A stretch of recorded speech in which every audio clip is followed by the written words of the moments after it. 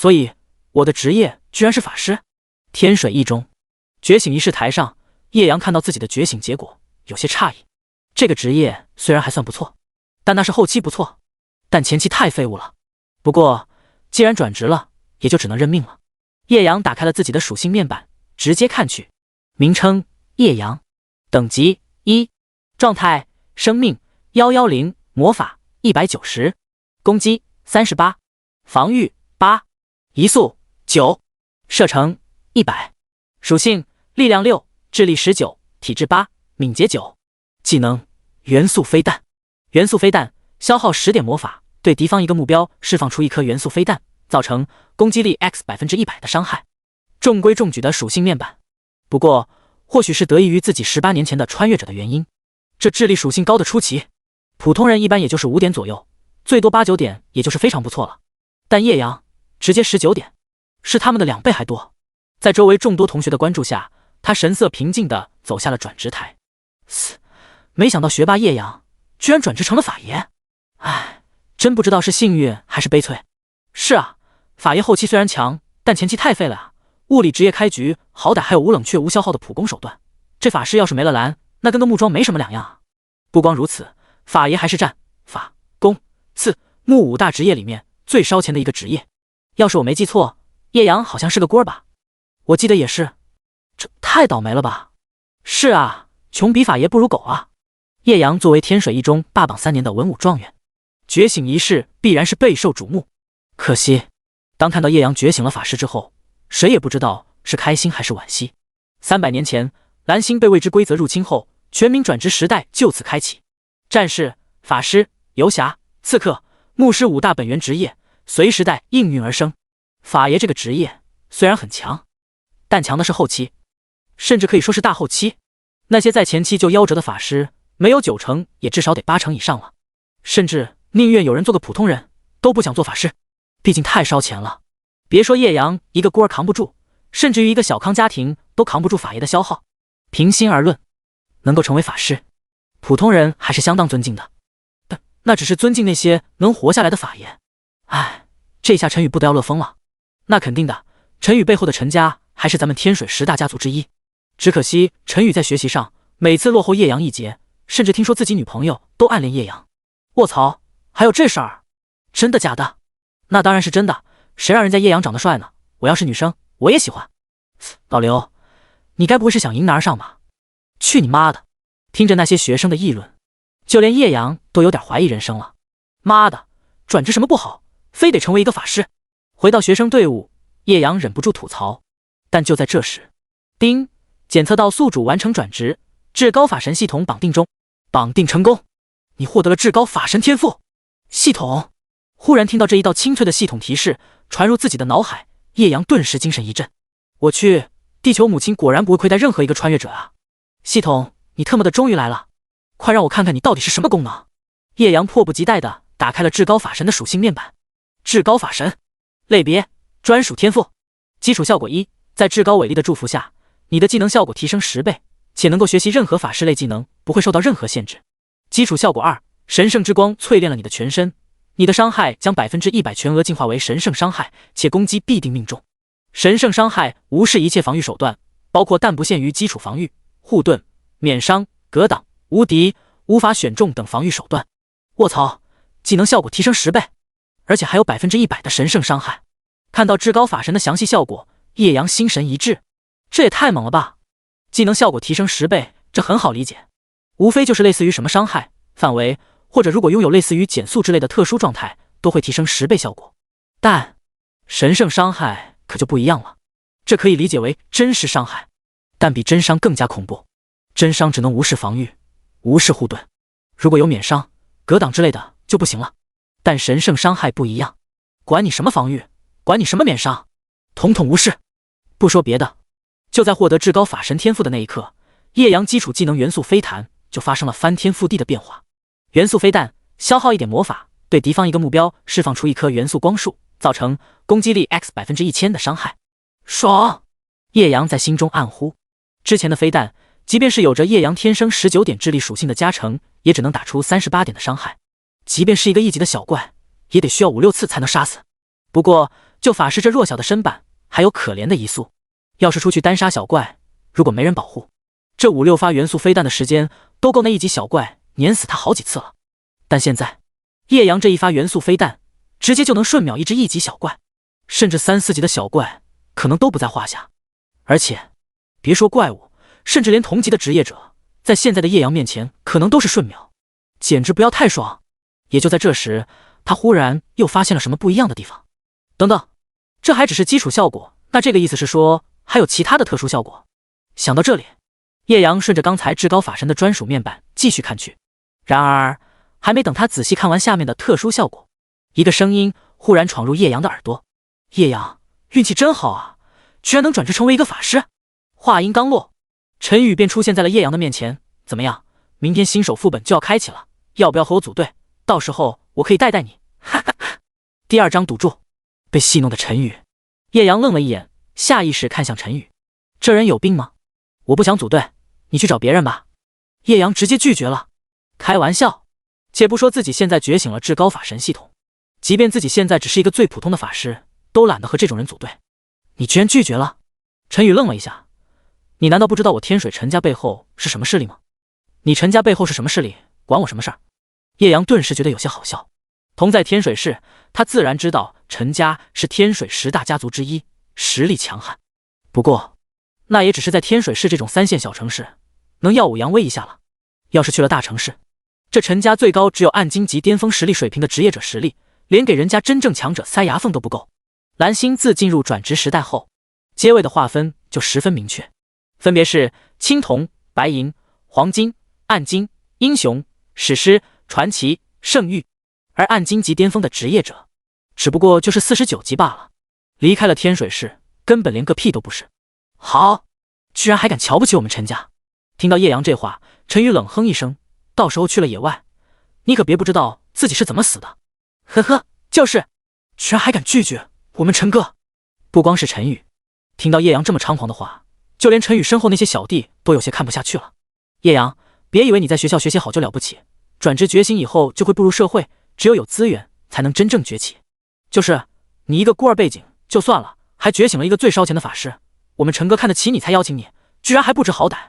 明天就是天水新手副本开启的时候了，到时候陈哥让他看看什么才是大家族的资源。没错，叶阳也太不知道天高地厚了。叶阳看不上陈家，但有人看得上啊。不说别的，光是陈宇背后那10几个紧跟其后的小弟，就恨不得每天黏在他的身边。而听到那些小弟的吹捧，陈宇明显也很受用。他戏谑地看着叶阳说道：叶阳，既然你这么自信敢拒绝我，那你敢不敢和我赌一下，看看明天9点新手副本开启之前，谁的等级更高？现在才刚刚下午1点多，距离明天副本开启的时间还剩下15、16个小时。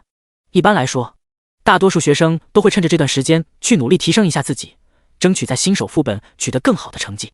毕竟野外那些怪物的经验都太低了，只有实力越强，才能在副本中拿到更多资源。赌？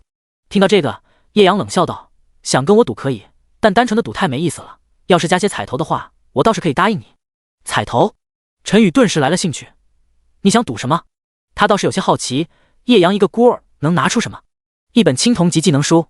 叶阳直接说道。青铜级技能书？陈宇眼前一亮，这个时代技能书可是十分稀缺的，一本青铜级的技能书至少价值10万龙币以上，千万别觉得这价格不贵。要知道，普通人1个月的工资也就1000块钱龙币左右，10万块，那可就相当于他们普通人10几年的工资了。陈宇背靠陈家，自然是能拿得出来这一本青铜级技能书的。不过，叶阳只是一个孤儿，他哪来的这个资源？你有青铜级技能书吗？别想着白嫖我。陈宇也不傻，直接质问道：怎么，怕了？叶阳嘴角微翘，刚才不是还志得意满的，觉得能必胜我呢？老子会怕？陈宇冷笑道：我就是怕你到时候反悔，那不就得了？叶阳戏谑地笑了笑，呵呵，希望明天副本结束，你别哭着求我认输。说罢，陈宇直接带着自己的小弟离开了。这一刻，他甚至都已经看到明天副本结束以后，叶阳跪在地上祈求自己原谅他的废物场景了。傻子！望着陈宇离去的背影，叶阳不由感叹，明明嘴里说着不让白嫖，但2句话却被自己耍得团团转，到底还是太年轻了，和自己这个两世为人加起来40多岁的心理年龄根本没法比。不过陈宇到底只是一个插曲，叶阳现在心心念念的还是他刚才没有看完的那个至高法神的特殊效果。至高法神类别专属天赋，特殊效果1，至高法神睥睨万物众生。当你一人独行时，伤害增加 100%； 当你组队时，获得经验为 100%， 且掉宝率正 100%， 掉落物品质加1。特殊效果2，待开启。特殊效果3，待开启。特殊效果4，死。这特殊效果有点太猛了吧？单人伤害加倍，组队不但不会被其他人分经验，而且还有加倍的 buff， 甚至连掉落物的品质都会提升。看到这些特殊状态，叶阳顿时爽了。无论是独狼模式还是组队模式，对他来说都有不同的增幅，区别就在于叶阳自己如何取舍。等等，叶阳忽然想到什么，系统，话说这下面的这些特殊效果怎么开启啊？第一个特殊效果就这么猛，他现在就忍不住想要看看下面那些特殊效果到底是什么了。很快，系统回复了：宿主打怪、杀 BOSS、升级等等，只要是变强，都可以获得至高能量。当至高能量足够后，就可以开启后续特殊效果。原来如此，他甚至现在都想赶紧找几个怪物试试手感了。没多久，叶阳来到了天水市北城区的城门。自从300年前被未知规则入侵后，蓝星的面积就扩大了100倍左右。城市的面积虽然也稍有扩大，但跟蓝星总体膨胀相比，最多也就扩大了几十倍的面积罢了。正因如此，原本城市和城市之前紧密无间的边界线被分隔成了广袤无垠的野外区域。这野外自然就是无穷无尽的魔物怪兽的生存之所，而职业者就可以通过击杀这些魔物不断变强，来提升自己。刚来到这里，叶阳就看到不少人正在寻求组队。第3章秒杀，被震撼的妹子，队伍4缺1，速来暴力输出。本人钢板战士，能抗能打，跪求一个顶级队伍。速度来奶妈，不够饱满的别来找骂。19岁可爱小牧师求组，有没有大哥哥收留一下的呀？我次奥了，这一集的野猪也太猛了吧，2下给我一个战士秒了。兄弟，你不组队怎么可能打得过？以为自己是神仙吗？求购一个普通级法杖，有没有卖的？买装备去交易会所呀，你来这儿叫什么？尼玛，要是交易会所有货，老子还来这鬼地方。哥，我错了，刚想起来今天是转职日。北城区门口人山人海，叶阳看了一眼，就不由得眉头紧皱。也就在他刚要离开城门的时候，一个身高大概1.5米多、身材微胖的女生来到他面前。帅哥，我看你是个法师吧？我们队伍正好缺个输出，要不要一起来？抱歉，我不太想组队。叶阳独狼模式伤害更高，杀怪自然也就更加容易，所以还是不太想组队的。不知好歹，微胖女生白了叶阳一眼，小声嘀咕了一句：只不过就是一个1级法师，我们都3、4级了，跟你组队居然还不乐意。叶阳听到了那女生的吐槽，心中忍不住想笑。3、4级的职业者，抱歉，我现在的实力怕是5级的职业者都不敢碰瓷了。开局10倍伤害，一招近400点伤害的元素飞弹，5级左右的职业者根本没有这种伤害。不过他也懒得计较这么多，直接向野外走去。不过就在叶阳刚刚拒绝他后，一个眯眯眼的男生顿时朝他跑了过去。美女，要游侠不？我伤害很高的。说着，那眯眯眼男生就把自己的普通阶位的长弓武器属性面板给那微胖女生发了过去。这属性不错啊，而且你都4级了，正好跟我们差不多，快进来吧。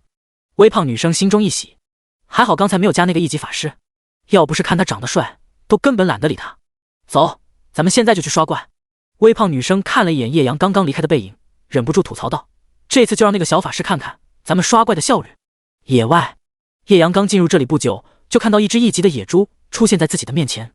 野猪 LV1， 生命150，攻击12，防御9，技能野猪突进。信息：生活在青山山脉的野猪，冲锋速度极快。这属性才区150点的血量，在自己现在被10倍增强下的元素飞弹面前，简直不值一提啊！不过，正当叶阳刚要抬起法杖的时候，一个熟悉的声音忽然传来：五哥，那边有个野猪，去开怪。话音刚落，一个身形魁梧、身高至少1.9米以上的战士壮汉便出现在了叶阳面前。一个战士基础技能嘲讽对着野猪释放-2，嘲讽2秒。顿时，野猪的仇恨直接被拉到了那魁梧壮汉的身上。看到这一幕，叶阳顿时诧异了一下，转头望去，原来是刚才暗个被自己拒绝的微胖女生的队员。不过他可没想过自己是不是抢了叶阳的怪物。在野猪仇恨拉住之后，直接再次命令起来，输出跟上。这时，之前那个职业游侠的眯眯眼男生，还有队伍里其他2个法师，顿时朝着野猪释放。能，普攻，元素飞弹，元素飞弹，-12，-19，-17，一连串个位数的伤害从野猪头顶的伤害冒出。这一轮攻击算是勉强打掉了野猪1/3的血量。游侠的伤害虽然低了些，但好在攻速快，而且魁梧壮汉明显战斗经验丰富，对野猪的仇恨拉得很稳。那个作为全队唯一一个牧师的微胖女，也不断的给魁梧壮汉施展着牧师的治疗术。终于，半分钟后，那野猪终于被几人抡死。定，你击杀了野猪，获得了2点经验。看着野猪的身躯轰然倒地，微胖女生挑衅似的看了叶阳一眼，脸上的表情多了一份自傲，仿佛在说：“让你不加我们的队伍，这效率看到了吗？是不是后悔了？”叶阳顿时感觉一阵恶寒，这是什么奇葩效率？半分钟杀了一只野猪，5人队伍平分经验，1个人就2点经验，这就是效率？更别说你们还是3、4级的队伍了，来杀一只1级的野猪，不嫌丢人？不过叶阳可懒得跟这女生较什么劲，且不说他和陈宇还有赌注，看第2天谁能将自己的等级提升更高。光是他自己现在都想赶紧看看，到底什么时候能开启自己至高法神面板的第2特殊效果呢？毫不夸张地说，他自己甚至都对这1级怪物没什么兴趣。有了至高伟力对技能的10倍增幅，他越级杀3、4级的怪物都是秒杀，何必来这个鬼地方浪费时间？然而正在这时，一只野猪好像发现了叶阳的身影，直接释放野猪突击，朝着他冲锋过来。找死！看到这一幕，叶阳心中冷哼道：这不知死活的怪物果然还真不少啊。当下他直接抬起自己的法杖，释放自己的元素飞弹，一股浓郁的元素之力顷刻间汇聚在他的法杖顶端。比起微胖女生队伍里的那几个法师，叶阳这元素飞弹的威能比他们简直恐怖了10倍不止。下一刻，元素飞弹轰，-380，神圣伤害。霎时间，一个高达380点的恐怖伤害数字顿时从野猪头上爆出。只是一招，那野猪便直接被叶阳的元素飞弹轰得倒飞出去好10几米远的距离。看到这一幕，那微胖女生顿时傻眼了。这什么伤害？一招秒杀野猪，太恐怖了吧！当那微胖女生看到叶阳恐怖的伤害之后，顿时愣住了。太可怕了！一只需要他们足足5人团队磨了半分钟的野猪，这个帅哥法师居然只是一发元素飞弹就能瞬秒。第4章美女苏慕晴跪求戴妃，这是什么恐怖的伤害？有这种伤害，谁还乐意组队？直接自己单刷获得100%全额的经验增幅不香吗？不光是这个微胖女，她身边那几个队友也彻底懵逼了。我操，这哥们什么伤害啊？那野猪100多的血量，他就这么一发元素飞弹就秒了？我特喵的没看错吧？这兄弟真的只是一个1级的法师职业者？尼玛呀，这也太可怕了吧！太邪门了！法师职业现在这么猛了吗？为什么我当时觉醒的时候没有转职成为法师？我也后悔了，能不能让我重新觉醒一次啊？别鸡白做梦了，不是法师猛，他肯定是那种传说中的天赋职业者，有那种特别猛的天赋。没错，但不管怎么说，这伤害也太恐怖了。看到叶阳一招秒杀野猪，所有人都被震撼到了，这简直就是不可能的事情。要知道，1级的职业者有时候即便是组队，细节处理不好的话，都有可能打不过野猪。但现在，刚才那个法师他居然一招直接秒杀，这就是差距啊！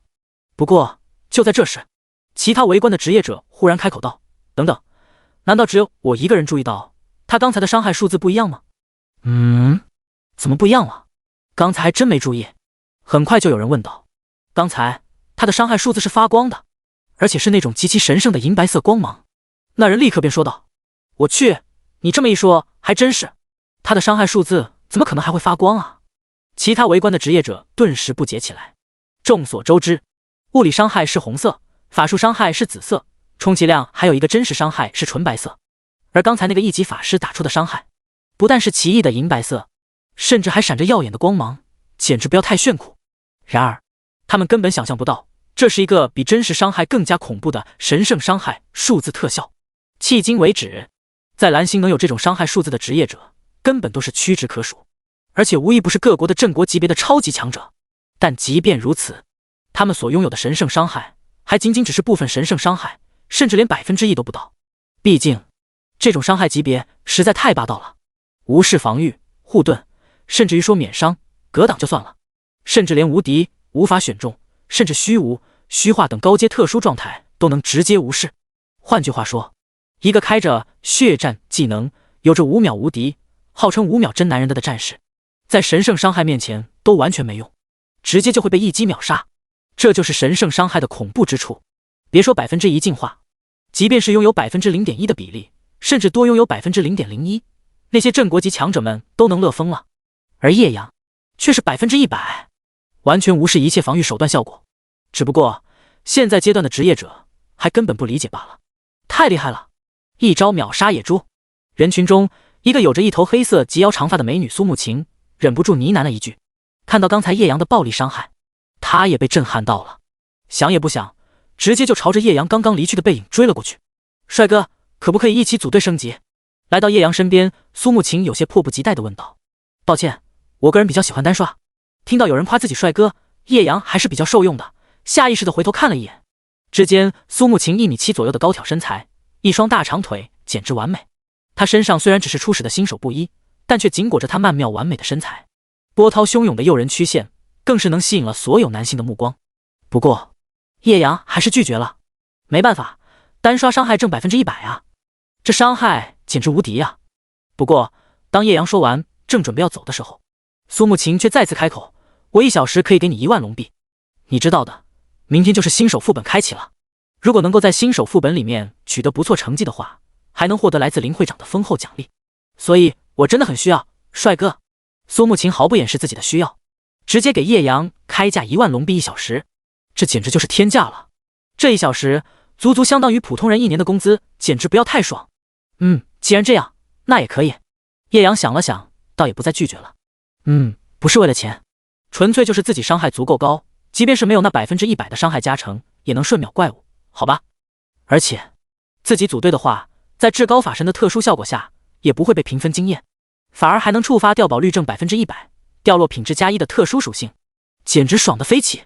不过我是有要求的。这时叶阳再次说道，物品分配个人拾取，谁爆出来的东西就归谁，而且你如果愿意拉怪的话，我可以给你降价9000龙币1小时。可以。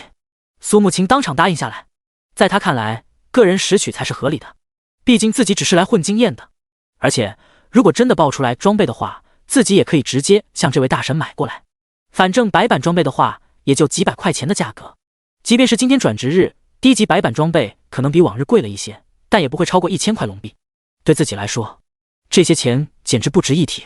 不过大神就不用降价了，你打怪也很辛苦的，而且还要被我分走经验，你能同意我进队，我就很开心了。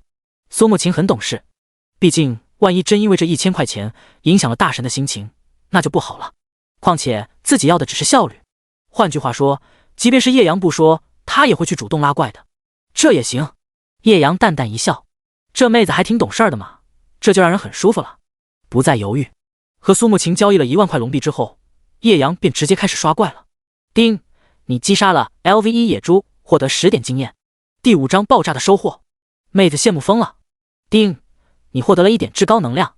叮，你击杀了 LV2 黑蟒，获得20点经验。叮，你获得了1点至高能量。叮叮叮，你的等级提升了，当前等级2。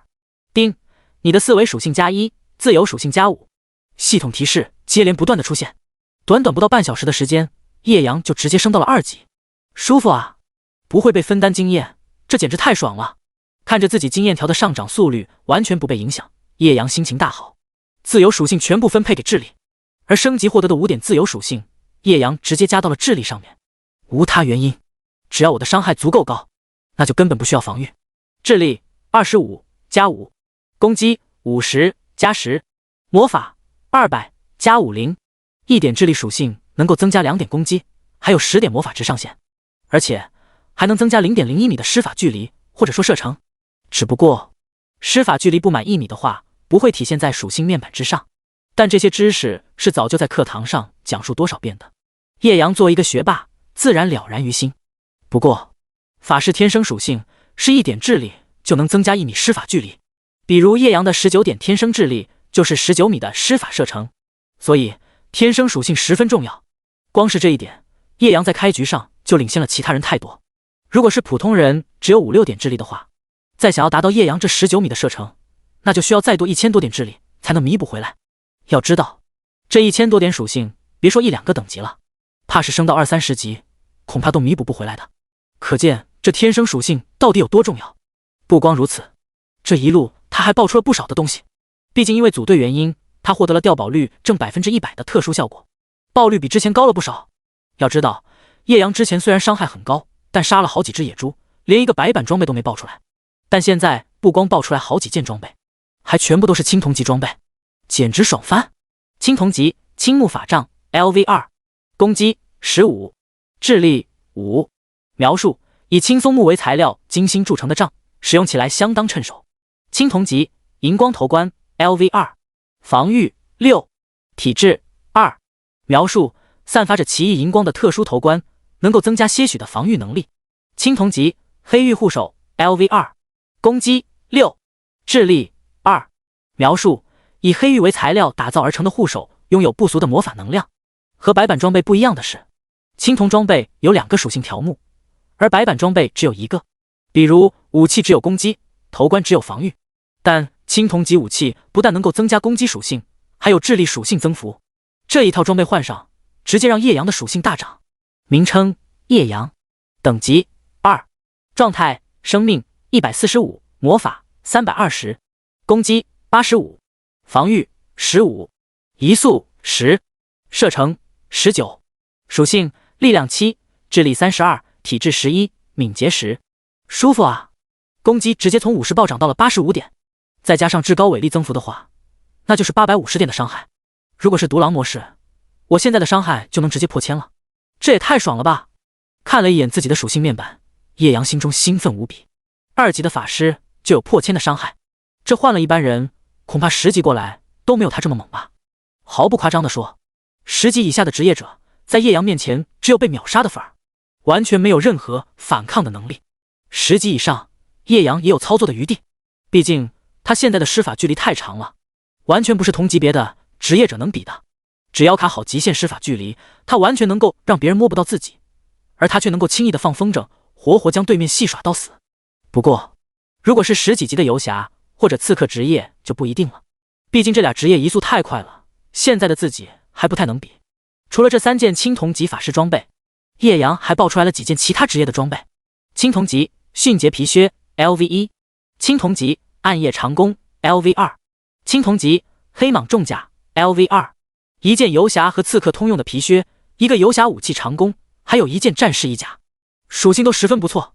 大神，我看你刚才好像掉了2件游侠能用的装备，可以卖给我吗？正在这时，苏慕晴直接开口了。看到那2件青铜级装备，他2只眼睛立马就亮起了光芒。那可是青铜级装备啊，在交易会所一件起码都要几千块。最重要的是，现在青铜级装备在交易会所根本没货呀，甚至普通人想要的白板装备都十分稀缺。可以啊，叶阳回头看了他一眼，说道：“你开个价，合适的话我就卖了。”那2件装备在叶阳自己手里也没什么用，要是卖给苏慕晴，自己还能额外获得一份收获，好像还挺爽的。毕竟以后自己买技能书的话，也需要花很多钱，而且技能书可要比装备烧钱多了。最离谱的是，法师的装备技能要比一般职业贵好几倍，这也是很多普通人不愿意转职法师的原因。没办法，太烧钱了。这时，苏慕晴直接开口道：“市场价一件青铜级装备差不多5至6千块钱，我出1万块钱可以吗？武器的话可以15000块龙币。”可以。叶阳点点头，这价格很不错了。也就是今天占了转职日，装备价格大涨，才能让苏慕晴溢价这么多来收购。但不管怎么说，还是便宜了叶阳。定，你和苏慕晴的交易结束，你获得了25000龙币。不错，一波交易直接收获了2个半 W， 很爽。好！忽然一声撕裂般的吼震彻整片森林，这动静难道是 BOSS 来了？叶阳下意识地朝着声音来源的方向看去，听到这声音，叶阳没有任何的犹豫，立刻朝着声音的来源狂奔。很快，第6章 BOSS 现身，这 BOSS 得加钱，就发现了一头比普通的野猪小怪体型大了至少2、3倍的野猪 BOSS。一眼望去，这野猪 BOSS 身高至少得是普通人的2倍有余了。青铜级 BOSS 狂暴野猪王，等级5，生命值12500，攻击力185，防御力25，技能1狂暴突袭，狂暴野猪王以极快的速度冲锋，造成巨大的伤害，对所有命中目标造成1秒眩晕效果。2狂暴践踏，狂暴野猪王践踏大地，对周围10米内所有的目标造成50%的伤害，并减速30%，持续5秒。3狂暴召唤，狂暴野猪王向天怒吼，召唤出3只狂暴野猪协助首领作战，持续到 BOSS 死亡。4皮糙肉厚，狂暴野猪王皮肤坚硬如铁，受到物理攻击时减少50%伤害，并有一定几率反弹攻击者造成伤害。描述：野猪一族的首领及怪物。狂暴野猪王体型巨大，皮毛粗糙，浑身上下布满了坚硬的钢针般的刺毛，毫不畏惧地迎着任何挑战者。一只5级青铜级 BOSS。当苏沐晴看到这头狂暴野猪王的第一眼，就被吓得不由得有些发呆。这体型也太大了吧，完全是普通人的2倍啊！且这属性咱们真的能打得过吗？本来遇到 BOSS， 苏沐晴心里还挺开心的。要是大神能击杀这头 BOSS， 肯定能爆出来不少的好东西。但现在，别说让他上去打了，就光是看上这头狂暴野猪王一眼，心里就有点发怵了，身体更是紧绷在原地，动都不敢动一下。不过叶阳却没有太多的胆怯。BOSS 怪物原本就比一般职业者强大太多，而且这头野猪王看属性和技能来说，也不是不能打。只要注意好狂暴突袭这个技能，不被其眩晕到，那就完全有操作的空间。不过，也就在2人刚来这里不久，周围便密密麻麻响起一阵脚步声，是其他的职业者队伍。叶阳向四周看了一眼，顿时皱了皱眉。果然，其他人也不是傻子。刚才这头狂暴野猪王的吼声造成那么大动静，没人来才怪。我去，原来真的是 BOSS， 太爽了！青铜级野外 BOSS， 我还有手刹，必定掉落一件青铜级装备，而且有几率掉落技能。马德，谁都别和我们抢，这是我们先发现的。呵呵，你们先发现的就归你们。先看看自己的实力能不能打得过这头 BOSS 吧。废话那么多干嘛？都有自己队伍，谁能拿到最高的战斗贡献，这 BOSS 的掉落归属自然归谁。哈哈，你们继续吵，我们先上了。当那10几个等级差不多都在1、2级的职业者队伍来到狂暴野猪王周围后，只是稍微争吵了一番，便没有任何墨迹，直接拉起自己的队伍朝狂暴野猪王冲去。因为在蓝星天道规则下， BOSS 的最终掉落归属那是根据战斗贡献分配的，可不是说谁能偷鸡抢到最后一下就能获得全部的奖励。另外值得一提的是，蓝星天道规则的 BOSS 手刹机制是个人手刹，跟其他人没什么关系。简单来说，就是无论这头狂暴野猪王或者说青铜阶位的 BOSS 被其他人杀了多少次，只要自己没杀过，那就还有手刹奖励，而且这奖励十分丰厚，必定掉落一件同阶位的装备，而且有大概率会掉落一本技能。只不过这手刹奖励一个阶位只能生效一次，也就是说，如果杀过青铜级 BOSS 的人再杀其他青铜级 BOSS 也一样没有奖励。但现在这个阶段，来到这里的职业者队伍基本上都是还有手刹奖励的，所以当他们看到青铜级 BOSS 后，一个个兴奋无比，前赴后继的朝这头体型2、3米高、身长6、7米的狂暴野猪王冲锋而去。大神，怎么办？这人也太多了吧，我们还要杀吗？看到这一幕，苏沐晴不由得皱了皱眉。野外 BOSS 可遇不可求，如果能杀，他自然是开心的，毕竟奖励太丰厚了。但看到现在的这场景，给他10个胆子也不敢上啊。对，要杀。叶阳淡淡的说了一句，随后便将自己的目光转移到了那些朝狂暴野猪王前赴后继的新人职业者们。真的要打？苏沐晴愣住了。且不说狂暴野猪王的变态的技能，光是那180多点攻击，随便摸到一下就能瞬秒他们当中的所有人。这么恐怖的伤害，谁能上去抗？当然。叶阳转过头，诧异的看了他一眼，看到 BOSS 不打，那还是人。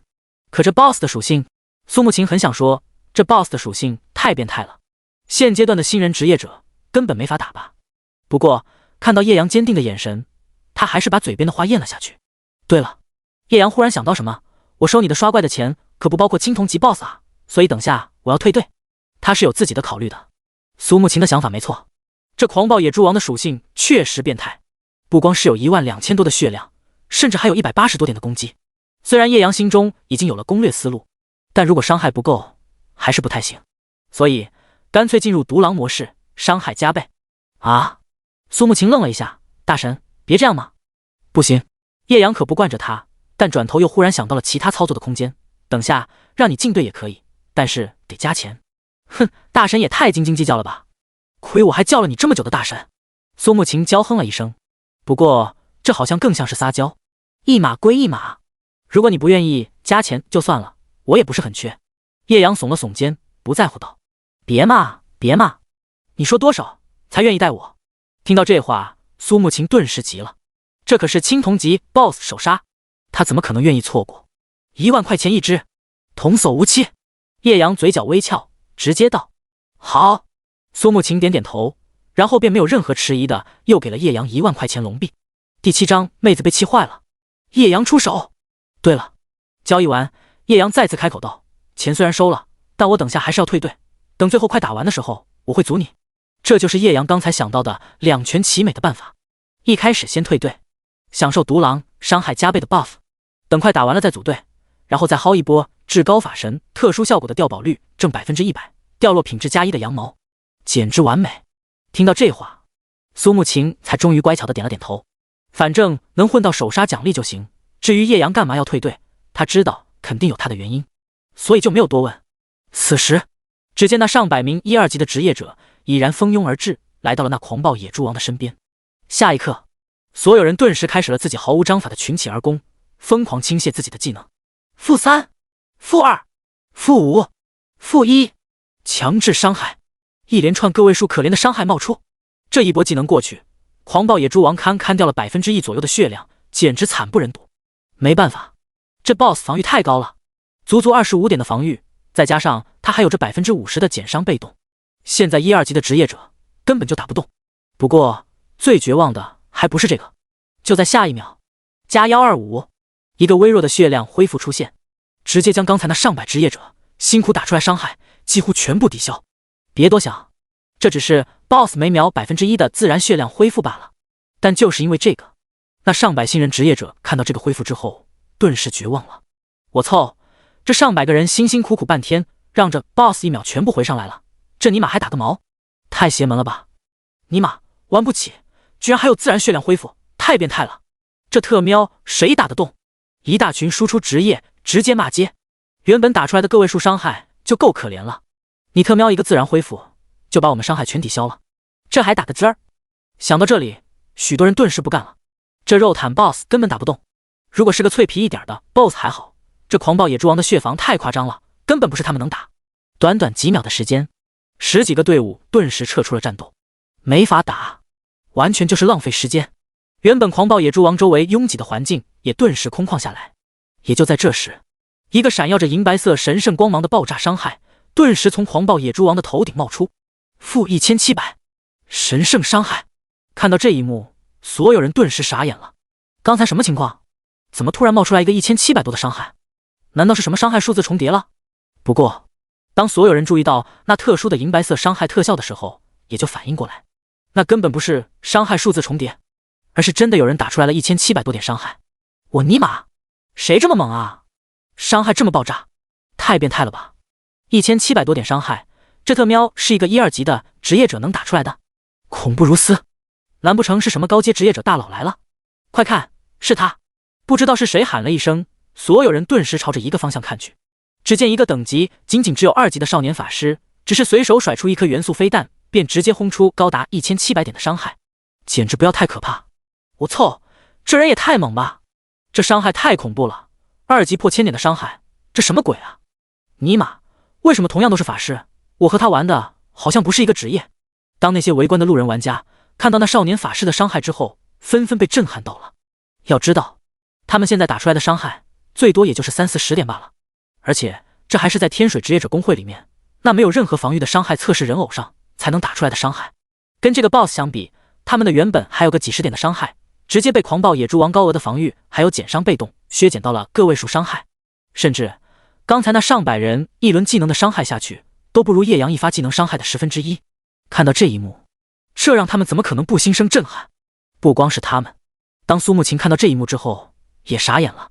一发元素飞弹下去，那狂暴野猪王的血量直接掉了将近14%。怪不得大神敢说这 BOSS 能打，这伤害简直不要太变态啊！不过，虽然大神的伤害很高，但这狂暴野猪王 BOSS 的伤害同样也是十分离谱啊！180点的攻击，随便摸一下就没了，好吧？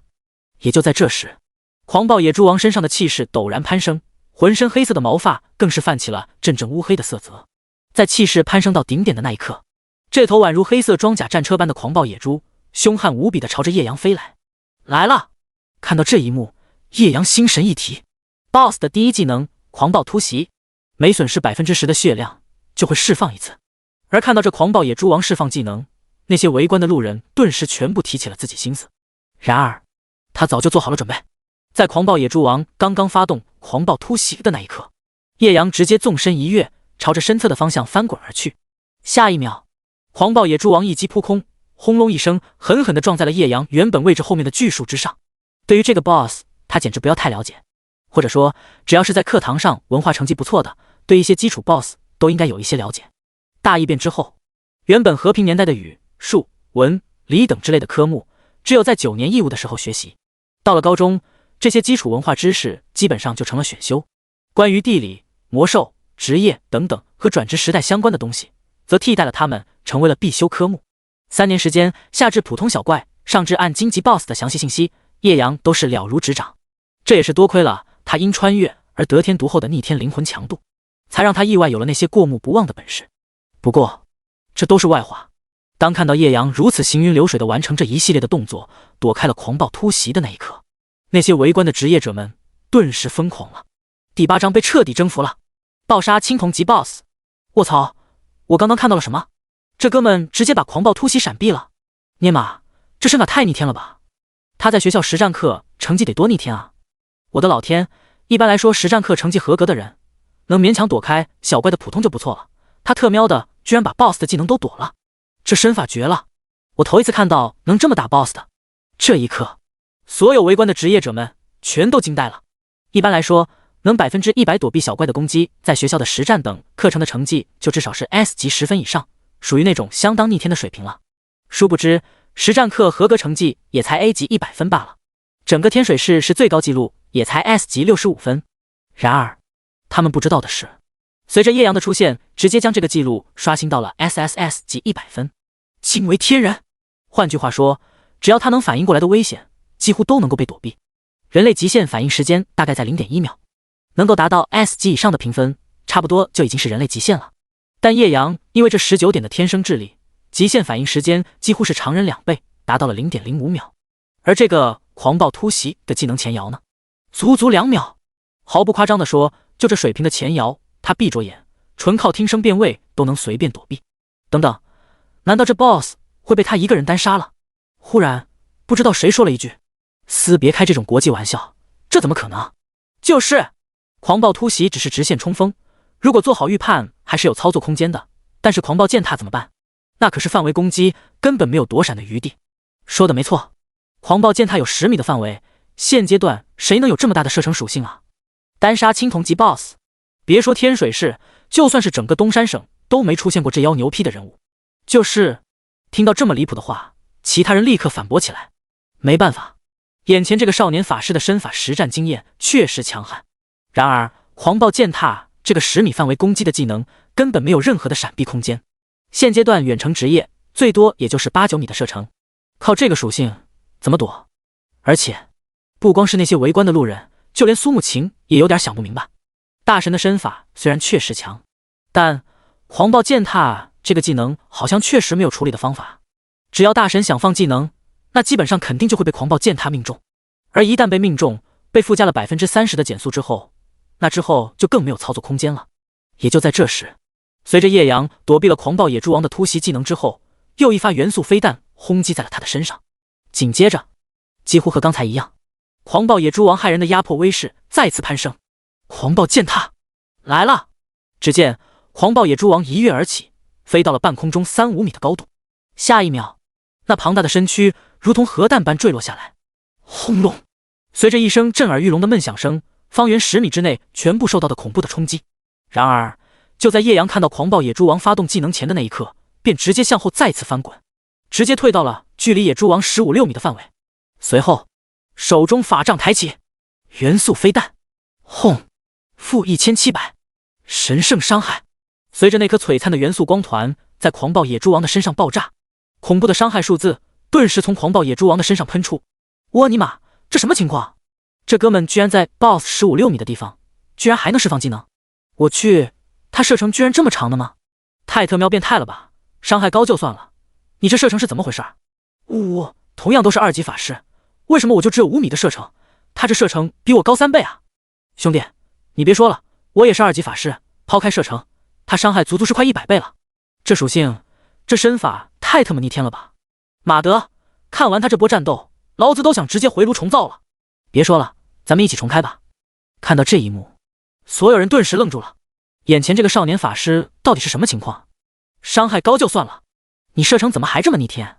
仅仅只是2级就有15、16米的射程，这还让其他人怎么玩？难道这只青铜级 BOSS 还真能让大神单杀了？目不转睛看着眼前叶阳和狂暴野猪王的战斗，苏沐晴也愣住了。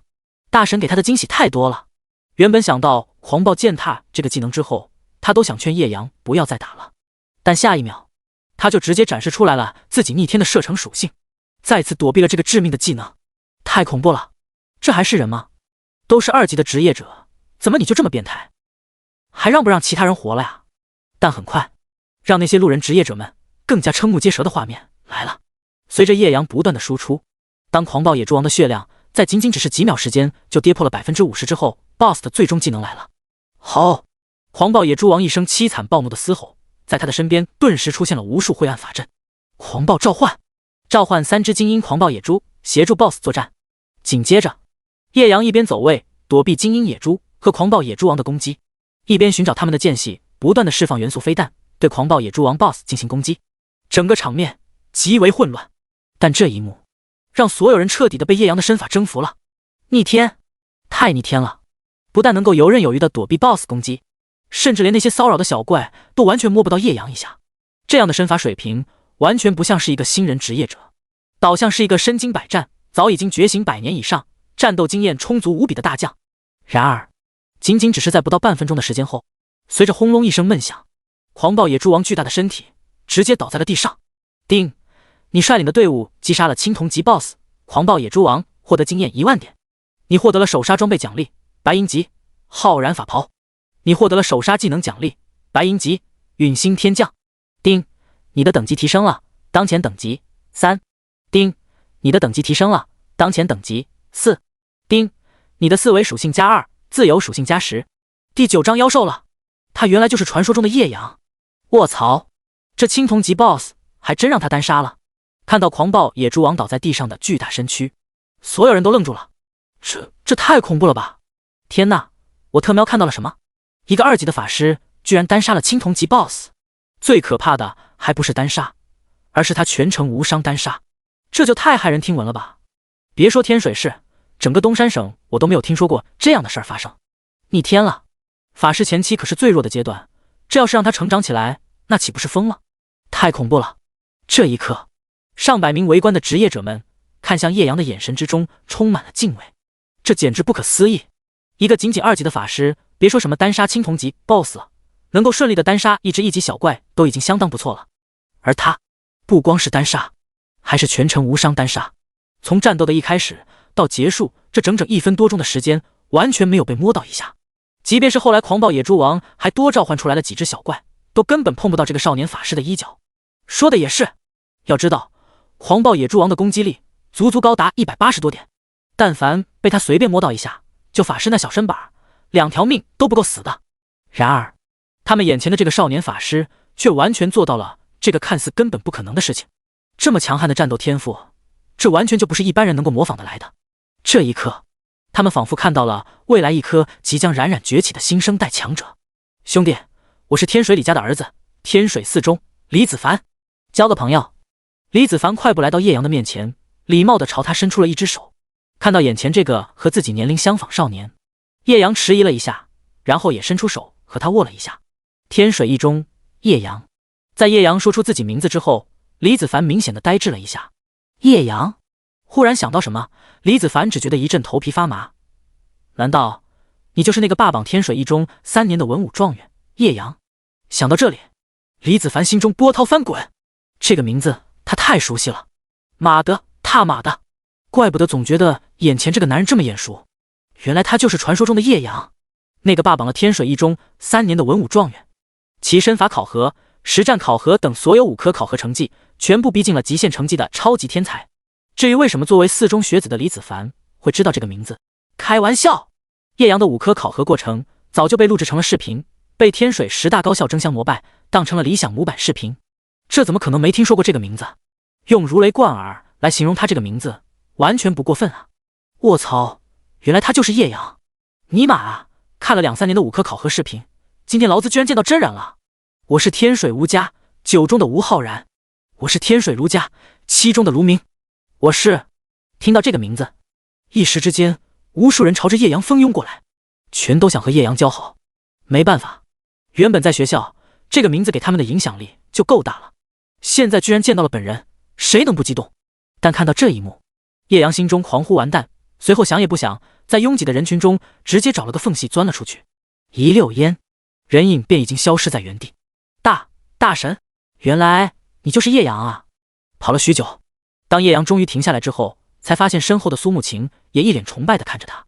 这可不是叶阳自恋，苏慕晴那一双原本就水灵的大眼睛，现在看向叶阳的眼神就差往外冒爱心了。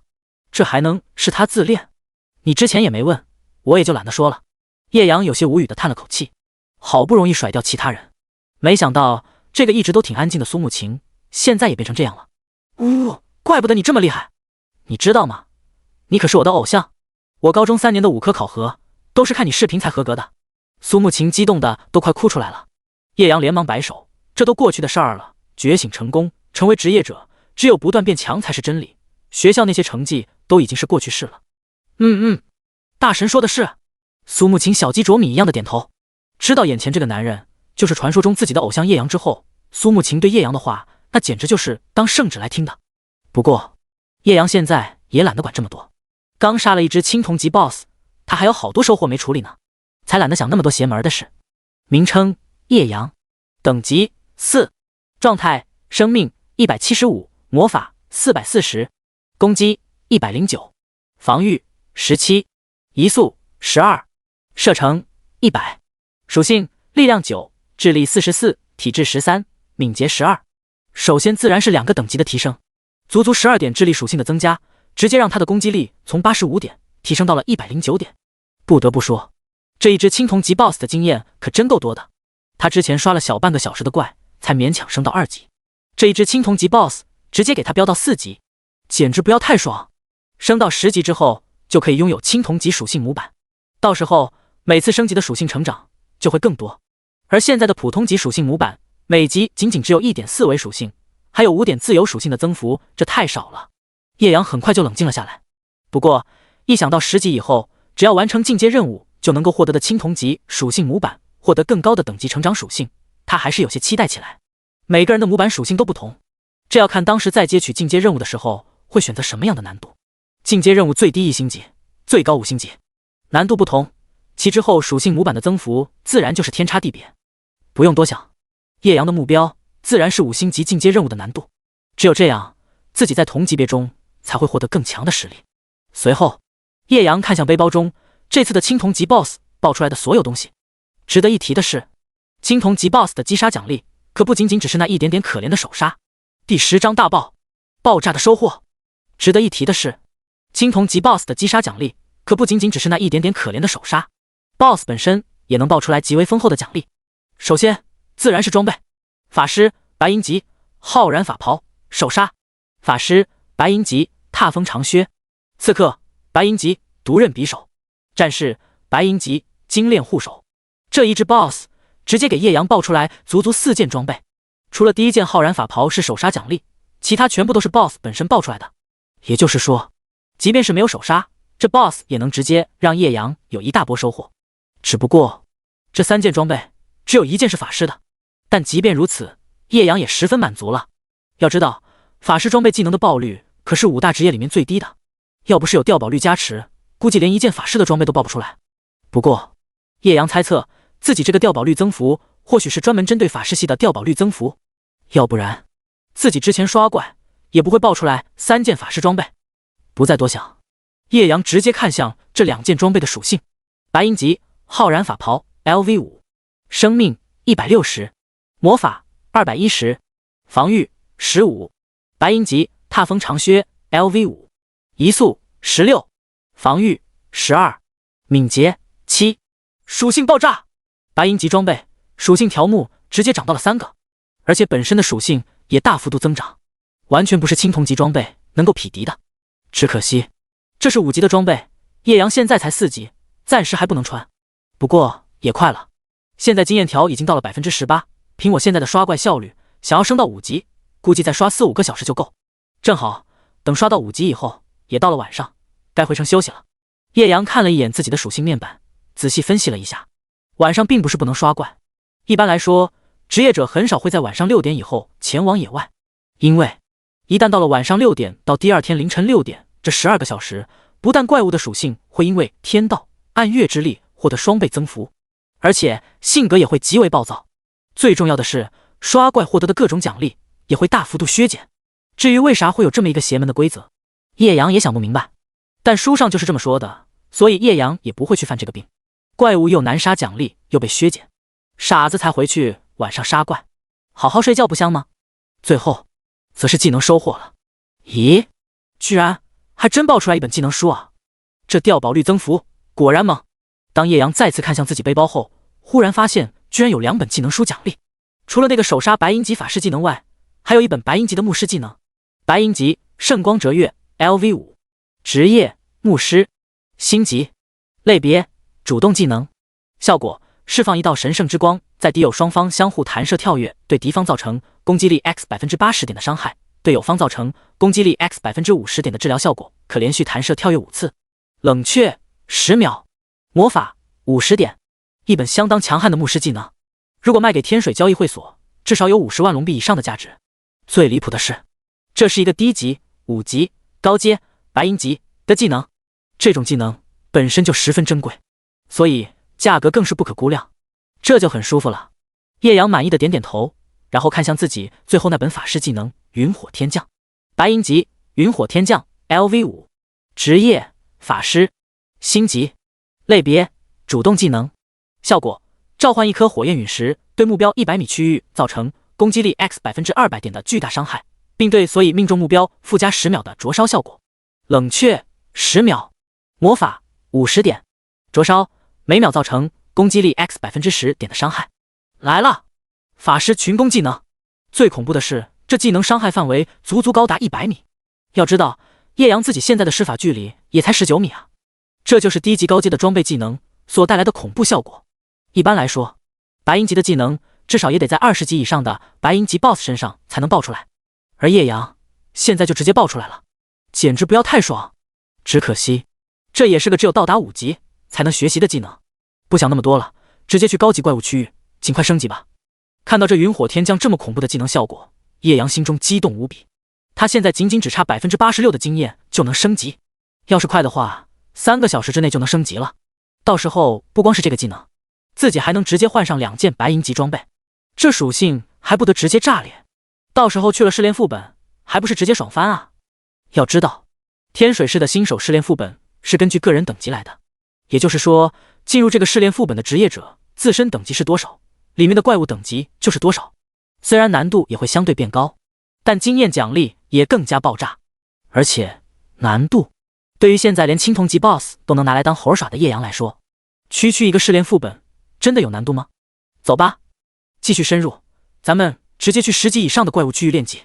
叶阳提醒了一下身边的苏慕晴，然后便没有丝毫停顿，直接向高级怪物区域前去。啊，这就要去高级怪了？苏慕晴心中荡漾，这1万块花的也太值了，自己才3级就直接去杀10级怪，这升级效率还不得直接飞起啊。果然抱住了叶阳这条大腿，简直就是自己这辈子做的最正确的事儿。苏慕晴已经在心中下定了心思，不止今天，以后也得死死抱住叶阳这条大腿，一辈子都不能松开。几个小时后，丁，你的等级提升了，当前等级5。丁，你的4维属性+1，自由属性+5，终于升到5级了。看到那一道升级的金色光芒散落在自己的身上之后，叶阳长舒了一口气。第11章，等级狂升。兴奋的妹子，不得不说，刷怪是十分枯燥的，但一个职业者想要变强，如果连这点枯燥都承受不了的话，那活该就是一辈子变成弱者了。丁，你成功学习了法师白银级技能云火天降。丁，你穿戴了法师白银级浩然法袍。丁，你穿戴了法师白银级踏风长靴。刚升到5级，叶阳便有些迫不及待地将这2件5级的白银级装备换上，属性面板顿时发生了巨大的变化。名称：叶阳，等级5，状态：生命350，魔法710，攻击121，防御45，移速36，射程100，属性：力量10，智力50，体质14，敏捷20，技能：元素飞弹，云火天降。舒服，防御力直接翻倍，就连移速属性也从原来的13点翻了将近3倍，简直不要太爽。要知道，移速属性也是非常重要的，各种走位、闪避各种攻击的身法，那都是要有足够的移速属性来支撑的。要是现在让叶阳用自己的如今的属性再去打那只狂暴野猪王，尽管伤害上没有提升多少，但却能更加的游刃有余，甚至即便是一人单杀2只狂暴野猪王都根本不在话下。不过最让叶阳欣慰的是云火天降的这个技能，之前没有群攻手段，苏木琴一次性有时候拉好几只怪物，自己只能用元素飞弹挨个的单点击杀。最重要的是，这云火天降经过叶阳之高伟力的10倍技能效果增幅之后，伤害攻击加成直接从200%暴增到了2000%，也就是20倍的攻击加成，这伤害瞬间炸裂。大神，我来了！正在这时，出去拉怪的苏木琴也朝着叶阳招呼一声。叶阳转头望去，在他身后居然有足足7只怪物跟着他，这妹子越来越疯狂了。叶阳忍不住感叹，但正好也能够让自己试试这刚学的云火天降的威力怎么样。叶阳法杖直接抬起，一股炽烈的火焰元素顷刻间便在他的法杖顶端汇聚。下一秒，一颗拖着长长尾焰的火焰陨石便从半空之中呼啸而至。云火天降，轰轰轰，负2420，神圣伤害，负2420，神圣伤害，负2420，神圣伤害。当火焰陨石落下，一时间无数恐怖的神圣伤害数字顿时从苏木琴背后那几只怪物身上爆出，只一招，全部瞬间秒杀，简直不要太爽。而放眼望去，这周围足足上千米范围也因为这一颗火焰陨石的轰击全部焚为灰烬，这技能效果也太变态了吧。看到眼前这一幕，叶阳不由得倒吸一口凉气。原本的白银级技能的基础伤害范围就足够恐怖了，现在被10倍增幅以后，怕是连黄金级技能恐怕都比不上这个云火天降了吧。要知道，天水市那一批最强者也不过就是暗金级职业者的实力水平，即便是他们的身上也有很多黄金级的技能。这样算下来，叶阳现在用的技能都算是天水市最强者那一批等级的了。这下真的舒服了，而且现在也才下午3点多，距离6点还有段时间，还能再刷会儿。有了群攻技能，叶阳的刷怪速度必然更快，10级的怪物甚至都已经满足不了他了。只不过这片区域10级怪物已经是最高级的怪物了，想要临时换地方也太浪费时间了。也无所谓了，2个多小时，要是不出意外，即便升不到6级也差不多了。想到这里，叶阳心中更是兴奋，几个小时就升到6级，一般人怕是想都不敢想。要知道，现阶段的新生代职业者出来杀普通小怪都只敢组队，而叶阳不但能够单杀，而且现在一发云火天降就直接瞬秒一大片，经验蹭蹭的往上涨。毫不夸张的说，他一个人的刷怪效率甚至顶得上10个甚至20-30个那些新人职业者队伍的效率，简直不要快到飞起。但有一点比较可惜的是，这段时间刷怪也给叶阳爆出来不少的青铜级装备，可惜10级的小怪爆出来的都是10级的装备，叶阳现在根本穿不上。不过还好，之后也能直接卖给天水的交易会所，也算是一笔不错的收获。这时看到叶阳一个火焰陨石瞬间秒杀一大片怪物，苏木琴顿时被震撼住了。大神，这是你刚学的技能吗？看着周围那些被焚为灰烬的花草树木，苏木琴表情有些痴痴的问道。叶阳点头道，太厉害了吧，一个技能居然有这么大范围。苏木琴彻底愣住了，这到底是什么技能啊，居然有这么恐怖的效果，而且能跟着这样的男人刷怪，这也太舒服了吧。对了，木琴，叶阳忽然想到什么，接下来你每次拉怪就多拉一些过来吧，不过要注意安全。好，苏木琴点点头，他刚才也是这么想的，反正大神杀小怪都是一下秒杀，现在既然有了这么厉害的群伤技能，那不管每次拉过来多少怪物都能一下全部秒杀了，肯定要多拉过来一些，升级肯定也就更快了。而现在的他等级已经4级36%的经验了，如果努力，甚至可以赶在晚上6点之前升到5级。一天狂升5级，这要是换了一般人，怕是想都不敢想吧。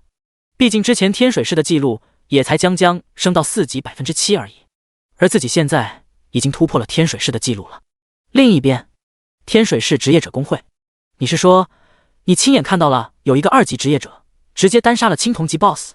老陆，你没骗我吧？会长办公室中，林长风听着自己属下告诉自己的信息，有些不可思议。开什么玩笑？2级职业者能单杀2级小怪就不错了，还单杀青铜级 BOSS， 这怕不是在做梦吧？然而，这个叫老陆的手下却叹了口气，直接说道：“会长，我不光亲眼看到，还录制成了视频呢。当时我正陪我儿子在野外刷怪，所以就正巧看到了这一幕。”一边说着，老陆便直接拿出了自己的手机。第12章林会长的震撼，天水市捡到宝了。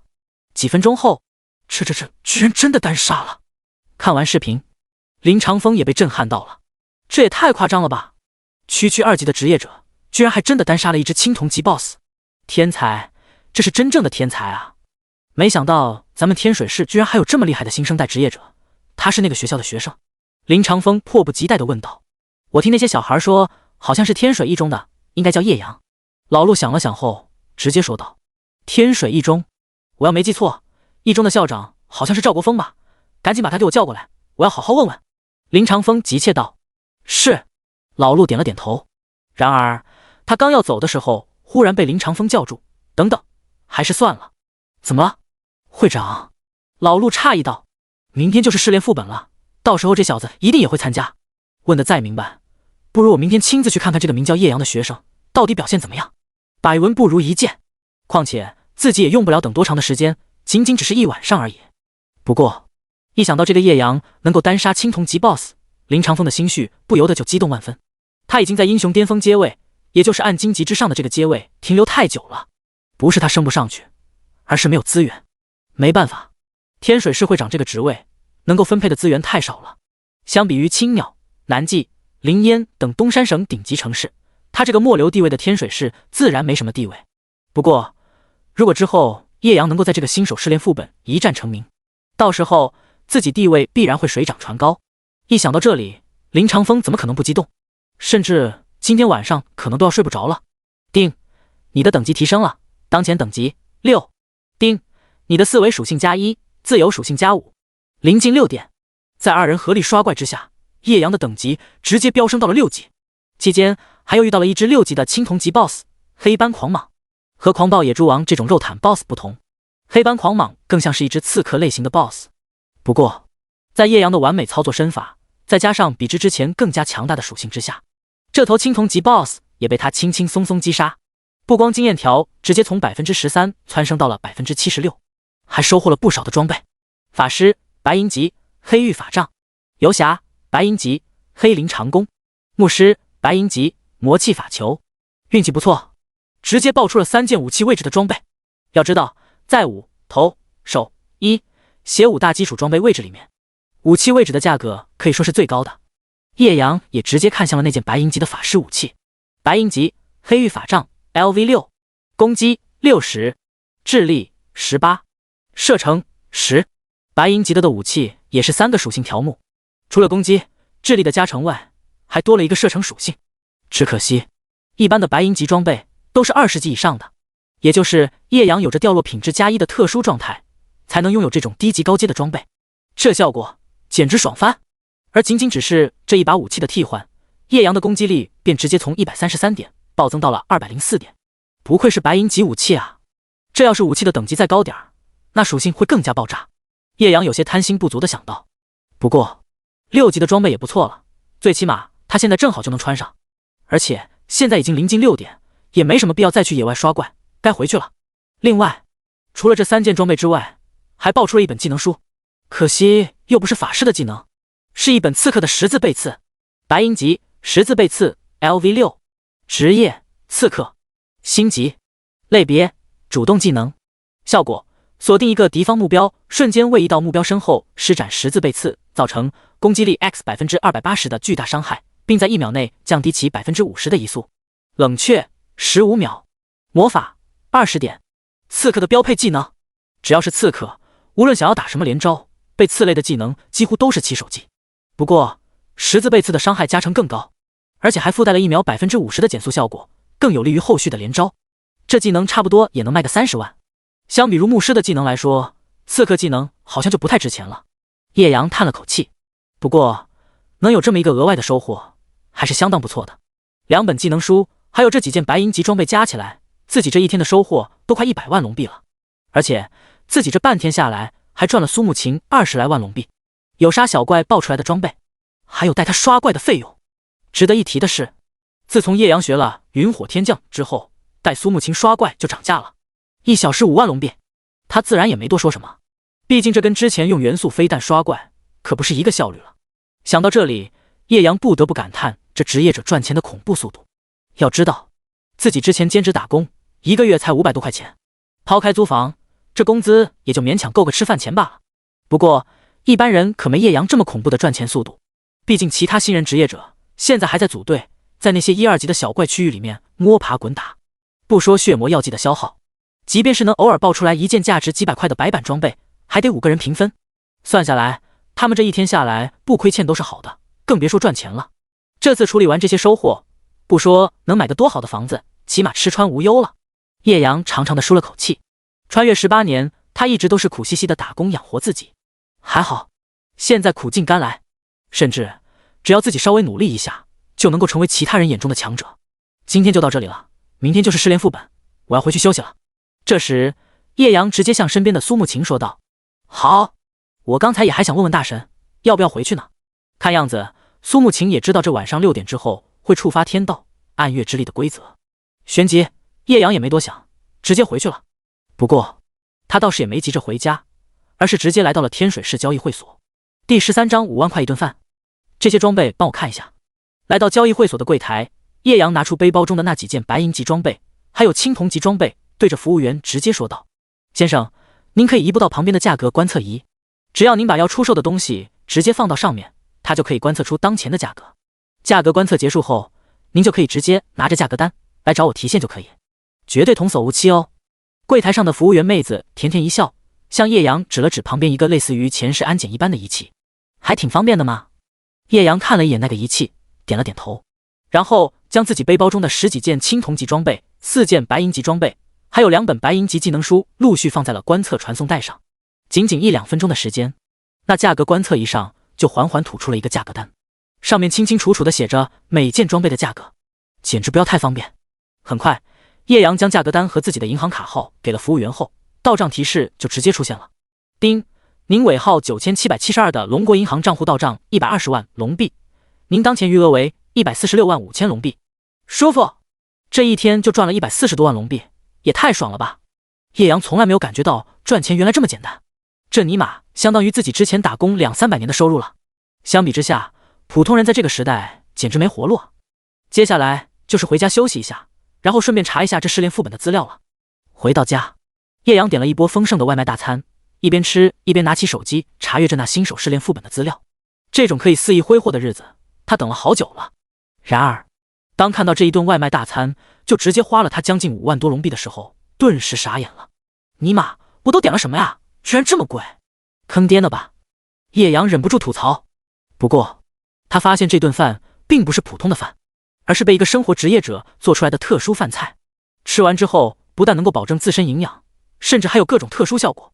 是的，转职时代开启后，可不只是有战、法、攻、刺、木这几大基础本源职业，那些觉醒失败的，有不小的概率还可以退而求其次，成为类似于厨师、工匠、炼金师等生活职业。工匠利用材料制作的装备，要比野外怪物爆出来的装备属性强悍不少，甚至一旦有一些特殊材料，还能在装备上附加一些特殊属性。而厨师做出来的饭菜，也就不仅仅是为了充饥了，还能增加一些个人属性，甚至吃完以后还能附带一些特殊状态。果然，当外卖送到之后，叶阳一边吃一边还听到接连不断的提示声：定，你的生命值上限加7；定，你的魔法值上限加3；定，你的敏捷属性加1；定，你的智力属性加1；定。仅仅只是一顿饭过后，叶阳的生命值属性就直接提升了75点，魔法值上限提升了130点，四维属性的涨幅也相当变态，智力增加4点，体质增加3点，敏捷也多了6点，甚至连力量属性都增加了5点。简直逆天！这样算下来，这5万块钱好像还算是物美价廉呢。要是我能一直吃，岂不是能一直增加属性？这不就逆天了？叶阳忽然想到这么一个问题，不过便将这个想法抛出脑后。且不说厨师职业者的饭菜，饱腹感要比一般饭菜更加强大且持久，增加属性这东西肯定也有一些限制，具体到底是什么限制，他倒是还没发现，但肯定不可能一直吃就能一直增加属性，要不然这不就真逆天了？不说别的，一开始叶阳吃的时候，系统提示的速度还算不错，到了后面就是很久才能出现一次了，所以很有可能是一次性吃的越多，增加属性的概率就会越来越慢，直到冷却一段时间才能继续恢复正常速度，就像是技能每次用完就要冷却一段时间一样。这么算下来，其实还挺符合人体的饥饿感设定的。饿的时候属性加的多，吃饱了就不加了。这么一想，倒也合理。只不过这跟叶阳倒是没多大关系了。不说其他的，这次的外卖大餐口感倒是美味无比，比自己以前那些日子吃的普通饭菜香美了不知道多少倍。看来职业者虽然赚钱快，但花钱也快啊，一顿饭就几万块，顶得上人家普通人好几年的工资了。想到这里，叶阳不由得嗤笑。第二天，天水一中，陈宇和他的10几个小弟早早的就来到学校。卧槽，陈宇哥，就1个晚上的时间，你居然都快4级了，这升级速度也太猛了吧！听到陈宇说出自己的等级，那些小弟顿时羡慕疯了。是啊，我昨天刷了溜溜一天，一直到晚上6点才回家，现在也才刚升到2级半，也太惨了。2级半就不错了，我昨天下午4点就回家了，现在才刚2级。哎，陈哥也太猛了，一晚上就刷到4级，快跟我们说说你到底怎么升级的？这速度也太快了吧！就是，陈哥快分享一下呗。看着周围众多小弟对自己的吹捧，陈宇脸上得意的神色也显得十分受用。至于升级的秘法，他也没打算藏着，其实也没什么，就是我老爸给我找了几个的代练，帮我刷怪而已。这话一出，周围那些小弟顿时炸了。我操，居然是代练！我听说那些人很贵的呀。没错，那些代练一个人1小时好像至少就得是1000块钱，这要是满队4个人1小时就是4000块钱啊。昨天刷1天下来，那岂不是得2万多龙币？卧槽，2万龙币，这尼玛顶得上我爸1年工资了，羡慕死了呀！陈哥还是陈哥，看来这次叶阳死定了。他之前还跟陈哥打赌，谁的等级低，谁就要输一本青铜级技能。啧，叶阳这次输定了，而且他还是个孤儿，根本拿不出来一本青铜级技能吧？真想看看他现在后悔的样子。加1，来学校3年了，每天看他耀武扬威的，我也想看看他被陈哥踩在脚下的感觉。嘿嘿，我也一样。听到这些小弟们的议论，陈宇也有点心动。被叶阳压了3年，明明自己成绩也不错，可每次都不如叶阳。这一次自己可是下了血本，叶阳的等级无论如何都不可能超越自己，甚至他都已经能够看到等会儿叶阳来学校之后，自己把他踩在脚下任意羞辱的画面了。对了，你们听说了没有？昨天在千叶森林，据说好像还有人单杀了一只青铜级 BOSS。 这时不知道谁忽然说道。第14章被吓懵的陈宇，这到底是怎么做到的？其他的小弟顿时附和起来。我也听说了，而且视频都发到网上了。没错，我也看到视频了，不过单杀 BOSS 那哥们身法太快了，根本看不清到底是谁。不管怎么说，这人肯定是咱们天水市的，就是不知道几中的了。唉，要是我能抱上这样的大腿，那以后一辈子无忧了呀。忽然想到这事儿，那些小弟忍不住憧憬起来。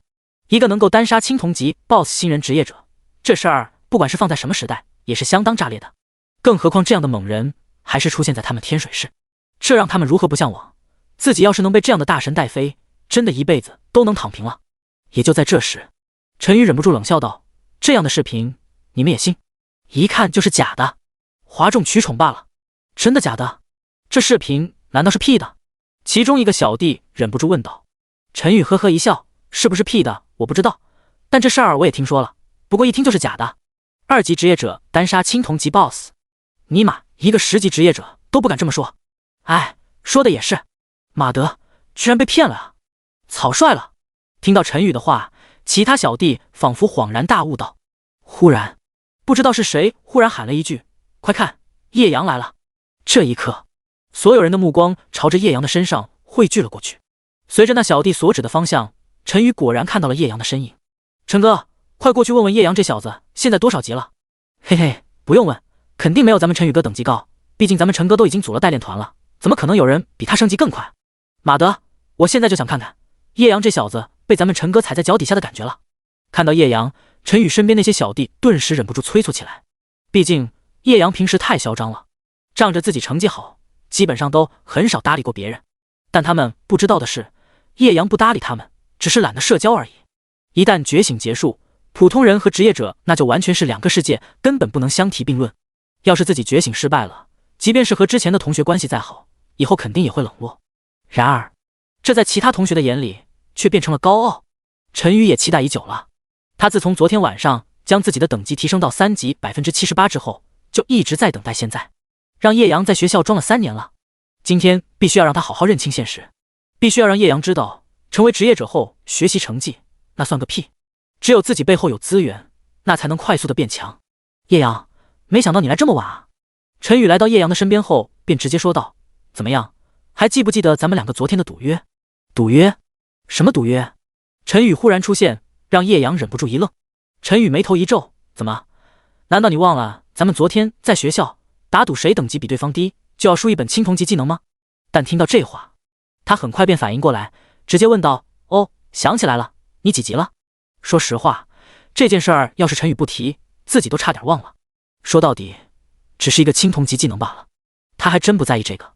自己现在都已经用上白银级技能了，谁还在乎青铜级技能？不过既然陈宇要白给，那自己怎么可能好意思拦着？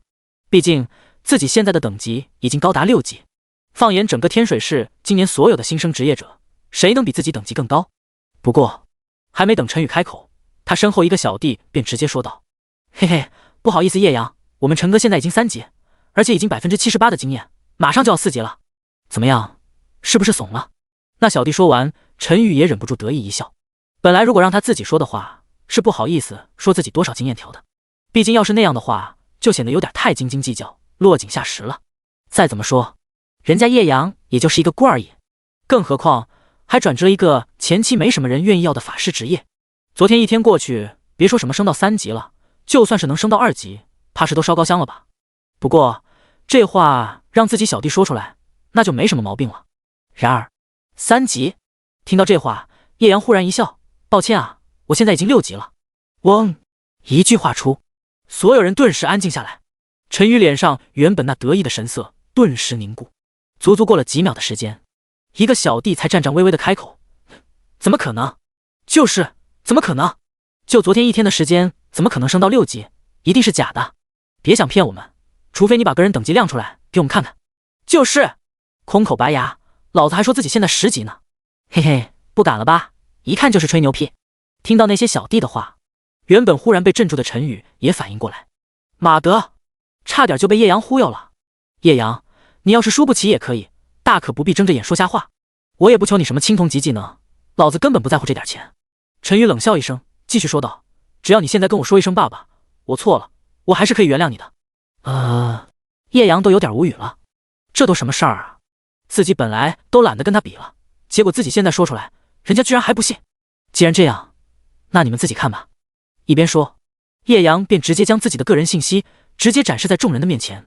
名称：叶阳，职业：法师，等级：6级 82%。轰！看到这一幕，所有人顿时傻眼了。卧槽，这怎么可能？居然真的6级了！尼玛，我没看错吧？特么的，最离谱的不是他6级了，而且还有 82% 的经验，马上就要7级了。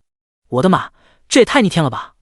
一天刷到6级，比陈哥等级高了1倍，这特么到底怎么做到的？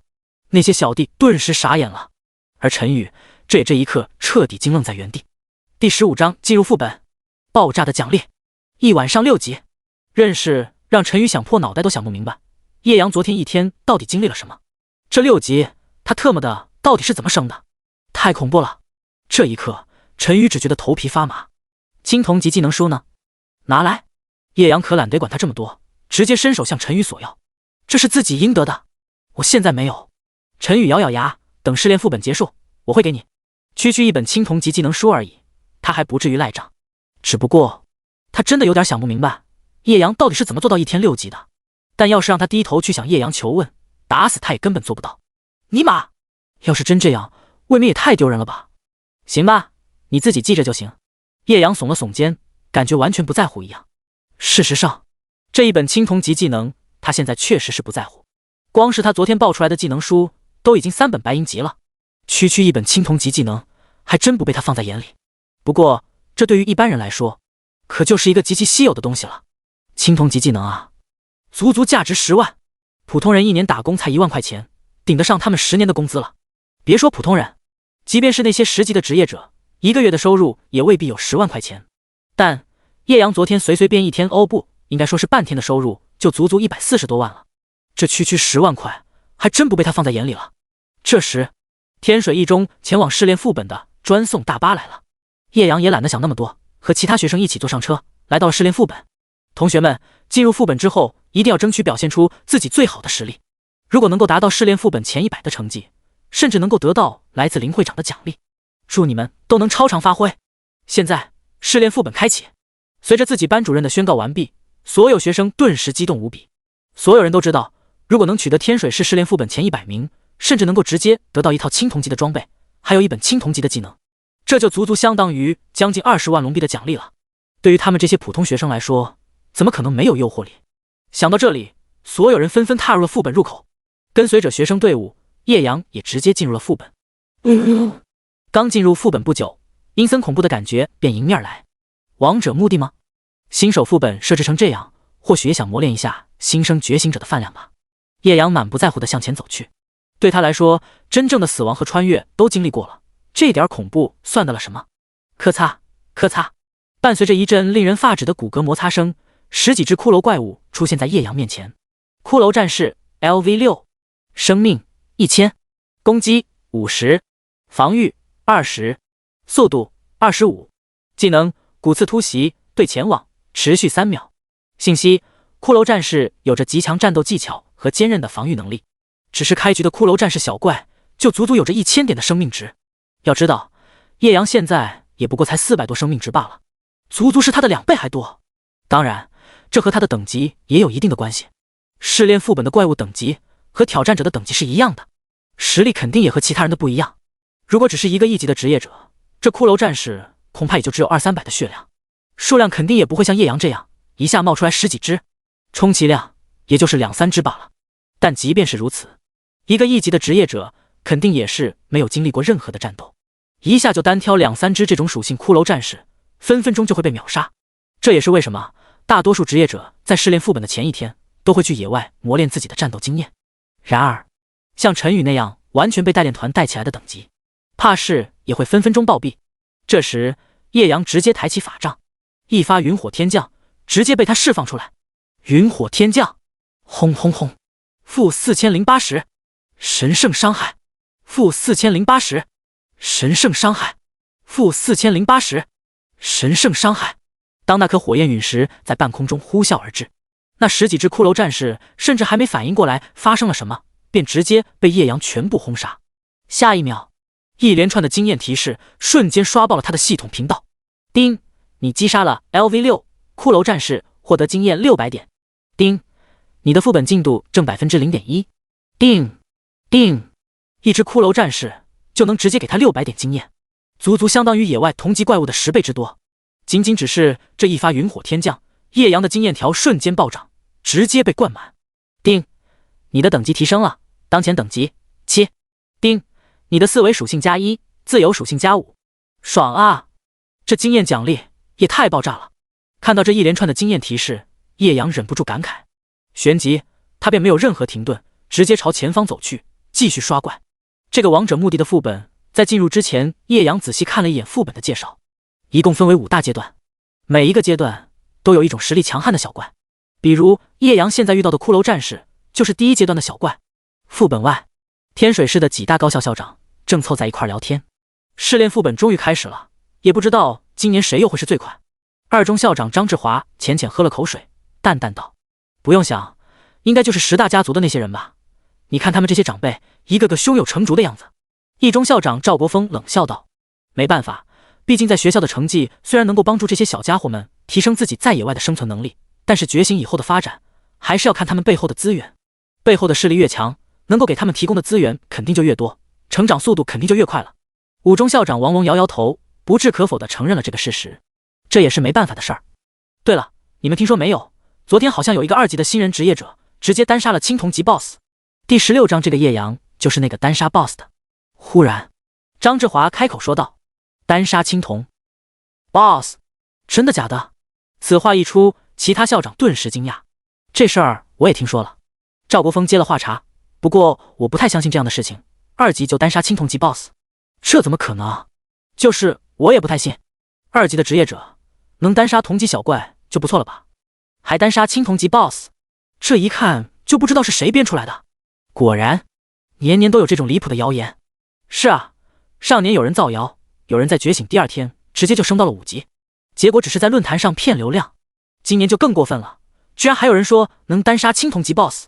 呵呵，恕我直言，当年我能在2级的时候单杀3只1级小怪，都已经是同级天花板级别的了，单杀青铜级 BOSS， 这根本就是不可能的事情。其他校长也纷纷不信，仿佛2级职业者能单杀青铜级 BOSS， 就像是一个天方夜谭一般。尤其是赵国峰，直接第一个站出来反对。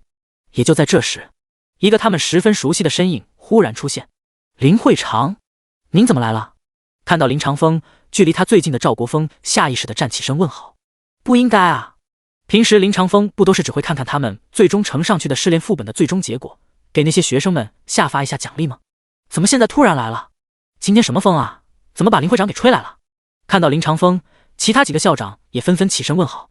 这不是给他天水市会长这个职位的尊敬，而是给林长风这个身为59级英雄级巅峰阶位这个实力的尊敬。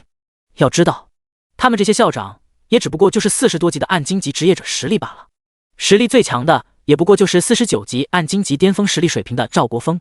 毫不夸张地说，林长风一个人都随便吊打他们这10大高校的校长，连大气都不带喘的。看到林长风出现，他们自然尊敬无比。这就是现在这个时代对力量的尊崇。没什么，我就是闲着无聊，过来看看。林长风摆了摆手，随便找了个位置坐下。几个校长阿谀奉承了一会儿，见林长风确实不为所动，便也没多说什么。然而，也就在这时，等等，你们快看，有人直接打穿试炼副本的第1阶段了。不知是那个校长惊呼了一声，所有人顿时下意识地看去。我的老天，这才刚进入副本不到2分钟吧，这就打穿第1阶段了，这也太猛吧！不，现在已经突破第2阶段，将近30%多的进度了，太恐怖了！试炼者的名字是叶阳，这是哪个学校的？叶阳，这不是一中那个霸榜了3年的文武状元吗？就是赵校长的学校。天哪，这也太猛了吧！恐怖，才不到5分钟，第2阶段就快打穿了，这是要逆天啊！我听说这叶阳不是个官吗？怎么这么猛？快看看叶阳进入副本的等级信息，副本每个入口的上方都会出现一个排行榜，显示着试炼者当前的进度。然而，看到那副本呈现出来的那个名为叶阳试炼者名字之后，顿时有些惊讶。他们虽然听说过叶阳这个名字，但要知道叶阳是一个孤儿啊，他没有任何的背景，据说还觉醒了一个前期最废的法师职业，怎么做到的能在副本里面有这么强悍的表现的？等级6级，他进入开启的副本等级是6级试炼副本。很快，一个校长便查到了叶阳开启的副本等级，也就是说，这小子在昨天1天不应该说是仅仅半天的时间，就直接从1级狂飙到了6级。我的老天，这也太夸张了吧！就半天时间就能直接飙升到6级，好像直接打破了咱们天水市的记录了吧？2中校长张志华忍不住震撼道：“没错，咱们天水市最高开启的副本等级也只不过是4级而已。”5中校长王龙深吸了一口气，眼神之中满是不敢相信的表情，看着旁边的赵国峰说道：“老赵，你这次捡到宝了呀？”这赵国峰也不敢相信眼前的这一幕。对于叶阳这个孩子，他自然肯定是有印象的，毕竟是霸榜了他们学校整整3年的文武状元，这样的天才怎么能不让人侧目？只不过他一直没怎么关注过学习成绩，毕竟这东西以后到了社会用处就不是太大了。但没想到今天这小子居然又给他创造了一个惊喜，直接打破了天水市的试炼副本等级记录。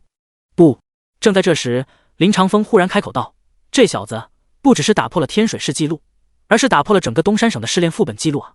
什么？听到这话，所有校长顿时愣住了。你们可能不知道，东山省的试炼副本的等级记录也才5级而已，而且东山省也算是龙国的中流省份了。这小子实力不凡啊！林长风眯了眯眼，呼吸有些急呼。忽然，他好像想到什么，直接向这些校长们问道：“对了，这个叶阳是不是就是昨天单杀青铜级 BOSS 的那个2级新人职业者叶阳？”啊！听到林长风这话，所有人顿时一愣。不是，林会长，你刚才说什么？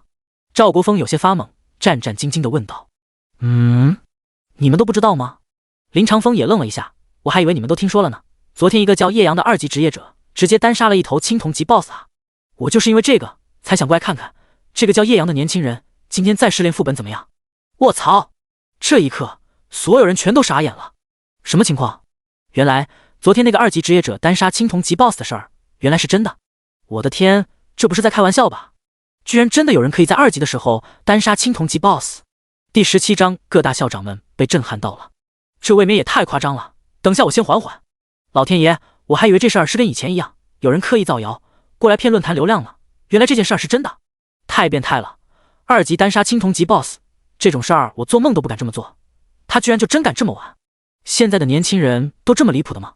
所有校长顿时被林长风这一句话震撼到了，尤其是赵国峰。刚才张志华说起这件事儿的时候，他第一个站出来不信，但没想到这件事儿不但是真的，而且单杀青铜级 BOSS 的那个人居然还是他们天水一中的学生。这一下，赵国峰顿时像是被雷击了一般，直接愣在了原地。老赵，这次你是正儿八经的真发财了呀！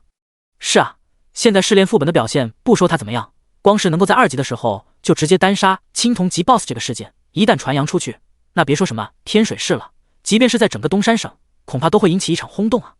老赵，真他妈的羡慕啊！没想到你小子居然还藏着掖着，说什么只有家族的子女才能在试炼副本里面取得好成绩，没想到你居然金屋藏娇啊！马德，今天你得请客啊！一时间，所有校长围在赵国峰身边，揶揄庆祝起来。这时，林长风忽然开口道：“等等！”一句话出，所有人顿时安静下来。林会长，您是有什么吩咐吗？众校长立刻问道。林长风点点头，然后直接说道：“既然确定了这件事是真的，那我也就不多说了。现在只有一个要求，不要把这件事传扬出去。”啊，这是为何？听到这话，其他校长顿时有些摸不着头脑，即便是赵国峰都忍不住一愣。你们应该不知道，在每届试炼副本结束后到高考开始的这7天空档期，东山省是会举办一个天才特训营的。这个天才特训营每个城市一般都有几十个名额。不过你们也知道，咱们天水市一向是东山省的末流城市，所以即便是给了咱们名额，也根本争取不到。咱们学生在试炼副本的成绩跟那些大城市里面的学生成绩差得太多了。但是今年不一样了，我希望叶阳这个同学可以代表天水市参加这个天才特训营。林长风没有墨迹，直接将原委详细说了一遍。天才特训营，听到这个名字，几名校长顿时心神一动。虽然他们确实不知道这个天才特训营是干嘛的，但一想到能够代表天水市出马，那肯定是给天水市争光的事情。只不过他们有些不理解，为什么要隐瞒叶阳的事情？马德，自己城市出了一个这样牛批的天才，谁不想在外面炫耀一下？然而林长风下了禁令，无论是谁都允许往外说。但是真的好像说啊。看到这些校长憋得难受的样子，林长风淡淡一笑，我不管你们怎么想，但谁要是敢把这件事说出去，小心我对你们不客气啊。这好吧，既然林会长都发话了，那我们肯定不会往外说的。听到这话，那些校长顿时像是泄了气的皮球，只能把心中的想法憋在了心里。不过林长风这点小心思，其他人其实一猜就能猜出来，无非就是想让他们憋着，等到时候他自己带着叶阳前往天才特训营的时候，在整个东山省的所有会长面前直接一鸣惊人呗。不过也有其他的一点原因，那就是怕其他人知道了叶阳现在的信息之后，有人会对他不敬。不管怎么说，这些校长们位高权重，随便不知道跟谁炫耀一下，很容易就会把这个消息透露给外市的高层人员。不说别的，就刚刚林长风说出那个单杀了青铜级 BOSS 的2级职业者是叶阳之后，光是在这里观战的大家族长辈们眼神之中都有了一丝微妙的变化。只不过现在不光是天水10大高校的校长全部在场，甚至连林长风都来了。这些仅仅只有暗金级实力的家族族长们肯定也就不敢轻举妄动了。所以林长风来到这里，一来也是为了看看叶阳具体的表现如何，二来也是为了等到叶阳试炼副本结束之后，就直接跟他商讨一下天才训练营的事情，顺便把他保护起来。昨天一晚上的时间，林长风多少也了解了一下叶阳这孩子的信息。说实话，叶阳的信息简单到就像是一张白纸，随便一查就查出来了。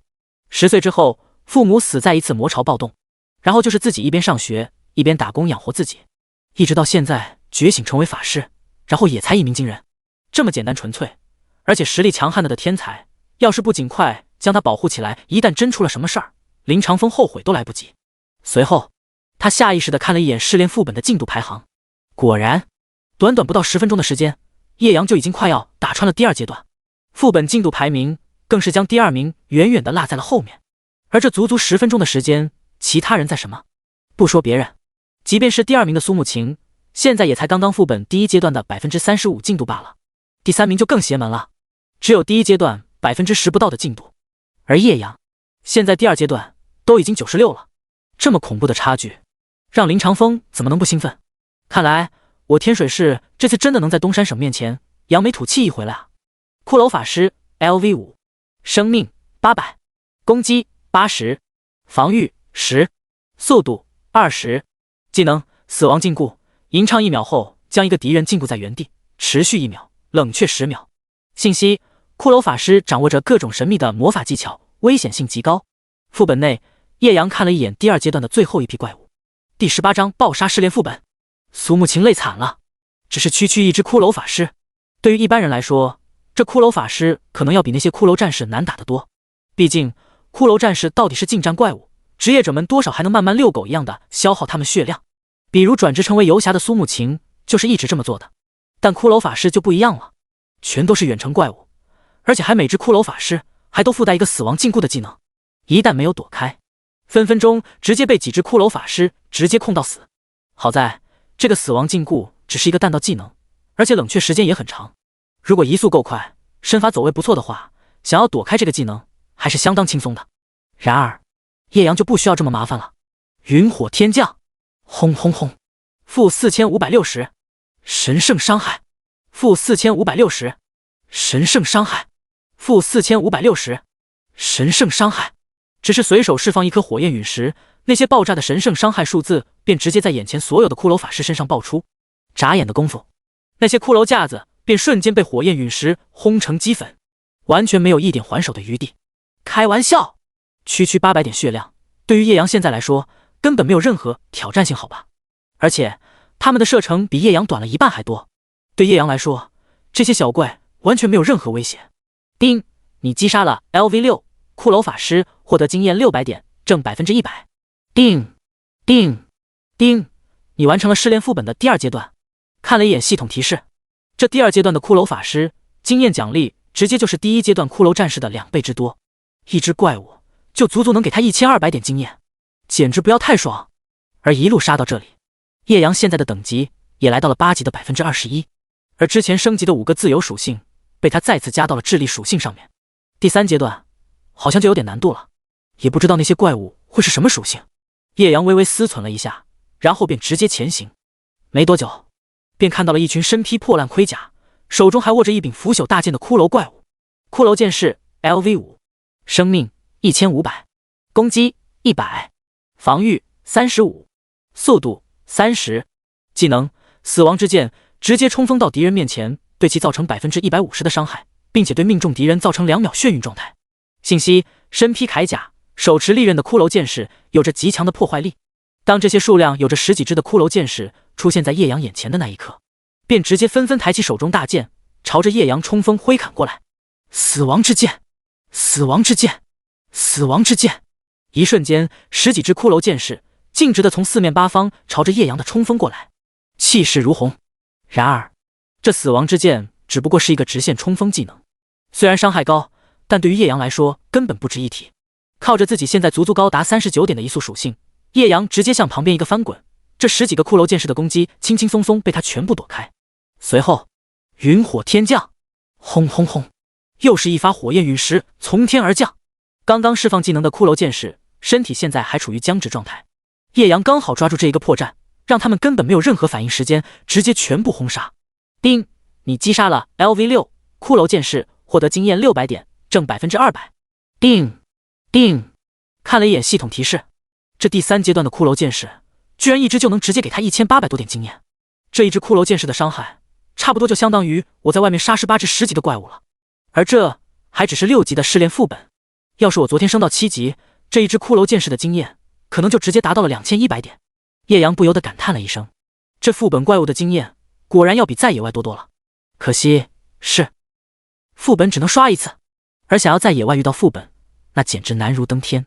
不过，据说地下黑市可能有副本的消息，不过价格有些贵。不管怎么说，以后可以去看看。现在的叶阳已经被副本中爆炸的奖励给吸引了，即便是野外的副本，没有试炼副本这么恐怖的经验奖励。但要知道，试炼副本的怪物是只有经验奖励的，所以根本不会爆出来任何的装备，还有技能。虽然没有试炼副本这么变态的经验奖励，但爆率却比野外的怪物高了很多啊！想到这里，叶阳心情顿时有些激动。名称：叶阳，等级8级，45%。这时，叶阳一边继续向前清理那些骷髅剑士，一边看了一眼自己的等级，就差1级半就能升到10级了。只要升到10级，就能够领取进阶任务，然后成为青铜级职业者。对于这个进阶任务，叶阳早就有所了解了。而只要进阶成功，成为青铜级职业者，不但能够拥有青铜级属性模板，甚至还能拥有一个模板特性。而进阶任务的星级和完美度越高，这个模板特性和模板属性的成长也会越高。轰轰轰！叮，你击杀了 LV6 骷髅剑士，获得经验600点，正200%。叮叮叮，你的等级提升了，当前等级9级。副本内，即便是强大的骷髅剑士，也完全不能阻挡叶阳的脚步。一颗颗火焰陨石被叶阳召唤出来，砸在了那些骷髅剑士的头上。仅仅只是3-5分钟的时间，第3阶段也被叶阳轻松杀穿，甚至就连等级也顺势升到了9级。不过，别看叶阳在试炼副本之中这么轻松，其他人可就惨了。另一边，试炼副本之中的苏慕晴，直到现在终于打完了第1阶段的骷髅战士，但也是被累得浑身香汗淋漓。这些骷髅战士的强度也太高了吧！850多点血量，连攻击和防御都这么变态，这也太难打了吧！打完了第1阶段，苏慕晴终于能够停下来喘口气了。这试炼副本也太恐怖了，那些骷髅战士完全就是无穷无尽的呀！第19章这试炼副本不会真被他杀穿了吧？刚打完第1波，第2波就来了，甚至这一波的怪物还没杀完，就又多了几只。然而，试炼副本的机制就是这样的，在一定时间内，要是没有杀完当前出现的怪物，第2波怪物就会在固定的时间直接出现。所以，即便是身法走位强悍，但如果没有足够的伤害的话，也会被越来越多的怪物群殴致死。但话说回来，他能一直在试炼副本之中和那些骷髅战士周旋到现在，还得多亏昨天给叶阳拉了1天的怪物。毕竟在拉怪的途中，苏慕晴可不能被那些10级的怪物摸到一下，否则就凭他游侠的小身板，分分钟就会躺尸。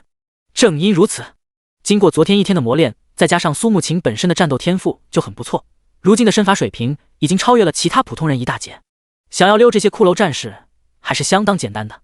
然而，当他休息了一会儿，走进第2阶段之后，直接愣住了。天哪，居然是骷髅法师，而且还带控制技能，这怎么打啊？看到诡异的骷髅法师，苏慕晴彻底傻眼了。尽管骷髅法师的属性看起来好像不如骷髅战士，但这怪物是远程攻击啊，而且每一只骷髅法师还都带有控制技能，稍有不慎，可能就会被这7、8只怪物直接控到死。不过，苏慕晴不知道的是，他现在的情况还算是好的，最起码还算是通过的第1阶段。因为大部分人在进入第1阶段不到1分钟时间，就直接被淘汰出局，直接躺尸了。副本外，林长风、10位校长还有天水各大家族的族长们看着眼前的副本入口，不由得有些叹气。果然和往年差不多的情形啊，这试炼副本的难度根本就不是给普通的学生打的，就第1阶段基本上直接淘汰了90%以上的学生了。2中校长张志华看着副本入口陆续出现的学生人影，不由得叹了口气，还好是在这试炼副本之中死亡，不会真正的死亡，否则光是在这个试炼副本里面就不知道死上多少人了。然而林长风只是微微一笑，一副早就知道的样子说道，也没必要这么悲观，试炼副本出现的起因原本就是为了筛选出战斗天赋更强大的职业者，如果只是浑水摸鱼，那些在空间裂隙秘境之中侵入现实的强大魔兽，总不能让这些普通职业者去应对吧。林会长这话说的倒是没错，只不过每年看到这样的场景，不由得还是有点感慨罢了。张志华微微点头，要知道这才是试炼副本刚刚开启不到10分钟的时间，天水市这今年差不多2万多新生职业者，几乎只剩下了不到2000人，这么恐怖的淘汰率未免让人唏嘘。不管怎么说，今年还是有几个天才出现的。赵国峰看了一眼副本排行榜，说道。然而这不看还好，只是一眼望去，就忽然发现了一个让他震撼无比的事情。等等，叶阳这小子居然都已经快打穿第4阶段了，这不是在开玩笑吧？原本赵国峰还以为叶阳在第3阶段摸爬滚打，即便是再怎么强悍，最多也就是停在这里了。但这才仅仅几分钟啊，叶阳第4阶段就已经70%多的进度了。我的老天，这小子今年是要逆天啊！循着声音望去，当张志华也看到失联副本的排行之后，大脑瞬间一片空白。自从失联副本出现之后，能够完成第1阶段就已经是算是天赋极佳的职业者了，能够打穿第2阶段就算是天才了，而能够通过第4阶段的，别说天水市，就算是整个东山省都屈指可数吧。但现在这小子居然在第4阶段的通过速度，居然和前面3个阶段的速度相比，一点都没慢下来。他在副本里面到底在干嘛啊？看到叶阳现在的成绩，其他校长都傻眼了，这也太猛了呀！就一会儿没看，你不光第3阶段都打穿了，甚至连第4阶段都要过去了，太猛了！这失联副本该不会直接被他直接通关吧？忽然，五中校长王龙忍不住下意识说道：“这怎么可能？你难道不知道5大阶段过去之后，失联副本还有一个最终 BOSS 吗？就算是这小子能够单杀青铜级 BOSS， 可失联副本最终 BOSS 的实力，可完全不是青铜级 BOSS 能够比较的。是啊，按照叶阳现在的实力，可能最多也就是通过第5阶段，就算是结束了。快看，这小子已经到第5阶段了！天呐，这也太猛了吧！第4阶段的骷髅弓箭手就已经够恐怖了，第5阶段的亡灵领主侍卫，他能过去吗？不一定。亡灵领主侍卫的难度可是第4阶段的好几倍，根本就不是他们能够想象的。看到叶阳仅用了几分钟就直接打穿了第4阶段，几位校长都已经妈了，这小子也太猛了！能够打穿失联副本第4阶段的天才，天水市10年都未必能出现一个。而叶阳现在感觉好像根本没有什么压力一样。不过，在副本内，当叶阳看到了那被外界几位校长吹捧的亡灵领主侍卫的属性之后，感觉也就那样。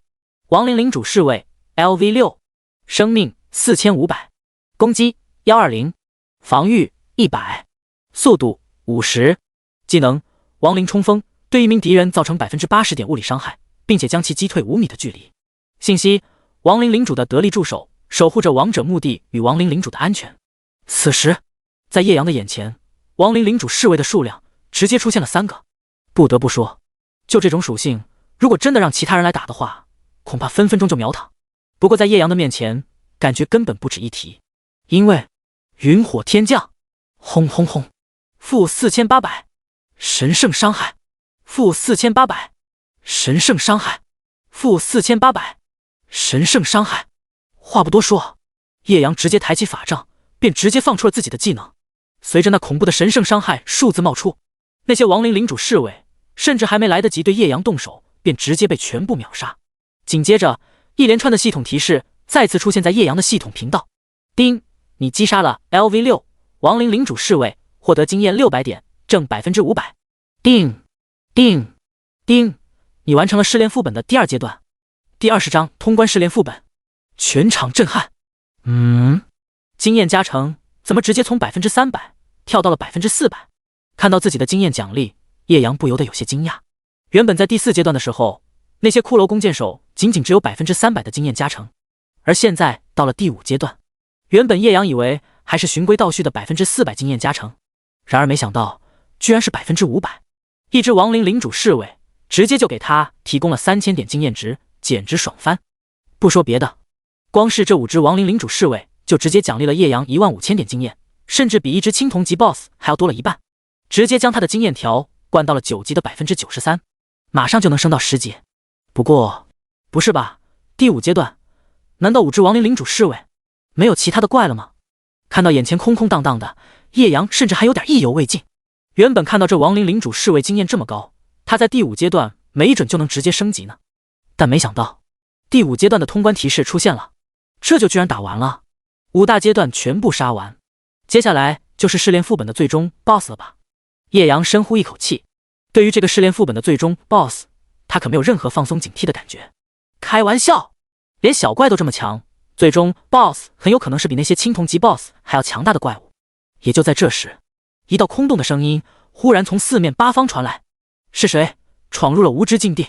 话音刚落，听到声音，叶阳眉间紧锁，向四周看了一圈，没人，连个毛都没有。蝼蚁，吾在你身后。这时，那个空洞的声音再次出现：“与此同时，在叶阳的身后上空陡然出现了一只黑影，巨大的身躯遮盖着叶阳头顶上仅有的光线，使得叶阳周围原本就昏暗的环境顿时变得更加漆黑。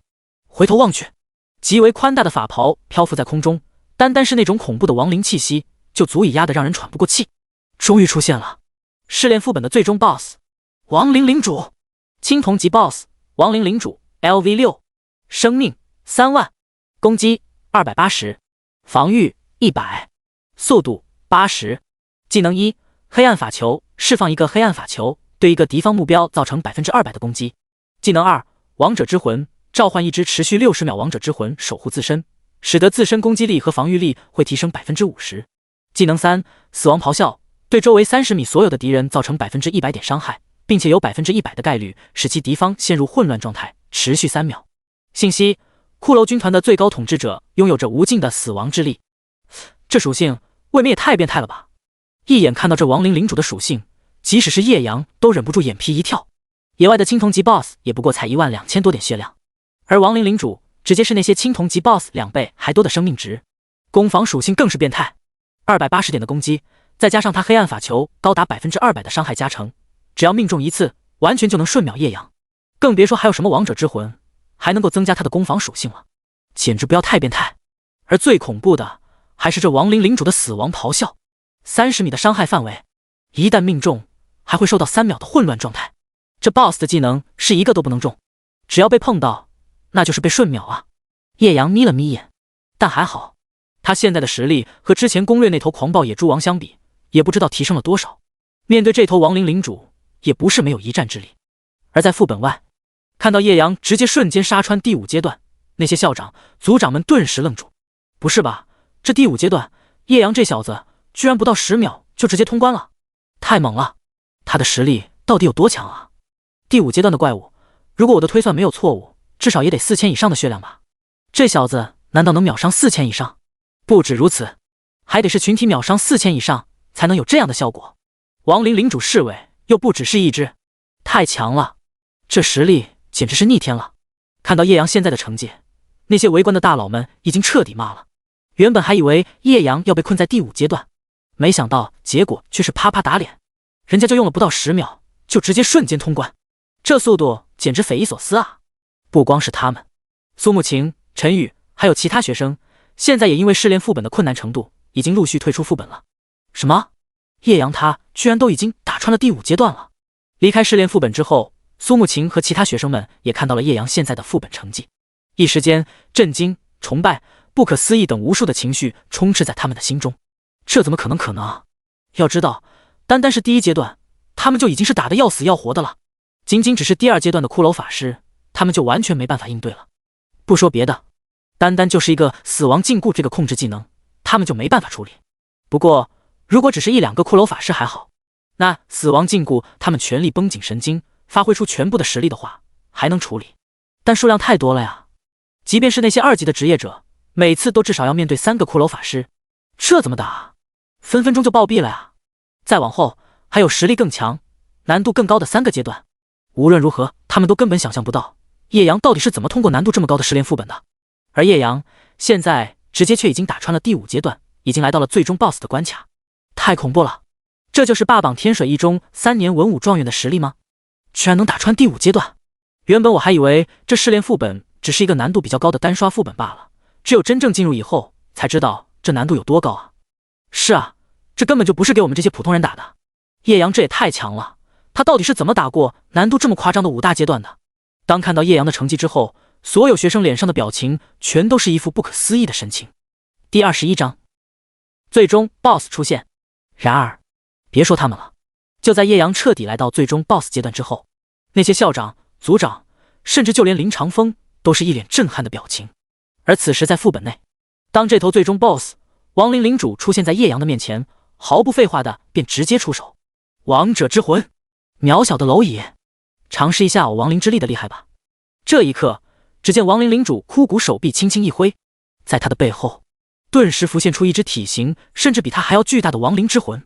也就在这时，亡灵领主那浑身原本毫无光泽，仿佛枯木一般的骷髅顿时焕发出一阵淡淡的光泽。紧接着，在他巨大的骷髅手掌之中，一颗蕴含的骇人的死亡之力的漆黑光团在眨眼间便凝聚而成。黑暗法球，亡灵领主的手臂只是轻轻一挥，掌心中的黑暗法球看似缓慢，实则却迅速无比地朝着叶阳轰击过来，绝对不能命中一次。看着那 BOSS 实战攻击，叶阳眉梢微微一皱。然而，这种程度的攻击对于他来说却根本造不成任何的威胁，只是一个随意的走位，便躲开了黑暗法球的攻击路径。然而，轰！当那黑暗法球被叶阳躲开，狠狠地轰击在地面之后，一股庞大的冲击波顿时朝着周围蔓延开来。-1，强制伤害。我去，这还是个群体攻击吗？技能介绍上也没写啊。看到这个爆炸的范围效果，叶阳眼皮一跳，果然，这强大的 BOSS 都是会有一点点的隐藏机制的。这黑暗法球明明是个单体攻击，却还有爆炸效果。叶阳暗暗将这个记在心中。果然，面对这种 BOSS， 无论何时何地都不能放松警惕啊。还好的是，这个爆炸的范围伤害好像并不高。凭借叶阳这高达49点的防御，这爆炸伤害打在自己神圣，居然连防御都没有破开，仅仅只是造成了一点的强制伤害。是的，蓝星天道规则是有强制伤害这一机制的。如果伤害不能破开防御，那就只能够造成可怜的一点强制伤害。然而，如果自身的防御超过那伤害数值的10倍以上的话，那甚至就连这一点的强制伤害都会被抹除，只会显示一个0点的伤害。这时，趁着 BOSS 刚刚释放黑暗法球的僵直，叶阳想也不想便直接动手。元素飞弹，元素飞弹，元素飞弹！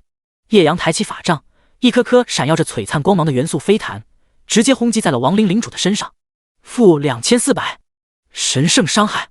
-2400，神圣伤害。-2400，神圣伤害。一连串恐怖的神圣伤害数字从那亡灵领主的头顶上喷出，只是5发元素飞弹下去，他的血量便瞬间掉了将近40%，这伤害简直恐怖之极。不过也就在这时，亡灵领主的黑暗法球似乎已经冷却完毕，再次对着叶阳攻击过来。然而，有了上一次的经验，叶阳这一次轻而易举的便直接闪开了极远的范围。别说黑暗法球本身不能命中，即便是那爆炸范围也根本不能碰到他一丝。云火天降，轰！-4800，神圣伤害。-240，灼烧！神圣伤害。-240，灼烧！神圣伤害。这时，叶阳的云火天降技能冷却结束，一发火焰陨石砸下，高达4800点的神圣伤害，直接让亡灵领主的血量跌到了44%。该死的虫子，你彻底惹怒本座了！我要你尝到死亡的代价！死亡咆哮！吼！也就在这时，亡灵领主仿佛突然陷入了狂暴，一股骇人的死亡气息伴随着亡灵领主一声振聋发聩的咆哮声迅速蔓延开来。不是别的，正是亡灵领主释放出来了死亡咆哮，这个即使是叶阳都有些头疼的技能。退！看到亡灵领主释放出这个技能，叶阳急速撤退。现在亡灵领主还在王者之魂的50%攻防属性的增幅状态之下，这个技能的伤害自己绝对不能硬抗。然而，即便是已经退出了30米的伤害范围之外，叶阳仍然能够感觉到那股恐怖的死亡气息正在侵蚀自己。而在副本外，当亡灵领主的血量急速降低的时候，叶阳最终阶段的进度也在飞速飙涨。看到这一幕，那些校长、组长，甚至连林长风都不由得紧张起来。最终阶段已经有40%多的进度了，那 BOSS 已经开始掉了40%多的血量了。这攻略的速度好快！叶阳这小子的伤害居然这么恐怖的吗？再恐怖也没有用，凭着小子的能力，对付亡灵领主的黑暗法球应该不是什么问题。但死亡咆哮，这是一个伤害范围足足高达30米的技能，根本没有任何操作的空间啊！是啊，如果只是一味闪避远离，一旦和 BOSS 的距离超过了自己的施法距离，那么 BOSS 就会立刻进入脱战状态，1秒钟直接恢复满血。这根本就是一个无解的技能。说的没错，但是如果不脱离死亡咆哮这个技能的范围，恐怕会被瞬间秒杀啊！哎，这 BOSS 终究不是这些小家伙们能打的。是啊，脱离射程范围就会自动脱战满血，强行在死亡咆哮这个技能范围输出，又会直接被秒杀，这简直没有任何反制的办法啊！副本外，所有的大佬都将自己的心提到了嗓子眼。说实话，看到叶阳打穿了第5阶段，成功进入了最终 BOSS 阶段，任谁都想看到这个试炼副本最终被通关的场景。然而，这几乎是不可能的。不说别的，光是亡灵领主那一招死亡咆哮就根本无解。硬抗伤害输出，直接就会被秒杀。想要逃离死亡咆哮那30米的范围，又会脱离射程范围，导致 BOSS 脱战，瞬间满血，根本没有任何的办法。他们根本想不到有任何能处理死亡咆哮这个技能方式。第22章，打穿试炼副本。而此时，在副本之中的叶阳，看到亡灵领主释放出死亡咆哮之后，疯狂后退。然而，直到他退出30米外，死亡咆哮居然还有伤害。果然，这死亡咆哮和之前的黑暗法球根本不像表面看上去那么简单。这技能至少有表面1倍的伤害范围，也就是60米。只不过，如果超过30米之外，那伤害肯定也就没有那么高了。但即便如此，这伤害估计我也扛不住。想到这里，认识叶阳都不免有些感叹，这技能伤害范围这么大，一般人想要躲开，那还真不太可能。然而，他却想都没想，直接向后猛退，不光脱离了死亡咆哮的基础30米范围，甚至直接逃离出了60米外。这个距离早就已经脱离了叶阳现在39米的施法距离范围了。但亡灵领主却并没有像普通情况之下因为脱战而直接满血，因为负240灼烧神圣伤害，负240灼烧神圣伤害，负240灼烧神圣伤害。在被火焰陨石直接命中之后，亡灵领主的身上还在不断的飘着伤害数字。是的，这云火天降技能可是还有后续足足10秒的灼烧效果的。只不过之前叶阳在刷怪的时候，叶阳对于那些小怪都是秒杀，所以这灼烧伤害根本用不到罢了。而现在足足10秒灼烧的伤害，不光是能够足够媲美一发元素飞弹的伤害，甚至还解决了自己因为和 BOSS 的距离超出了施法范围而会导致脱战的问题。说实话，如果没有这个云火天降后续的灼烧效果的话，即便是叶阳也会在看到这个亡灵领主的属性之后直接退出副本。没办法，亡灵领主的那一发死亡咆哮在王者之魂的增幅之下直接就是400多点的伤害。如果还只是一次，叶阳现在凭借自己的抗性和血量还是能硬抗的。最重要的是，这死亡咆哮一直持续3秒，加起来一共1000多点伤害，这让叶阳怎么抗？根本没法打。但现在有了云火天降的灼烧效果，强行让 BOSS 处于战斗状态之后，这个问题便完美解决了。要知道，叶阳现在的移速属性高达40点，也就是每秒40米的速度，想要快速退开这死亡咆哮的攻击范围还是相当简单的。3秒后，当死亡咆哮持续时间结束，叶阳再次冲到 BOSS 的身边疯狂输出。很快，随着那亡灵领主最后的一丝血量被叶阳一发元素冲击直接清空之后，一连串的系统提示随之出现在了叶阳的系统频道之中。叮，你击杀了试炼副本的最终 BOSS 亡灵领主，获得经验奖励600点，正 1000%。叮，你成功通关了试炼副本，获得特殊奖励，经验10000点，白银级戒指暗月之戒，白银级项链暗月之链，白银级面具隐匿之眼。叮，你的等级提升了，当前等级10级。叮，你的4维属性+1，自由属性+5。叮，你的经验值已满，当前无法升级，当自身阶位突破至青铜级法师后将可正常升级。叮，恭喜宿主到达10级，当宿主将自身阶位提升至青铜级后，将会开启至高法神天赋的第2特殊效果。嘶，这奖励也太爽了吧！在亡灵领主的身体彻底化为灰烬，看到那一连串的系统奖励之后，认识叶阳都不免一阵心潮澎湃。首先自然是大量的经验奖励，不光是让叶阳直接升到了10级，甚至连10级的经验条都直接飙到了 158%。 也就是说，只要完成进阶任务，成为青铜阶位的法师之后，他甚至能直接升到11级，而且还能多出来 58% 的经验。只不过这10级经验条的 58%在11级肯定就没有这么高了，但也至少得有个 10几。不得不说，这试炼副本的通关经验奖励未免也太爽了。第二，自然就是副本通关的特殊奖励。除了那10000点经验，这特殊奖励甚至还有一对首饰，还有一个面具装备。值得一提的是，职业者身上除了5、1、头、手、鞋5大基础位置外，还有一个戒指、项链和面具3个特殊装备各自。可惜这3个特殊装备的爆率太低了，叶阳昨天刷了一天的怪都没有爆出来过一件特殊装备，这还是在他有正 100% 的掉宝率状态的加持之下。可想而知，其他人想要爆出这3大特殊装备到底有多难。而现在仅仅只是这次副本的一波特殊奖励，直接让叶阳将这3个特殊装备位置直接填满，这就太舒服了。最重要的是，因为叶阳掉落品质+1的缘故，原本只有青铜级的装备奖励，直接变成了白银级装备。想也不想，叶阳直接看向这3件装备的属性：白银级暗月之戒 LV1， 智力50，力量50，体质30，敏捷30。特效：每次攻击触发暗月之力，附加 10% 的黑暗元素伤害1/2。套装：触发套装效果时，装备全属性及特效效果正 100%。白银级暗月之戒 LV1， 智力30，力量30，体质50，敏捷50。特效：每次攻击触发暗月之力，附加 10% 的黑暗伤害1/2。套装：触发套装效果时，装备全属性及特效效果正 100%。隐匿之眼 Max， 阶位白银级，法术暴击 5%， 法术攻击 18%。特效：被动效果，你可以无视所有白银级及以下阶位的隐身效果。这属性太恐怖了，尤其是这个面具，居然还是100%加成的属性。这种属性越到后期越强啊！看到这3件装备的具体属性，叶阳不由得眼前一亮。暗月之戒、暗月之链这一对套装首饰，直接给他增加了80点全属性。第23章爆炸的副本收获：套装暗月首饰，而且在2件装备全部穿戴之后，还能直接触发套装效果，80点全属性直接增幅到了160点全属性，简直不要太爽！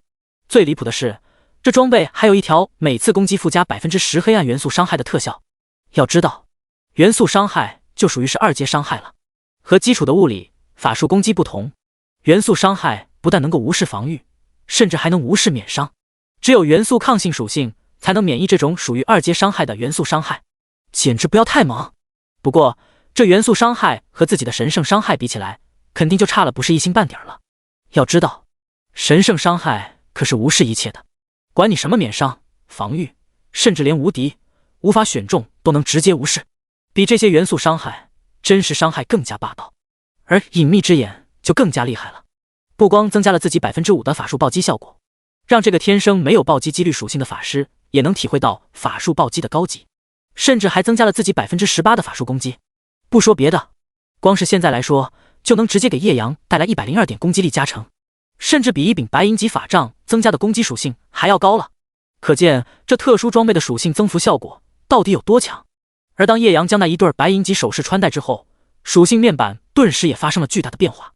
名称：叶阳，等级10，状态：生命2825，魔法2510，攻击572，正 18%， 防御210，移速201，射程32，属性：力量175，智力253，体质179，敏捷185，技能：元素飞弹，云火天降。这一对白银级首饰增加的属性可真不少啊！看到自己的如今的属性面板，叶阳不由得感叹一声，仅仅只是一对首饰，就让自己的属性翻了好几倍之多。然而，在穿戴这一对首饰装备之前，叶阳的属性是这样的：名称：叶阳，等级10，状态：生命410，魔法850，攻击240，防御49，移速40，射程30，属性：力量14，智力87，体质18，敏捷24。四维属性暂且不提，光是攻击力就直接暴涨了1倍还多，直接从240点提升到了570多点，生命值、魔法值更是几倍的上涨。最恐怖的是，移速属性直接从40点翻了5倍，瞬间飙升到了200多点。这样一来，等我进阶到了青铜级之后，以后即便是遇到20级左右的白银级 BOSS， 恐怕也有一战之力了。看到自己现在的属性，叶阳不由得满足。比较离谱的就是他那高达210点的防御了。毫不夸张地说，就他现在的属性，即便是让他一个人打今年天水市所有的新生职业者，都完全不在话下。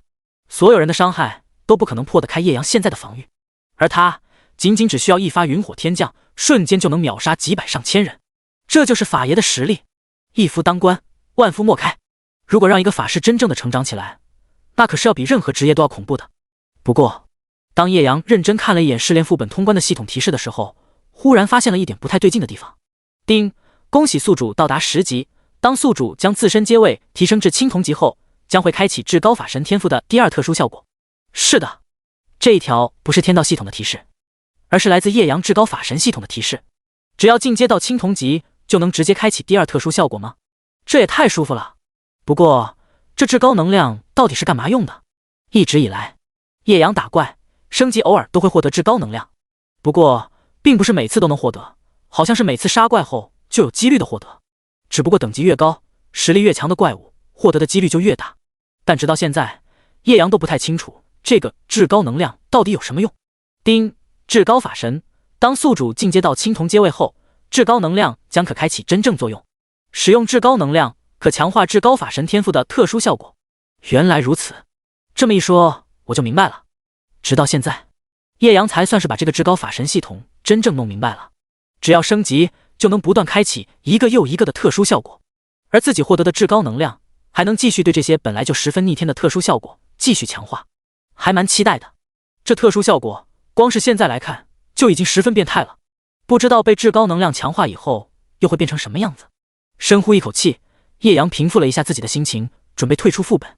而此时，在副本之外，那些校长、组长还有林长风都已经彻底的被叶阳震惊到了。半分钟前，当叶阳最终阶段的进度来到了 50% 之后，也就代表着那试炼副本的最终 BOSS 的血量降低到了 50% 以下。这一刻，所有人都明白，那亡灵领主的大招，也就是所有人都觉得无法破解的死亡破晓技能，终于要释放出来了。一时间，所有人将自己的心脏瞬间提到了嗓子眼。然而，1秒、2秒，足足3秒过后，死亡咆哮的持续时间都已经过去了，仍然看不到叶阳副本排行名词上显示出挑战失败的字样。这一刻，所有人诧异无比。也就在这时，副本进度再次飙升 60%、75%、90%、100%，试炼副本直接杀穿。当叶阳试炼副本的进度真正来到了 100% 的那一刻，所有校长、组长全部都愣住了。许久，才有人缓缓开口：这简直不可思议啊！一位天水市的家族组长认真看了一眼那早就达到了 100% 的进度成绩，有些震撼的喃喃道：太厉害了！叶阳这小子不光是打破了天水市有史以来的试炼副本几率，甚至还突破了东山省的记录啊！我看不只是东山省，在此之前恐怕整个龙国都不见得能有什么人打穿整个试炼副本，这难度简直太大了。第24章林会长的邀请，大佬们羡慕哭。是啊，这小子也太猛了，这可是单人试炼副本，尤其是最终副本 BOSS 的强度，虽然都是青铜级 BOSS， 但他的强度那可是要远远高于野外的青铜 BOSS 的强度啊！太恐怖了，之前我还不相信他能单杀青铜级 BOSS， 现在看来青铜级 BOSS 在他手里那基本上都是完全被碾压啊！碾压青铜级 BOSS 这种事情我想都不敢想啊！这一刻，天水市10大高校校长、上百位家族的族长，甚至连那位天水市的最强者林长风都忍不住被叶阳这么恐怖的试炼副本成绩给震撼到了。2级单杀青铜级 BOSS， 一天狂刷到6级，甚至还能直接打穿新人试炼副本，这样的成绩在此之前他们根本就是想都不敢想的程度。然而今天叶阳却真真实实的将这些全部呈现在了他们的眼前。几秒后，当试炼副本彻底结束，叶阳的身影缓缓出现在了副本门口的时候，所有人都忍不住向叶阳投去崇高的注目礼。看到这一幕，叶阳忍不住一愣，这么多大佬的目光怎么全部汇聚到自己身上来了？那些妹子还能理解，可能是因为自己长得帅一点，但那些校长、组长们是怎么回事？也就是一向沉稳的天水市会长林长风第一个冷静了下来，直接来到了叶阳的面前。叶阳同学，恭喜你直接通关了试炼副本，创造了我天水市从未有过的记录。即便是自己身为天水市会长，此时的林长风依旧将自己在叶阳面前的态度摆得很低，只是伸出自己一只手向杨郑重地祝贺道：您是？看了一眼林长风，叶阳有些诧异道：没办法，天水市职业者工会的会长，这么大的官儿，叶阳还从来没见过呢，怎么可能认识林长风？哦对，忘了自我介绍，我是天水市职业者工会的会长林长风。林长风不敢犹豫，直接向叶阳说道：原来是林会长。叶阳微微一笑，这才朝他伸出手轻轻握了一下。不知道林会长有什么事情吗？无事不登三宝殿。叶阳知道会长在天水市是个什么地位，那是整个天水市的老大，这么大的人物肯定不会闲着没事儿来找自己握手。小伙子果然年轻气盛，不过我喜欢。叶阳的直白不但没有引动林长风的怒气，反而让他十分欣赏。要知道别说什么其他和他一般大的同龄人了，哪怕是那些校长、家族族长们，那个人见了自己之后，不是拘里哈腰、唯唯诺诺的，而这个年轻人在自己的面前，不但一如既往的冷静，而且也不遮遮掩掩，这让林长风就十分喜欢了。既然这样，我也不废话了。林长风直接说道：“我来找你，一来是给你亲自发放作为你试炼副本成绩第一的奖励，二来则是因为东山省明天就将开启的天才训练营的事情。”天才训练营？叶阳从来没听说过这个东西。是的，林长风点头，这是针对整个东山省天才的超级训练基地，在那个地方，你可以更快速的成长。林长风没有任何拖泥带水，直接将天才训练营的好处给叶阳说了一下。而且，经过了这一次试炼副本之后，你应该能体会到这副本之中的奖励，可要比一般去野外练级要强得多了。在天才训练营，别的不说，光是他们掌握的副本资源就不计其数。只要能够加入其中，凭你现在的实力，很容易就能为自己争取到副本资源。不知道你愿不愿意代表天水市去参加一下这个天才训练？不得不说，听到这些之后，叶阳心动了。他原本想的就是在这次试炼副本结束之后，即便是花钱也要去地下黑市找找关于副本的消息，但没想到居然还有一个天才训练营这样的东西。既然这样，那叶阳无论如何都不能错过了啊！要知道，这副本里面的资源可要比野外多了不知道多少倍了，在这里面刷怪，那可比在野外刷的爽多了。我愿意。没有多想，叶阳便直接同意下来。好，很好。听到叶阳的回答，林长风喜从心来。这一次，有了叶阳的加入，整个东山省的新生代职业者恐怕都要在叶阳的面前黯然失色了。既然这样，那你跟我来一趟吧，我正好先给你发放一下你这次试炼副本成绩第一的奖励。林长风微微一笑，愉悦道。叶阳也没有墨迹，直接跟着林长风走去。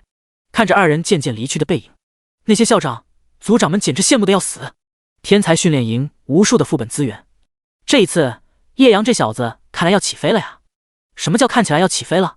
叶阳这小子原本就已经起飞了好吧？是啊，战斗天赋这么高，还有这么强大的实力，他不起飞谁起飞？哎，要是我儿子能有他这么有出息就好了。咦，这么一说，我听说叶阳这小子好像还是个孤儿。是啊，如果我没记错，他应该是顾同和林芳的儿子。一说顾同，那就更可惜了，他当时可是差一点就要突破英雄阶位，成功上位天水会长的职位的。是啊，可惜居然在8年前那场魔潮暴动给逝世了。不管怎么说，要是顾同能看到自己儿子现在这么厉害，就算是九泉之下，恐怕也是笑着的。谁说不是呢？真羡慕啊！无数的大佬看向叶阳的背影，眼神之中全部都是羡慕的神色。只可惜他们羡慕也没什么用，他们的儿子甚至连试炼副本的第一阶段都过不去，更别说什么天才训练营了。对了，林会长。跟随林长风前往职业者工会的路上，叶阳忽然想到什么。第25章天才训练营的规则。试炼副本第一，便直接问道：话说进入这个天才训练营有没有什么门槛或者条件之类的？刚才林长风说的这么好，叶阳可不认为这地方是随随便便就能进入的。不错，小伙子，听到这么一个好消息，居然还能这么理智，不多见了呀。林长风欣慰一笑，不过想要这个天才训练营确实也不是能够随随便便进入的。林长风想了想，便给叶阳详细的介绍了一下关于进入这个天才训练营的条件。首先，整个东山省一共是有1000个天才训练营的名额，按照常理来说，咱们东山省每个市差不多都有个20-30个的名额。然而咱们天水市在东山省是什么情况，想必应该也知道，只不过就是一个末流城市，所以这个名额咱们天水市已经有好几年没有争取到了。不过今年是你让我看到了希望，能够进入天才训练营，一方面是给自己的城市争光，一方面一旦被入选后，作为本市的会长和入选的学员都会受到来自东山省会长陆崇的丰厚奖励。正是如此，那些市长们才会挤破头想让自己城市的学生加入天才训练营，而且只要他们表现越好，奖励就会越高。不过当叶阳听到这里，顿时有些诧异，1000个名额，那不是很多吗？天水市就算是东山省的末流城市，也不至于1-2个名额都争取不到吧？哈哈！听到这，林长风不由得苦笑一声。你说这倒是，但你不知道的是，这1000个名额只是考核名额，而真正的入选名额仅仅只有100个。这样说，你应该懂了吧？林长风倒是没有怪叶阳问的这么直接，而是仔细的给他解释了一下。原来如此，叶阳默默点了点头。他就知道这天才训练营肯定不是能够随随便便进入的，而且那足足1000个名额，天水市就算再垃圾，也不可能一个都争取不到。但如果最后只有100个入选名额，那就怪不得了。即便是平均到每个城市的地面上，那也不过就是2、3个罢了。再加上天水市一个末流城市，争取不到最后直接放弃也是相当正常的。与其在考核的时候自取其辱，那还不如主动放弃。这时，林长风也有些感慨地看了叶阳一眼。不过，小伙子，今年你倒是给了我不小的希望，等到时候考核的时候，可别让我失望就行。不会的，叶阳淡笑道。别说这个东西是林长风自己有私心了，即便是为了自己的成长，叶阳也会加入这个天才训练营，看看里面的副本资源到底有多少。很快，叶阳就跟着林长风一同来到了天水市职业者工会。一眼望去，宏伟无比的建筑赫然矗立在叶阳的眼前。这还是他第一次来到这里。据说能在这里工作的职业者们至少都是黄金阶位以上的实力。不说别的，叶阳光是看到门口那2个护卫都觉得一阵强大的压迫感袭来。而在这里上班，工资多少钱倒是其次的，也没有什么职业者会在乎一个月110来万龙币的那些工资，主要是可以加入龙国体制内，每个月可以领到不少的资源。这就是职业者工会吗？叶阳心中暗道，然后便跟着林长风拐了几个弯，直接进了他的办公室。没一会儿，林长风便拿出了几个叶阳从来没有见过的东西，手臂一挥，那些东西顿时漂浮在半空之中，呈现在了叶阳的眼前。叶阳同学，这就是作为试炼副本第1的奖励。不过原本这奖励是没有这么多的，只有1套10级的白银级装备和1本白银级的法师技能。但你能够通关试炼副本，这奖励本身就不应该再局限于此。说着，林长风便将手中的所有东西全部赠送给了叶阳。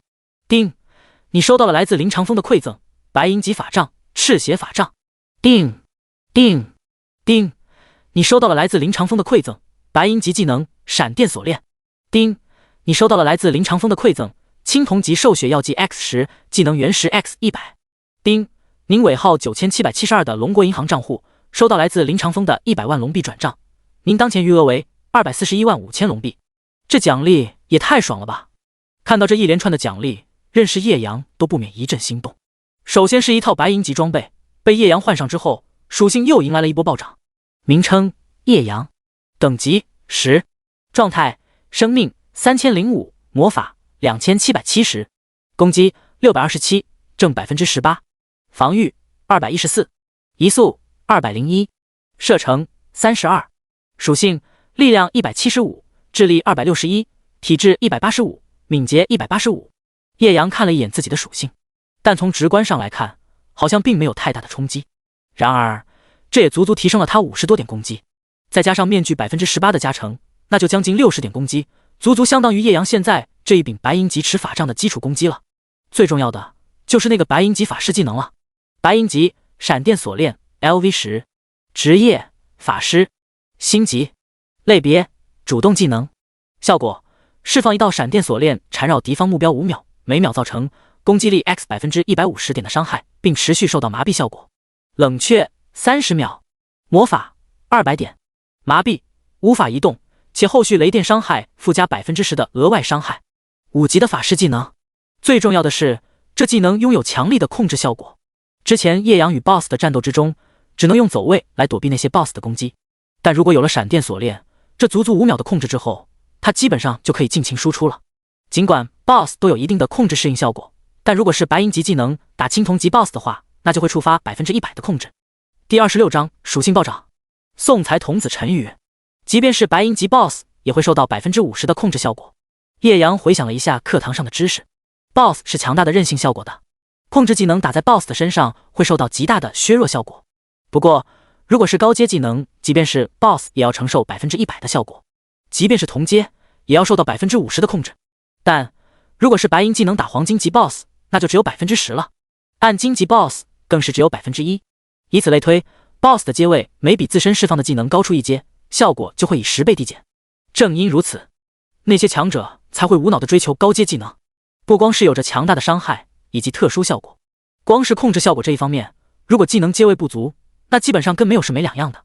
不说别的，即便是叶阳这一发闪电锁链打在黄金级 BOSS 的身上，那就只有 0.5 秒的控制时间了。这点时间堪堪够自己释放出来一个元素飞弹罢了。但无所谓，叶阳有着至高法神这10倍技能增幅，刚刚学习之后，控制时间就直接暴增到了50秒的束缚时间，即便是打黄金级 BOSS 也还有着原本5秒的冷却，简直不要太爽。而原本的伤害加成也从 150% 直接暴增到了 1500%。随后叶阳便看向了剩下的奖励，首先是100万龙币的现金。叶阳知道林长风肯定是查出来自己是孤儿身份，以为自己在蓝星会缺钱用，所以才会直接投资，让自己有点起步资金来成长。而技能原石，叶阳在书本上也见识过这种东西，能够给技能升星。别说林长风，即便是叶阳之前在野外打的那几只青铜级 BOSS， 就掉落了10几颗技能原石了。不过青铜级兽血药剂，林会长，这是什么东西？叶阳看向了自己手中那瓶颜色鲜红，大约只有1个指头肚般的药剂，向林长风问道。这是一种能够增加自身刷怪经验值的药剂，青铜级兽血药剂能够有 100% 的经验增幅，持续1小时，白银级的更是有 200% 的额外增幅。可惜的是，我在咱们天水市能够拿出来最好的兽血药剂就是青铜级的了，所以也希望你不要嫌弃。林长风直接解释道。增幅 100% 杀怪经验，我之前还从来没听说过还有这种东西。叶阳不由得有些惊讶，一般人自然是没听说过的，因为这东西售价极其昂贵，就这么一小瓶就要10万龙币，而且有价无市。最离谱的是，这兽血药剂的效果还能叠加，也就是说，如果你青铜级和白银级的兽血药剂一起用，甚至直接就会有 300% 的额外加成。林长风直接说道。这么厉害，还能叠加啊？叶阳这次是真的长见识了，不愧是天水市会长啊！这东西他别说在课堂上了，恐怕一般的小家族都根本用不起这种东西吧。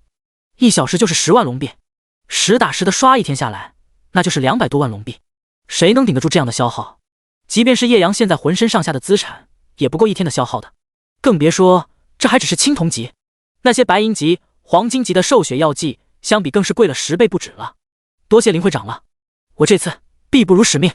看着林长风期待的表，叶阳郑重说道：加油就好，天才训练营的考核名额我已经给你报名了，明天上午8点你直接过来这里就行，到时候一起出发去青鸟市开始考核。林长风十分欣慰，向叶阳说了一下后续的事情。好，叶阳点点头，然后便离开了职业者工会。叶阳刚走出职业者工会的大门，一个熟悉的人迎面至。陈宇，你又干嘛？看到这人，叶阳就没想给他好脸，冷冰冰地问道。我没想干嘛。陈宇歉意一笑，这是我们打赌输给你的技能书，你忘了？原来是这事儿。不过当叶阳伸手拿过技能书后，不由得一愣，白银级法师技能，我们赌的不是青铜级技能吗？你这是……嘿嘿，之前是我不懂事，冲撞了大哥。陈宇马上陪笑道，这本白银级技能就是我给峰哥的道歉礼，希望以后能多关照一下小弟。自从失联副本彻彻底底的看到了叶阳空前绝后的逆天成绩之后，陈宇便想明白了自己和叶阳之间的差距到底是多大，那简直就是无法逾越的天壤之别。要是再和这样的人作对，那自己真是自讨苦吃了。说点不好听的，别说叶阳以后想起来自己算计过他，就算是叶阳今天想弄死他，那只不过都是翻手之间的事儿。和这样的人物作对，那不是找死是什么？然而当叶阳看到那本白银级技能之后，不由得有些好笑。道歉就不用了，不过这本技能书是我应得的，他本来就没想过找这个陈宇的麻烦。开玩笑，有了至高法神系统，自己未来的成长速度将会是何等之快。用不了多长时间，陈宇这样的人在自己的眼中只不过是一只蝼蚁罢了，自己何必跟一只蝼蚁大费周折？只不过他这本技能书倒是让叶阳十分喜欢。白银级双动金盾 LV10， 职业法师，星级，类别主动技能，效果创造一个攻击力 X300% 点双动金盾，保护自身或友方目标，在双动金盾持续时间内增加自身 10% 法术伤害，持续30秒，冷却10秒，魔法200点。有一说一，叶阳现在有了群伤技能，有了控制技能，现在差的也就是只有保命技能了。而这本双动金盾的出现，正好弥补了叶阳现在保命能力不足的特点。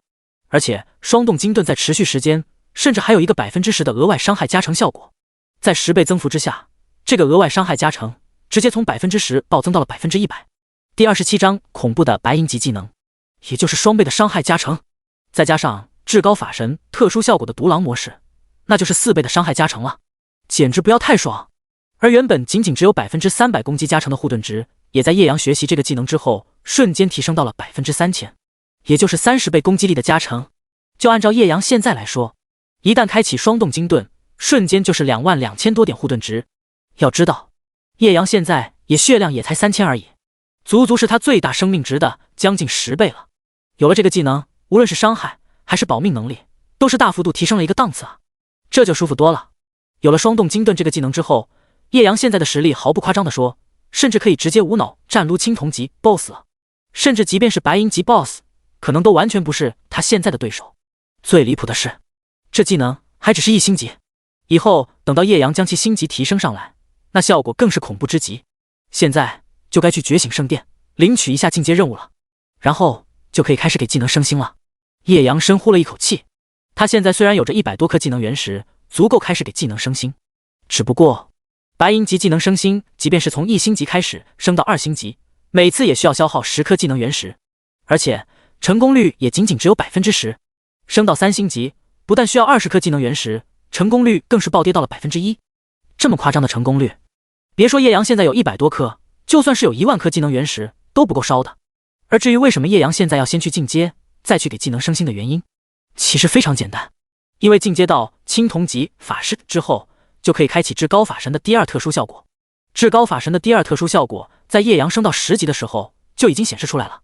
至高法神类别专属天赋，特殊效果1，至高法神睥睨万物众生。当你一人独行时，伤害增加 100%； 当你组队时，获得经验为 100%， 且掉宝率正 100%， 掉落物品质加1。特殊效果2，至高法神拥有无尽幸运，当你给技能升星时，成功率将会提升至 100%。待开启。特殊效果3，待开启。特殊效果4，待开启。特殊效果5，是的，特殊效果2就是技能升星 100% 的成功率。不愧是至高法神系统啊！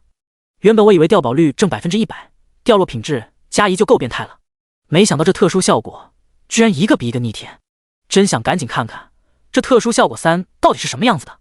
看了一眼至高法神天赋的特殊效果面板，叶阳不由得期待起来。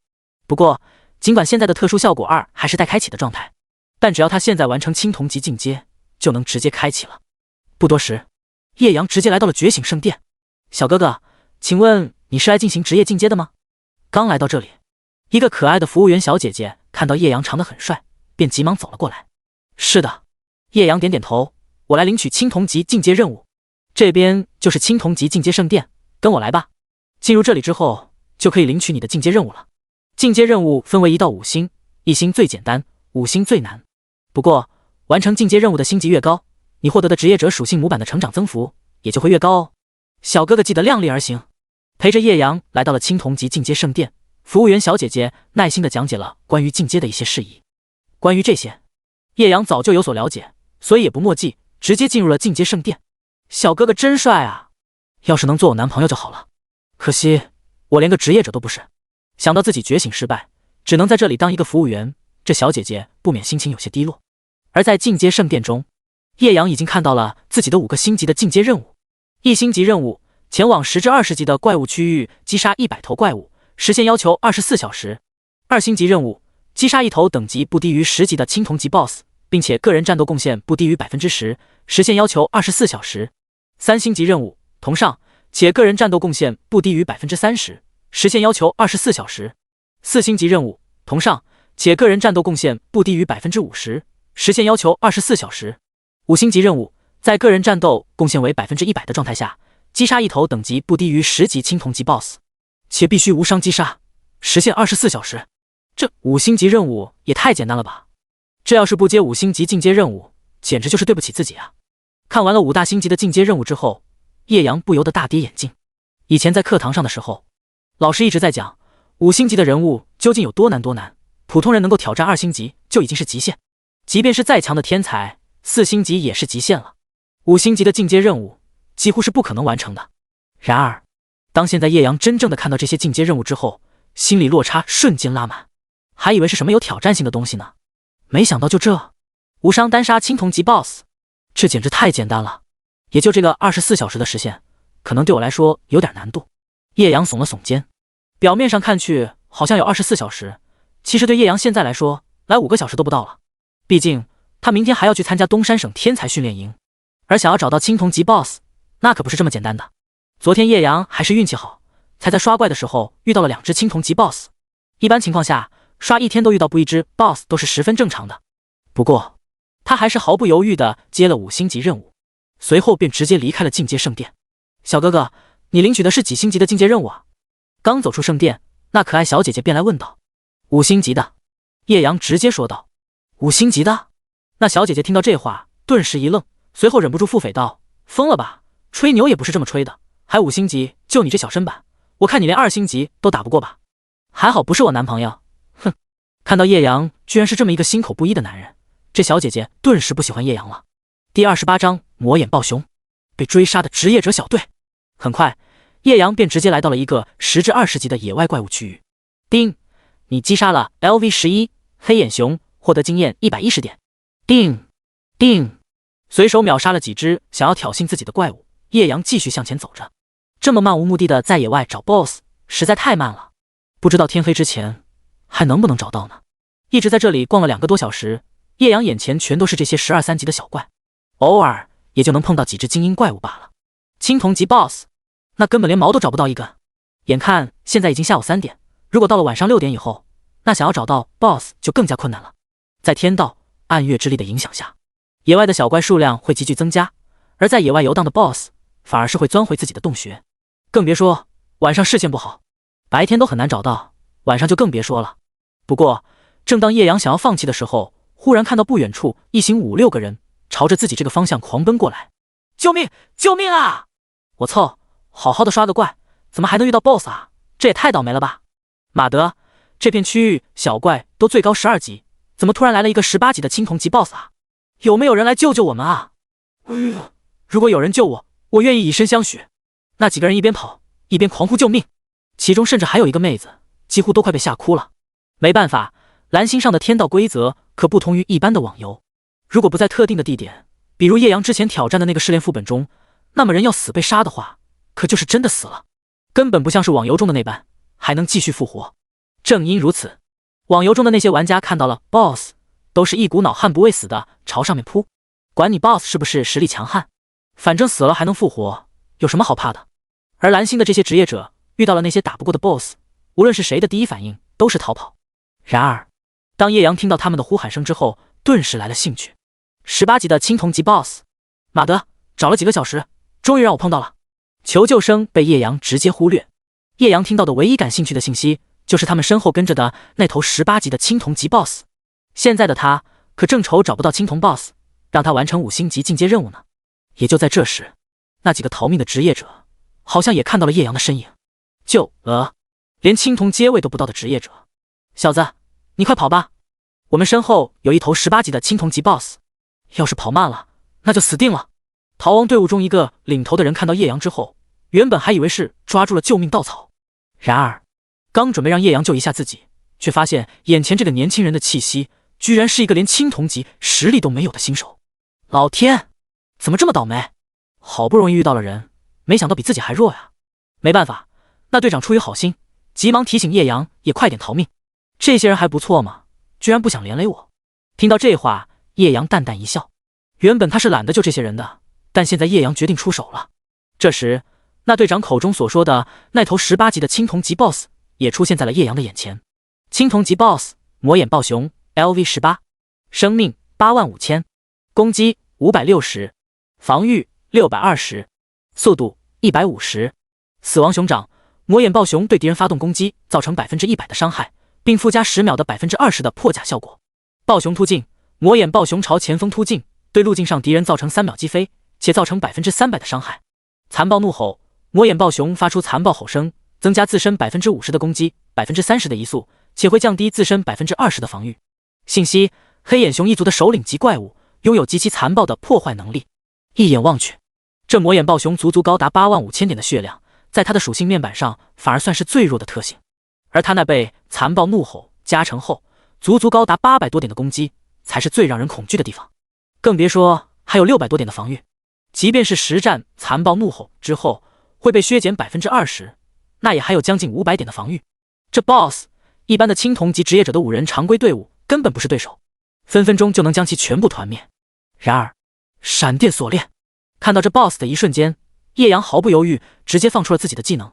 下一秒，随着一股滋滋作响的雷电能量在叶阳的法杖顶端汇聚完毕之后，一条恐怖的雷蛇顷刻之间直接朝着魔眼暴熊激射而出，眨眼间便将这头 BOSS 死死地禁锢在了原地。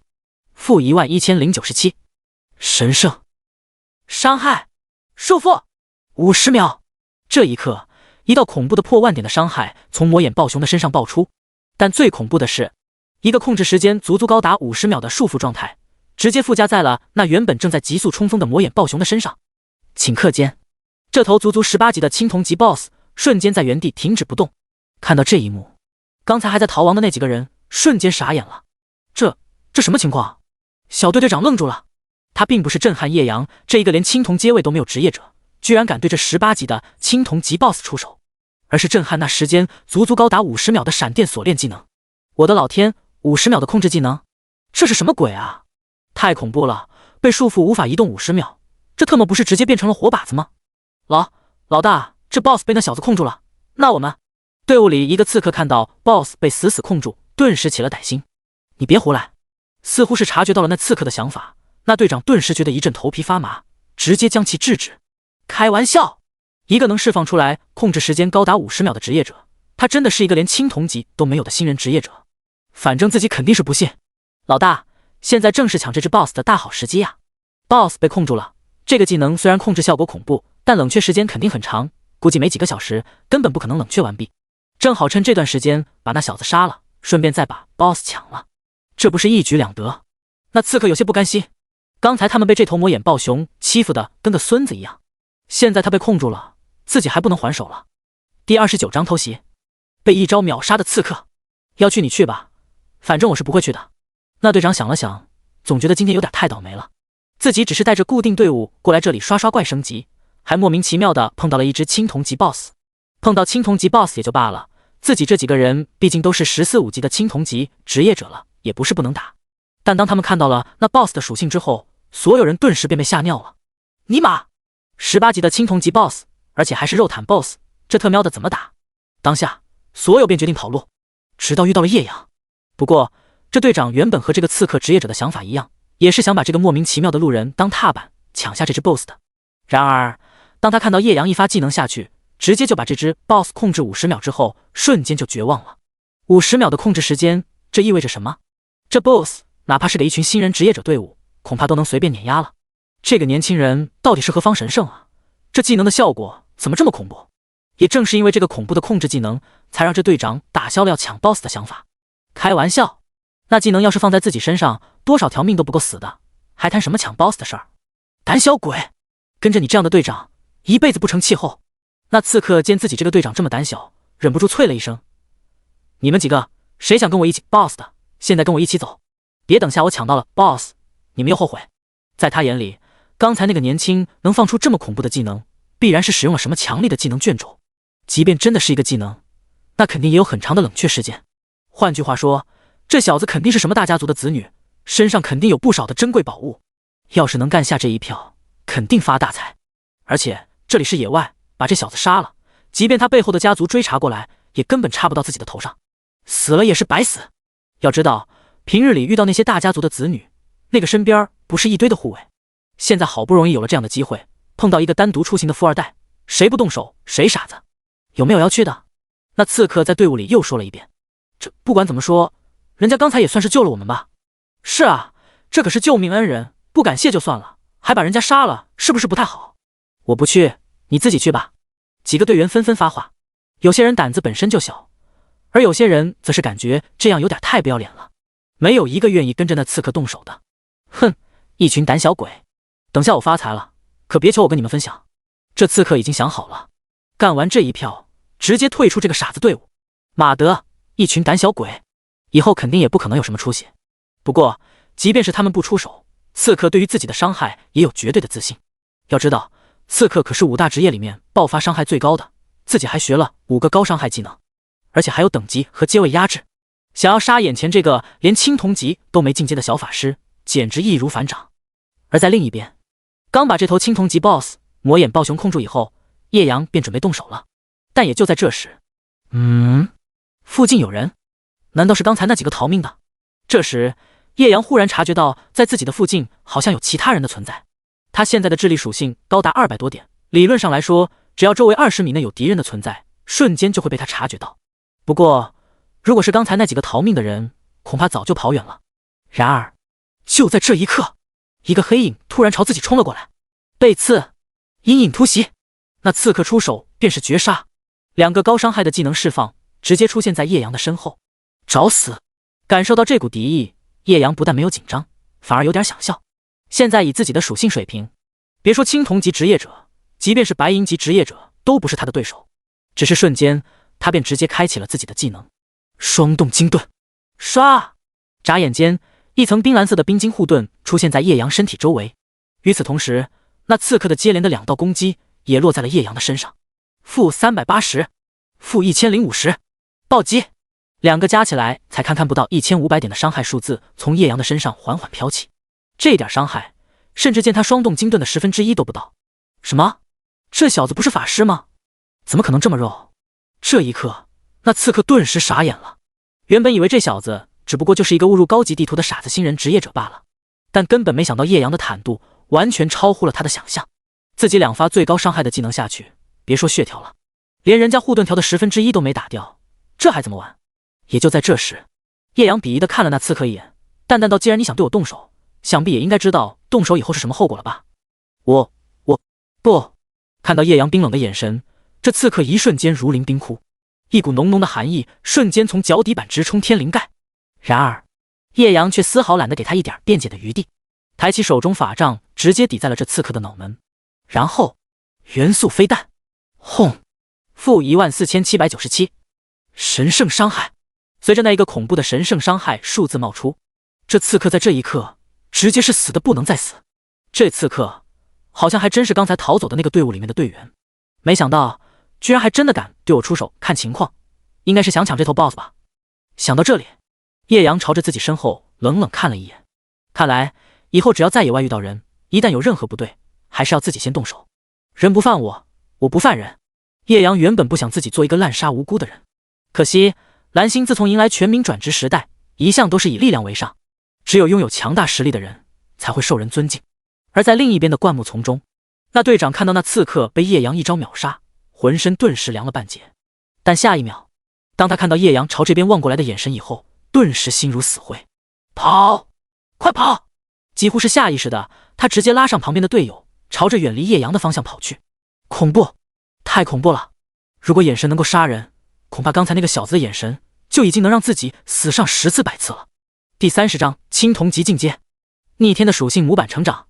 云火天降，元素飞弹，元素飞弹，一连串技能下去，那头18级的请青铜级 BOSS 魔眼暴熊，甚至还没从那恐怖的控制时间里面挣脱出来，便直接被叶阳轰杀了。太简单了，别说一只，就算是再来几只青铜级 BOSS 也根本无所谓啊。看到这头倒在地上的魔眼暴熊尸体，叶阳不由得淡淡一笑。现在的青铜级 BOSS 对自己来说，那简直完全没有一点点挑战难度了。丁，你击杀了 LV18 青铜级 BOSS 魔眼暴熊，获得奖励23000点经验。丁，你获得了白银级剧毒短刺。丁，你获得了白银级贤者头巾。丁，你获得了白银级黑暗护手。丁，你获得了白银级技能刀光之影。丁，你完成了青铜级进阶任务。呼，终于完成青铜级进阶任务了。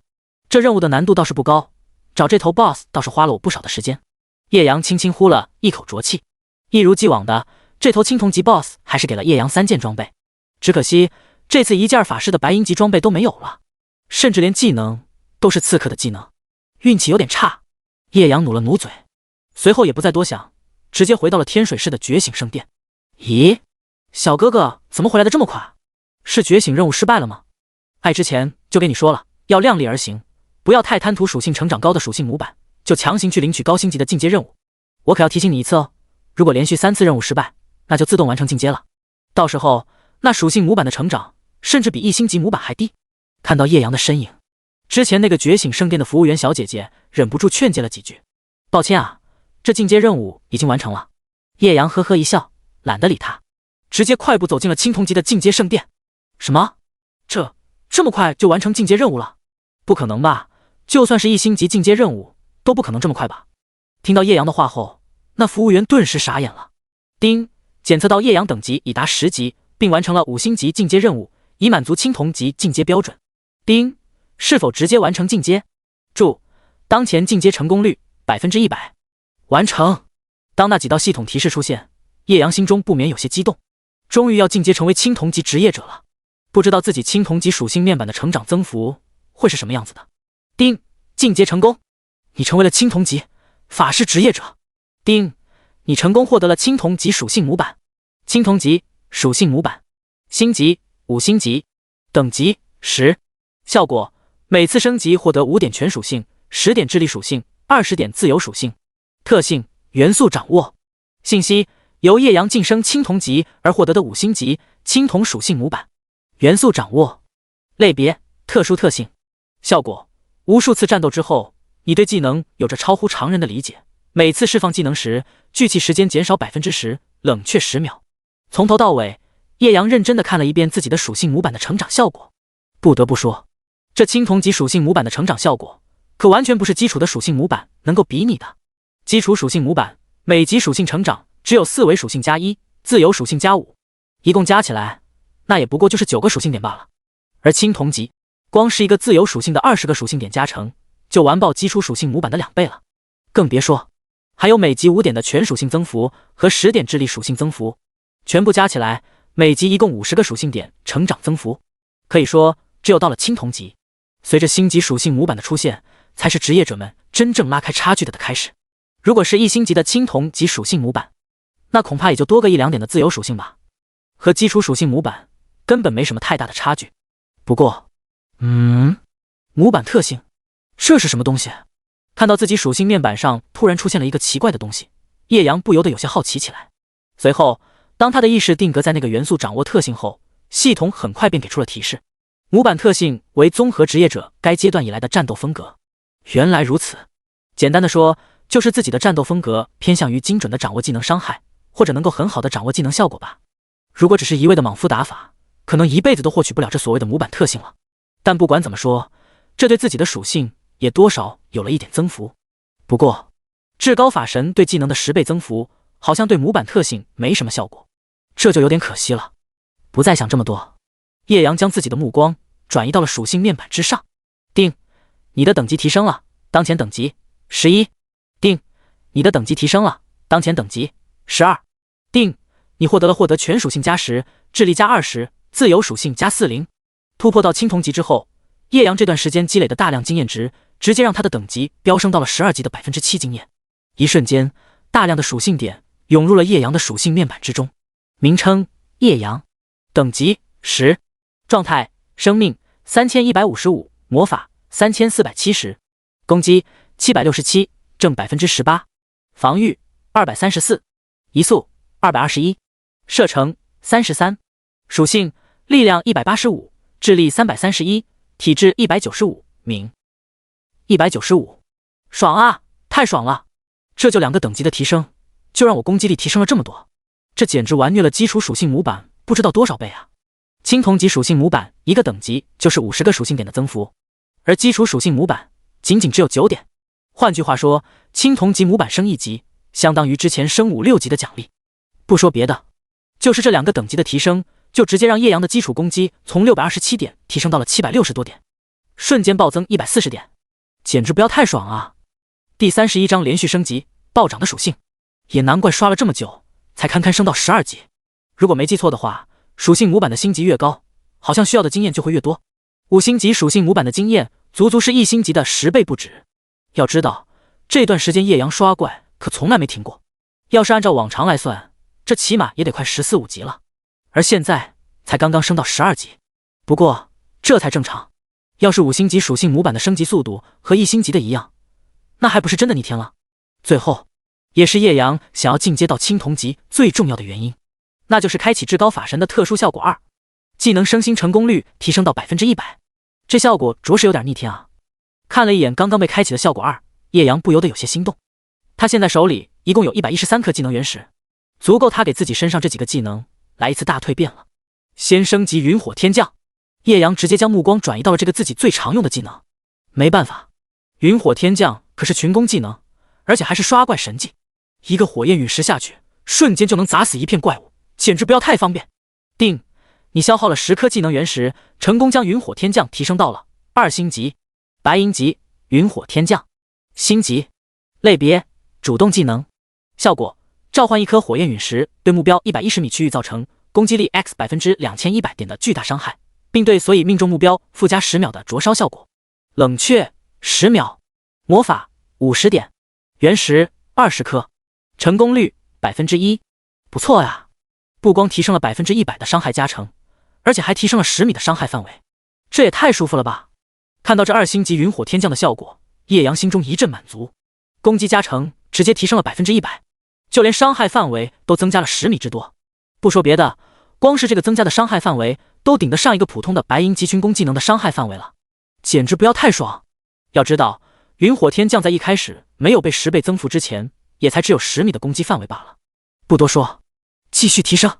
定，你消耗了20颗技能原石，成功将云火天降提升到了3星级，又是一个星级的提升。云火天降的攻击加成直接提升到了2200%，技能伤害范围也提升到了120米。不过继续提升就要50颗技能原石了，这白银级的技能消耗真大啊！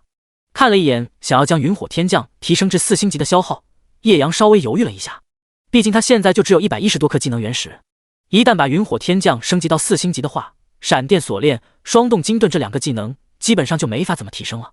但很快他就确定了心中的想法，继续提升。心中暗呼一声，叶阳不再犹豫。说到底，闪电锁链只是一个辅助控制技能，伤害和云火天降相比并不高。双动金盾就不用说了，一点伤害都没有，纯粹就是一个保命技能。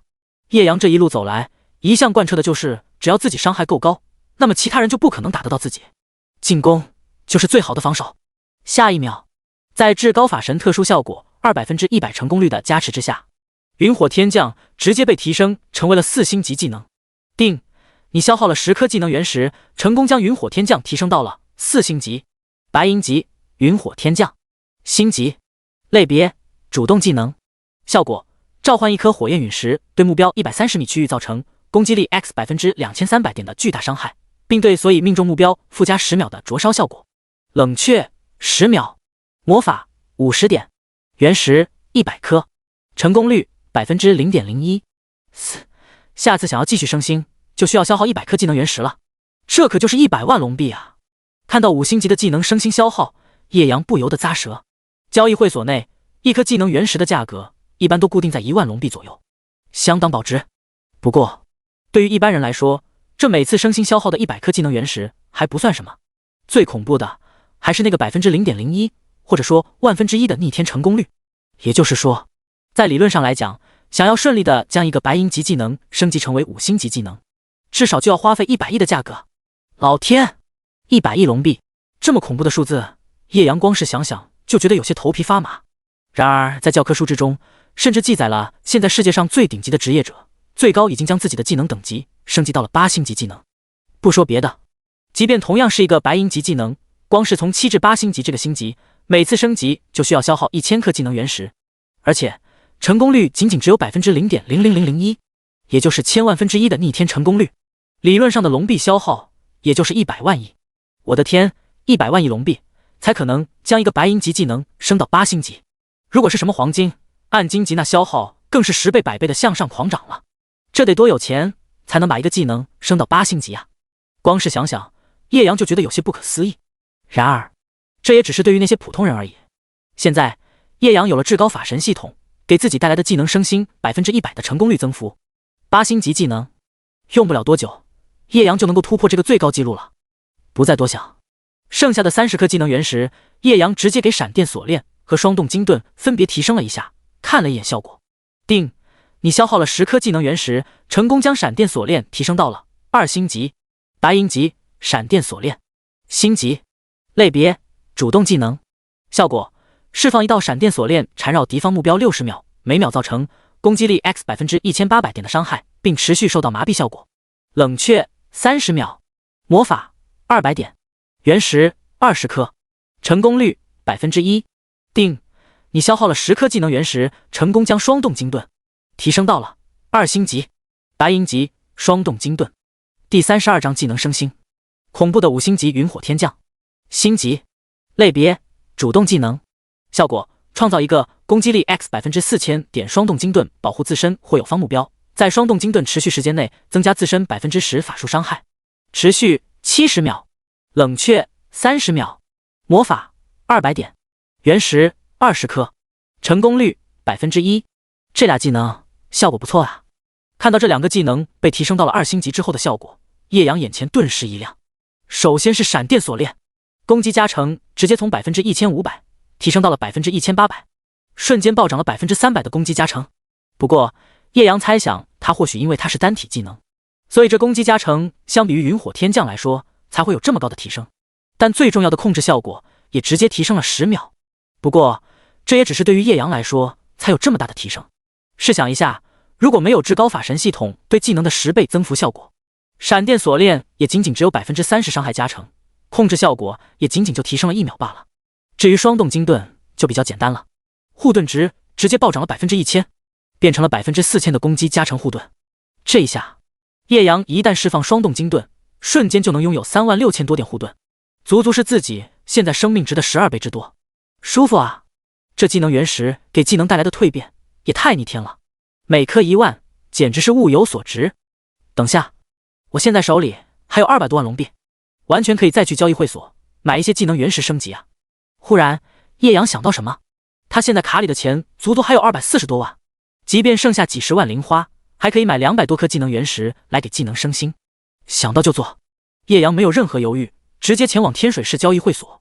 所幸交易会所离觉醒圣殿不远，几分钟的时间，叶阳就来到交易会所，直接买下了200颗技能原石。升星升星，继续升星！看着背包里多出来的200颗技能原石，叶阳心中大爽，这给技能升星简直上瘾啊！其他人不知道，反正叶阳这里可是100%成功率，只要技能原石的数量足够，直接就能成功给技能升星。不多想，叶阳直接拿出100颗技能原石，给云火天降升到了5星级。定，你消耗了100颗技能原石，成功将云火天降提升到了4星级。白银级云火天降。星级类别主动技能，效果召唤一颗火焰陨石，对目标140米区域造成攻击力 x2400 点的巨大伤害，并对所以命中目标附加10秒的灼烧效果。原石200颗，成功率 0.001%。下次升星就要200万龙币了，要是其他人的话，这成功率就更加离谱了，必须要触发100000分之一的成功率才能给技能升到6星级。看着云火天降技能上那代表星级的一连串星星，叶阳心中便是一顿满足。这可是5星级技能，普通人想要将一个技能升到5星，那是何等难度！毫不夸张地说，恐怕整个天水市，包括林长风在内，估计都没有5星级技能。即便是有，那肯定也是什么青铜、白银之类的垃圾技能。剩下110颗原石。叶阳花了90颗技能原石，分别升到了4星级的双动精盾和3星级的闪电锁链。看了一眼2个技能现在的效果，闪电锁链的攻击加成提升到了 2100%， 控制效果提升到了70秒，而双动精盾的护盾加成直接飙升到了 6000%。按照叶阳现在的属性来算，那就是46000多点护盾。这么厚的护盾，我看谁能打得动我？这一刻，叶阳瞬间有了满满的安全感。接下来就是等待明天早上9点之前去找林长风汇报，前往青鸟市参加天才训练营考核了。不过这还有几个小时，也闲着没事儿，就去刷会儿怪吧。叶阳一点也不想浪费变强的时间，尤其是自己现在5星级的属性面板，经验的需求量更是普通人的数倍，所以更要加快速度升级。也就在这时，苏慕晴忽然发来了私聊消息：大神有空一起练级吗？居然是他！不过好像现在也没什么事儿，正好可以带他一起刷怪，而且有他拉怪的话，我升级效率就会更高。看到私聊消息，叶阳心中一动，没想到这妹子来得这么及时啊！毕竟如果没人组队的话，叶阳也就是伤害高一点，但是现在刷那些小怪，无论有没有独狼模式那额外 100% 的加成，他都能瞬秒小怪，而且有他组队的话，自己还能享受到掉宝率的加成。有空，等下我正好要去青山山脉升级，你要是去的话，就直接去西城门等我吧。叶阳回复道：好，不过这次我想带几个姐妹可以吗？苏慕晴有些小心翼翼地问道。姐妹？我丑话说在前面，钱1分钱不能少，而且他们要是来也一样得拉怪。叶阳想了想，直接说道：要是愿意付钱和拉怪的话，队伍里的人自然是越多越好。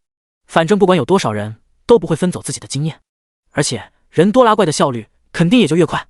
可以的，苏慕晴几乎是秒回道。行，那直接去西城门集合吧，我现在也要去了。说罢，叶阳直接关闭私聊，向天水市西城门赶去。哇塞，这就是叶阳吗？果然跟传说中的一样，真的好帅。好想让他做我老公啊！别说老公，就算是只能做我男朋友，我都认了。听说叶阳之前还直接把失恋副本杀通关了，荷叶太猛了吧，太厉害啦，又帅又有实力，简直就是梦中情人好不好？天水西城门处，远远的看到了叶阳的身影之后，苏慕晴那些姐妹顿时惊呼起来。好啦，你们怎么都跟花痴一样啊？能不能矜持一点，有个女孩子的样子？看到自己姐妹都这副模样，苏慕晴顿时都无语了。第33章疯狂刷怪，被追杀的灵颜妹子，这些都什么人啊？可惜听到苏慕晴的制止后，那些姐妹不但没有收敛，反而更加猖狂了。慕晴，你昨天和叶阳2个人在一起待了1天吗？是呀是呀，有没有问过他什么东西？慕晴，叶阳有没有女朋友啊？他喜欢什么类型的？切，不用想就知道，叶阳肯定喜欢 JK 类型的，因为我就是。哼，怎么可能？他一定喜欢成熟风格的。慕晴姐，叶阳他喜不喜欢女仆风啊？我好想做他女朋友哦。你们真的够了哦！看到自己这些姐妹一个个看到叶阳这个大帅哥都跟丢了魂儿一样，简直无语死了。这时叶阳也终于走了过来。大神，我们都集合完毕了，今天咱们要去一阶的怪物区域吗？进队的话什么价格？苏慕晴仿佛很老练的来到叶阳身边，一句废话也不多说，因为昨天组了1天的队，叶阳大神好像都不怎么喜欢说话，一直在闷头刷怪。虽然是很效率不错，但是也太无聊了。不过既然叶阳大神不喜欢废话，苏慕晴肯定也不想惹他不开心，而是直奔主题问道：1小时10万龙币，要是有青铜级以上的 BOSS， 一只10万。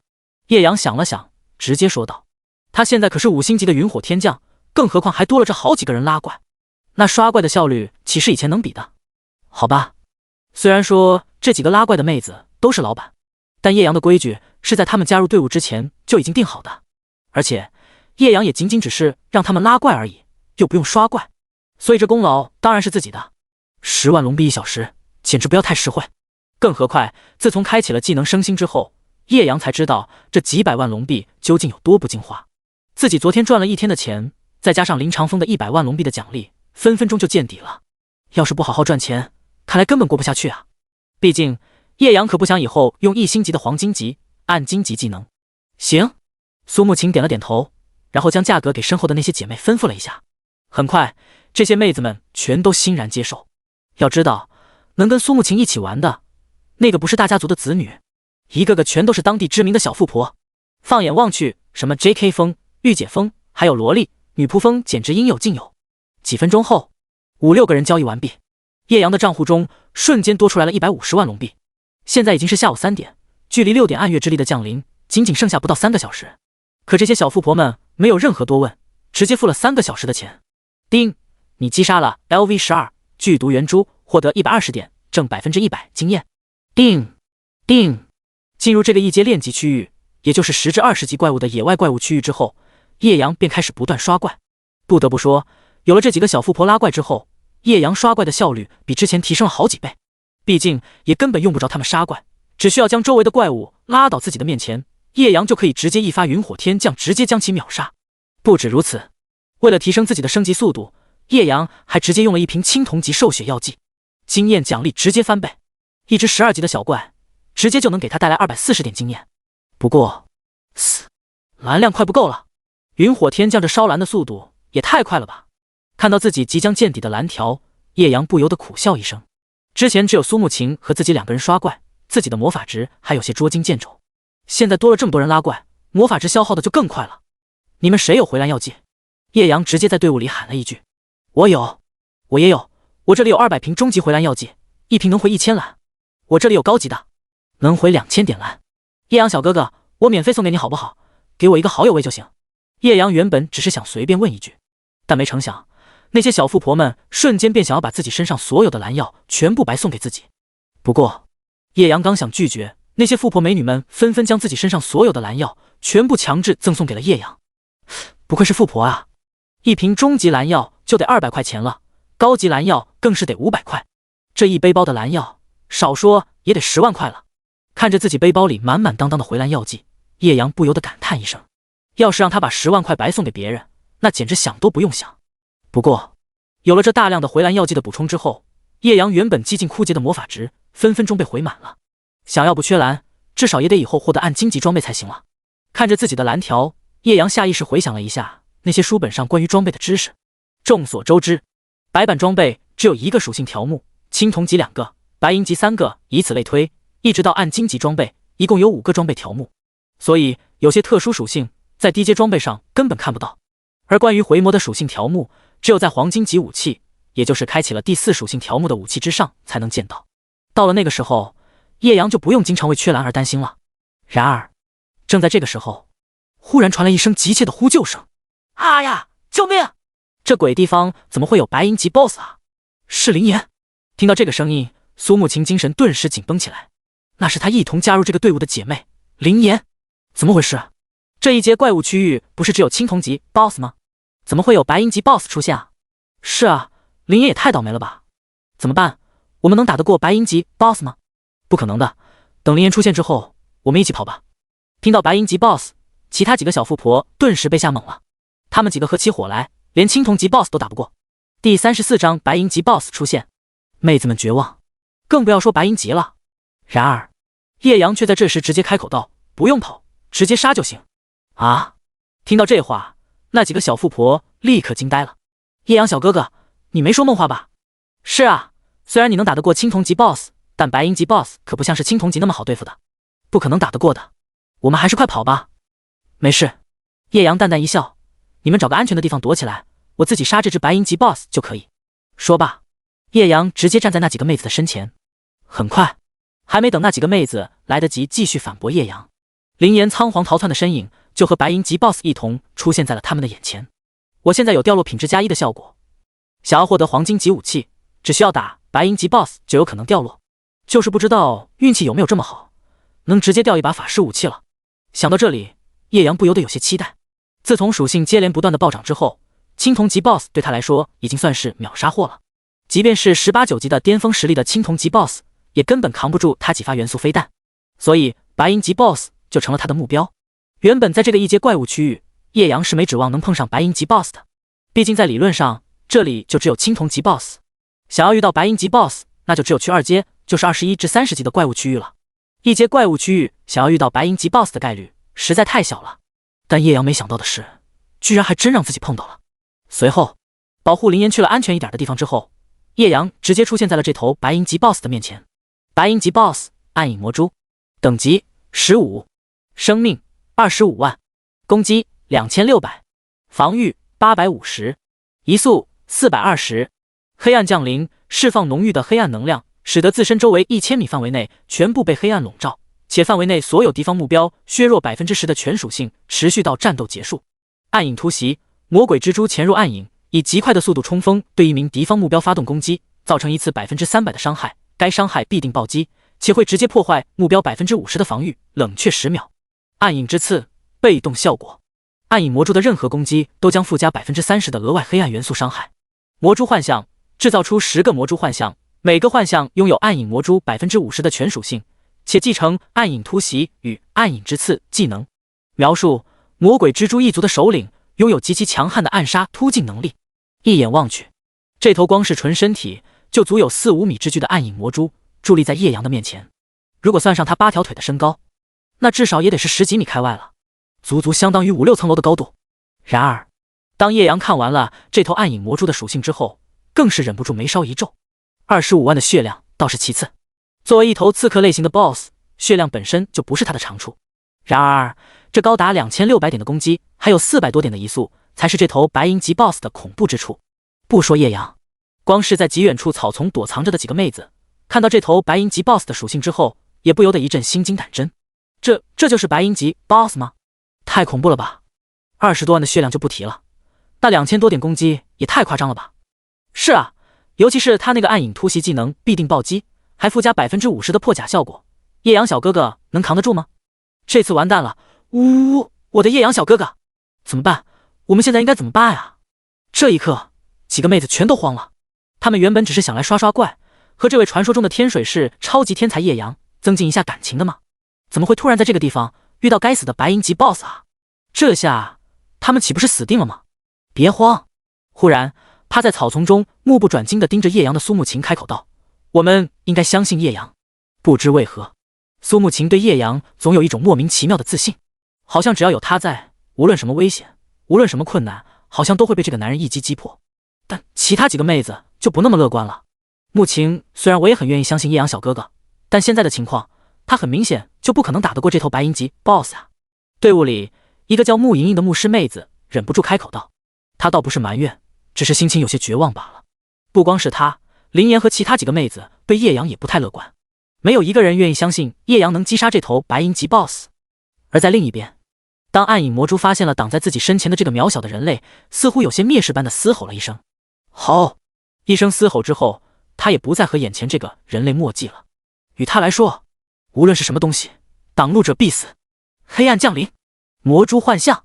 眨眼间，两大技能直接被暗影魔蛛释放而出。这一刻，在叶阳周围1000米左右的视线，全部在一瞬间变得漆黑如墨，仿佛就像是被置身在了深邃的黑洞之中。以为挡住视线就能让一个法师无可奈何吗？看到这一幕，叶阳忍不住笑了。与此同时，他的技能也在瞬间释放出来，双动精盾，咔嚓咔嚓。这一片在无人察觉的漆黑环境之中，那一层坚固无比的冰蓝色护盾直接在叶阳的身体周围幻化而出。也就在这一刻，潜伏在黑暗中的暗影魔蛛也在瞬间对叶阳发动攻击。暗影突袭，轰！一声沉闷的碰撞声响起，暗影魔蛛一条如同石柱般巨大的粗腿直接撞击在了叶阳的护盾之上。尽管暗影魔蛛仅仅只是刺客类型的 BOSS， 但他全力发动的一次攻击还是拥有巨大的冲击力。-15600暴击，一个极为恐怖的伤害数字在叶阳的冰盾之上爆出。没办法，护盾是不享受本身的任何免伤属性和防御属性的。第35章暴杀白银级 BOSS， 黄金级大爆。所以无论叶阳自身防御有多高，也不会附加在护盾之上。然而原来在这儿，这一击虽然直接轰掉了叶阳不到1/3的护盾，但也直接让暗影魔蛛暴露了自己的位置。有一说一，叶阳还怕这头 BOSS 一直待在黑暗之中不出手呢。要是真这样，叶阳还真拿他没有办法。毕竟凭他现在300多点的智力属性，最多也就是能感知到周围30米左右范围的敌人罢了。而这个黑暗降临范围足足高达1000米，完全不是叶阳能够单靠感知力能够分辨出来位置的。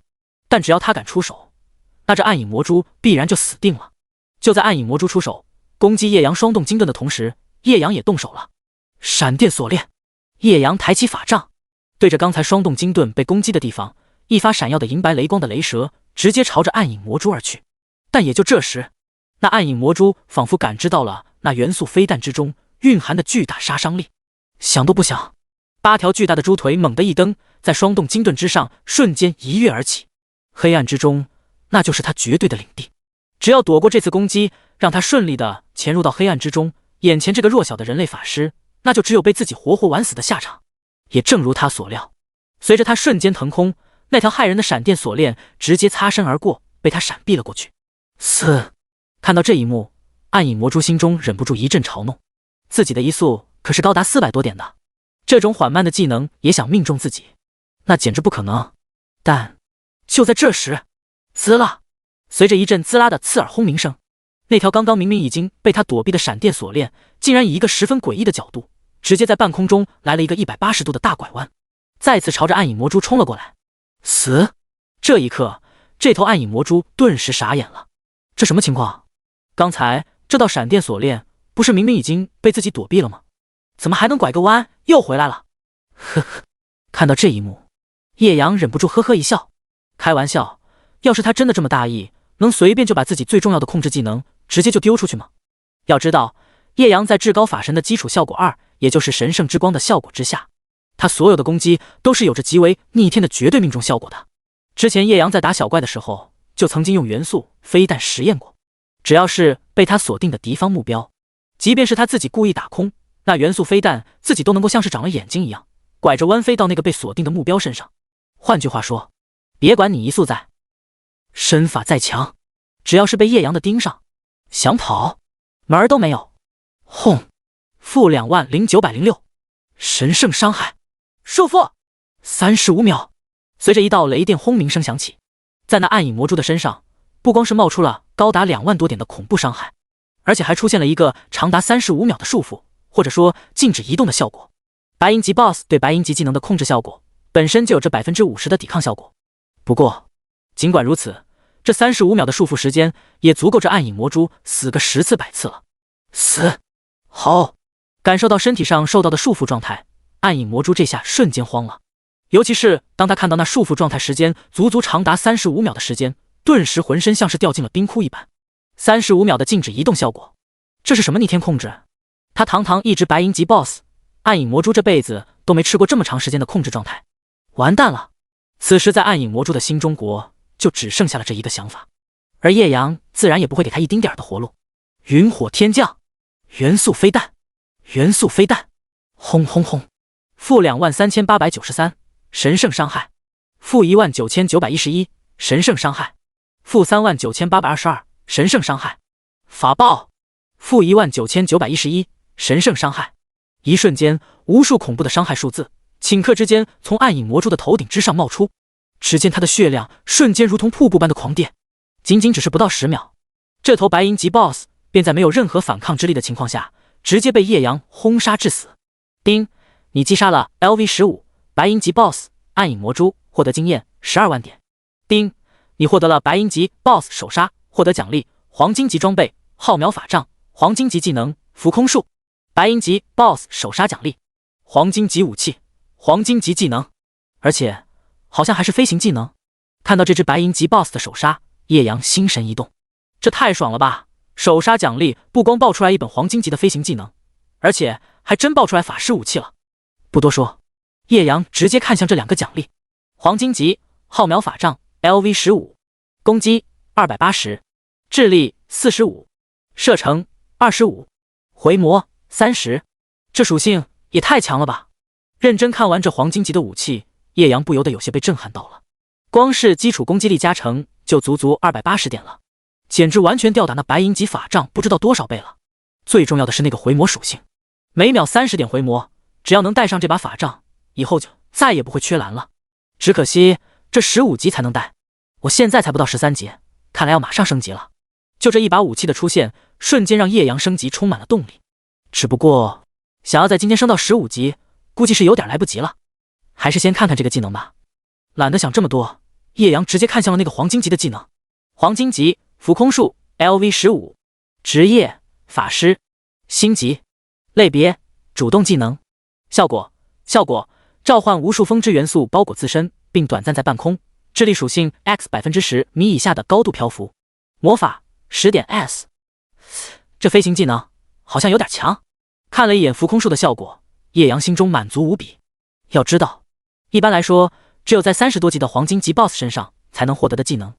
第36章大爆，恐怖的黄金级技能。即便是叶阳，这一次也是运气极好，才能在这个一阶的怪物区域碰到一只低级的白银级 BOSS， 要不然至少也得等到以后进入2阶怪物区域才能遇到白银级 BOSS 了。但有一说一，就凭这个暗影魔蛛的实力来推算的话，真正20多级的白银级 BOSS 恐怕还真没这么好对付。光是这10几级的就让叶阳有那么一点压力了。最重要的，飞行技能一向都是法师的珍稀技能，所以即便是能遇到白银级 BOSS， 也不一定能够爆得出来飞行技能。这一下，要是以后遇到那些地面上的进城怪物，我完全能直接飞起来进行降维打击啊！这画面光是想想就让人觉得有些期待。然后便是 BOSS 爆出来的其他装备技能。丁，你获得了装备黄金级死亡魔盾。丁，你获得了装备黄金级魔蛛法袍。丁，你获得了装备黄金级赤钢护甲。丁，你获得了技能黄金级毁灭冲击。丁，你获得了技能黄金级冲锋之剑。我去，这次一下爆出来2本技能书啊！看到自己背包中的2本技能，叶阳顿时眼前一亮。一共3件装备，2本技能。让他最欣慰的是，这其中甚至还有一件黄金级的法师衣甲，还有一本法师技能。这次爽爆了！叶阳直接查看起那2个自己能用的法师奖励：黄金级魔蛛法袍 LV15， 生命1200，魔法1500，防御220，体质30，黄金级毁灭冲击 LV15， 职业法师，星级，类别：主动技能。效果：释放一道璀璨的元素光束，对前方所有敌方进行持续打击，每秒造成攻击力 X200%的伤害。注：毁灭光束拥有贯穿效果。魔法：20.S。这技能爽啊！直接无限时间打击。看到那个毁灭冲击技能，叶阳顿时惊喜道：直接释放一道光束，只要有蓝就能持续对前方进行轰击。最离谱的是，这毁灭光束居然还有贯穿效果，这就太爽了呀！而那件黄金级的法师翼甲的属性也相当爆炸，只可惜这些全都是15级的装备啊，叶阳现在一件也穿不上。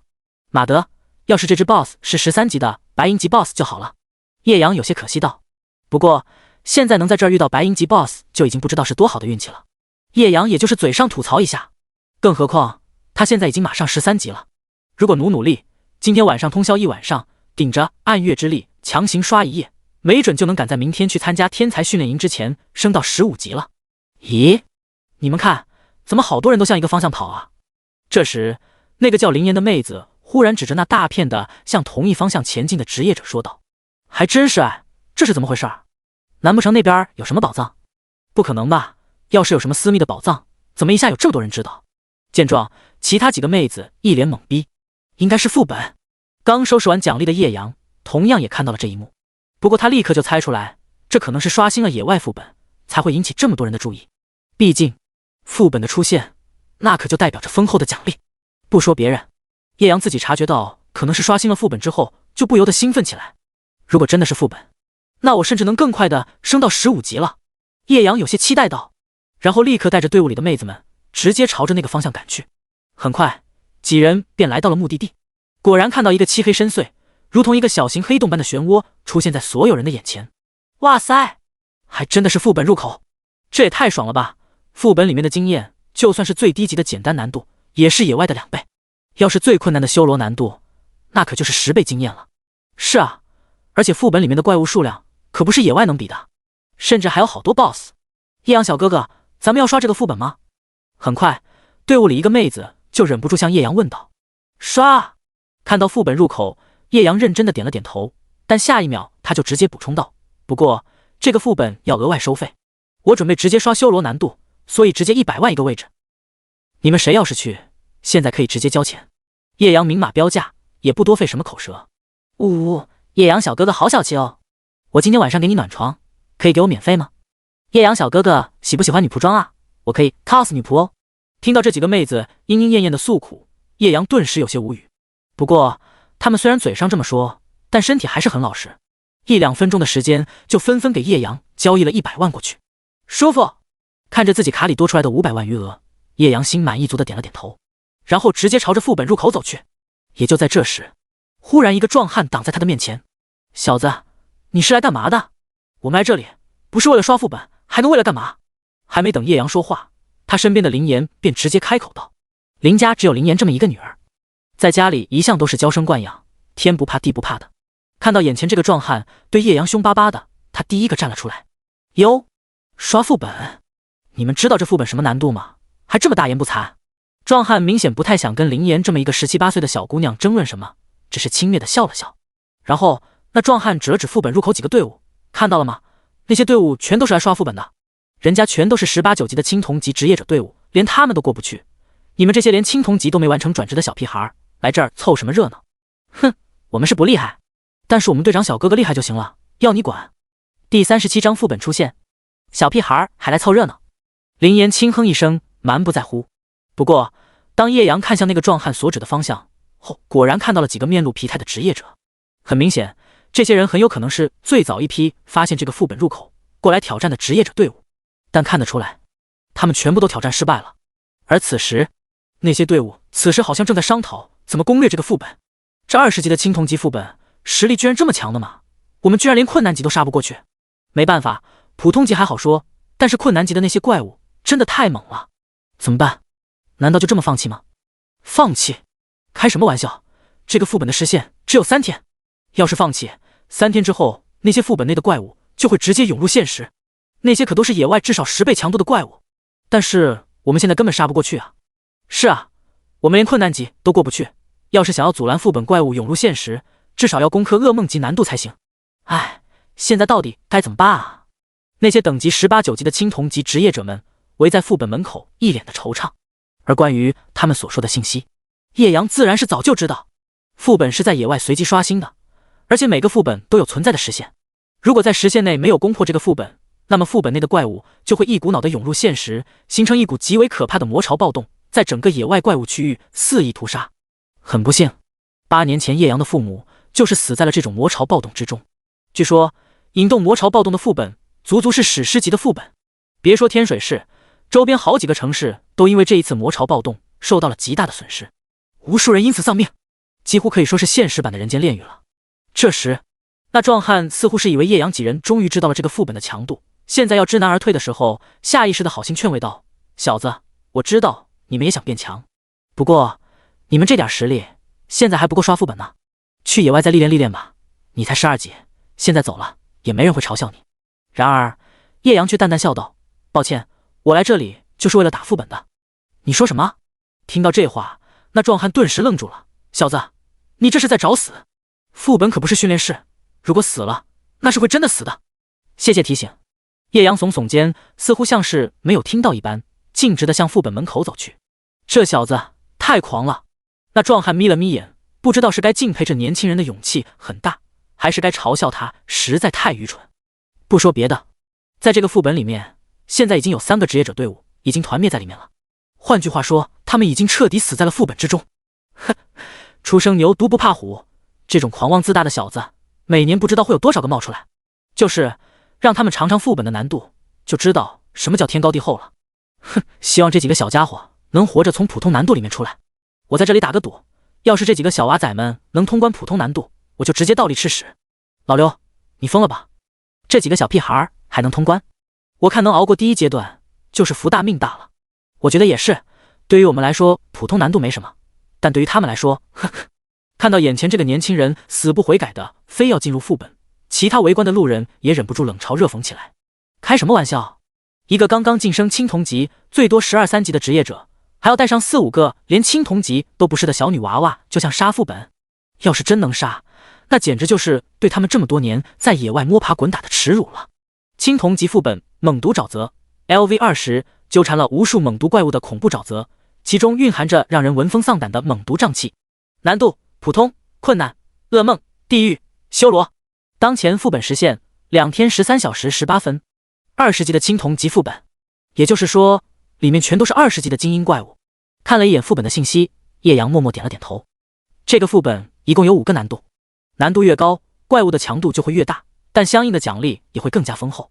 而且这个副本只存在3天，如果3天内没有攻克噩梦级难度的话，副本内的怪物就会涌入现实。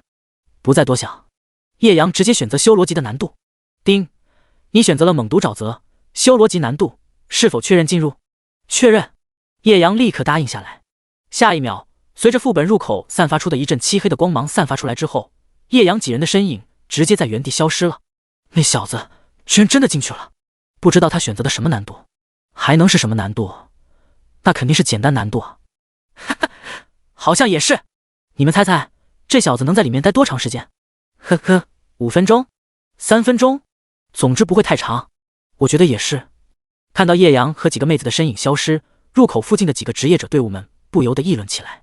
副本内，随着一阵时空穿梭般的晕眩感传来，当叶阳再次睁开眼，看到的却是一片被浓浓的暗紫色瘴气所包裹的沼泽泥地。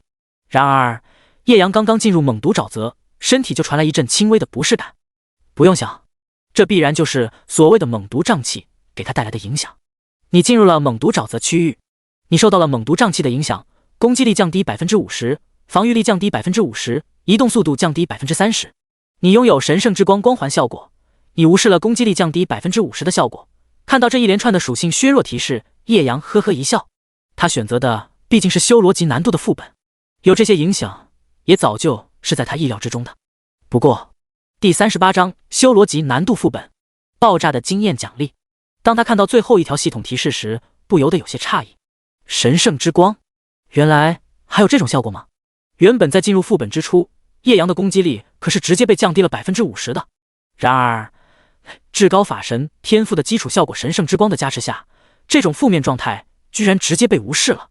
微微一笑，他也不再多想，直接向前走去。很快，叶阳很快便发现距离自己10几米外的一处沼泽，10几双猩红的双眼正在死死地盯着自己。修罗级猛毒鳄鱼 LV20， 生命8500，攻击300，防御280。猛毒噬咬，猛毒鳄鱼拥有极强的力量，每次撕咬造成200%的巨大伤害。信息：拥有着恐怖力量的猛毒鳄鱼，一定要提防它们害人的冲锋速度。好家伙，这属性果然够猛啊！要是普通的青铜级职业者，光是一只猛毒鳄鱼都要对付半天了吧？看到这些修罗级难度的怪物属性，叶阳不由得眼皮一跳。实话实说，这些还只是修罗级难度的小怪，属性都要比青铜级 BOSS 还要强了。要是最终 BOSS 的话，那岂不是堪比白银级 BOSS 了？这些猛毒鳄鱼太可怕了吧！是啊，这还只是小怪，属性居然都快比得上青铜级 BOSS 了。副本里面的怪物都是这么可怕的吗？我怎么感觉好像有点不对劲啊？是啊，叶阳小哥哥，咱们现在这打的是什么难度的副本啊？不是普通难度的吗？看到这些猛毒鳄鱼的恐怖属性，还有刚刚传来的一连串属性被削弱的系统提示，那几个妹子顿时有点慌了。而听到他们的问话，叶阳也没有藏着掖着，直接说道：“这是修罗级难度的副本。”修罗级？听到这话，那几个妹子脸上的表情顿时蒙上了一层惊惧。天哪，怎么会是修罗级难度的副本啊？修罗级难度就是最高难度的了吧？属性好像要比普通难度的副本高了至少5、6倍。不只是怪物的属性，修罗级难度的副本还有各种各样的机关呢，一不小心就会死的。我们能打得过修罗级难度的副本吗？太恐怖了！原本这几个妹子还都以为是普通级难度的副本，一听到是修罗级难度，所有人都懵了。要知道，修罗级副本难度可不只是怪物的属性和数量都大幅度的增强，还有各种各样的攻击法阵。可以说，即便是你可以硬汉修罗级难度副本的怪物，一旦被攻击法阵命中，那也是会被瞬间秒杀的。想到这里，甚至还有几个妹子想直接退队，不敢再继续往前走了。我们要相信叶阳大神。这时，苏慕晴直接开口道：“叶阳大神既然选择了修罗级难度，那肯定是有自信能够打得过去的。而且，我们不需要打怪，即便是会出现攻击法阵，那些法阵的仇恨值也不在我们的身上。”苏慕晴现在也是没办法了，现在要么直接退队，要么就只能硬着头皮继续前进。因为一旦退队，副本可是有24小时的再次进入的冷却时间的。这整整1天过去，鬼知道还有没有自己能够再次进入这个副本的机会。正是因为这个副本冷却时间，叶阳才不得不直接选择修罗级难度。理论上来说，这副本一共5大层级的难度，想要最大化的奖励，那肯定是从普通难度开始，一层层的刷上去，奖励才会最大化。不过，有着副本冷却时间机制的存在，让他不得不直接选择修罗级难度。一来，鬼知道1天后这副本还在不在；二来，也是最重要的原因，自己明天就要直接去天才训练营报道了，根本没这么多时间啊。而此时听到了苏慕晴的安抚之后，那些妹子的情绪明显平稳下来不少。是啊，反正他们是不用打怪，即便是有攻击法阵，仇恨值也不会在他们身上。不过这到底也是修罗级难度的副本啊，就靠叶阳小哥哥一个人，真的能过得去吗？咕噜咕噜。也就在这时，沼泽内那10几头猛毒鳄鱼也发现了叶阳的身影，缓缓从沼泽泥地中爬了出来。10几米长的身躯，浑身沾满了泥泞，只有一双双猩红的双眼死死地盯着叶阳的身体。不过，他们虽然看似缓慢，实际上他们的速度甚至都快比得上叶阳了。只是一个眨眼的功夫，这10几头体型巨大的猛毒鳄鱼便直接来到了叶阳的面前。双动金盾，云火天降，轰轰轰！负23893，神圣伤害。负23893，神圣伤害。负23893，神圣伤害。刹那间，随着半空中一颗拖着长长尾焰的火焰陨石呼啸而至，大片恐怖的伤害数字顷刻间从那些猛毒鳄鱼的身体上爆出。这足足10几只猛毒鳄鱼还没等靠近在叶阳的身边，便在眨眼间被叶阳全部秒杀。丁，你击杀了 LV20 修罗级猛毒鳄鱼，获得经验2000点，正100%。定定，然后便是一连串的经验奖励提示，瞬间刷屏。也就在这一刻，叶阳的经验条顿时暴涨，等级直接飙升到了13级。定，你的等级提升了，当前等级13。定，你获得了奖励，全属性+5，智力+10，自由属性+20。嘶，这修罗级副本的经验也太爽了吧！看到自己的经验条疯狂上涨，叶阳简直别提多爽了。原本自己还差16%的经验才能升级，如果在野外刷的话，那至少也得刷大半个小时才行。而现在，仅仅只是修罗级副本的一波怪物，不光直接灌满了这16%的经验条，甚至还在13级的经验条上溢出来7%，这也太舒服了。或许用不着等刷完这个副本，可能我就能直接升到15级了。叶阳万万没想到，这一个修罗级副本的经验居然这么爆炸，再加上他青铜级兽血药剂，这额外的双倍经验增幅，一只小怪直接就能给他增加4000点经验，相当于他在外面要刷30-40只怪物了。不光是他，这一波猛毒鳄鱼被击杀之后爆炸的经验奖励，也让队伍里其他几个妹子瞬间愣住了。第39章副本大爆，丰厚的原始奖励。哇塞，这经验也太多了吧，太爽了，就这一波怪物直接让我的经验条上涨了1小半呢。是啊，太舒服了，马上我就要升到6级了。这个副本过去，我该不会要升到10级了吧？这也太快了，一个副本直接能让我升好几级了，这可比野外刷的快多了。看到自己的经验条暴涨，那几个妹子兴奋的脸蛋都红了。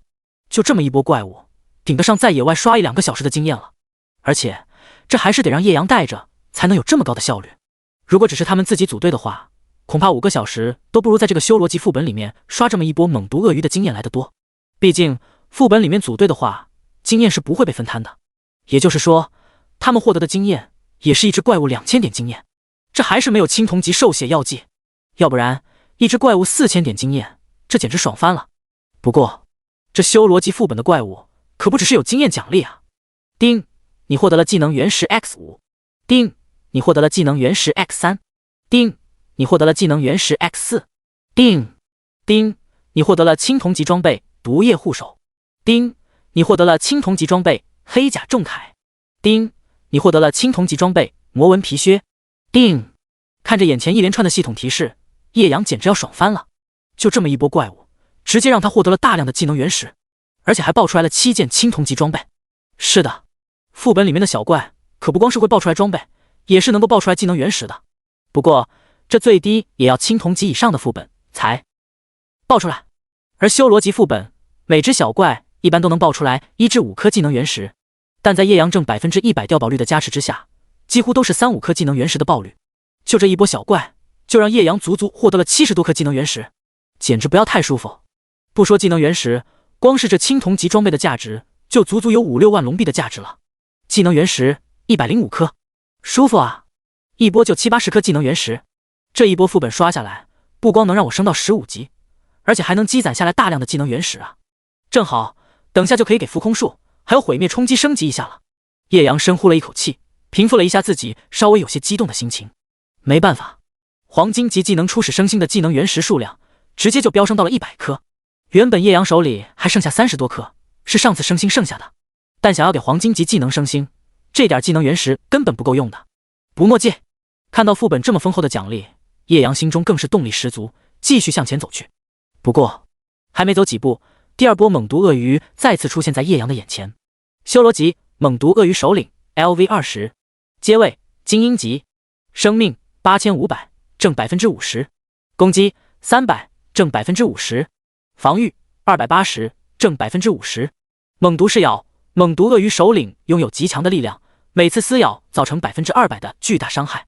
集团冲锋，猛毒鳄鱼首领带领着自己的属下发动集团冲锋，对路径上的所有敌人造成180%的恐怖伤害。信息：猛毒鳄鱼一族的首领拥有着率领族群一同进攻的能力。和上次不同，这一次在那猛毒鳄鱼群中，甚至还出现了一只精英级的猛毒鳄鱼首领。一眼望去，那直接被全面增幅了50%的属性，简直让人望而生畏。最离谱的是，当猛毒鳄鱼首领带着这一群怪物出现在自己面前的时候，在他们身体上方的半空之中，甚至还出现了几个圆形的法阵。只见半空中漂浮着一个火红色圆盘状的法阵，不断的朝着下边的四面八方释放火束攻击。来了，是攻击法阵！看到那半空中的火红色法阵，林岩顿时惊呼出声。不光是他，叶阳也同样注意到了那个东西。攻击火焰法阵，类别特殊法阵，效果每10秒发动一次攻击，对地面100米的范围造成1000点的火焰元素伤害，1分钟后自动消失。叶阳眉梢微皱，火焰元素伤害，2阶伤害。和普通的基础伤害不同，元素伤害、真实伤害都是属于能够无视普通防御的2阶伤害。只有元素抵抗属性才能免疫这种伤害。现在叶阳阶位不够，装备属性条目上根本就触摸不到这种属性，只有提升自身实力，提升自身的阶位，才能慢慢摸到这种属性条目。不过这一天很快了，嗖嗖嗖！就在叶阳发现那火焰法阵的同时，那法阵已经漂浮着，眨眼间来到了他的头顶，开始疯狂发动攻击。只见从那法阵之中，数以千计的火蛇顷刻之间朝着叶阳猛扑而来，只能躲了。法阵有无敌效果，只能等它慢慢结束了。想到这里，叶阳微微皱眉，看到2条火树直冲冲的朝着自己过来，叶阳连续几步走位，直接闪避了这几道攻击。好在法阵攻击像是无差别打击一般，并不是锁定式的攻击，只要叶阳稍微认真起来，想要躲避这些攻击，凭借他的身法能力，简直就是易如反掌，根本对他造不成太大的压力。叶阳小哥哥好帅，太厉害了吧！那火焰法阵的火树攻击就像是下暴雨一样，这都能躲吗？太强了，这么密密麻麻的攻击，叶阳居然都没有被碰到一下，这是什么逆天的身法水平啊？太恐怖了吧！看到这一幕，那几个妹子顿时傻眼了。原本看到火焰法阵出现的那一刻，林妍顿时觉得叶阳小哥哥这次肯定是要死定了。然而林妍却完全没有想到，叶阳的身法水平居然这么逆天。我听说叶阳的在学校的实战身法课曾经达到过逆天的满分 SSS 级100分。第40章杀穿第1阶段，围观者们都被吓懵了。这时一个叫沈星月的妹子忽然开口道：啊，你怎么知道的？林妍好奇地问道。不光是他，苏慕晴都被沈星月这一句话震惊到了。我是天水一中的啊，和叶阳小哥哥是一个学校的，肯定听说过。沈星月一边认真地盯着叶阳，一边有些无语地说道：哇塞，你和叶阳小哥哥居然是在一个学校的，这也太好了吧！牧师穆莹莹顿时羡慕道：他是天水9中的，和叶阳的学校距离10万8千里去了，之前也就是看过2次视频，根本没有接触的机会，有什么羡慕的？叶阳在学校很高冷的，据说好多人追他，到最后连一个回信都没有。沈星月耸了耸肩，有些无奈道：是吗？穆莹莹顿时八卦起来：星月，那你是不是也追过叶阳小哥哥？去你的，我才没有呢！沈星月脸蛋唰的一下红了，遮遮掩掩的搪塞了一句。不过这件事儿也只有他自己知道。当时在高2的时候，沈星月给叶阳偷偷送了不少的情书，可惜叶阳完全都没有看过。然而这件事儿叶阳自己却一点印象也没有。没办法，给他送情书的太多了，根本看不过来啊！而且当时叶阳也只知道学习，对这些事情根本没什么兴趣。别说情书了，他甚至都懒得社交。也就在这时，叶阳凭借着自己逆天级别的身法水平，直接熬过了那个攻击法阵的持续时间，甚至在顶着那火焰法阵一轮一轮的进攻，叶阳甚至还在那一点点的时间间隙之中，直接团灭了那准备偷袭自己的猛毒鳄鱼首领。丁，你击杀了 LV20修罗级猛毒鳄鱼首领，获得经验5000点，正100%。丁，你击杀了 LV20修罗级猛毒鳄鱼，获得经验2000点，正100%。定，你以坚定的意志力通过了火焰法阵，获得经验加10000，正100%。丁，你通过了修罗级猛毒沼泽第1阶段。好家伙，这法阵过了都有经验，这也太舒服了！瞬间2万点经验直接灌入叶阳的经验条之中，那经验进度顿时暴涨了一大截。再加上那10几只猛毒鳄鱼小怪的爆炸奖励，叶阳的经验条瞬间暴涨到了13级的35%。好快！我已经升级了。我也是，我现在已经8级了。这经验也太爽了吧！我进副本的时候才刚刚7级，现在也已经8级了。跟着叶阳小哥哥也太舒服了吧！我真该死啊！刚才进副本的时候，居然还怀疑叶阳小哥哥会打不过副本。现在看来，这区修罗级副本对叶阳小哥哥来说，那简直就是完全碾压啊！是啊，太猛了！那些怪物在他手下根本撑不过一回合，全部都是秒杀，太强了！林妍、沈星月、穆莹莹、苏慕晴这几个妹子看到自己经验条一大截一大截的疯涨，兴奋的简直快跳起来了。他们完全没想到，这对于一般人来说，简直犹如天堑般的修罗级难度的副本，在叶阳的面前，居然就像是刷小怪一样。这伤害也太逆天了吧！这才是真正的法爷啊！这一刻，他们也不再质疑什么了，以后什么都不用想，只要傻傻的跟着叶阳，那就完全能吃香的喝辣的呀。与此同时，副本外，快看！刚才进副本的那小子，居然已经杀穿了第1阶段了。这时，当之前那个嘲讽叶阳的壮汉职业者看到叶阳仅仅用了不到2分钟的时间，就直接杀穿了猛毒沼泽的第一阶段后，顿时惊呼出声：“什么？这怎么可能？那小子不是才刚刚12级吗？怎么可能杀穿这个副本的第一阶段？该不会是普通难度的第一阶段吧？不可能，绝对不可能！就算是普通难度，也不是他一个12级的青铜级职业者能打得过的。是啊，这小子到底是怎么办到的？太猛了吧！等下，这小子已经开始打第2阶段了。这小子太猛了吧！”看到叶阳的进度不断的向前推进，所有人都忍不住倒吸了一口冷气。完全没有人敢想过，区区一个最多只有12、3级的职业者，就敢直接去挑战20级的青铜级副本。别说什么更高级的难度了，即便是最简单的普通难度副本，几乎也是不可能的事情。毕竟那个年轻法师的队友，无论是谁，他们都看得真真切切。除了他刚刚到了青铜级以外，剩下那几个小姑娘，甚至连青铜级进阶都没有完成。最离谱的是，他居然还在这么短的时间就直接通关了这个副本的第1阶段。风狼队长，我记得你们是最快通过简单难度的吧？当时你们通过第1阶段的时候用了多长时间来着？忽然有人向最先开荒这个猛毒沼泽的副本队长问道。18分钟。那个叫风狼的队长皱着眉严肃道，而且我们是第3次开荒才用了这么短的时间，第1次攻略好像用了40多分钟才勉强通过第1阶段。风狼回想起自己第1次攻略这个副本的场景，和现在刚刚进入这个年轻法师相比，那简直就是天壤之别呀！从进入副本到现在，那法师甚至连5分钟都不到就直接杀穿了第1阶段，而自己呢，第1次攻略甚至用了40多分钟才勉强通过，足足是自己10倍左右的时间啊！这也太离谱了吧！而此时在副本内，叶阳带着队伍里的那几个妹子快速在副本中前行。很快，叶阳便从刚才的沼泽地带进入了一片被暗紫色瘴气包裹的枯木树林。吱嚓吱嚓，这时叶阳忽然听到了一阵琐碎的声音，听起来这仿佛像是什么虫子正在朝着自己爬行一样。第41章绝望的风浪队长。这年轻人太强悍！啊呀，是蜘蛛，好恐怖的黑色蜘蛛！忽然，队伍里那个叫穆莹莹的妹子失声尖叫起来。也就在这个时候，叶阳也顿时发现了那些正在朝自己靠近的怪物。修罗级恐怖魔蛛 LV20， 生命12000，攻击450，防御200。魔蛛之网，恐怖魔蛛所走过的路径将会产生一层隐秘的蜘蛛网陷阱，对路过的敌人造成静止移动的舒服效果，且每秒造成20%的伤害，持续5秒。信息：擅长与在黑暗中偷袭的恐怖魔蛛，一定要小心他们在不经意间产生的蛛网。单看属性，这恐怖魔蛛好像和之前的猛毒鳄鱼差不了多少，但就是因为这一个魔蛛之网的技能，让攻略这个阶段的职业者们受尽了折磨。当时的风浪小队2次攻略失败，就是倒在了这些恐怖魔蛛的身上。毕竟那些猛毒鳄鱼虽然属性强大，但终究还是明面上的威胁。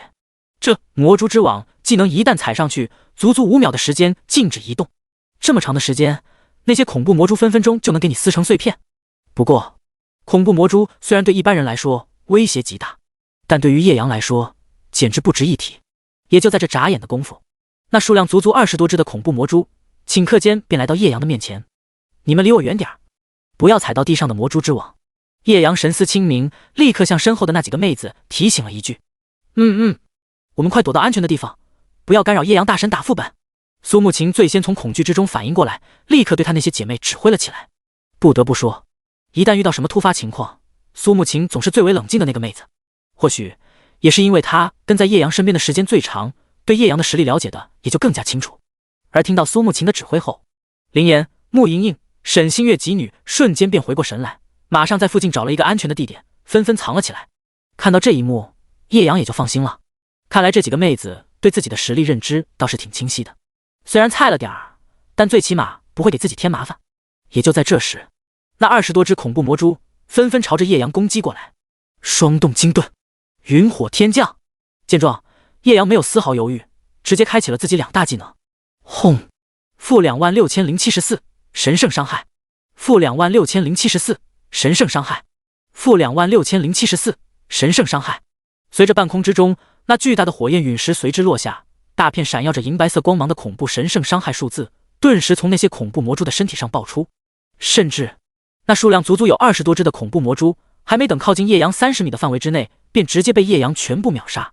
丁，你击杀了 LV20 修罗级恐怖魔蛛，获得经验3000点，正100%。叮叮，随着一连串的经验奖励提示出现在叶阳的系统面板之后，叶阳的经验条再一次暴涨，直接蹿升到了13级的 72%。舒服，这经验也太爆炸了！果然，只有刷副本才能快速升级啊！不知道等以后进了天才训练营，那副本资源就更多了，不用像是现在一样，只能随缘在野外等待副本刷新了。一想到明天进入天才训练营后就能享受到大量的副本资源，叶阳心中顿时动力满满。穿越过来18年，他一直都是打工养活自己，而现在有了这么变态而且轻松的变强方式，他又怎么可能不去珍惜？想到这里，叶阳直接将所有的奖励收入背包。叮，你获得了技能原石 X4。叮，你获得了技能原石 X5。叮，你获得了技能原石 X5。叮叮，你获得了青铜级装备梦魇头巾。叮，你获得了青铜级装备暗月之甲。叮，你获得了青铜级装备黑纹巨剑。叮叮，20多只恐怖魔蛛直接给了我102颗技能原石，这奖励真的舒服啊！看着自己背包中暴涨的技能原石的数量，叶阳心中有些激动。100多颗技能原石，这就相当于100多万龙币了。叶阳当然不会将这些东西卖掉，他还要拿来去给那些黄金级技能升星呢。不过一想到那黄金级技能开局就要消耗100颗技能原石，叶阳就不由得叹了口气。不过消耗技能原石的数量多，提升肯定就更加恐怖，毕竟是黄金级技能，肯定不是白银级能够比较的。叶阳还是很能看得开的，不再想那么多，将所有的东西收入背包之后，他便带着身后那几个妹子继续前行。然而要是让其他人看到这一幕，就好像刚才那20多只恐怖魔蛛根本就没有在叶阳的面前出现过一样。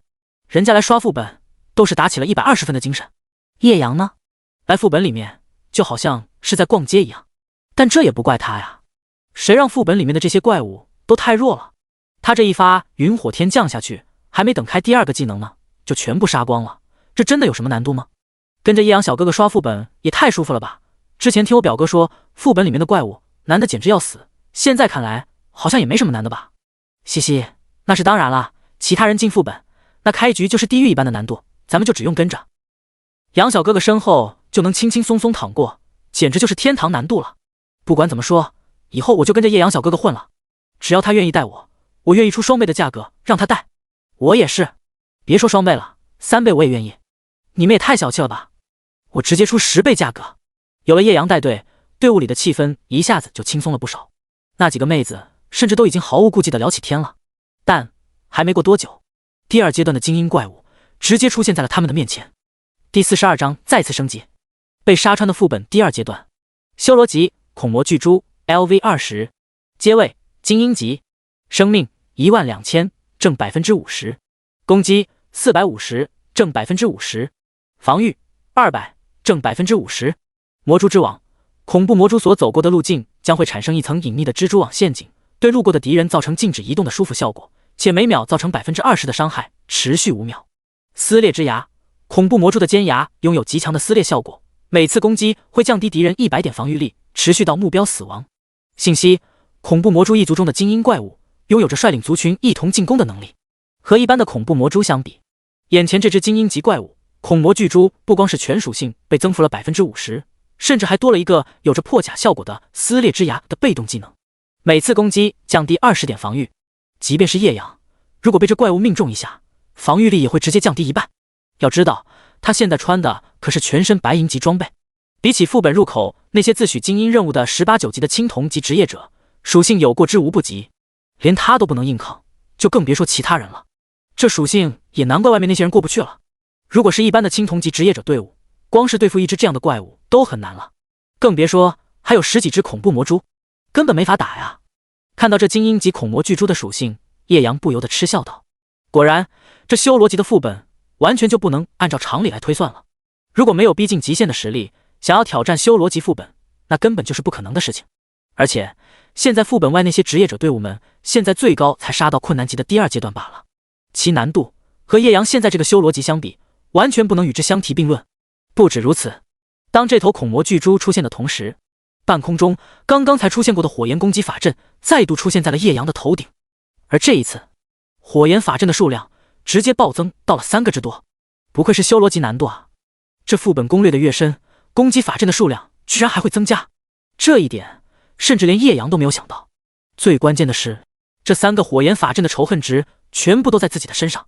之前躲避一个火焰法阵的攻击，叶阳还能游刃有余，但现在直接增加到了3个，即便是叶阳都不得不认真起来了。希望接下来的阶段数量不会再增加了吧。叶阳深呼了一口气，认真的看了一眼那朝着他缓缓漂浮过来的3个火焰法阵。好！当火焰法阵出现的那一刻，恐魔巨蛛忽然嘶吼一声，紧接着他便张开那拥有着2只足足长达将近半米多长、獠牙的血盆大口，直接朝着叶阳撕咬了过来。速度之快，甚至比叶阳的移动速度还要高了不少。然而，面对这恐魔巨蛛的攻击，叶阳只是轻松的朝身侧一个走位，便直接闪避了他这次攻击。但紧随其后的，就是那3个火焰法阵便开始对着叶阳同时开始攻击。走位、闪避、翻滚。这一次，即便是叶阳都有些绷紧了神经。面对那些犹如雨点般的火术攻击，叶阳不断走位，寻找其中的火术缝隙进行躲避。与此同时，当叶阳发现那恐魔巨蛛在这短短的一瞬陷入了攻击僵直状态后，立刻甩出自己的技能云火天降。下一秒，在那半空之中拖着尾焰火焰陨石再度降临在了那些小蜘蛛们的头顶。-26074神圣伤害，-26074神圣伤害，-26074神圣伤害。大片的恐怖的伤害爆出，只是眨眼间的功夫，那恐魔巨蛛便和他的手下们瞬间被火焰陨石生生砸死。叮，你击杀了 LV20修罗级恐魔巨蛛，获得经验5000点，正100%。叮，你击杀了 LV20修罗级恐怖魔蛛，获得经验3000点，正100%。叮叮，一连串系统提示再度在叶阳的系统频道中出现，大量的装备原石从那些怪物的身上爆出，铺满了一地。不过叶阳现在可根本没空去捡。不得不说，这火焰法阵的数量增加到了3个之后，即便是他也感觉到了一丝压力。这火焰法阵的攻击频率也太猛了吧。是啊，之前只有1个还好，现在这数量居然还变成了3个，这正常人真的能打得过修罗级副本吗？有一说一，之前我都是只听说过有人打得过噩梦级副本，连地狱难度都很少听说过有人能过，修罗级就更别说了。那肯定的啊，不说那些怪物的强度了，光是这火焰法阵，连身法水平这么强的叶阳小哥哥现在都已经无暇顾及其他了，更不要说一般人了。这3个火焰法阵的攻击密度这么大，我连看都看不到哪里有存活的落脚点，叶阳小哥哥居然每次都能完美的躲避，太变态了。看到叶阳在雨点般的火术攻击下来回穿梭，那几个妹子已经被震撼的说不出话了。太强了，除了叶阳之外，他们从其他人的身上根本没有见到过这么逆天的身法。终于1分钟后，当火焰法阵的持续时间终于结束，几道系统提示也让叶阳瞬间放松下来。定，你以坚定的意志力通过了火焰法阵，获得经验加10000，正100%。定定定，你通过了修罗级猛毒沼泽第2阶段。呼，虽然这火术攻击频率确实猛，不过好像对我来说难度也不是很大。看着系统频道这一连3个被自己通过的法阵提示消息，叶阳嘴角微翘。这足足3个火焰法阵，要是换了一般人，恐怕在里面1秒钟都待不下去。而叶阳居然能在里面坚持足足1分钟。然而不得不说的是，虽然过程稍微难了一些，但好在奖励足够爆炸。第43章黑魔狂蟒第3阶段开始，足足6万点的经验，还有刚才被叶阳所杀的那20多只恐魔巨蛛的经验，直接让叶阳的等级再次提升。定，你的等级提升了，当前等级14。定，你获得了奖励，全属性+5，智力+10，自由属性+20。过了，快看，那小子居然把第2阶段也过了。副本外，当之前那个壮汉职业者看到叶阳的副本进度突破了第2阶段的那一刻，顿时惊呼出声。什么？真的假的？真的，那小子刚才已经将副本的第2阶段杀穿了。卧槽，居然真的过了，这也太离谱了吧。邪门了，这可是20级的青铜级副本啊，那小子最多才12、3级吧，这究竟是怎么做到的？太恐怖了。看到叶阳的副本进度，副本外观站的所有人全都被震撼到了。区12、3级的职业者竟然一个人直接杀穿了这个20级青铜级副本的前2个阶段。要知道，这副本一共也才3大阶段，加上一个最终 BOSS 啊。换句话说，要是他再打爆最后一个黑魔狂蟒，那简直就直接逆天了。但想到这里，还是有很多人不相信叶阳能够通过第3阶段。有一说一，第2阶段虽然能过，但第3阶段基本上是不可能了。我觉得也是，黑魔狂蟒的实力远远不是猛毒鳄鱼和恐怖魔蛛能比的，那简直就是碾压啊！是啊，当时即便是风狼队长，在黑魔狂蟒面前也跪了好几次吧。别说了，我们足足团灭了3次，才过了黑魔狂蟒。不管怎么说，这小子也够猛了，一个人杀穿简单难度前2个阶段，也够逆天了。话是这么说，但如果不能通关整个副本，就前2个阶段也没什么用啊。拿不到通关副本的最终奖励，他进入副本的意义，充其量就是刷了点比野外经验高点的怪物罢了。确实啊，一想到第3阶段的黑魔狂蟒，所有人都忍不住心中一滞。那怪物实力太猛了，即便是最先开荒普通难度，而且还是众多职业者队伍里面实力最强的风浪队伍，也在黑魔狂蟒面前失败了好多次才勉强通过。而叶阳只不过就是一个12、3级的在新晋青铜级的职业者，要是真能杀穿第3阶段，那他们这些人真的就不用活了。然而他们却根本不知道自己和这个12、3级的职业者差距到底有多大。名称：叶阳，等级14，状态：生命3305，魔法4170，攻击907，正18%，防御244，移速230，射程33，属性：力量195，智力401，体质205，敏捷205。副本内，叶阳升到14级后，打开自己的属性面板看了一眼。不说别的，光是这个基础攻击就看得叶阳有些赏心悦目了。足足900的攻击力，别说什么青铜级职业者了，哪怕是那些比较普通的白银级职业者，恐怕都很难超过他这个属性了。5星级的模板属性成长简直太变态了，就凭借属性来说，同等级根本没人能够超过我啊。如果是3星级以下的白银级以下的白银级职业者，单纯在属性上恐怕都很难是我的对手。要是再加上那至高法神的10倍技能加成，白银级职业者在我面前，那完全就是吊打呀。恐怕只有35级、3星级以上黄金级职业者，恐怕才能和我一战了。一边在副本内前行，叶阳一边认真分析了一下自己现在的实力。总结下来说，如果叶阳战力全开，黄金级以下，即便是5星级、30级的巅峰白银级职业者，也会被自己完全吊打。即使是黄金级，那也至少得是3星级属性模板以上，且至少35级以上的黄金级职业者，才能和自己有一战之力。这就舒服了。如果我升到15级，把那2件黄金级的装备传上，再学了那2个黄金级技能的话，那么在暗金阶位以下，我将不会有任何敌手。不得不说的是，那2件装备的作用虽然有，但并不如那2个黄金级技能对叶阳来的增幅更大。一个是持续性飞行技能，另一个则是持续性的攻击技能。叶阳现在缺的就是持续伤害。虽然有元素飞弹，但这技能没法升星啊。叶阳之前试过，但元素飞弹属于是本源技能，1星级是开始，但也是终点，没办法升星了。所以元素飞弹的伤害早晚会不够用的，而新获得的毁灭冲击才会是叶阳以后最常用的技能。不但是个小群攻技能，而且还附带高额贯穿伤害，这就很爽了。也就在这时，叶阳忽然发现周围动静忽然发生了一些异变。嘶嘶，一阵震舌鸣声忽然在叶阳的身边响起。听到这声音，叶阳顿时朝着声音的来源望去，只见数量足足有30多只的黑色巨蟒出现在了叶阳的眼前。修罗级黑魔狂蟒 LV20， 生命15000，攻击850，防御700。狂蟒绞杀，黑魔狂蟒拥有极其恐怖的力量，对敌人发动的绞杀将会造成每秒 500% 的伤害，持续3秒。黑魔之灵黑魔蛇灵拥有极强的韧性，免疫 50% 的所有伤害。信息：吸收了黑魔之力的蟒蛇有着极为恐怖的体魄和超强的攻击力。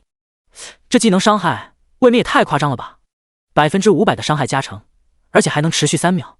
这特喵谁能扛得住这么恐怖的伤害？不得不说，即便是叶阳看到了这怪物的属性，也忍不住惊叹一声。而且离谱的是，这黑魔狂蟒的伤害不但离谱，而且还有这黑魔之灵这么逆天的抗性技能，50%的免伤，这特喵谁打得动？还好叶阳的神圣伤害能够完全无视免伤，别管他 50% 还是 90%， 对于叶阳来说根本无所谓。好，就在叶阳察觉到那一大群黑魔狂蟒的时候，后者也在同时发觉到了叶阳的存在。第44章最终阶段，修罗黑魔狂蟒。一时间，30-40条身长足有几十米的巨大黑魔蟒蛇直接朝着叶阳猛扑过来。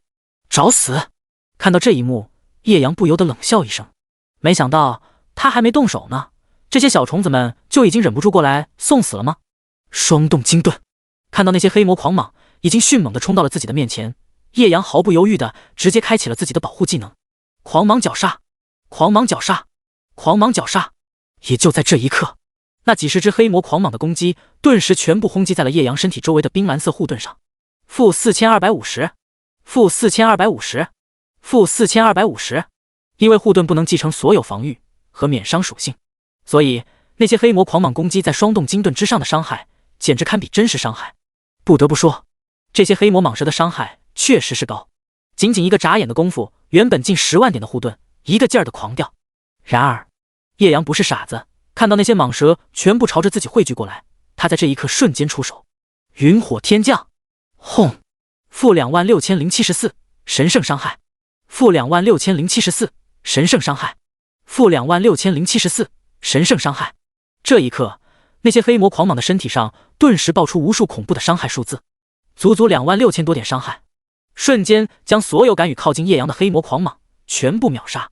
要知道，这些蟒蛇的最大血量也不过才仅仅15000而已，这足足2万多点伤害，甚至足够他们再死一次。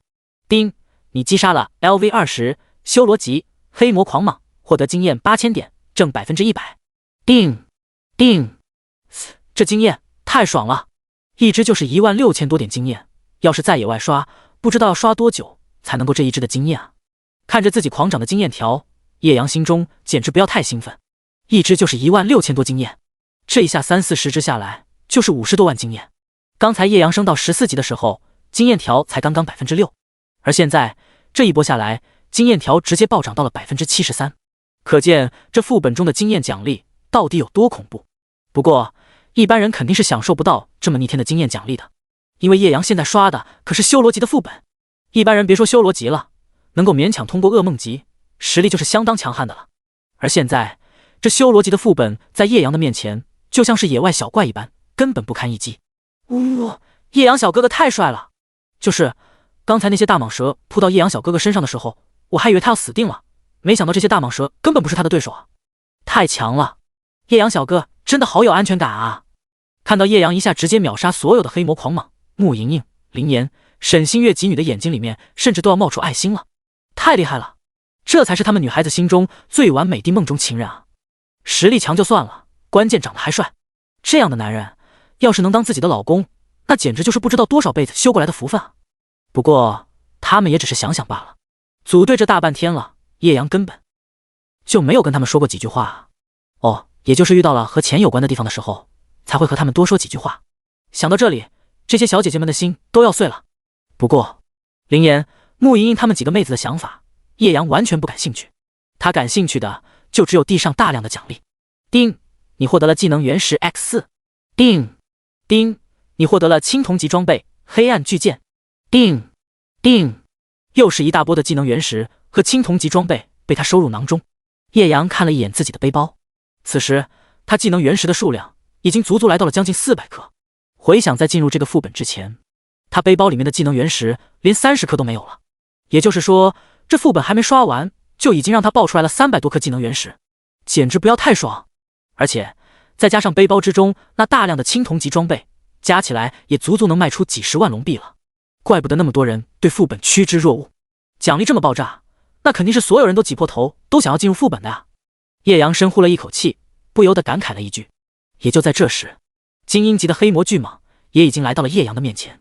修罗级黑魔巨蟒 LV20， 阶位精英级，生命15000，正50%，攻击850，正50%，防御700，正50%。狂蟒绞杀，黑魔巨蟒拥有极其恐怖的力量，对敌人发动的绞杀将会造成每秒1000%的伤害，持续5秒。狂蟒之牙，每次攻击造成额外150护甲的伤害。黑魔之灵，黑魔蛇灵拥有极强的韧性，免疫70%的所有伤害。信息：黑魔狂蟒一族的精英生物，骇人的狂蟒之牙赋予了它逆天的破坏力。终于要有点意思了吗？当叶阳看到了这次名为黑魔巨蟒的精英级怪物的时候，微微眯了眯眼。经过增幅之后，这黑魔巨蟒的攻击力足足达到了将近1300点，再加上那逆天的10倍伤害的狂蟒绞杀，还有能够附加100%破甲伤害的狂蟒之牙，这攻击力简直是要逆天了。毫不夸张地说，如果叶阳没有双动金盾的话，1对1碰上这个黑魔巨蟒，两者之间都是完全互秒的份儿。二者全都是破坏力惊人、但防御力却完全不足，一旦被对方的攻击碰到，直接就是被瞬秒。然而，叶阳赖皮的地方就在于，他是远程攻击，黑魔巨蟒呢，即便是他把自己的身子挺直了，也根本摸不到叶阳一下。而叶阳的双动金盾护盾值足高达7万多点，黑魔巨蟒的伤害，他完全能够硬抗7、8次。更离谱的是，双动金盾的冷却时间仅仅只有30秒，稍微走位拉扯一下，叶阳的护盾即便是被击破了，还能再开出下一个。就按照自身来说，叶阳完全能够吊打黑魔巨蟒。第45章暴杀黑魔巨蟒。但变数就在于，那此时漂浮在叶阳头顶上，数量足被提升到了5个的火焰法阵。马德，3个就够变态了，现在要来5个，这是要闹哪样？认识叶阳都觉得这有些恶心了。不过既然都已经来到这一步了，不管再难都不可能让叶阳退缩一步。嗖还没等黑魔巨蟒出手，半空中那5个火焰法阵就已经对叶阳发动了密密麻麻的攻击，一道道火束密集到好像5把火焰加特林朝着叶阳猛射。如果说之前一个火焰法阵充其量就只是天空下小雨的场景的话，那3个火焰法阵最多也就是下大雨罢了。但现在足5个火焰法阵，那场面就如同连绵不断的瓢泼大雨，直接往叶阳的头顶上倾泻而下一般。好心疼叶阳小哥哥，这修罗级副本也太耍赖了吧！5个火焰法阵，这谁能扛得住啊？就是3个火焰法阵就够难了，这数量提升到了5个，神仙都活不下来了。法阵还是其次，最重要的还是那一群黑魔狂蟒，他们可是会随时偷袭的。现在怎么办？我们要去帮叶阳小哥哥阻拦一下那些黑魔狂蟒吗？不，我们现在就算是上去，也根本就是添乱罢了，完全没什么作用的。这时苏慕晴直接劝阻道：开玩笑，就算是黑魔狂蟒小怪，即便是一只，对于他们来说就完全是相当于一个青铜级 BOSS 的难度了。更别说现在摆在他们眼前的黑魔狂蟒数量足有将近50个，而且还有一只精英级的黑魔巨蟒，这么逆天的难度，这无论是谁上去都是被一下瞬秒的情况。对叶阳来说，这不完全就是添乱吗？而在法阵下方，叶阳提起了12分精神来应对这足5个火焰法阵的攻击。走位，躲避，翻滚，侧闪。这一刻，叶阳的身法技巧直接拉满，在如同倾盆暴雨般的火束攻击下，叶阳不断地寻找着火束之间的缝隙。但就在这时，那精英级的黑魔巨蟒看到叶阳为了应对火焰法阵疲于奔命的时候，顿时感觉到机会来了。好！那黑魔巨蟒兴奋地朝着半空中一声嘶吼。下一刻，他带着自己身边足50多只黑魔狂蟒朝着叶阳猛扑过去。狂蟒之牙，狂蟒绞杀，狂蟒绞杀。刹那间，所有的黑魔狂蟒全部发动了自己的技能，朝着叶阳猛扑过去。而在这个时候，叶阳只要一个不注意，瞬间就会被这些怪物撕碎。没办法，叶阳的伤害能力虽然确实恐怖，但不得不说的是，他的防御力也确实足够拉胯。堪堪200多点防御，在人家这动辄上万点的伤害面前，根本不够看的呀。然而，当黑魔巨蟒带着他的小弟朝着叶阳冲杀过来的那一刻，叶阳不由得怒了。马德，给你们多活1分钟，现在还不乐意了是吧？居然还想偷袭我，找死！云火天降，轰轰轰！负26074，神圣伤害！负26074，神圣伤害！负26074，神圣伤害！这一刻，火焰陨石再度呼啸落下，那些冲在前面的黑魔狂蟒瞬间被那巨大的火焰陨石轰成了灰尘，简直死得不能再死。而那些在后面的黑魔狂蟒虽然没有第一时间被火焰原石直接命中，但要知道，云火天降现在已经是5星级技能，攻击范围已经达到了足140米，即便是没有直接命中，那能直接蔓延100米的恐怖冲击力，也将那些紧随其后的黑魔狂蟒们瞬间全秒。这般场面就如同像是割草一般的体验，只是眨眼的功夫，原本几十只活蹦乱跳的黑魔狂蟒，在这一刻被叶阳全部爆杀。一时间，一连串的击杀提示再度出现在叶阳的系统频道。叮，你击杀了 LV20 修罗级黑魔巨蟒，获得经验12000点，正100%。叮，你击杀了 LV20 修罗级黑魔狂蟒，获得经验8000点，正100%。叮叮，马德，老子不跟你们动手，真以为我杀不了你们是吧？一个侧身躲避了几道火束攻击后，叶阳看着那地上被烤成焦尸的黑魔狂蟒的尸体，忍不住啐了一口。只不过就是几条小虫子罢了，没空管你们，还真让你们翻天了。1分钟后，当叶阳状态拉满，熬过了那5个火焰法阵的狂轰滥炸之后，系统提示终于出现：定，你以坚定的意志力通过了火焰法阵，获得经验加10000，正100%。定，定，定，你通过了修罗级猛毒沼泽第3阶段。定，你的等级提升了，当前等级15。定，你获得了奖励，全属性加5，智力加10，自由属性加20。呼，终于15级了呀！看到这一条系统提示，叶阳喜悦无比。没想到这一个副本没刷完，就直接让他的等级连续飙升了2级。要知道，这副本还有一个最终 BOSS 还没刷呢。不只是他，其他几个妹子现在也是兴奋无比。哇塞，这修罗级副本的经验也太爆炸了吧！是啊，我进来的时候才6级，现在已经升到10级了，这也太快了。不得不说，虽然叶阳小哥哥在野外刷怪的效率已经是无人能比了，但这个修罗级副本的经验简直完全碾压野外怪物的好几倍经验啊！太舒服了，我进来的时候才刚刚8级，现在10级的经验条早就已经满了。我现在10级的经验条也快满了。话说经验条满了以后还能获得经验吗？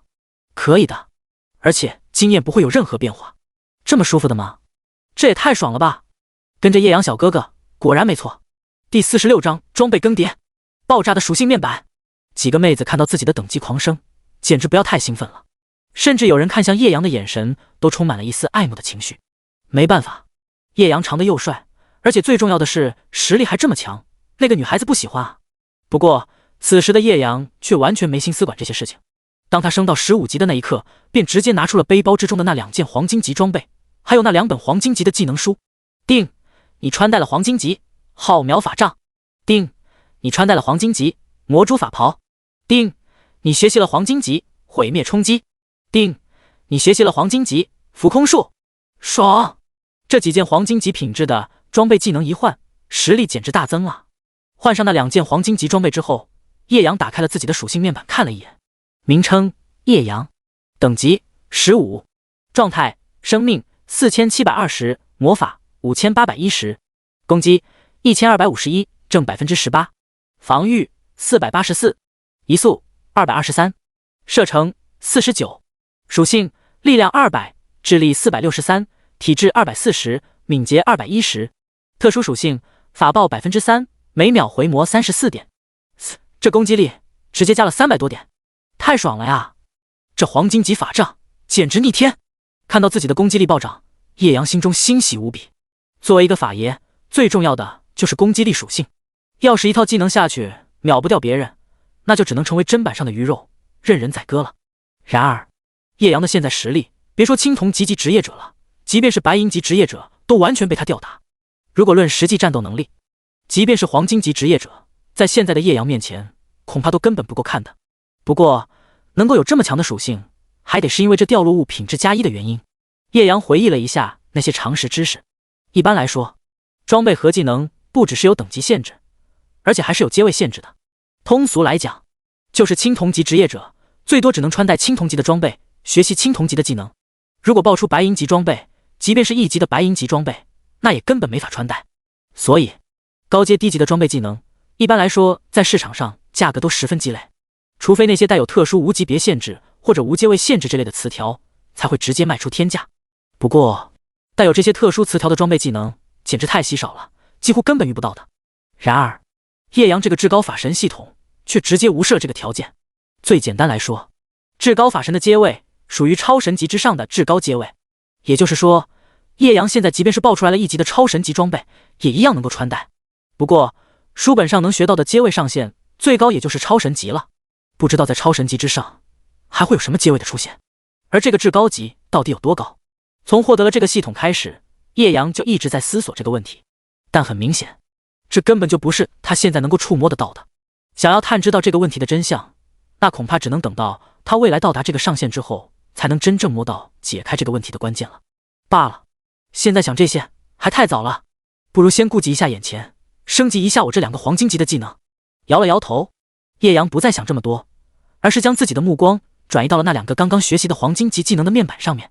技能原石635颗，不错，居然有600多颗技能原石了，看来这次能好好升级一下这2个黄金级的技能了。想到这里，叶阳直接先看向了那个黄金级毁灭冲击。浮空术技能虽然也相当强大，但现在这个阶段来看，毁灭冲击于叶阳而言明显增幅更大。无冷却，无吟唱，只要魔法值足够，就能一直无限施法的毁灭冲击。对叶阳来说，那简直不要太实用了。最关键的是，毁灭冲击每秒耗蓝仅仅只有20点，而自从换上了那柄黄金级浩渺法杖之后，叶阳每秒的回蓝直接飙到了每秒34点。除了法杖自带的每秒30点回蓝之外，每100点智力也能提供1点每秒回蓝的属性。也就是说，这毁灭冲击对叶阳来说根本就是一个完全无消耗，能够任意释放的技能，这简直不要太爽了。想到这里，他便直接开始对这个技能进行升星。定，你消耗了100颗技能原石，成功将毁灭冲击提升到了2星级，黄金级毁灭冲击。星级类别主动技能，效果释放一道璀璨的毁灭光束，对前方所有敌方进行持续打击，每秒造成攻击力 X 2300%的伤害。魔法20点 S， 原石200颗，成功率 1%。我去，就提升了一个等级，伤害加成直接暴涨了 300%， 这也太夸张了吧！看到2星级毁灭冲击的效果，叶阳顿时愣住了，不愧是黄金级技能啊！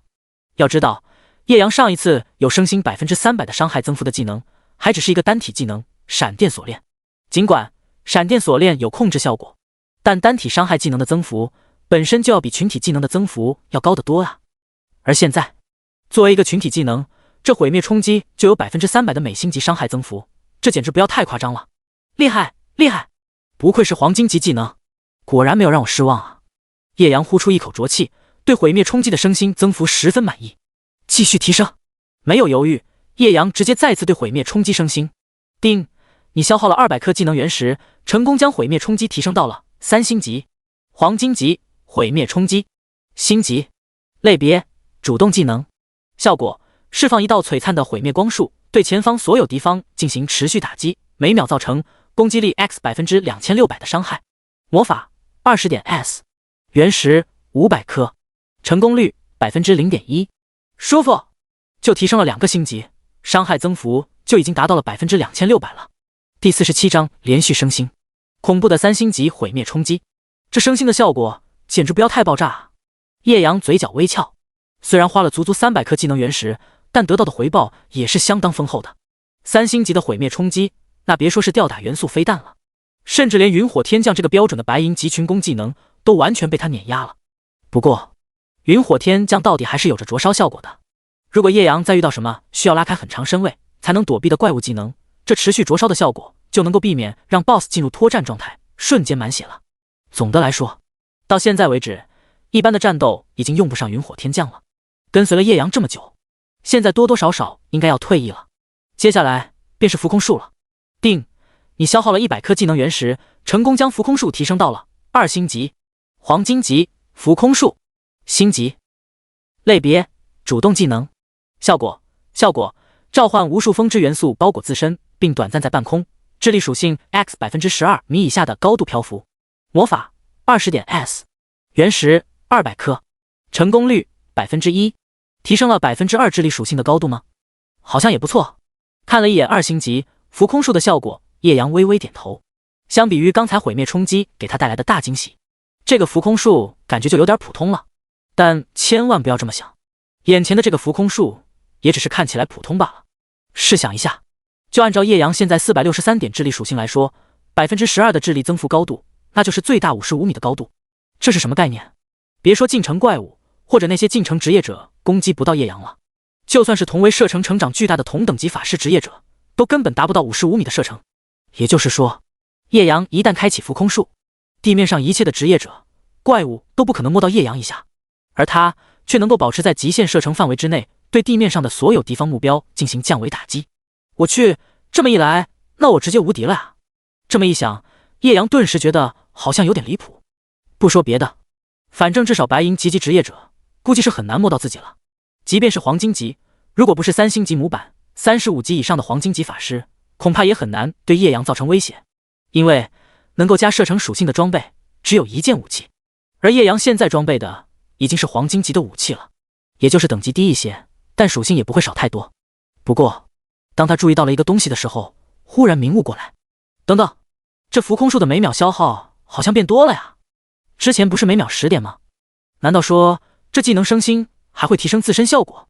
叶阳仔细看了一眼这2星级浮空术的效果之后，忍不住皱了皱眉，但转念一想，好像这样也合理，毕竟是一个黄金级的飞行技能，如果一直都是每秒10点魔法的消耗，那跟没有消耗有什么区别？一直飞在天上，那其他职业岂不是无法反制了？天道规则不会产出这样的技能的，所以增加每秒魔法消耗倒也十分合理。就是不知道3星级的浮空术是直接翻倍到每秒40点，还只是增加到每秒30点了。叶阳淡淡一笑，也懒得想这么多，直接开始对浮空术开始再次升星。定，你消耗了200颗技能原石，成功将浮空术提升到了3星级，黄金级浮空术。星级类别主动技能。效果召唤无数风之元素包裹自身，并短暂在半空，智力属性 x14% 米以下的高度漂浮。魔法30点 s， 原石500颗，成功率 0.1%。 不错，智力增幅的高度提升到了 14%， 魔法消耗也才只是每秒30点。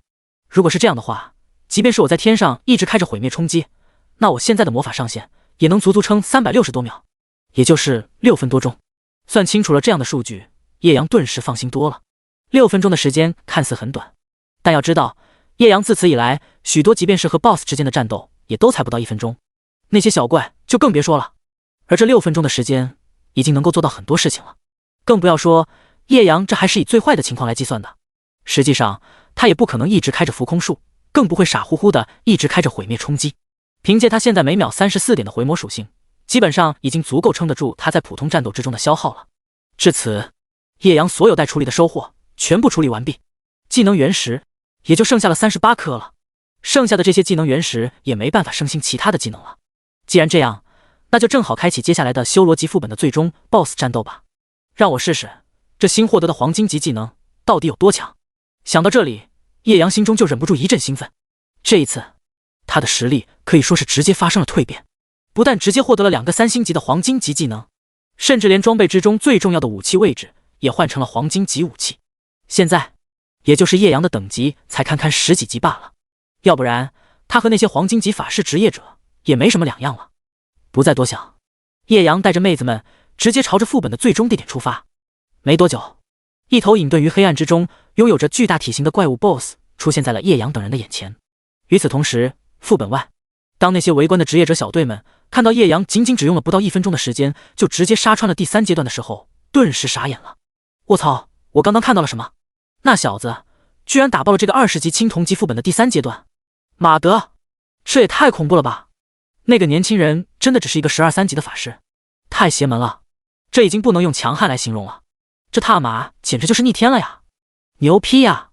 风狼小队这个全员19级以上的巅峰青铜级的队伍，都用了足足4、5次，才勉强用了2个多小时通过第3阶段。这小子不但一次通关，而且就用了不到2分钟。我的老天，和这个小子比起来，我特喵简直无地自容了呀！是啊，虽然是普通难度，但也够逆天了。第48章，他疯了，这次叶阳死定了呀！这一刻，所有人都被叶阳现在的副本进度所震撼。无敌、强悍、怪物、妖孽，一系列的可以代表叶阳额标签出现在他们的脑海之中。快看，那小子好像开了副本最终 BOSS 了。忽然有人看到叶阳的副本进度开启了最终 BOSS 的阶段，顿时惊叫道：最终 BOSS 阶段应该就是到此为止了吧？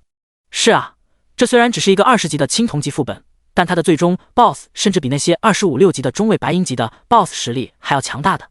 无论怎么说，我也不可能相信这小兄弟能够打得过这猛毒沼泽的最终 BOSS 了。不管怎样，他能闯过这普通难度的第3阶段，而且是短短不到2分钟的时间就直接碾压了第3阶段的这份实力，也比咱们这些人强太多了。是啊，虽然不可能敌得过最终 BOSS， 但即便是现在退出副本，他也足够强大了。无敌青铜啊，这实力太可怕了！看着叶阳一路杀到最终 BOSS 的副本进度，这些自诩青铜强者的职业者们对叶阳的称呼一度从那小子变成了小兄弟。毕竟叶阳的年龄到底还是小一些的，但能主动称呼他为兄弟，已经是对他十足的认可了。不过当看到叶阳真正的进入了最终 BOSS 的时候，这些职业者小队们还是不太看好。没办法，这么多队伍当中能够打爆普通难度最终 BOSS 的仅仅只有风狼一个队伍，而他们硬生生磨了1个多小时才勉强杀过。但是到了困难难度，不可能，太难了，根本就不是一个量级的对手。风狼进了好几次，全都是被直接团灭。然而无论怎么说，在他们的眼中，叶阳能够以一己之力打到普通难度的最终 BOSS 阶段，这份实力就已经比他风狼小队所有成员加起来的实力都要强悍太多了。而此时，副本内，叶阳看着眼前的肥硕的巨大怪物，不由得皱了皱眉。修罗级暗魔蠕虫 LV20， 阶位 BOSS， 生命80万，攻击2500，防御2800。暗影之爪，当暗魔蠕虫用爪子攻击敌人时，造成100%的黑暗元素伤害，并恢复自身造成伤害的10%的生命值。暗魔之躯，暗魔蠕虫每次只能受到最大生命值10%的伤害，且当暗魔蠕虫每减少10%的生命值，将会陷入3秒拥有99%免伤的蜷缩状态。蜷缩状态下会每秒召唤10只小型暗魔蠕虫。暗魔之虫，暗魔蠕虫每次受到攻击，将会从身体中分裂出一个小型暗魔蠕虫。小型暗魔蠕虫拥有本体1%全属性，若小型暗魔蠕虫死亡，将会给暗魔蠕虫恢复1%的血量。暗魔之眼，暗魔蠕虫监视周围100米内所有进入战斗状态的敌方目标，每秒减少他们的5%的移速，最多可减少90%的移速。描述：猛毒沼泽贪婪的巨大蠕虫，无论什么东西出现在它的附近，都将会被它所吞噬。认真看了一眼这头猛毒沼泽副本中的最终 BOSS 的属性，叶阳不由得摇了摇头。简单来说，第一个技能纯粹就是将自己的伤害100%进化成为黑暗元素伤害，并且附加10%的吸血。第二个就是一个免伤加反伤技能，只可惜这技能对一般人来说可能十分恶心，但对于叶阳来说完全没什么卵用。99%免伤，抱歉，我神圣伤害无视一切免伤。第三个技能就比较麻烦了，是个无限召唤技能，只要受到一次攻击就会召唤出来一只小怪。同样，这技能对叶阳来说也没什么太大的效果，因为这小怪的属性也太垃圾了，只继承1%的全属性，那就是只有3000的血量。对一般的攻略队伍来说可能会麻烦一些，但对叶阳来说，那小怪可能出来不到1秒就会被自己的毁灭冲击直接捎带手就秒了。唯一一个比较烦的点，就是每次只要小型暗魔蠕虫死了之后，还会让本体恢复1%的血量，这一下就是8、9万的血量了。至于最后一个技能，可能稍微会有点麻烦，每秒减速5%，最多减少90%移速。真要拖到那个时候，神仙来了都动不了了。不过这技能必然是有可以破解的办法，这就跟叶阳没什么关系了。叶阳小哥哥，这个 BOSS 我们真的要打吗？这属性也太逆天了吧。是啊，这属性比白银级 BOSS 还强了，咱们要不然直接退出副本吧。我觉得也是呢，反正就这么一只 BOSS 的经验无所谓的。咱们走吧，叶阳小哥哥，这 BOSS 咱们不打了。当叶阳刚要开打的时候，那几个妹子不知何时出现在叶阳的身后，下意识地劝阻道：这 BOSS 属性太逆天了，这哪儿像是一个青铜级 BOSS 的属性啊？白银级 BOSS 都没这么逆天吧？不说别的，光是这80万的血量，就算是最强的白银级肉坦 BOSS， 恐怕都没这么多生命值吧？这副本 BOSS 这么猛，谁能打得过去啊？不，也就在这时，叶阳淡淡一笑，摇了摇头：你们躲远点，这 BOSS 我要打。叶阳说的坚决无比。开什么玩笑，别说这 BOSS 本身对叶阳来说就没什么太大的压力，就算于他而言也真的很难，都已经来到这里了，叶阳也不会什么都不做就直接放弃了。说完，叶阳便头也不回的直接冲到了 BOSS 的面前。啊，这太莽夫了吧。看到这一幕，穆莹莹下意识开口道。不过不只是她，其他几个妹子看到叶阳丝毫是不管不顾的冲到了那 BOSS 的身边，也全部都懵了。这确实太莽了啊。是啊，这 BOSS 咱们根本没必要硬要打的，只是一个 BOSS 的经验，丢了就丢了呗。完蛋了，这 BOSS 根本就不是普通的青铜级 BOSS， 而是修罗级副本的最终 BOSS 啊。虽然都是青铜级，但这实力完全不在一个量级上。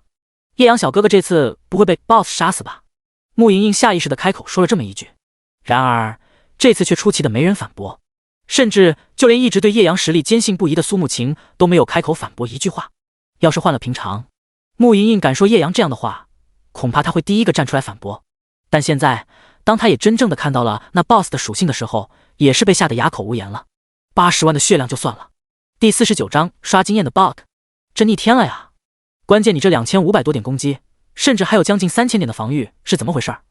不说那技能到底怎么样，就这属性就有点太超标了吧？这真的是一个青铜级 BOSS 该有的属性。所以，即便是苏慕晴，这次也有点怀疑人生了。他很想相信叶阳，但这一次，他确实很难再像是以前这么坚定了。而此时，叶阳已经和这头暗魔蠕虫缠斗了起来。双动精盾，浮空术。随着那层冰蓝色的护盾被叶阳开启后，他直接开启浮空术。嗡的一声，叶阳的身体顿时像是一片轻盈的羽毛一般，直接飞到了半空中30-40米的位置。下一刻，叶阳抬起手中法杖，将其直接对准了地面上那头体型方圆至少40-50米的蠕虫身上。随后，毁灭冲击，顷刻间，一股磅礴的元素能量顿时汇聚在他法杖顶端，璀璨绚丽的颜色仿佛像是在法杖顶端镶嵌了一颗耀眼夺目的宝石。但下一刻，光束爆射，狂风倒卷，甚至连叶阳身上的法袍都被吹得烈烈作响。紧接着，那璀璨夺目的元素光束直接轰击在了暗魔蠕虫那庞大的身躯之上。轰轰轰！-42218，神圣伤害！-42218，神圣伤害！-42218，神圣伤害！一连串恐怖的伤害数字在暗魔蠕虫的身体上疯狂喷出。仅仅只是2秒的时间，那暗魔蠕虫甚至还没来得及对叶阳发动攻击，就直接被打出了蜷缩被动。只见他原本就肥硕的身体顿时蜷缩在了一起，而且在他的身体之上甚至还散发着一层淡淡的微黄色光芒。免伤 99%。3秒，不用想，那微黄的光芒就是暗魔蠕虫的免伤被动。然而，轰轰轰！-42218，神圣伤害！-42218，神圣伤害！-42218，神圣伤害！叶阳的毁灭冲击一直不停，99%免伤。抱歉，这东西在叶阳的面前就像是一个笑话。要是其他人，现在就只能干等着那暗魔蠕虫不断的召唤出小怪。而现在，这头暗魔蠕虫在叶阳的面前，不但免伤效果彻底失效，就连他召唤出来的小怪都在露头的一瞬间，顷刻间被毁灭冲击瞬间秒杀。也就在这时，忽然一连串的提示出现在了叶阳系统频道之中。叮，你击杀了 LV20暗魔蠕虫子，获得1000点，挣100%经验。叮叮，不是吧？杀了那些 BOSS 召唤出来的小怪，居然也有经验？看到系统提示，叶阳顿时有些惊喜道：“要知道，那些小型蠕虫充其量也就只能算是召唤物罢了。”叶阳万万没想到，杀了他们居然还会有经验。等等，要是这样的话，叶阳忽然想到了一个大胆的想法：脱下浩渺法杖，毁灭冲击，元素飞弹，云火天降，闪电锁链，继续叠召唤小蠕虫。这一刻，叶阳直接脱下了自己的黄金级法杖，对着暗魔蠕虫开始疯狂猛攻，甚至连轻易都不曾使用的技能都直接一股脑的甩在了那暗魔蠕虫的身上。顷刻间，一连串乱七八糟的可怜伤害接连不断的从暗魔蠕虫的身上飘出。然而也就在这时，大片大片的小蠕虫从暗魔蠕虫 BOSS 的身上被分裂了出来。只是当他们看到飞在半空之中的叶阳之后，却只能急得在地上打转转，除此之外根本无计可施。哈哈，这浮空术简直也太好用了！看到这一幕，叶阳忍不住笑了。不管是被召唤出来的小蠕虫，还是从蜷缩状态下脱离出来的 BOSS 暗魔蠕虫，看到飞在半空中的叶阳，完全没有一点办法。最离谱的是，叶阳一直保持在极限的射程范围，这样一来，不但叶阳能够打到他们，而且甚至还能让这些蠕虫们不会脱离战斗状态。这浮空术也太无赖了，不愧是法师最赖皮的技能啊！游侠虽然也有类飞行技能，但说到底只是短暂浮空，根本做不到真正像法师一样飞行。现阶段，这技能直接无敌了。之前叶阳只是臆想，现在当他真正看到了浮空术的变态效果之后，还是忍不住笑了。只不过叶阳也懒得和这些小蠕虫们浪费时间，看到被召唤出来的小蠕虫数量差不多后，叶阳直接开启毁灭冲击，一道元素光束从天而降，地面上那些正在急得打转转的蠕虫们，一瞬间被瞬间全部清杀。叮，你击杀了 LV20暗魔蠕虫子，获得1000点，挣100%经验。叮，你击杀了 LV20暗魔蠕虫子，获得1000点，挣100%经验。叮，你击杀了 LV20暗魔蠕虫子，获得1000点，挣100%经验。叮叮，又是大量的经验奖励提示出现。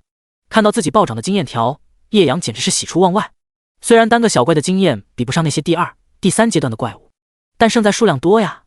而且这 BOSS 要是一直让他活着，那岂不是能直接无限刷怪？只要时间够长，我甚至能直接在这个鬼地方升到20级、30级，甚至更高。想到这里，叶阳顿时心潮澎湃起来。这太逆天了吧！这难道不是 bug 吗？只要暗魔蠕虫受到攻击，那就会召唤小怪。换句话说，就算他受到一点强制伤害，也会召唤出来一只小怪。而且，小怪一旦死亡，还会直接反馈给本体1%的血量。这么一来，只要自己控制好伤害，那这玩意儿简直就是永动机啊！我去，这就太逆天了吧！想到就做，这也是叶阳为什么刚才直接脱下黄金级武器的原因。要不然，他现在伤害太高了。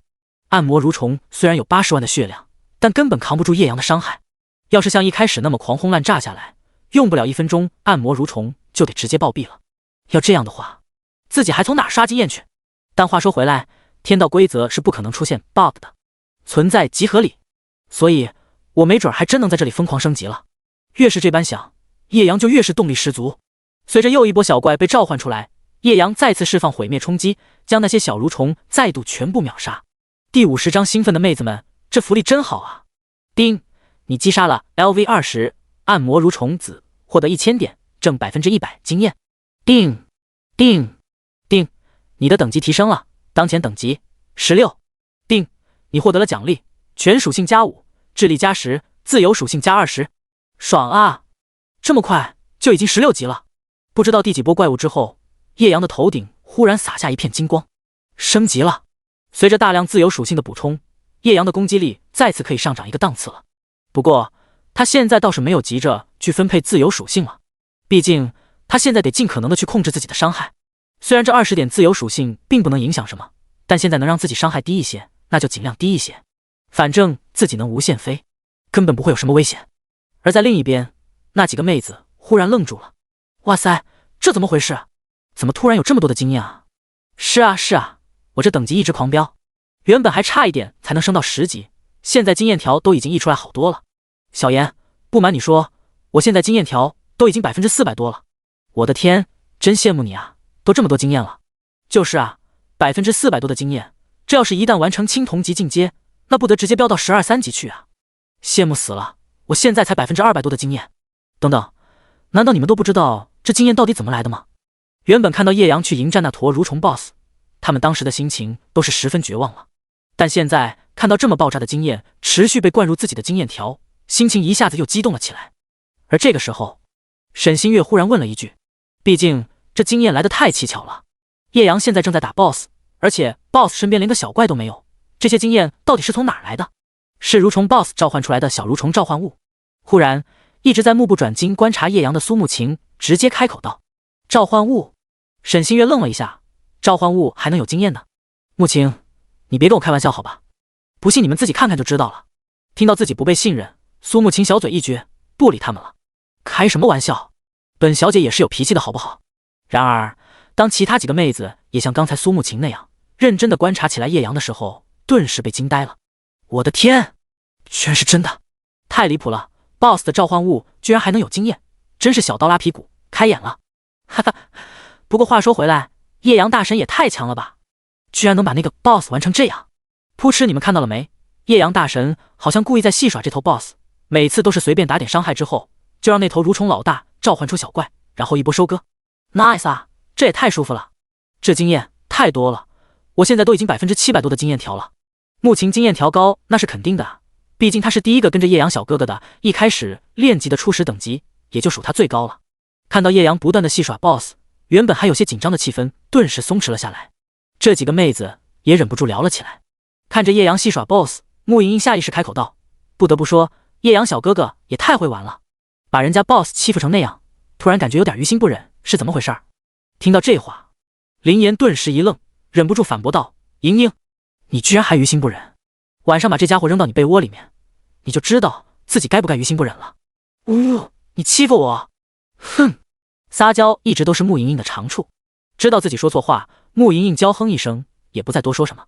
不过刚刚缓过神的沈星月却有些感慨道：“不过话说回来，这 BOSS 的福利也太好了吧？这就是修罗级难度的副本最终 BOSS 的福利吗？这也太爽了吧！”这倒是。苏慕晴点了点头。而且叶阳大神要是一直这么把 BOSS 戏耍下去，那岂不是无限刷怪？要是可以，岂不是在这里刷到100级都可以？想到这里，苏慕晴觉得有些不解。啊，能在这个地方刷到100级的吗？听到这话，穆莹莹顿时有些兴奋了。她不想苏慕晴背景实力雄厚，是天水市10大家族之一的苏家，而且即便是在10大家族里面，还是顶级实力的家族，也不像林岩那样，家里都宠着她一个女儿，更没有沈星月那样优异的学习成绩。虽然也是家族子女，但和这些真正的富二代相比，她的背景太一般了。不过，要是以后能抱住叶阳的大腿，甚至在这里刷到100级，她甚至真的可以几天几夜不吃不睡。我觉得还真有这种可能。这 BOSS 的机制，只要受到攻击就会召唤小怪，而且 BOSS 都有每秒1%的回血机制，也就是说，只要叶阳大神控制好这 BOSS 的血量，一直在这里刷怪，完全不是不可能的事情啊。苏慕晴认真的分析了一下，他虽然知道不可能直接刷到100级，毕竟越往后需要的经验越多，真刷到100级，恐怕在这个鬼地方刷100年都不够，但升到20级应该没问题吧。只可惜，就在叶阳的等级刚刚升到17级的时候，叶阳忽然发现了一点不对劲的地方，怎么不照小怪了？叶阳有些愣了，看着眼前的神态有些萎靡的暗魔蠕虫，陷入了沉思。等等，这家伙该不会是梅兰了吧？想到这里，叶阳顿时觉醒，有些想笑。这也太逗了吧！堂堂一个修罗级副本的青铜级 BOSS， 居然被叶阳这一只调戏的连蓝条都空了。是的，这 BOSS 虽然看起来能无限召唤小怪，但这也是需要耗蓝的。BOSS 虽然也能回蓝，但没有本身回血机制那么恐怖，根本跟不上这召唤小怪技能的消耗。到了现在，叶阳足足要攻击10几次，这暗魔蠕虫才能勉强召唤出来一只小怪。第51章失望的路人，我这才刚刚动手呢。哼，既然这样，那就没必要浪费时间了。爆炸的刷怪之旅忽然被截止，叶阳心中虽然有些可惜，但也懒得跟这头 BOSS 浪费什么时间了。下一秒，他便抬起自己的法杖，火力全开，准备直接屠掉这头 BOSS。与此同时，副本外那些围观的职业者们也一脸紧张地看着叶阳现在的副本进度。毕竟叶阳现在已经是到了副本的最终 BOSS 阶段，只要过了这一最终阶段，那他就是完成了一个单刷青铜级副本的成就啊！没错，他确实是组队进去的，但那几个小姑娘的实力，他们都是看在眼里啊，根本没什么战斗能力的。不过，当他们看到叶阳的副本进度时上时下的时候，也不由得叹了口气。哎，别看了，果然是和我猜的没错的。这小子虽然厉害，但是对上这头副本的最终 BOSS 输出还是不够的。可惜了，他就差最后一步就能完成单刷青铜级副本啊！怎么会突然打不过 BOSS 了呢？别开玩笑了，老张，什么就只差最后一步？那头暗魔蠕虫是什么坦度？你是没见过吗？一直照小怪就算了，小怪死了还能回血，再加上这 BOSS 本身的回血，这尼玛简直不要太难打。就连风狼小队都在这头 BOSS 身上磨了2-3个小时呢。是啊，虽然看起来确实很可惜，但最终 BOSS 的强度确实不是之前那几个小怪的阶段能够相比的。不过这小子能够走到这里，确实已经很强了。是啊，能够单刷前3个阶段，光这个实力，甚至就比风狼大哥还要强了。原本在叶阳刚刚开启最终 BOSS 阶段，没几秒就打掉了 BOSS 将近20%的血量的时候，所有人都以为叶阳要和之前一样，分分钟就能直接爆杀这头暗魔蠕虫 BOSS 了。但现实随着 BOSS 的血量不断的回复，原本20%多的进度一下就回到了10%左右。到了这里，最终阶段的进度几乎就是一直在10%至20%这段时间徘徊，足足几分钟都没有突破。看到这里，所有人顿时有些失望。看来，即便是这么强的年轻人，面对这头 BOSS 输出还是不够啊。果然，这 BOSS 根本就不是一个能单人击杀的 BOSS。散了吧，肯定没戏了。看着叶阳的进度，原本那壮汉职业者嗤笑一声。让他这么一说，周围许多人顿时叹了口气。算了算了，原本还以为能看到什么奇迹呢，原来也就是这样。果然是我想太多，这暗魔蠕虫 BOSS 的强度根本不是之前那几个小怪能比的呀。是啊，好了好了，该干嘛干嘛去吧。许多人叹了口气，对叶阳失望透顶。原本还以为会发生什么奇迹，没想到就这。能杀小怪算什么本事？只要自己的走位身法足够强大，那些蠢货小怪本来就只有被溜的份儿。很多能刷过普通难度的队伍，基本上都是用的这个办法。但 BOSS 不一样啊，要是没有足够的输出，根本就不行的。果然，还是自己对这个小子抱的希望太大了。呵呵，我就知道这小子肯定不可能打得过这副本的。那壮汉呵呵一笑，随意的瞥了一眼叶阳的副本进度，也准备刷自己的怪去了。反正他在这个地方现在也没什么意义了。就他那只有16级的实力，想刷这个副本根本找不到队伍。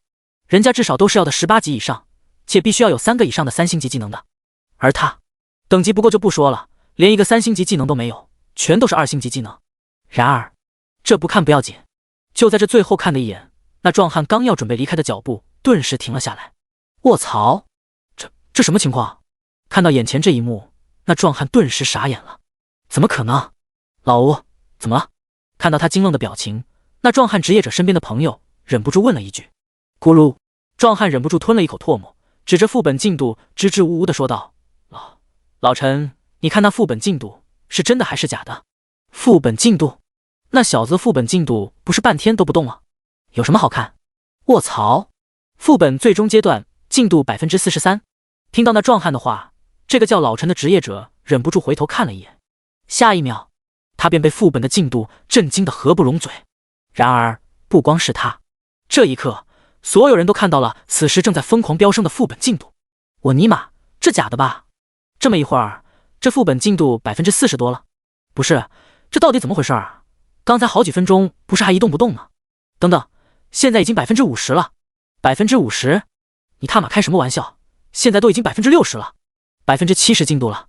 卧槽，这速度太逆天了吧！1秒钟就 5% 左右的进度，2秒就 10%。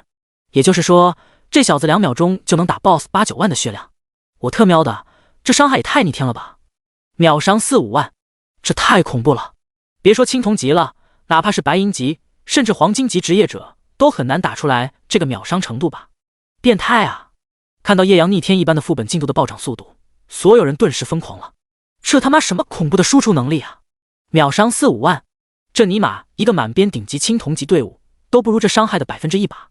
这一刻，所有人直接被叶阳的实力刷新了3观，这简直是妖孽一般的存在啊！95%了，99%了，通关了！卧槽！我他喵的看到了什么？这小子居然真的通关了！通关是次要的，关键他是单刷普通难度啊！太猛了！单刷普通难度，要是随便给他配几个强力的辅助队友，这小子岂不是直接能玩虐困难模式，甚至碾压噩梦难度了？恐怖啊！第52章通关副本，爆炸的首杀奖励。当副本的进度终于达到了 100%， 所有人全都被震撼到了。单刷青铜级副本，而且他进入副本的时候才仅仅12、3级啊！这简直就是天才中的天才啊！太逆天了，所有人都疯狂了。甚至当有人提出只要给叶阳配几个强力的辅助队友就能直接碾压困难，甚至碾压噩梦难度的时候，在场的所有青铜级强者顿时全都蠢蠢欲动起来。没办法，他们之中大多数人连简单难度的副本都还没打过呢。要是能跟着叶阳刷一次噩梦，即便是困难难度，也能直接拿到普通和困难2个难度的副本首杀。甚至要是运气好混了一次噩梦难度，那甚至能直接拿到3个档次的首杀奖励，这简直不要太爽啊！而此时在副本内，当叶阳一发毁灭冲击将 BOSS 最后的一丝血条打空之后，一连串的奖励提示直接刷爆了他的系统频道。这一刻，即便是一向沉稳的叶阳，一下看到这么多奖励提示，也不由得有点兴奋起。丁，你成功通关了修罗级猛毒沼泽，获得了通关奖励白银级装备宝箱 X10， 白银级技能宝箱 X3， 经验100万，正 100%。丁，你获得了猛毒沼泽普通修罗难度的副本首杀奖励。丁，普通级首杀奖励白银级装备宝箱 X1， 经验10万，正 100%。丁，困难级首杀奖励白银级装备宝箱 X2， 经验20万，正 100%。丁，噩梦级首杀奖励白银级装备宝箱 X5， 白银级技能宝箱 X1， 经验50万，正 100%。丁，地狱级首杀奖励白银级装备宝箱 X8， 白银级技能宝箱 X2， 经验80万，正 100%。丁，修罗级首杀奖励白银级装备宝箱 X10， 白银级技能宝箱 X3， 经验100万，正 100%。丁，你的等级提升了，当前等级18级。丁，你的等级提升了，当前等级19级。丁，你的等级提升了，当前等级20级。丁，你获得了奖励全属性加15，智力加30，自由属性加60。丁，当前经验已满，等级已达上限，当自身阶位突破至白银级时将可继续升级。丁，你击杀了修罗级青铜级 BOSS 暗魔蠕虫，获得经验10万，正 100% 点。丁，你获得了装备白银级恶灵匕首。丁，你获得了装备白银级骷髅重甲。丁，你获得了装备白银级猛毒长剑。丁，你获得了技能白银级迅捷之手。这奖励未免也太恐怖了，光是一个通关奖励，直接把我现在的等级干到20级去了。看到这么一大片的奖励提示，叶阳不由得深呼了一口气。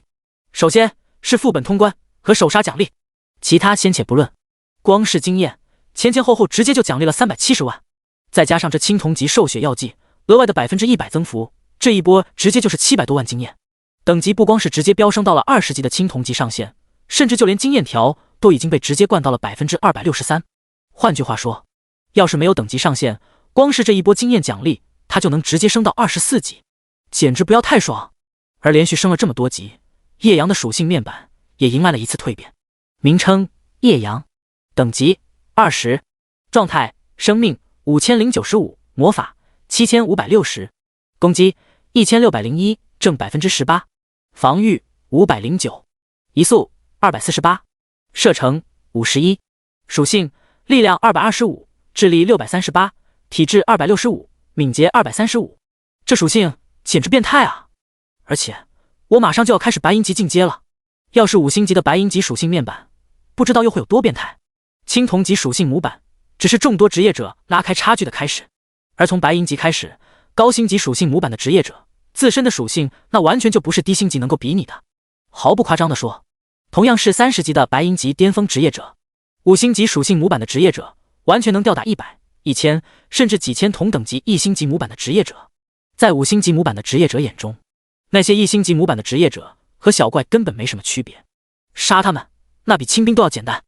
不说别的，光是现在来说，叶阳坐拥5星级青铜属性模板的爆炸成长增幅，其战力即便是没有至高法神的增幅，都能吊打大部分白银级职业者了。更别说等他晋升到了白银阶位以后，恐怕40级以下的所有黄金级职业者都根本不可能是他的对手。看完属性模板，叶阳将自己的目光转移到了背包中那一大堆的装备技能宝箱。不得不说，这副本首杀奖励果然爽啊！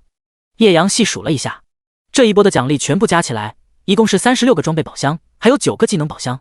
装备叶阳现在自然是不需要了，他现在已经是全身白银级装备，甚至还有黄金级装备。倒是技能宝箱让他十分的感兴趣。紧接着叶阳不再犹豫，直接开启了所有的技能宝箱。叮，你获得了游侠白银级致命之眼。叮，你获得了战士白银级毁灭打击。叮，你获得了稀有奖励法师被动技能白银级浩然真气。叮叮，刚开到第3个技能宝箱的时候，叶阳便忽然发现一个特殊的奖励。稀有奖励法师被动技能。我去，运气居然这么好啊！看到那一条特殊的提示，叶阳顿时眼前一亮，居然开出了被动技能，这也太爽了吧！虽然只是白银级的，但其价值甚至要比黄金级的技能还要昂贵了。这就是被动技能的含金量。不多说，叶阳直接查看起这个技能。白银级浩然真气 LV20， 职业法师，星级，类别被动技能，效果学习该技能后，自身将会拥有一丝纯真的浩然之气，增加自身 5% 的基础法术攻击力。第53章水之洗礼，叶阳期待的珍贵技能，简单粗暴，但效果强大。看到这浩然真气的效果，叶阳满意的点了点头。虽然这技能的效果看起来十分简单，但不得不说的是，这效果却十分强悍，直接增加 5% 的攻击力，这效果简直不要太好用。最让叶阳觉得舒服的是，他通关副本之后也直接升到了20级，现在刚好能学习这个技能，这就相当舒服了。正好刚才 BOSS 爆出来了不少技能原石，看看升星的效果是什么。白银级技能开局升星只需要10颗技能原石，叶阳之前还剩下30颗，那头暗魔蠕虫也直接给叶阳爆出来了93颗技能原石，现在正好可以拿来看看这个技能的升星效果。定，你消耗了10颗技能原石，成功将浩然真气提升到了2星级，白银级浩然真气，星级，类别被动技能，效果增加自身 55% 的基础法术攻击力，原石20颗，成功率 1%， 提升了 5% 吗？好像也不错。看到2星级浩然真气的效果，叶阳满意的点了点头。首先必须要说的是，浩然真气虽然原本只有 5% 的攻击，但在叶阳至高法神的增幅之下，直接被提升到了 50%， 被叶阳刚才升星之后又提升了 5%， 所以现在才会是 55% 的提升。不过这 5% 看似提升不大，然而即便是按照叶阳现在的属性来说，他的基础攻击力已经达到了1600多点，即便是 5%， 也有足足80多点的提升，甚至比一柄白银级法杖的基础攻击还要高了。最关键的是，这是一个即便是在被动技能里面也是极其稀有的百分比加成技能，也就是说，这技能越到后期，提升效果就越是恐怖。继续提升，直接提升到4星级，没有犹豫，叶阳直接给浩然真气连续提升了2个星级。定，你消耗了20颗技能原石，成功将浩然真气提升到了3星级。定，你消耗了50颗技能原石，成功将浩然真气提升到了4星级。白银级浩然真气。星级。类别：被动技能。效果：增加自身 65% 的基础法术攻击力。原石100颗。成功率 0.01%。65%了，舒服。叶阳深呼了一口气。65%的基础攻击加成，以现在的属性来说，直接就能给他带来1000多点攻击力的提升，简直不要太变态。要知道，叶阳从进入副本的12级到现在的20级，这足足8个等级下来，在5星级模板的增幅下，攻击也才刚刚500多点。这一下就能看得出来，这个4星级浩然真气的技能效果究竟是有多强大。没技能原石了，继续开宝箱吧。叶阳淡然一笑，拿出剩下的6个技能宝箱，直接全部开启。定，你获得了战士白银级极限防御。定，你获得了牧师白银级圣光折月。定，你获得了战士白银级生命真谛。定，你获得了法师白银级水之洗礼。定，我去，又开出来一本法师技能啊！看到这一连串的奖励，叶阳心里别提多爽了。这才9个宝箱就能直接开出来2本法师技能书，甚至还有一个稀有的法师被动技能。这要是说出去，怕是其他人要嫉妒死。如果是一般人的话，别说9个，就算90个宝箱，恐怕都开不出来1-2本法师技能。如果是被动技能的话，很有可能900个宝箱都难说能开出来1本了，更别说还是最稀有的法师被动技能。不多想，叶阳直接点开了刚才获得的那本法师技能书看了起来。白银级水之洗礼 LV20。职业法师。星级。类别主动技能。效果：在一片20米的区域创造一个持续10秒的水域，水域中所有友方单位每秒恢复攻击力 X20% 的生命，敌方单位将会受到攻击力 X100 点的伤害，并减少 50% 的移速。冷却50秒。魔法300点。原来是一个伤害兼恢复的技能。看到这技能效果的第一眼，叶阳便想都没想，直接决定学习了。没办法，他现在保命、单攻、群攻的技能都相对来说比较充足，唯一比较缺乏的就是恢复技能了。可惜的是，法师恢复的技能实在太少了，效果也不尽如人意。毕竟法师是要来打伤害的，可不是用来加血的。现在好不容易遇到一个，怎么也不能错过。况且这技能乍一看起来虽然不强，但要知道，叶阳可是有着至高法神的10倍技能效果增幅的。刚刚学完，这水之洗礼就直接发生了蜕变。白银级水之洗礼。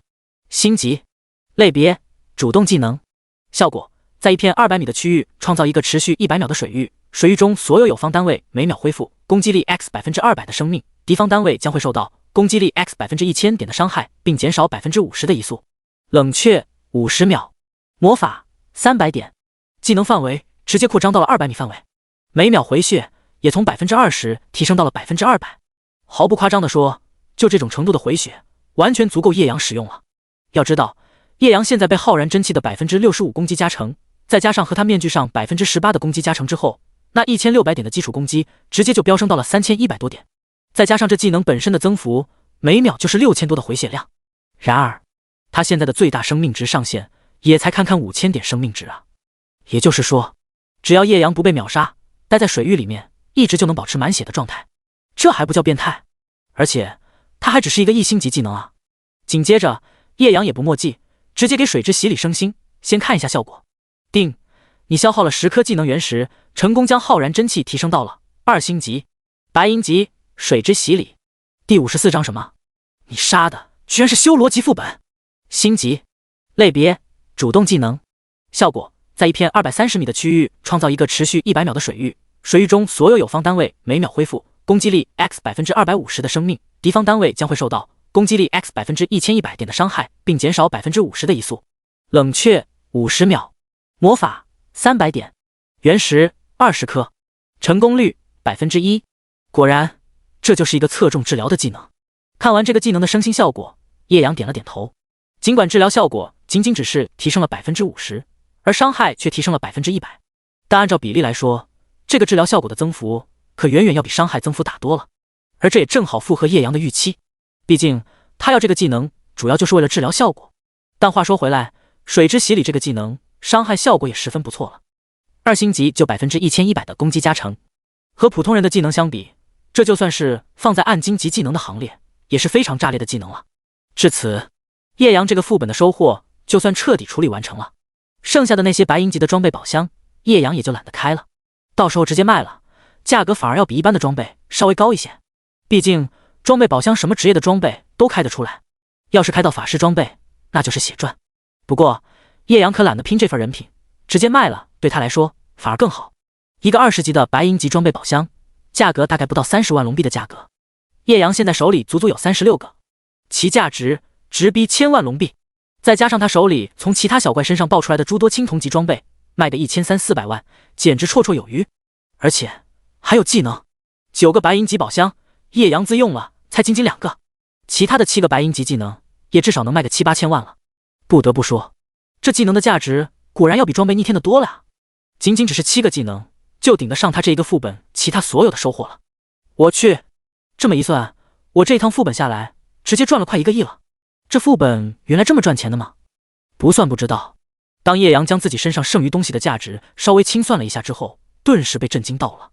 而且这还只是他不要的东西的价值，要是算上那些技能原石，还有叶阳身上自用的东西，那甚至 1.5 亿左右都有了啊！毕竟光这么一个法师被动技能就已经是天价了，怪不得好多暗金级职业者身上还都有很多的黄金级技能。要这么算下来，这职业者也太烧钱了吧！光是一个暗金级技能就不知道要多少钱了，更别提普通人想要升星，那更是难上加难了。叶阳能够随便升星，那是因为有着至高法神系统的增幅，让他技能升星的成功率强行锁定在了 100%。 如果是一般人，从3-4星级开始，想要再往上升就十分困难了。那些6星级以上的技能，累死累活几年升不上去的大有人在。要不怎么就说现在最高星级的技能也才仅仅只有9星级技能呢？其他先不说，光是给技能升星就是一个十分恐怖的烧钱项目了。还好我不用考虑这害死人的几率。想到这里，叶阳嘴角微翘。不过此时副本收获已经全部处理完毕，他也懒得再在这个地方墨迹了。叮，猛毒沼泽副本已结束，是否现在退出副本？看了一眼系统提示，叶阳直接选择退出。快看，那小子出来了！副本外，那些围在副本入口处围观的职业者们纷纷翘首以盼。这可是能够直接单刷20级青铜级副本的天才职业者啊！要是能跟他搭上关系，那以后简直不要太舒服了。而这时，看到叶阳的身影从副本入口处出现，所有人纷纷围了上去。小兄弟，你也太厉害了吧！居然用了不到半小时的时间，就直接打穿了整个猛毒沼泽的副本。是啊，这实力简直逆天啊！我是北城区的散人职业者，要不要交个朋友，以后一起升级？小兄弟，我是南城区的，我认识不少强大的职业者，甚至还有黄金级强者，以后要不要一起刷怪？兄弟，跟我组一个固定队吧，以后肯定吃香的喝辣的。小兄弟，你现在还要不要刷副本啊？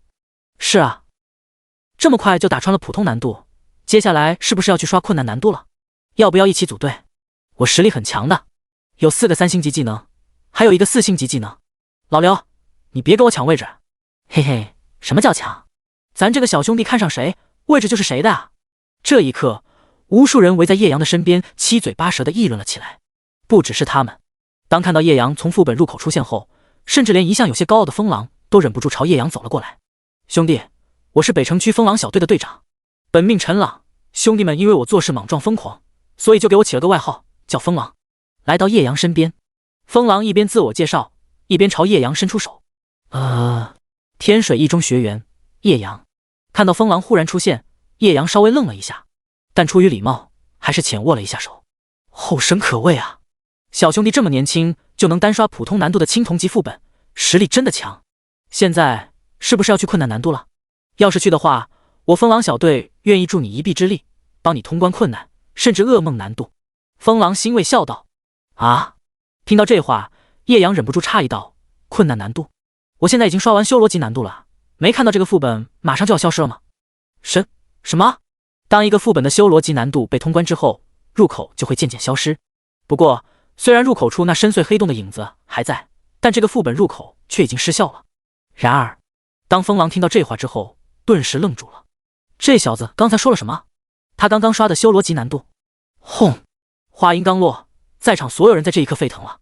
第55章卧槽，这副本入口怎么失效了？那小子刚刚说了什么？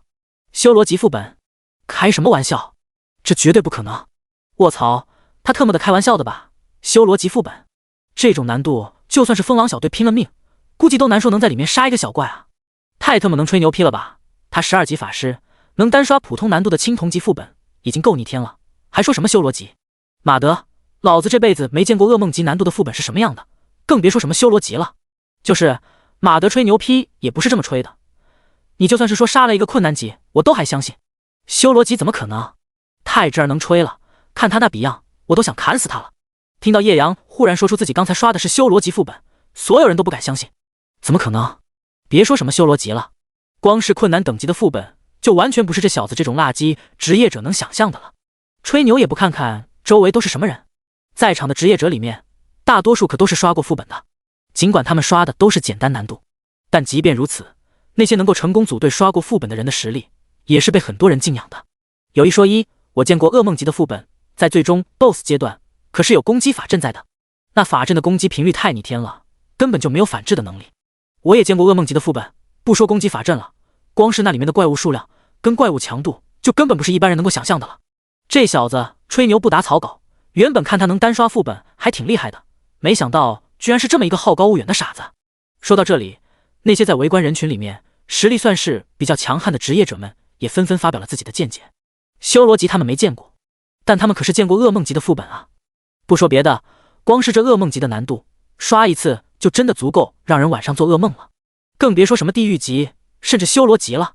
没有人相信叶阳所说，甚至在这一刻，原本对叶阳有着不错观感的风狼也瞬间对叶阳的好感下降了好几个档次。修罗级，这小子还真是吹牛不打草稿了。诚然，自己确实没有刷过修罗级副本，甚至连地狱级副本都没有刷过，但他听说过呀。他有一个表哥，就是4星级模板的白银级战士，当时为了挑战地狱级难度的一个白银级副本，足足花了3天的准备时间，攻略了不知道多少次，才勉强将其攻破。不说别的，光是一个有着无敌状态的攻击法阵，就完全处理不掉，30秒的时间只能靠着自身强悍的走位硬躲。换句话说，这攻击法阵的出现根本就不是为了检测职业者的战斗力的，而是来检测职业者的身法实力的。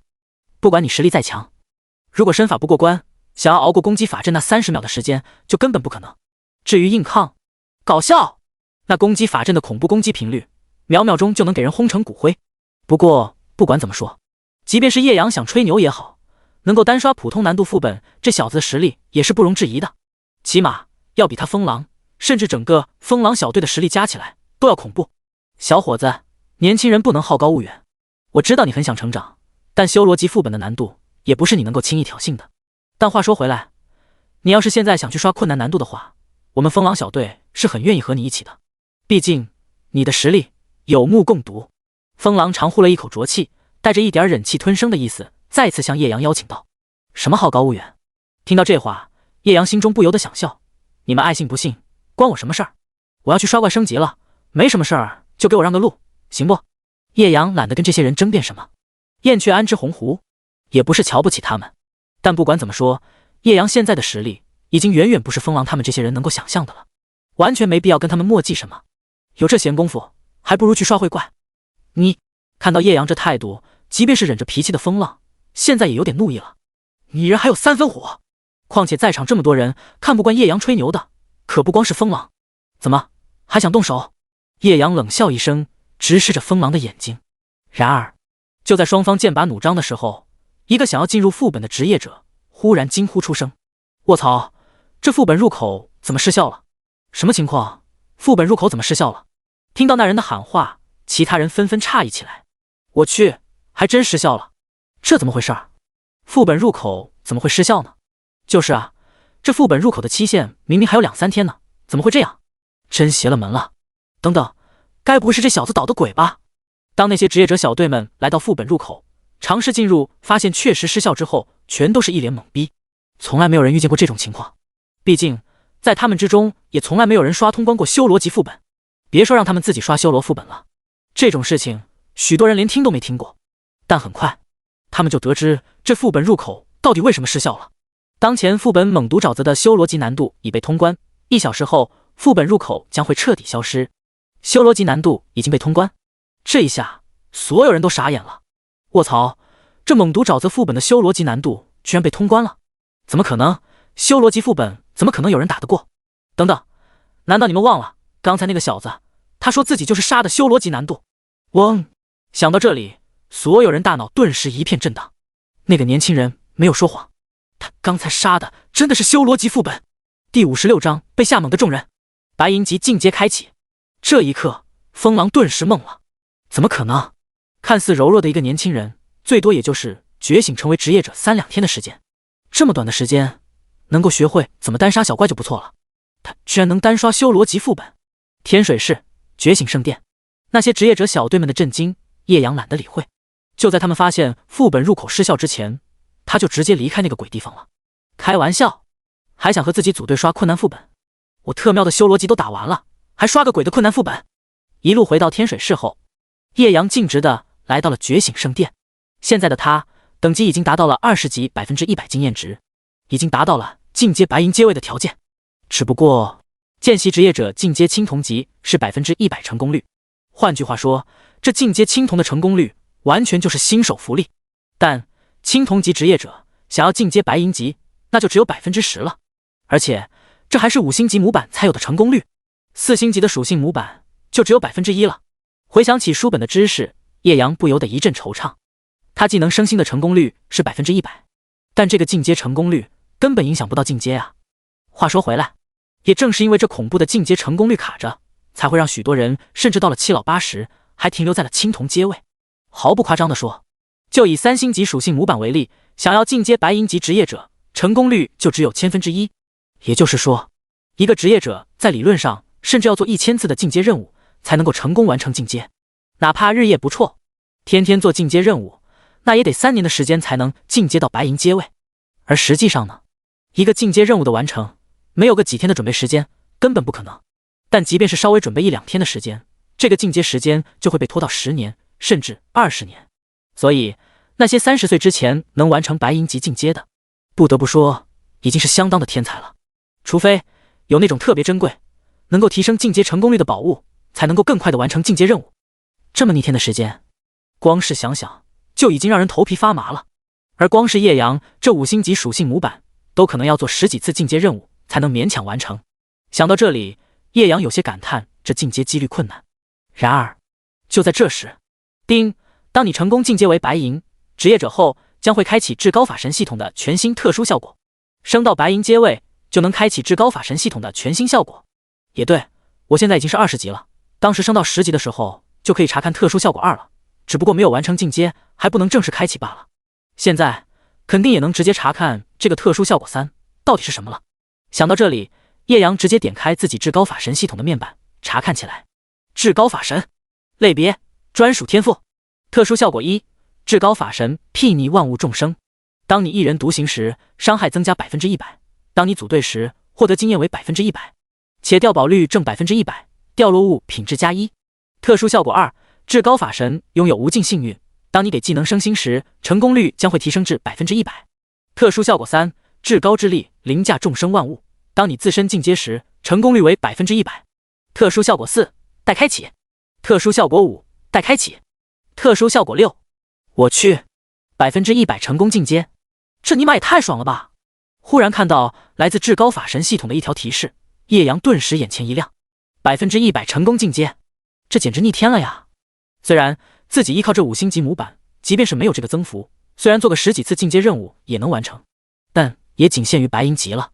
以后想要进阶黄金级职业者，那即便是5星级模板，也就只有1%的成功率了。越往后，成功率便会越低，所以叶阳才会看到这条增幅，才会这么兴奋。如果这样的话，自己好像就能赶在天才训练营之前完成白银级进阶了呀！这样一来，自己在天才训练营的考核优势就更大了。想到这里，叶阳心中顿时舒畅，这至高法神系统果然逆天啊！等等，怎么感觉好像有什么不对劲的地方？完成白银级进阶才会开启特殊效果3，也就是说，我现在的成功率还是10%。忽然察觉到这一点，叶阳不由得皱了皱眉。卧槽，这特殊效果3居然是完成白银级进阶才会开启啊！那这么说，自己现在还是得做10几次进阶任务才能完成白银级转职吗？马德，叶阳可不想去挑战这该死的几率啊！要是能直接100%成功率多好，可惜这至高法神系统的规矩就是这样，叶阳也没什么办法。然而就在这个时候，丁，检测到宿主当前拥有5星级青铜属性模板，奖励特殊效果，白银级进阶任务成功率被提升至了100%。死！这5星级青铜属性模板居然还有这种用处，真是没有想到。这不错啊！忽然看到系统这么一条特殊提示，叶阳顿时乐了。还好他当时选择的是5星级模板，要不然现在还真触发不了系统的特殊奖励了。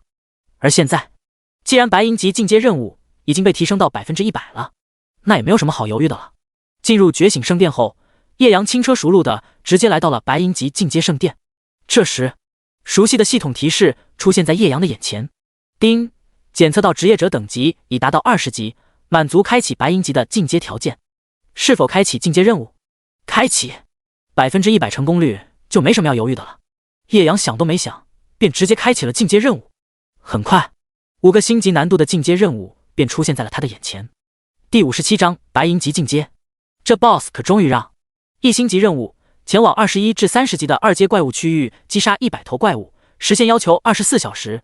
2星级任务，击杀1头等级不低于20级的白银级 BOSS， 并且个人战斗贡献不低于 10%， 时限要求24小时。3星级任务，同上，且个人战斗贡献不低于 30%， 时限要求24小时。4星级任务，同上，且个人战斗贡献不低于 50%， 时限要求24小时。5星级任务，在个人战斗贡献为 100% 的状态下，击杀1头等级不低于20级白银级 BOSS， 且必须无伤击杀，时限24小时。和青铜级的进阶任务相仿，唯一不同就是从青铜级的 BOSS 换成了白银级的。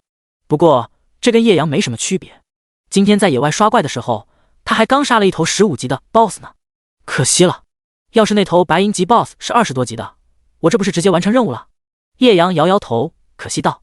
不过要是当时那头 BOSS 等级足够的话，他现在也不会有这么光速的升级了。毕竟那头 BOSS 爆出来的白银级装备技能，让叶阳在副本里面可是受益匪浅的。算了，想这么多也没用，还是直接去2阶怪物区域找白银级 BOSS 吧。白银级 BOSS 通常都是20级以上的，也就是只有在2阶野外区域才会遇到。没多想，叶阳直接领取了5星级任务之后，便准备离开。已经是下午3点了，要是6点之前找不到 BOSS， 那估计就没戏了，只能等明天完成天才训练营的考核，才能去完成任务了。接完任务，叶阳下意识地看了一眼时间，在心里盘算了一下，没办法，晚上6点就是暗月之力降临了，那时候想找 BOSS 难度不是一般的大。野外一望废墟地带，这里到处充斥着一片荒凉破败的场景，就连原本应该高耸入云巨树森林，现在也变成了无数的枯木枝杈，显得更为诡异了几分。我早就说了，让你别来这个鬼地方，这里哪里像是能升级的地方啊？怪物太可怕了。丛林中，一男一女正在废墟遗迹中行走，时不时碰到怪物之后，男人直接出手3两下便灭杀了怪物。不过听到那女生的抱怨，男生倒也不生气。小芳，这你就不懂了吧？这地方好像都是什么幽灵类的怪物，物理伤害在这里会大打折扣，但法术伤害却能够有效的发挥出来。我是个法师，当然要来这里升级了。啊，李飞，这真的假的？听到那个叫李飞的男法师的话，这妹子的脸色才明显有些好转。当然是真的，难道你没发现以前我打怪2、3下元素飞弹才能秒杀一只，现在碰见那些遗迹恶鬼什么的怪物都是直接秒杀吗？李飞嘴角微微上扬，看着自己周围的怪物尸体，有些得意的说道。这怪不得我觉得经验好像多了不少，原来是这样。小芳顿时对李飞有些崇拜起来。之前只是觉得李飞转职成了一个法师，而且家里还有钱，以后肯定有前途，没想到他居然还挺聪明的。感受到那来自小芳崇拜的眼神，李飞心中顿时乐开了花。好了，你放心吧，这地方不光我伤害高，而且怪物还多，更重要的是咱们2个人组队杀怪的效率，不但每只怪物的经验变多了，甚至效率比其他满编队伍还快。你就老老实实跟着我就可以。小芳乖乖的点了点头。李飞，我就知道你是最厉害的，我眼光果然没错。那必须的。李飞憨憨一笑。呜吼！也就在这时，一声空洞的嘶鸣声忽然在附近响起。李飞，刚才那是什么声音啊？听到这嘶鸣，小芳顿时浑身一紧，被吓得不敢动弹。这好像是 BOSS。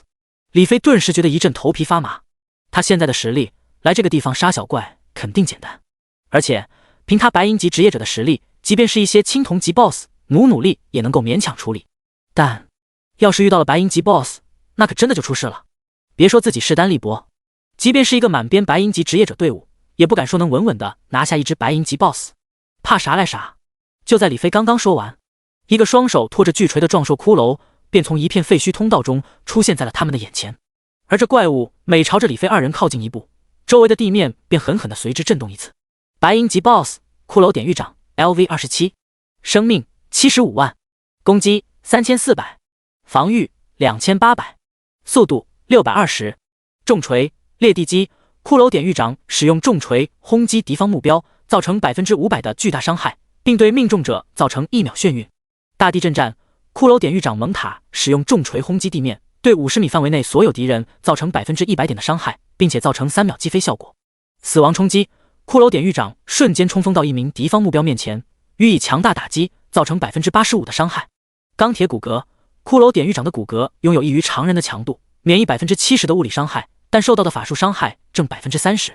信息，远古凶兽牢笼中的残暴典狱长拥有极其恐怖的破坏能力，死亡无数年后化为骷髅典狱长盘踞于此。放眼望去，骷髅典狱长身形壮硕无比，即便只是骨架，看起来都要比一般人至少粗大了3-4倍。然而他的身高却仅仅只有2米出头。不光如此，他还拖着一个长达3-4米，头部至少有着1米直径的巨大重锤。这种体型的怪物让李飞很难将他和刚才地面的震动联系到一起。最离谱的是，从通道出现的不光只有骷髅典狱长一只怪物，跟随着他沉重无比，伴随着阵阵颤动的脚步，7-8只手持巨剑的骷髅守卫也从通道中缓缓走出。放眼望去，那7-8只骷髅守卫竟然全都是青铜级 BOSS。 看到这一幕，李飞差点吓得瘫倒在地。李飞，这里怎么会有白银级 BOSS 啊？小芳现在都快吓懵了。然而李飞现在也根本好不到哪里去，怎么办？谁能来救救他们？然而也就在这时，一个身穿法师长袍但却又皎洁敏剑的身影忽然出现在他们的面前。马德，找了半个多小时，终于让我找到一头白银级 BOSS 了。当那身影出现后，不但没有被眼前这几头 BOSS 吓破胆，甚至好像是期待了他们很久一样。兄弟，你是谁？你要干嘛？第58章替死鬼来了。那咱们还不快跑？看着眼前这个看似只有17-18岁的职业者，李飞一下懵了。这小子突然出现，看他这样子，难不成是想挑战眼前这个这么豪华的 BOSS 阵容？我的老天，这不是在开玩笑吧？听到声音，叶阳才下意识地回头看了他一眼。是的，要不是他说话，叶阳还真发现这里有个人。哦，不对，是俩人，旁边还有一女的。我来打 BOSS 啊！叶阳耸了耸肩，指了指那2米多个头，比他身形高了1半多的骷髅典狱长。打 BOSS？ 你说你是奔着这玩意儿来的？李飞吓得眼睛一下子瞪得浑圆。怎么可能？打 BOSS？ 你开什么玩笑？这可是一个27级上位白银级 BOSS， 能是你一个连白银阶位都不是的职业者能打的？这绝对不可能。李飞虽然看不到叶阳的具体等级，但凭职业者本身散发出来的气息来感知的话，他是能够感觉到叶阳的气息是比他这个23级的白银级职业者弱了一些的。而且李飞也根本感觉不到叶阳身上的白银气息，也就是说叶阳现在顶了天也就是20级巅峰青铜级的实力，就敢来挑战27级的白银级 BOSS， 你他喵的逗我呢？然而听到李飞的话后，叶阳只是耸了耸肩。对啊，不过你要是想来抢 BOSS 的话，我不介意先冲你来。说到最后半句，叶阳的语气一下子冰冷了几分。这一刻，李飞仿佛感觉到自己瞬间像是掉进了万丈冰窟一般，这种压迫感他仅仅只有在实力强大的黄金级职业者身上才勉强感觉得到。怎么可能？一个连白银阶位都没有的臭小子，怎么会有这么强横的压迫感？难不成他比黄金级职业者还强？想到这里，李飞顿时不寒而栗。李飞，要不我们先离远点，咱们本来也不打这个 BOSS， 有个吸引仇恨的替死鬼，不正好我们跑路吗？见李飞要怒火攻心，旁边的小飞马上拉了拉他的衣角，小声劝阻道：你说的对，这小子出现的这么及时，正好给我们当了替死鬼。李飞顿时乐了，一个青铜级职业者来挑战白银级 BOSS， 这特喵的不是天降替死鬼是什么？想到这里，他再也不想有一点犹豫，拉着身边的小飞，急忙朝远处躲避起来。李飞，咱们怎么不走了？见李飞拉着自己在一处废墟断壁后面躲了起来，小飞顿时不解道：“看看这小子打 BOSS 的。”李飞一边趴在断壁上露出半边脑袋偷偷观望，一边向小飞说道：“啊，你还真相信他能打过这只白银级 BOSS 啊？”听到这话，小飞表情有些疑惑了。鬼才信这小子能打过白银级 BOSS。李飞冷哼一声，继续说道：“不过他既然有这样的底气，身上的装备肯定不错。等他被 BOSS 杀了以后，咱们去摸尸。”咦，还能这样？听到李飞的话，小飞顿时像是打开了新世界。职业者无论怎么被杀，身上的装备还有背包中的所有道具都是会被爆出来的，即便是被 BOSS 击杀，也会被爆出全身的东西。毕竟这可不是什么网游，在蓝星上，职业者死了，那可就是真的死了，命只有一条。也就只有刚才那小子不知道怎么想不开了，连白银级都没进阶，竟然就想着去单挑白银级 BOSS。然而他怎么都想不到，这可是叶阳的5星级白银进阶任务啊！不来找白银级 BOSS， 他怎么完成任务？只不过李飞和普通的职业者一般都是做的2星级，最多3星级进阶任务，也就是和 BOSS 的战斗中拿到 10% 或者 30% 的个人战斗贡献就行。但即便是如此，对于一般人来说也足够困难了，因为想要越级挑战一只 BOSS， 一般都是一个10人满编的职业者队伍来打的。也就是说，即便是想要完成2星级任务，也必须要认认真真做好自己的事情，不能有一点浑水摸鱼的想法。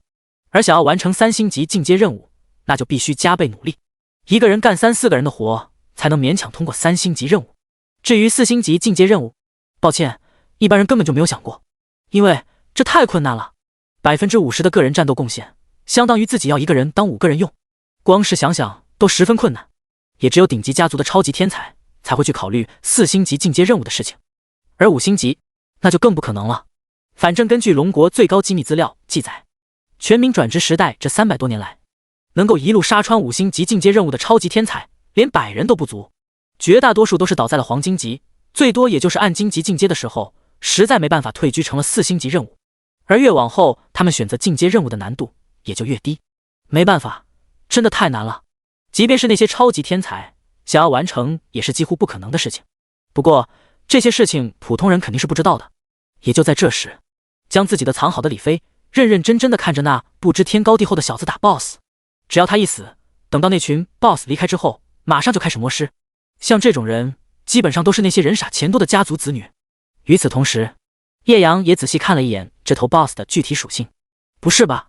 怎么感觉我每次找到的都是一些肉坦类的 BOSS， 为什么就不能碰到一些脆皮的法师、刺客类的 BOSS？ 不过有一说一，那个钢铁骨骼的减伤被动倒是对我不错。看到骷髅典狱长那能够减少 70% 物理伤害，但却要额外受到 30% 法术伤害的被动技能钢铁骨骼，叶阳就不由得想笑。遗忘废墟这地方不愧是传闻中法师练级的天堂啊！原本这 BOSS 还算是一个比较肉的 BOSS 了，但是这被动技能一出来，白白将自己的坦度削弱了30%，这不是纯纯白给。但话说回来，也不是什么法师都能像叶阳这么灵活。正常的法师输出频率远远比不上游侠这种高频暴击类的职业的。和刺客相仿，基本上打完一套技能就要很长的空档期。在这段时间，要是没有什么前排扛得住的话，身板脆移速慢的法师无论有多少个，分分钟就会被 BOSS 团灭。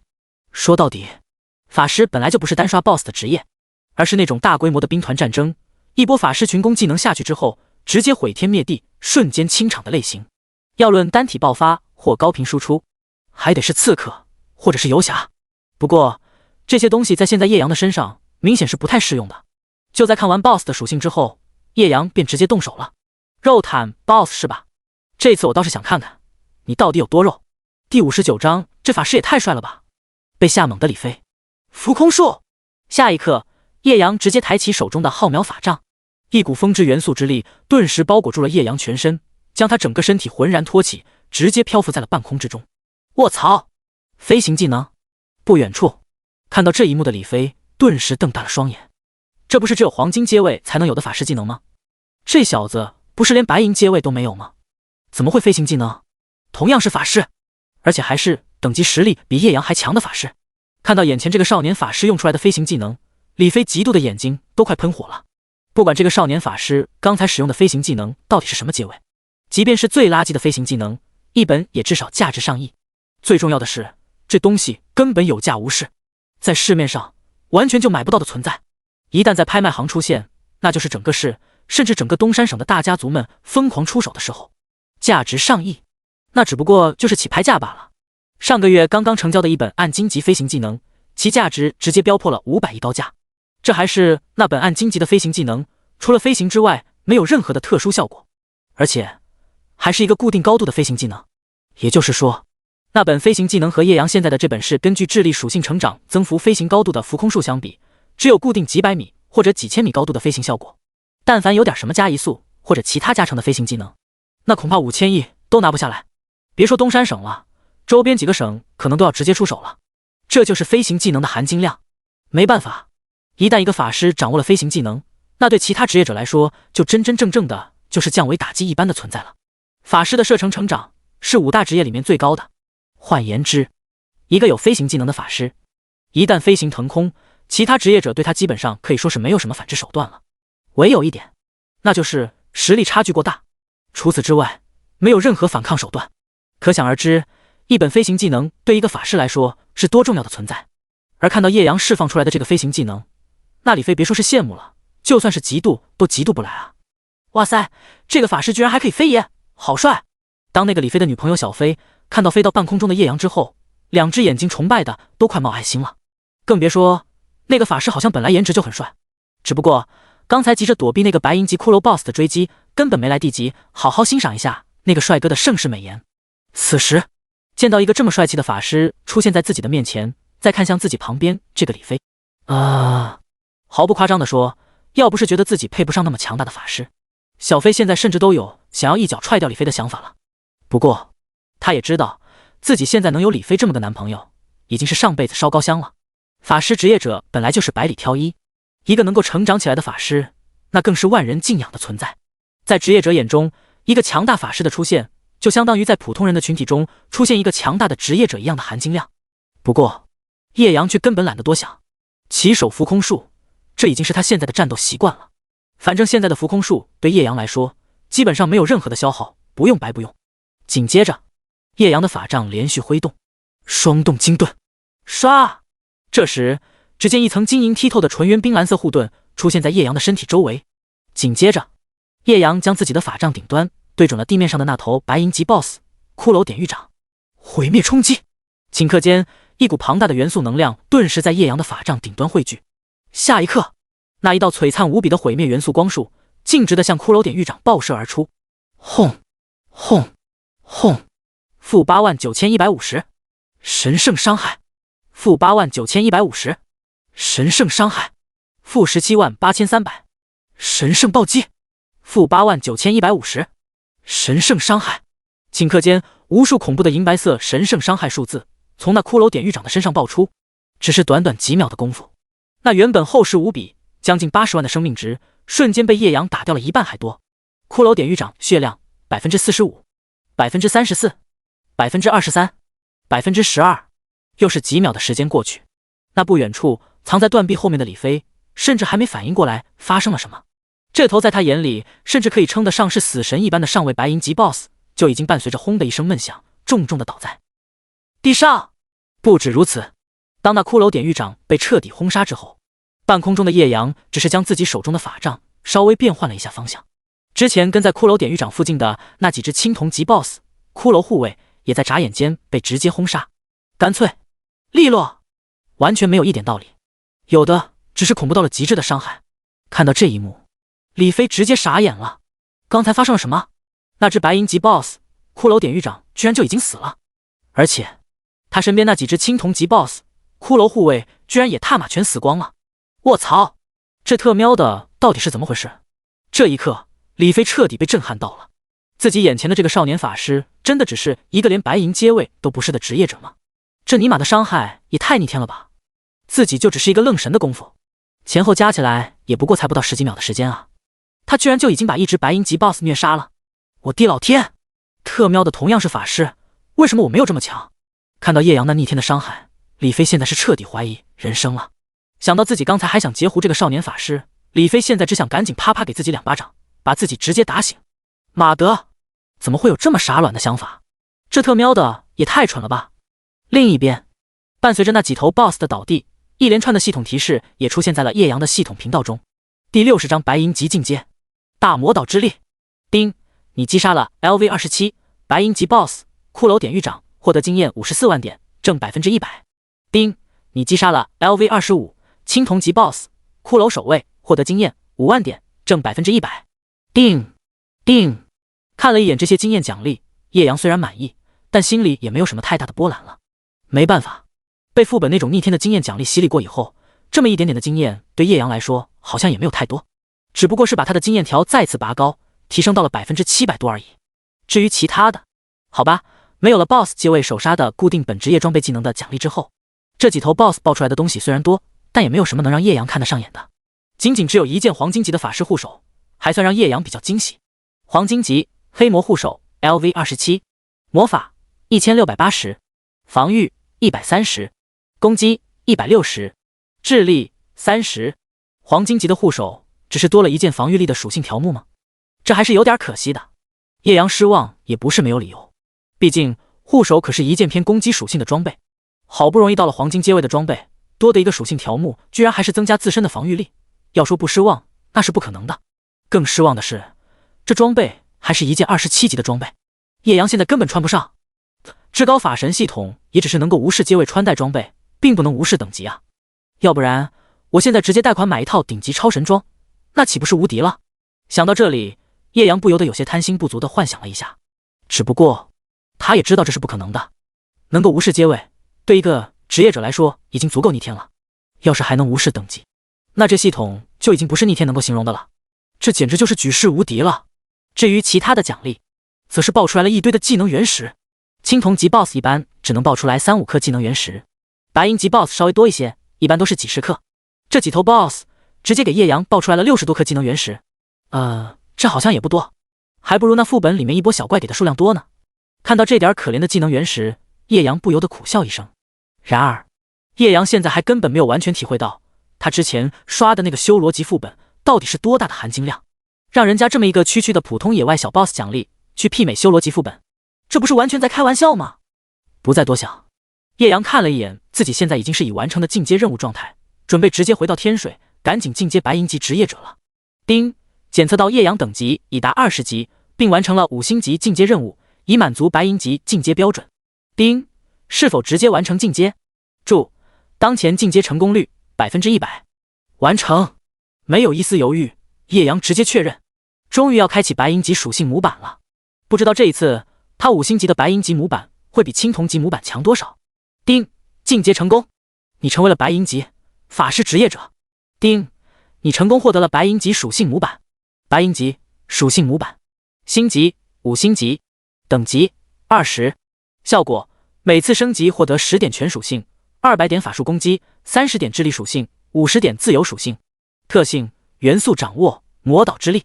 信息由叶阳晋升白银级而获得的5星级青铜属性模板魔导之力。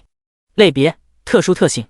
效果无数次战斗之后，你对自身的魔导破坏威能有着超乎常人的理解，你增加了10%法术暴击几率属性，100%法术暴击伤害属性，又多了一个元素特性，这次是能够增加法术暴击还有法术爆伤的魔导之力。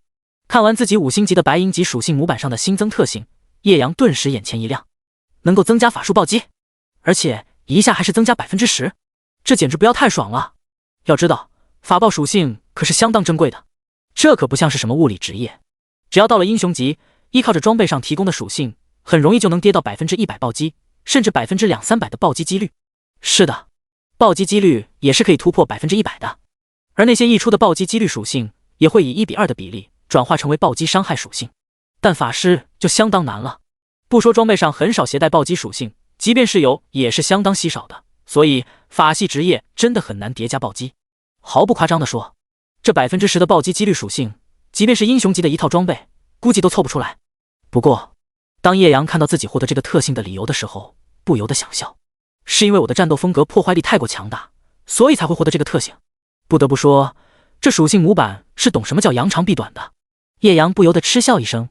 紧接着，当叶阳完成白银进阶的那一刻，原本经验条大量溢出的经验也在这一刻全部转化成为了他的等级。定，你的等级提升了，当前等级21。定，你的等级提升了，当前等级22。定，你的等级提升了，当前等级23。定，你的等级提升了，当前等级24。丁，你获得了奖励40点全属性，800点法术攻击，120点智力属性，200点自由属性。随着一连串升级提示出现，一瞬间，大量的属性顷刻间涌入叶阳的属性面板之中。我擦，这属性太爆炸了！刚刚进阶完毕，叶阳的注意力全部都被那个魔导之力吸引了过去。也就是现在升级之后，才注意到这5星白银级模板属性成长的恐怖。每级的全属性增幅直接翻倍，来到10点全属性，智力属性也从10点直接提升到了30点，而自由属性成长也从20点直接飙升到了50点。第61章连续升级，这成长简直爆炸了！最重要的是，还多了一个200点基础攻击的额外增幅，这简直不要太爽了！不说别的，光是这个每级增加200点基础攻击这一项，就能完全吊打叶阳之前5星青铜级模板全部的属性了。而现在，直接4个等级连升之后，叶阳的属性顷刻间迎来了一次蜕变。名称：叶阳，等级24，状态：生命5695，魔法11160，攻击3121，正18%，正65%，防御549，移速288，射程53，属性：力量265，智力998，体质305，敏捷275，特殊：回魔39，法术暴击几率13%，法术暴击伤害300%。我操，这属性成长也太逆天了吧！不愧是5星级白银属性模板的增幅啊，果然变态！看到自己现在全新的属性，即便是叶阳自己都忍不住惊叹起来。不说别的，一眼望去，叶阳现在只是因为几个等级的提升，原本1600点的攻击力，现在都快直接翻倍了。要是再算上所有增幅的话，叶阳的最大攻击力甚至能够直接飙到6600多点。这攻击力别说白银，即便是40级的顶级黄金级职业者，都几乎不可能达到这个属性。另外，叶阳的法力值上限更是直接飙升，达到了破万点，足足是现在生命值的2倍还多。不过这也算是正常，法师的魔法值多本身就是相当正常的情况。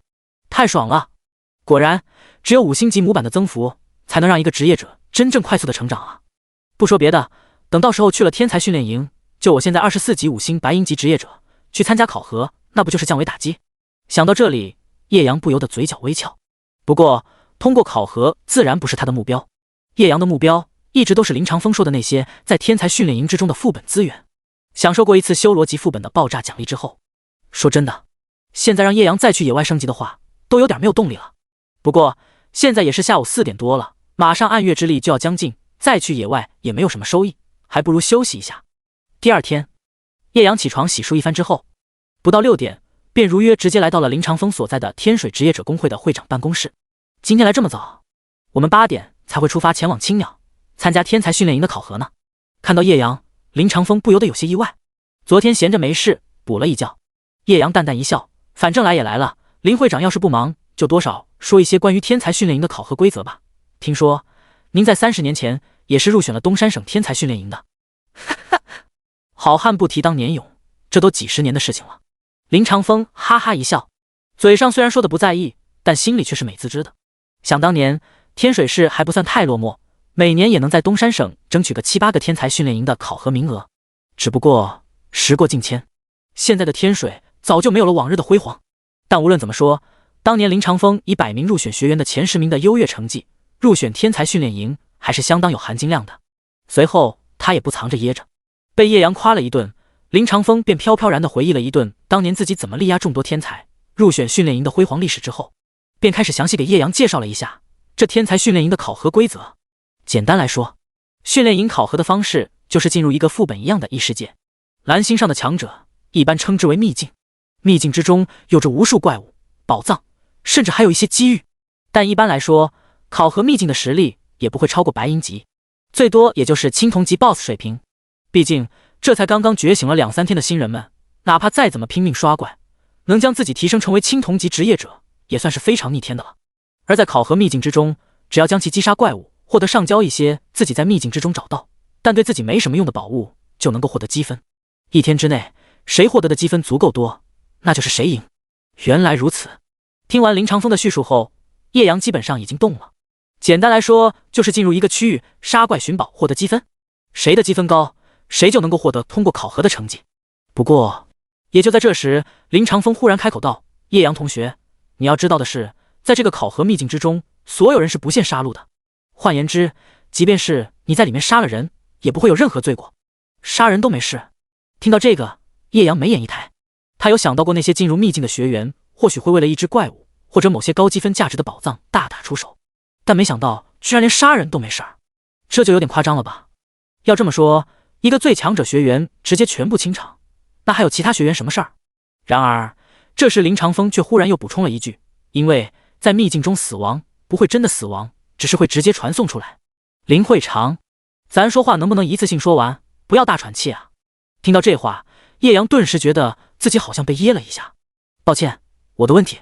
林长风歉意地笑了笑，随后便继续说道：“不过，如果主动出手杀人的话，自己的考核信息就会变成罪恶状态。如果是这种状态离开秘境，你自身的积分会被折扣 10%， 如果罪恶值足够高，甚至会被直接清零。至于其他的，就没什么规矩了。”好的，林会长。叶阳淡淡的点了点头，自己稍微消化了一下。简单来说，就是杀一个人，自己积分就会被扣除 10%， 杀10个人积分不但会被清零，甚至会被直接踢出秘境。但如果是反击状态，则不会增加罪恶。这种模式类似于网游中的 PK 机制，先手恶意杀人就会变成红名，但是如果是防守反击状态，不但不会红名，还能爆出来对方的装备。第62章来到青鸟，时速1000万公里的飞铁。当然在秘境中，一旦有人被踢出或者被杀出秘境的话，都会被爆出所有的积分，所以这跟红不红名也就没什么关系了。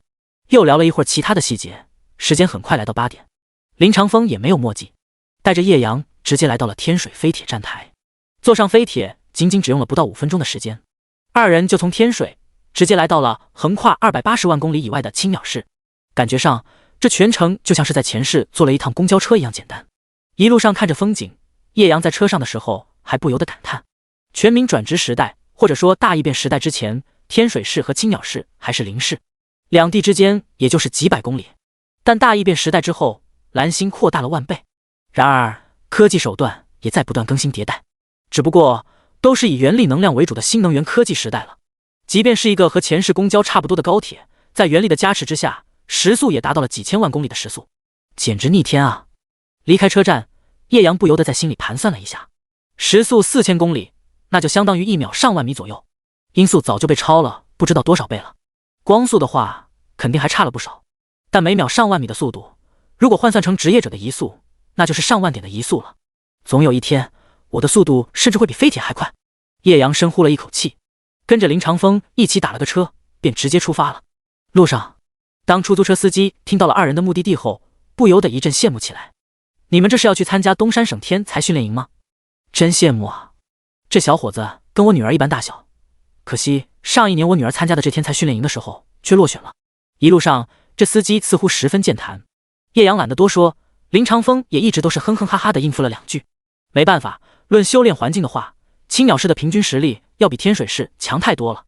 如果只以明面实力上来说，青鸟市光是英雄级家族就至少近100个，史诗级家族都有7、8个。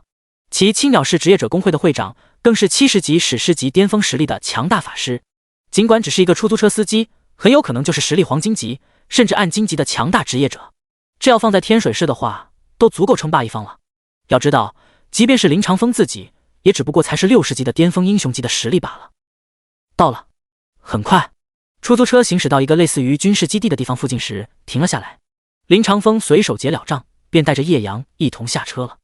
而来到门口后，2个护卫却朝他们张开手臂，神情肃穆地阻拦道：“东山省天才训练营，闲人免进。我们是天水市来报考的成员，我是天水市职业者工会的会长。”看到这一幕，林长风仿佛早就习以为常，没有发怒，只是习惯性地拿出了自己的身为天水会长的证件。原来如此，其中一个护卫接过证件看了一眼，马上恭敬起来：“林会长，请进。”林长风点了点头，懒得多说什么，便带着叶阳直接走了进去。看到林长风离开，那2个护卫不由得看着他们2人的背影议论起来。天水市今年居然也有报考的，他们不是7、8年都没来了吗？谁知道呢？天水的实力一直都不行，说他们是咱们东山省末流城市也不为过。多少年了，连个英雄级职业者都培养不出来。据说林长风本人都是从灵烟市调过去的。哼，今年他也才叫了一个学员过来啊，真不知道是在搞什么鬼。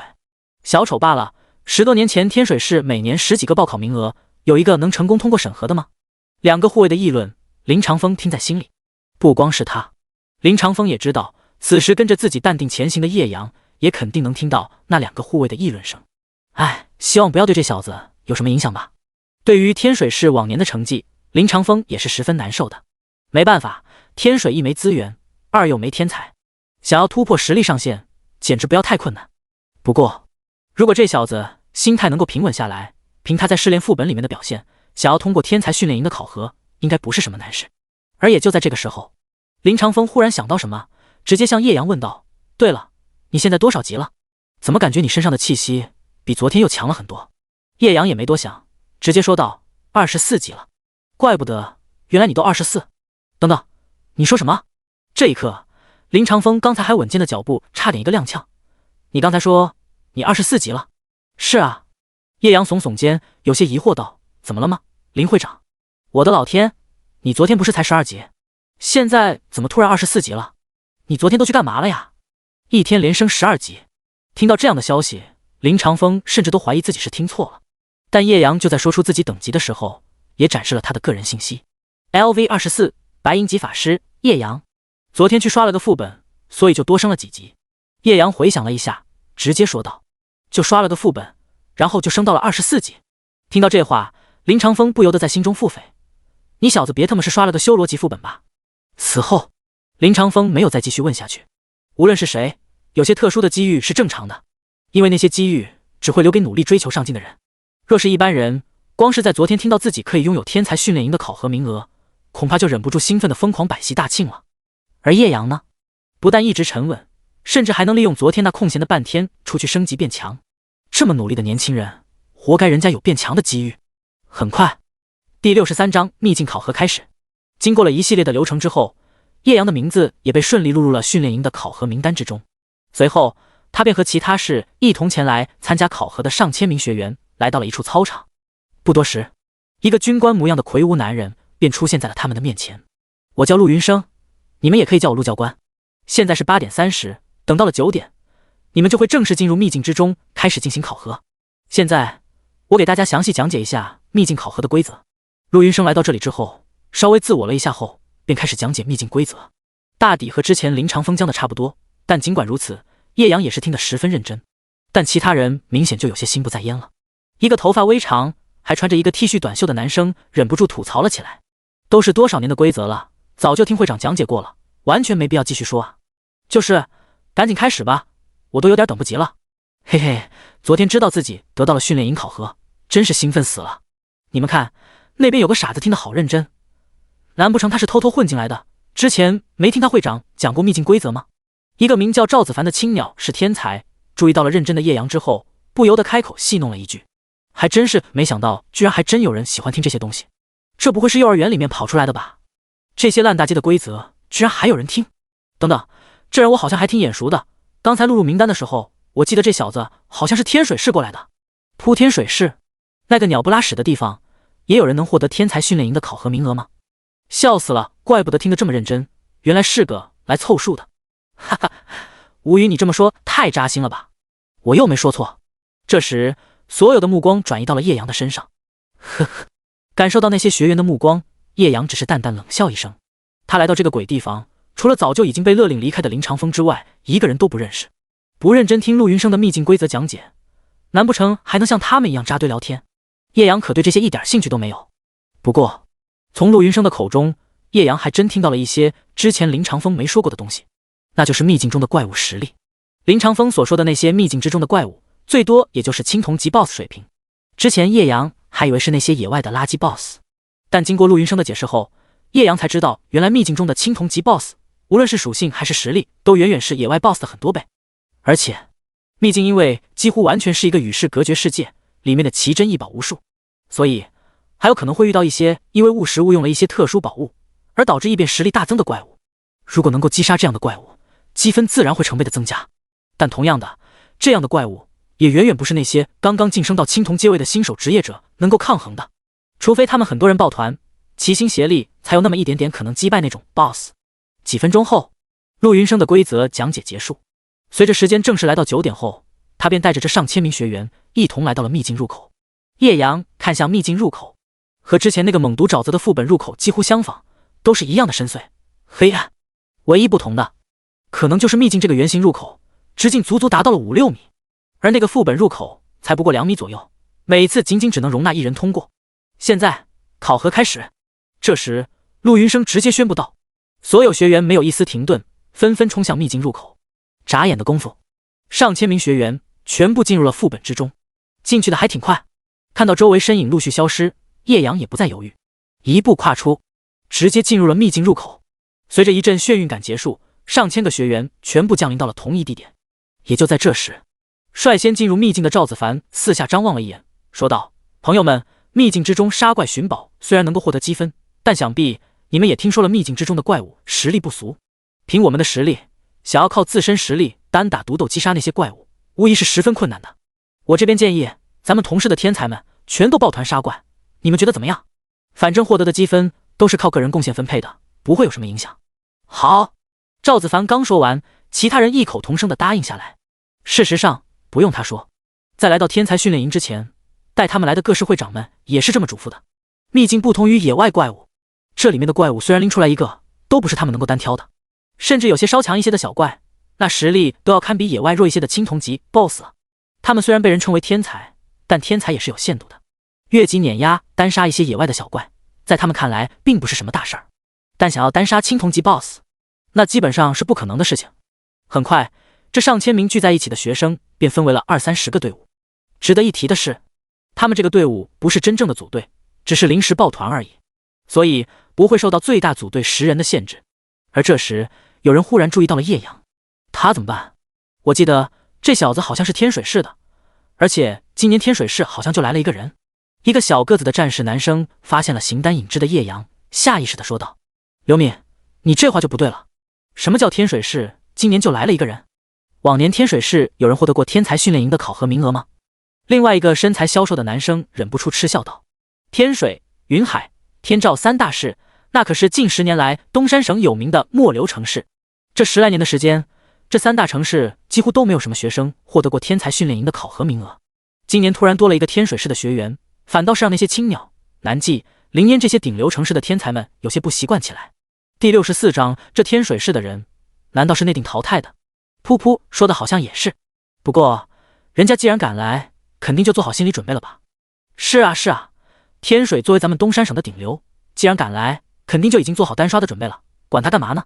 好了，咱们赶紧去刷怪吧。看到叶阳的身影，其他大城市的天才忍不住戏谑了2句。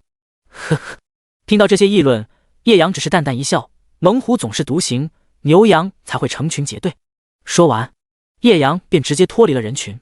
组队抱团，抱歉，叶阳打从一开始就从来没有想过这些事情。白银级 BOSS 在他手里都如同玩物，区区几个实力能够堪比青铜级 BOSS 的小怪，在他手里就如同杂碎一般。这还需要组队？那不是被白分积分吗？经过陆云生的详细解释之后，叶阳也才知道，秘境之中也是允许组队的，但如果组队击杀怪物，即便是小怪也会按照个人在战斗中的贡献分配积分。一只1级的小怪是100积分，2级则是200， 3级300积分，以此类推。而1级的青铜级 BOSS 则是10000积分，递增涨幅和小怪一样。换言之，如果在战斗中只是浑水摸鱼，那么即便是组队也根本混不到多少积分。傻子居然还真想单刷，看来天水的会长应该根本没有给他讲过秘境中的怪物到底是什么强度。看到叶阳竟然真的敢单走，刚刚组队完成的赵子凡忍不住嘲讽了一句：“就是这小子难不成还想单挑青铜级 BOSS 实力水平的怪物吗？”哼，就算他真有单杀青铜级 BOSS 的实力，但要知道秘境中的小怪还都是成群出现的，他能杀一只小怪，还能杀一群，笑死了，狂妄自大。这小子该不会是今年东山省秘境考核被内定淘汰的人选吧？噗噗，兄弟你别逗我好不好？我从来都是听说什么内定通关，还从没听说什么内定淘汰的人选的。太逗了，内定淘汰人员，哈哈哈！看到叶阳执意独行，那些早就完成组队的各式天才们忍不住嘲讽起来。太逗了，内定淘汰人选，这时什么奇葩的规则？不过看那小子的表现，好像还真的是用来给他们展示秘境中怪物的强度的内定淘汰人员呢，或者叫做剧情杀，或者 NPC。想到这里，那些天才们就忍不住想笑，要不然原本一向末流的天水市，今年怎么会突然蹦出来一个莫名其妙的天才？据说还是觉醒成了一个法师的天才。然而，也在他们议论的同时，叶阳早已经径直前行，正式进入了这个名为深渊之谷秘境。他现在正处在一个如同一线天般的裂谷缝隙地带，两片都是陡峭的绝壁，只有中间一条宽度差不多10几米，由乱石枯叶铺垫而成的道路。还没等他刚走2步，几只匍匐在绝壁上的蜘蛛怪物便出现在了他的眼前。恶魔蜘蛛 LV10， 生命13500，攻击280，防御120，速度100。恶魔噬咬，恶魔蜘蛛的啃噬拥有极强的侵蚀能力，攻击附带 20% 的黑暗元素伤害。信息：存活于深渊之谷入口处的怪物有着极为恐怖的攻击力。这就是小怪。看到那几只正在向自己缓缓靠近的恶魔蜘蛛，即便是叶阳都有些惊讶起来。也难怪他们要组队了，光是这入口处最简单的怪物的属性就要比一般青铜级 BOSS 的属性还要强悍了。除了技能仅仅只有一个，真要单打独斗起来，他们估计还真不是对手。更何况这恶魔蜘蛛的技能还十分实用，附带 20% 的黑暗伤害。要知道现在那些实力才堪堪青铜级，甚至有很大一部分连青铜阶位都还没有晋升的人，根本不可能有元素抗性的，更别说这光明黑暗伤害还是稀有元素。这部分伤害要是打在他们身上，那可完全就是真实伤害了。现在这些充其量不过11、2级的天才们能有多少生命值呢？即便是战士，恐怕他们的血量也根本到不了1000吧。面对眼前出现的这5、6只恶魔蜘蛛，恐怕分分钟就能直接团灭他们那20、30人的队伍了。要是不抱团，恐怕单单是这个裂谷入口就没人能够通过了。而看到恶魔蜘蛛出现后，所有人顿时呼吸一滞。怪物出现了，这属性果然变态啊！关键是还有黑暗伤害，我们的防御根本抵挡不了这样的伤害啊！马德，天水市那小子真的是疯了，嘲讽他2句不会真的上头了吧？看到这恶魔蜘蛛怪物，还不赶紧过来求我们组队？笑死了，不会真的以为自己能在这恶魔蜘蛛的手下活过去吧？小子，要是你现在愿意给我们低个头，我们还是愿意勉强收留你一下的。收留个屁，反正我不带这么一个沙比，太莽了，简直就是团灭发动机。就是我也不会收的，让这小子自生自灭吧。当那些天才们看到此时还仍不退缩的叶阳，所有人的脸上都不由得露出幸灾乐祸的表情。呵呵，不怕死的人我见过，白白送死的沙比我还真是头一次见。看到这么无脑前行的叶阳，赵子凡也忍不住吐槽一句。刚才看到叶阳不组队，他还以为是被别人嘲讽了，想要给自己争取一点脸面。但现在看到怪物实力都这么逆天了，还强撑着不低头，这就不是脸面的问题了，而是脑子的问题了。这种人要是以后放在战场上，有多少命都不够送的。索性赵子凡也不准备开口了，就站在原地看看天水市这个小子这一次会死的到底有多惨，也正好用这小子的命测试一下这些恶魔蜘蛛到底有多强。刷刷刷！就在这时，第65章怪物出现。被吓懵的天才，那几只原本匍匐在绝壁上的恶魔蜘蛛，在发现了叶阳的那一刻后，顿时动了。7、8只个个都有半米之大体型的巨大蜘蛛，朝着他飞扑而来。呵，赵子凡站在不远处，冷哼一声，完全没有出手的意思。其他那些天才也全都是一脸看好戏的样子，准备瞧这个内定淘汰人员到底会死得有多惨。然而，下一秒，一股汹涌磅礴的元素能量顿时汇聚在了一个法杖的顶端。感受到这股恐怖的能量气息，所有人下意识地朝着那个方向望去。只见那个刚才还被他们戏称为内定淘汰人员的天水市天才，手持一柄银灰色法杖，而刚才那股恐怖的元素能量气息正是全部汇聚在了他的法杖顶端。还没等众人反应过来，自那银灰色法杖顶端，一道惊人的、散发着绚丽璀璨的银白色元素光束，顿时朝着那些恶魔蜘蛛爆射而出。双动精盾，毁灭冲击，轰轰轰！负173790神圣伤害，负173790神圣伤害，负173790神圣伤害，负521370神圣暴击。顷刻间，大片高达10几万点，甚至还有50多万点的伤害，瞬间从那恶魔蜘蛛漆黑如墨般的身体上爆发出来。仅仅只是一发毁灭冲击，这些恶魔蜘蛛瞬间便是死的不能再死。看到这一幕，叶阳不由得满意了，点了点头。舒服。果然白银阶位的职业者来到这个秘境考核，那完全就是降维打击呀！原本叶阳的伤害想要击杀这些恶魔蜘蛛就已经完全足够的了，而他打开双动金盾的原因，也只是想要测试一下自己现在的极限伤害而已。毕竟双动金盾也是有着10%的伤害加成的。别看不多，如果在开启双动金盾之前，叶阳的伤害也就是15万左右，而仅仅只是多了这10%，就直接飙到了17万多，甚至那神圣暴击的伤害直接飙升了4万多点。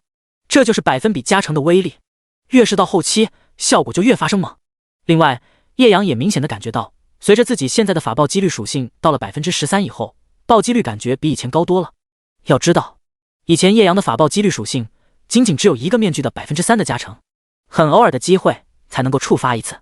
而刚才仅仅只是用了一发毁灭冲击，杀了5、6只恶魔蜘蛛，就触发了一次法爆。哦不，对于叶阳来说，应该叫做神圣暴击效果了，因为他现在的伤害属于是法术类别的神圣伤害。而当那些恶魔蜘蛛被叶阳杀掉之后，紧随其后的就是一连串的奖励提示了。丁，你击杀了 LV10恶魔蜘蛛，你获得了1万点经验，1000点秘籍积分。叮叮叮，看了一眼这奖励提示，叶阳心中欣喜无比。不得不说，这秘境里面的奖励也不错呀，光是这5、6只怪物的经验就直接让他获得5、6万了。既然奖励这么多，那就直接用兽血药剂吧。这兽血药剂太珍贵了，叶阳平时练级都舍不得用，关键这东西在交易会所根本没卖的。咕噜一口喝下青铜级兽血药剂，叶阳没有停顿，继续前行。而在他身后，看到他一招直接秒杀了这足足5、6只恶魔蜘蛛之后，所有人顿时懵逼了。卧槽，我刚刚看到了什么？天水市那小子刚刚一下秒杀了5、6只恶魔蜘蛛，马德，这不是在开玩笑吧？那一只恶魔蜘蛛就有1万多的血量啊！他妈的，这人到底什么伤害啊？太恐怖了！恶魔蜘蛛是1万多的血量，青铜级 BOSS 也是1万多的血量，也就是说，他的伤害足够瞬秒一只青铜级 BOSS。假的，一定是假的，都是10几级的人，伤害怎么可能有这么高？看到那些恶魔蜘蛛还没等靠近叶阳，就在眨眼间被一道璀璨的元素光束被瞬间全秒，所有人都看傻眼了。这伤害也太离谱了吧！要知道，他们现在才什么伤害？即便是自诩青鸟市顶级天才的赵子凡，现在卯足了劲儿，加上各种牧师的增幅，最多也不过就是上千点的伤害，就已经相当可怕了。最离谱的是，赵子凡还是爆发性最强的刺客职业啊！要是换成同等水平的战士，那有个300、500点的伤害，就算是同级里面相当强大的存在了。而现在自己还仅仅只是在1、2千伤害的这个阶段摸爬滚打呢，这小子伤害竟然能直接飙到1、2万，这也太逆天了吧！然而赵子凡不知道的是，叶阳现在的伤害可不是1、2万这么简单了，而是1、20万点的伤害。一旦触发神圣暴击效果，那伤害直接就能飙到5、60万之高。不得不说，自从有了浩然真气这个能够直接增幅基础攻击的被动技能，叶阳的伤害直接来到了一个逆天的层次。如果没有这个技能，他现在的伤害也不过就是10万上下，即便是暴击，那也不过就是30万左右，足足差了快1倍。可见这个浩然真气到底有多恐怖。最重要的是，它还是一个百分比加成攻击力的技能，也就是说，即便是用到大后期，这技能的被动效果依然能够给叶阳带来极为强大的增幅。不过，能够有这么逆天的效果，也就只有叶阳一人了。如果是普通人获得了这个技能的话，别说现在，即便是把这个技能升到5星级，甚至10星级，恐怕都很难说有叶阳一开始的基础加成高。秘境外，林长风和东山省30多位市级会长正坐在秘境考核监控中心。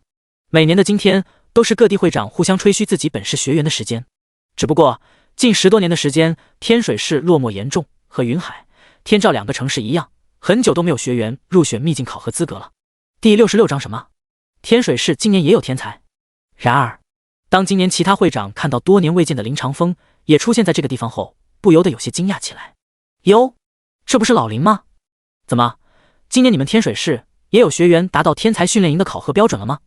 看到林长风，青鸟市会长欧阳龙忍不住好奇道。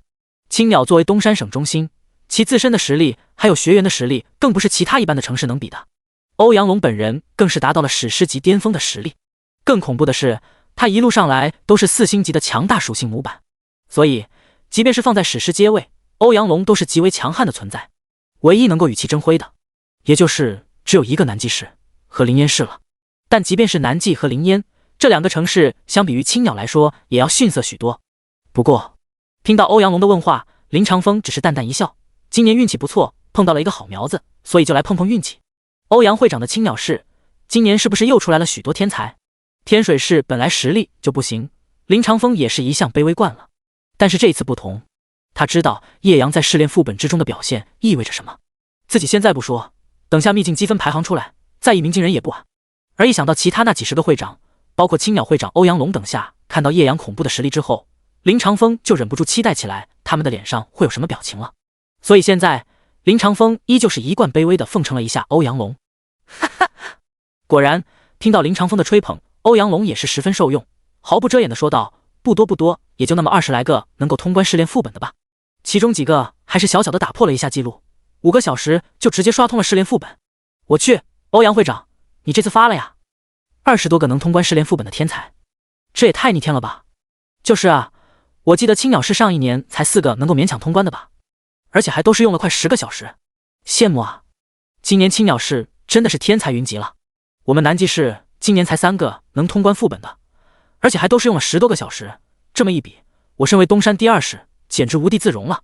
老郑你可别说了，我们灵烟市今年才2个，而且那成绩更惨，羡慕欧阳会长啊。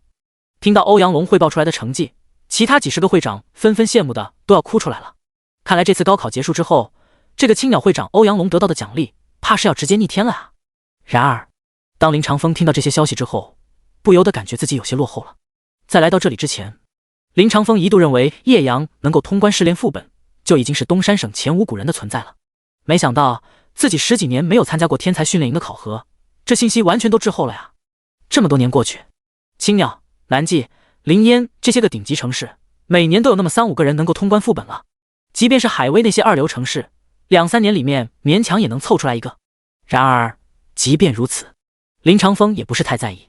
刚刚听到他们爆出来的消息，那些能够通关试炼副本的学生是用了多久的时间呢？慢一点的有10几个小时的，正常一点的差不多也在10个小时左右。即便是像欧阳龙口中那个能够破纪录的几个天才学员，也足足耗时了5、6个小时才勉强通关了试炼副本。但叶阳呢？回想叶阳在试炼副本之中的成绩，此时的林长风忽然想笑，5、6个小时才通关试炼副本。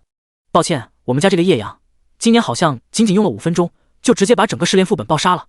不过能够获得天才训练营考核资格的学员，只需要能够通关试炼副本的第2阶段就可以，所以即便是天才云集，仍然有很多人报考天才训练营。毕竟这里面的修炼条件实在是太逆天了，副本、时速、刷怪、任务，说的夸张一点，只要能进入天才训练营，你在这里面即便是呼吸，甚至都会增长自己的实力。正是因为如此，每年才有这么多人挤破了头想要进入天才训练营。老林，这么久没见，你们天水市今年这个天才在试炼副本里面的成绩怎么样？也就在这时，万方会长吴云峥向林长风靠了靠，小声地问道。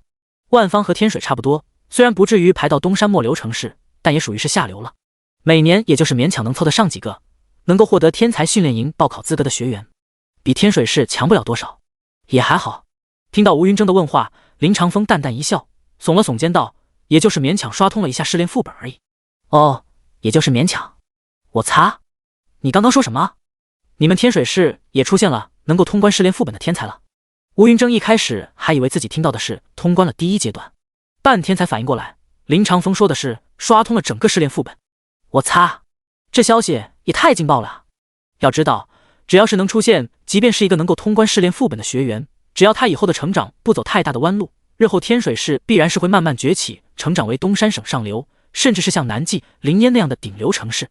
从有到多易，从无到有难啊！只要能出现一个，那说明天水市这个地理位置已经开始逐渐能够孕育出天才了。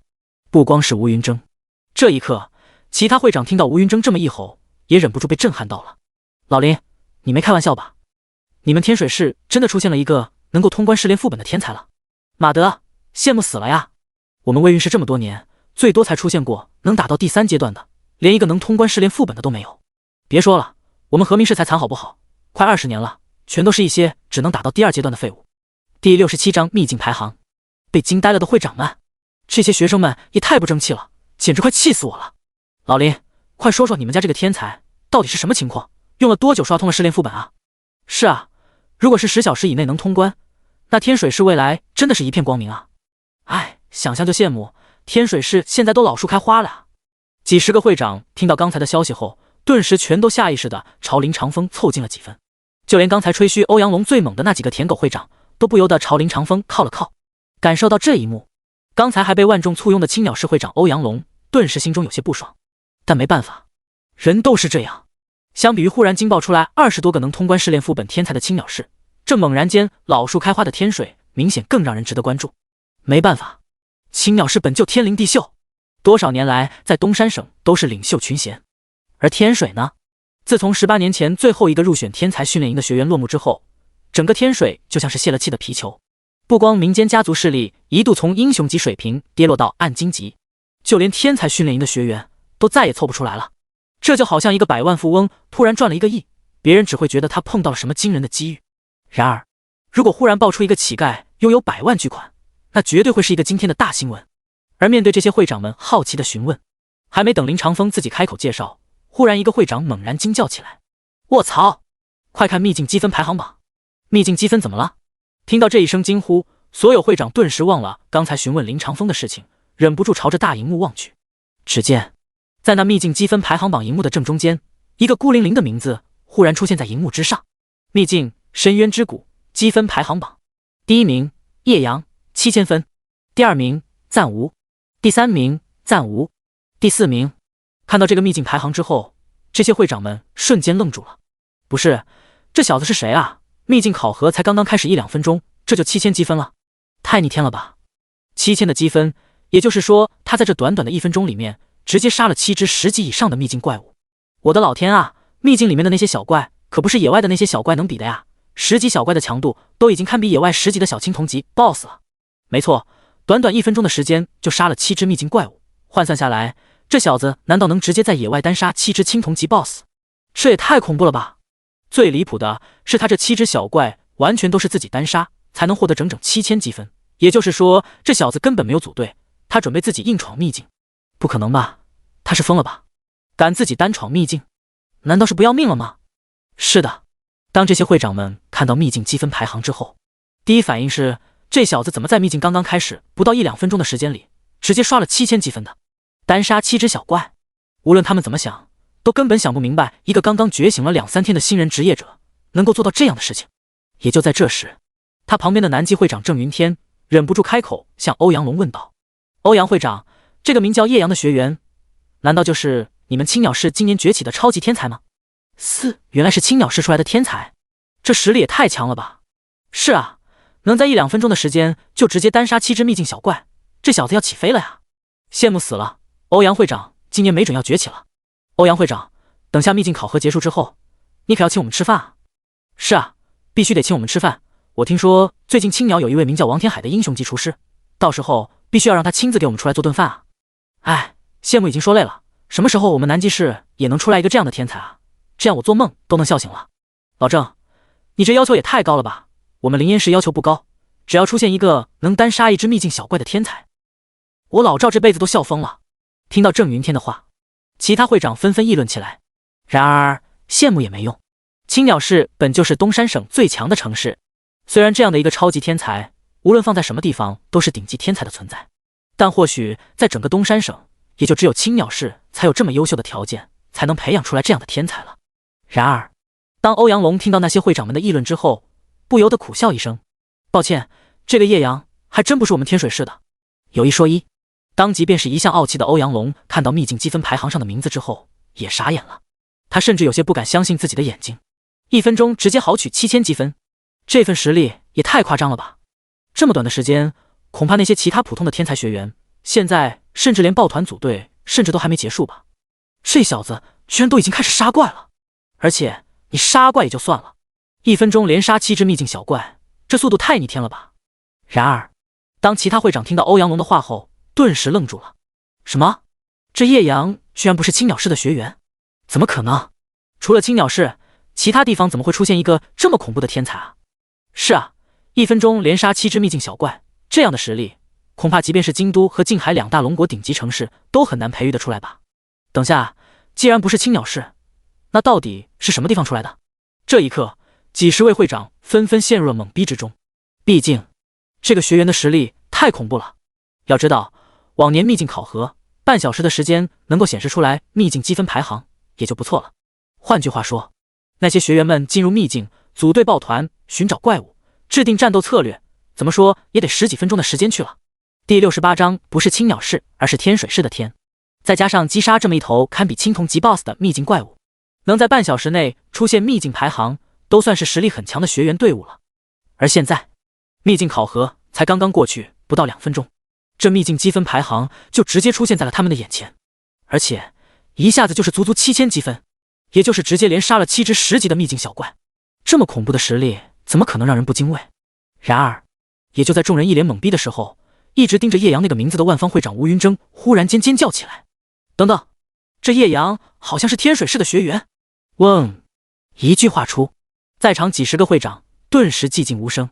一时间，青鸟会长欧阳龙、蓝鸡会长郑云天、灵烟会长赵明泽，无论是东山省的顶级城市，还是其他的普通城市的会长，全部将自己的目光汇聚到了天水市会长林长风的身上。林会长，老林，这是真的？一时间，郑云天再也坐不住了，直接来到林长风的身边问道。而当郑云天开口的那一瞬间，所有人都忍不住屏住呼吸，死死地盯着林长风，仿佛要从他的表情上看出真相。嗨，忽然被这么多人盯着，林长风还有点不好意思，大家还是别这么看着我了。实不相瞒，叶阳这小子确实是我们天水市的。轰！这一刻，那些会长们的情绪再次沸腾起来。我擦，老林这次你发财了啊！就是啊，卧槽了，10几年闷声不响，突然之间就爆出来一个这么强悍的天才。马德，1分钟连续单杀7只秘境怪物，这特马的实力简直前无古人啊！太逆天了！正常的学生在这个阶段能够单杀1只秘境怪物，都已经是天才中的天才了。这小子不但连杀7只，而且仅仅用了1分钟不到，这实力太强悍了！我操啊，羡慕死我了！这次天水市真的要崛起了啊！老林，实在不行你开个价，让这小子转籍到我们南极来吧，价格你随便开。听到林长风的确认，所有会长的脸上全都是一脸震撼的表情。这一刻，无数羡慕、嫉妒的情绪全部汇聚在了林长风一个人的身上。没得说，这小子的实力简直太强悍了。不过，看到叶阳展示出来这么强悍的战斗力以后，这些会长们也仅仅只是震撼罢了。此刻，在秘境之中，那些原本和叶阳一同前行的学员们可就惨多了。原本以为叶阳这个天水市出身的小子，在他们眼里只不过就是一个内定淘汰人员罢了。尽管只是玩笑，但也能够说明以往的天水市到底是个什么实力。而现在叶阳仅仅只是一招就直接屠杀了7只恶魔蜘蛛，那些会长只不过是看到了秘境排行榜上的积分，但赵子凡他们确实眼睁睁的亲眼见证了叶阳凶残狠辣的战斗，1分钟单杀7只秘境怪物，搞笑！叶阳从遇到恶魔蜘蛛开始到战斗结束，从头到尾那战斗时间连3秒都不到。不知道要是让那些会长们亲眼看到了这一幕后，又会是一个怎样的表情？我的老天，这哥们儿也太猛了！是啊，他堵在前面，完全都把怪物抢光了，我们根本找不到怪物能杀，这怎么办？是啊，我们也太惨了，要不我们联手把这个小子杀了吧？忽然有人这么提议道。毕竟要是让叶阳这么凶残的屠戮下去，他们这些人今天在秘境考核里面肯定得不到什么好结果。要知道，这秘境积分可不单单是考核积分，以后在进入天才训练营之后，无论是在训练营中的任何吃喝拉撒，甚至想要获得什么副本进入权限或者教官的指导一类的，都是需要积分的。也就是说，只有现在在秘境考核中争取到的积分越多，以后在训练营里的日子才能过得越好，争取到的资源才能越多。要是现在任由天水市这个小子再这么放肆下去，那他们以后在训练营里绝对没有好日子过。不光是积分原因，以后肯定也会受到他的打压。一想到这里，别人可能还没什么感觉，但赵子凡心里就已经开始受不了了。从小到大，他都被许为天才，无论是学校中的成绩，还是觉醒后在试炼副本中的成绩，在周围人的眼里全部都是鹤立鸡群一般的存在。没错，欧阳龙口中那4、5个突破试炼副本记录的学员之中，其中一个就是他。而且赵子凡还是成绩最好的哪一个，仅仅用了4小时30多分钟就通关了试炼副本。眼下要是让这个天水市这个小子再这么放肆下去，自己以后在天水市有没有好日子过还是其次，最关键的是这次的秘境考核他肯定不能得到如愿以偿的积分了。赵哥，这一票干不干？反正杀一个人也就10点罪恶值，就算最终结算积分被扣，这罪恶值咱们20多个人平摊下来，也不过就是扣个0.几%，根本无伤大雅的。是啊，赵哥，咱们直接把这小子干掉吧。我早就看他不爽了，要是今天不弄死他，以后咱们在训练营里面根本不会有好日过的。怎么样，赵哥？这时，赵子凡身边的那些小弟们也忍不住询问起来。犹豫了许久，赵子凡深吸了一口气，操，干他妈的！好，咱们跟着赵哥一块把他干了。嘿嘿，我早就看他不爽了。听到赵子凡的回应，那些小弟顿时兴奋起来。诚然，刚才天水市那个小子伤害实力确实是高，但是他只是一个法师啊，你伤害高又有什么用？还不是脆皮一个。常年跟着赵子凡混，他是什么实力，那些小弟简直不要太清楚。第69章反杀。不自量力的赵子凡，同级别的法师，那全力一刀下去，不但能够瞬秒，其伤害甚至还得倒欠他一条命。就算现在这个天水市的这个小子实力很强，一刀秒不到，但只要他们稳稳的将其控住，多来几刀怎么不都是一个死？伤害高有什么鸟用？没有人保护的法师，那就是任人宰割的鱼肉罢了。不光是这些小弟这么想，就连赵子凡都是这么想的。而且碰巧他这次进入秘境之前，他老爸还找了几个药师，给他弄了几瓶能够大幅度增幅伤害的药剂。本来他是为了准备在秘境中对付 BOSS 用的，但现在为了稳妥期间，只要能杀了这个天水市的小子，就算让他把药剂全用了，他都不心疼。很快，带着10几个小弟，一直尾随叶阳的赵子凡便找到了一个机会。叶阳刚杀完几只怪物，好像是在草丛里找到了什么宝物，看样子心情好像还十分开心。就在这时，赵子凡看准机会，直接准备动手。赵子凡直接将一瓶能够在5秒内增幅50%自身伤害的破灭药剂一口吞下，随后便是2个技能瞬间锁定了叶阳。破灭药剂、十字背刺、分光斩影，这2个技能都是刺客前期爆发性极高的技能。最关键的是，十字背刺和分光斩影这2个技能已经被赵子凡升到了3星级。要知道，虽然这是青铜级技能，但升到3星级也足足花了赵子凡6000多万龙币。不过尽管代价极大，但给他的回报收益也是相当可怕的。这2个技能一旦命中，再加上破灭药剂50%的额外伤害加成，别说10几级的法师，即便是20级的巅峰青铜级的法师，也根本扛不住他这一套的爆炸伤害。这一刻，赵子凡甚至已经看到眼前这个天水市的小子已经被自己手中匕首刺穿心脏的画面。然而-230暴击-1暴击强制伤害-1暴击强制伤害-1暴击强制伤害。当这2个可怜的伤害数字从叶阳的身上出现之后，赵子凡一下子傻眼了。卧槽，这他妈怎么回事？这小子防御这么逆天。这一下赵子凡顿时懵了。伤害低就算了，让他万万没想到的是，自己3星级分光斩影再加上破灭药剂50%的加成之下，一个甚至能打出连续3段破500点伤害的技能，在天水市这个法师的身上竟然只有强制伤害。我操，这小子怎么回事？这防御他妈的也太变态了吧。然而让他最胆寒的一幕还并非这个只打出了强制伤害的3星级分光斩影，而是那个暴击了230点伤害的3星级十字背刺。是的，当那个230点的伤害数字冒出之后，赵子凡亲眼看到叶阳的血条甚至连一丝都没有掉。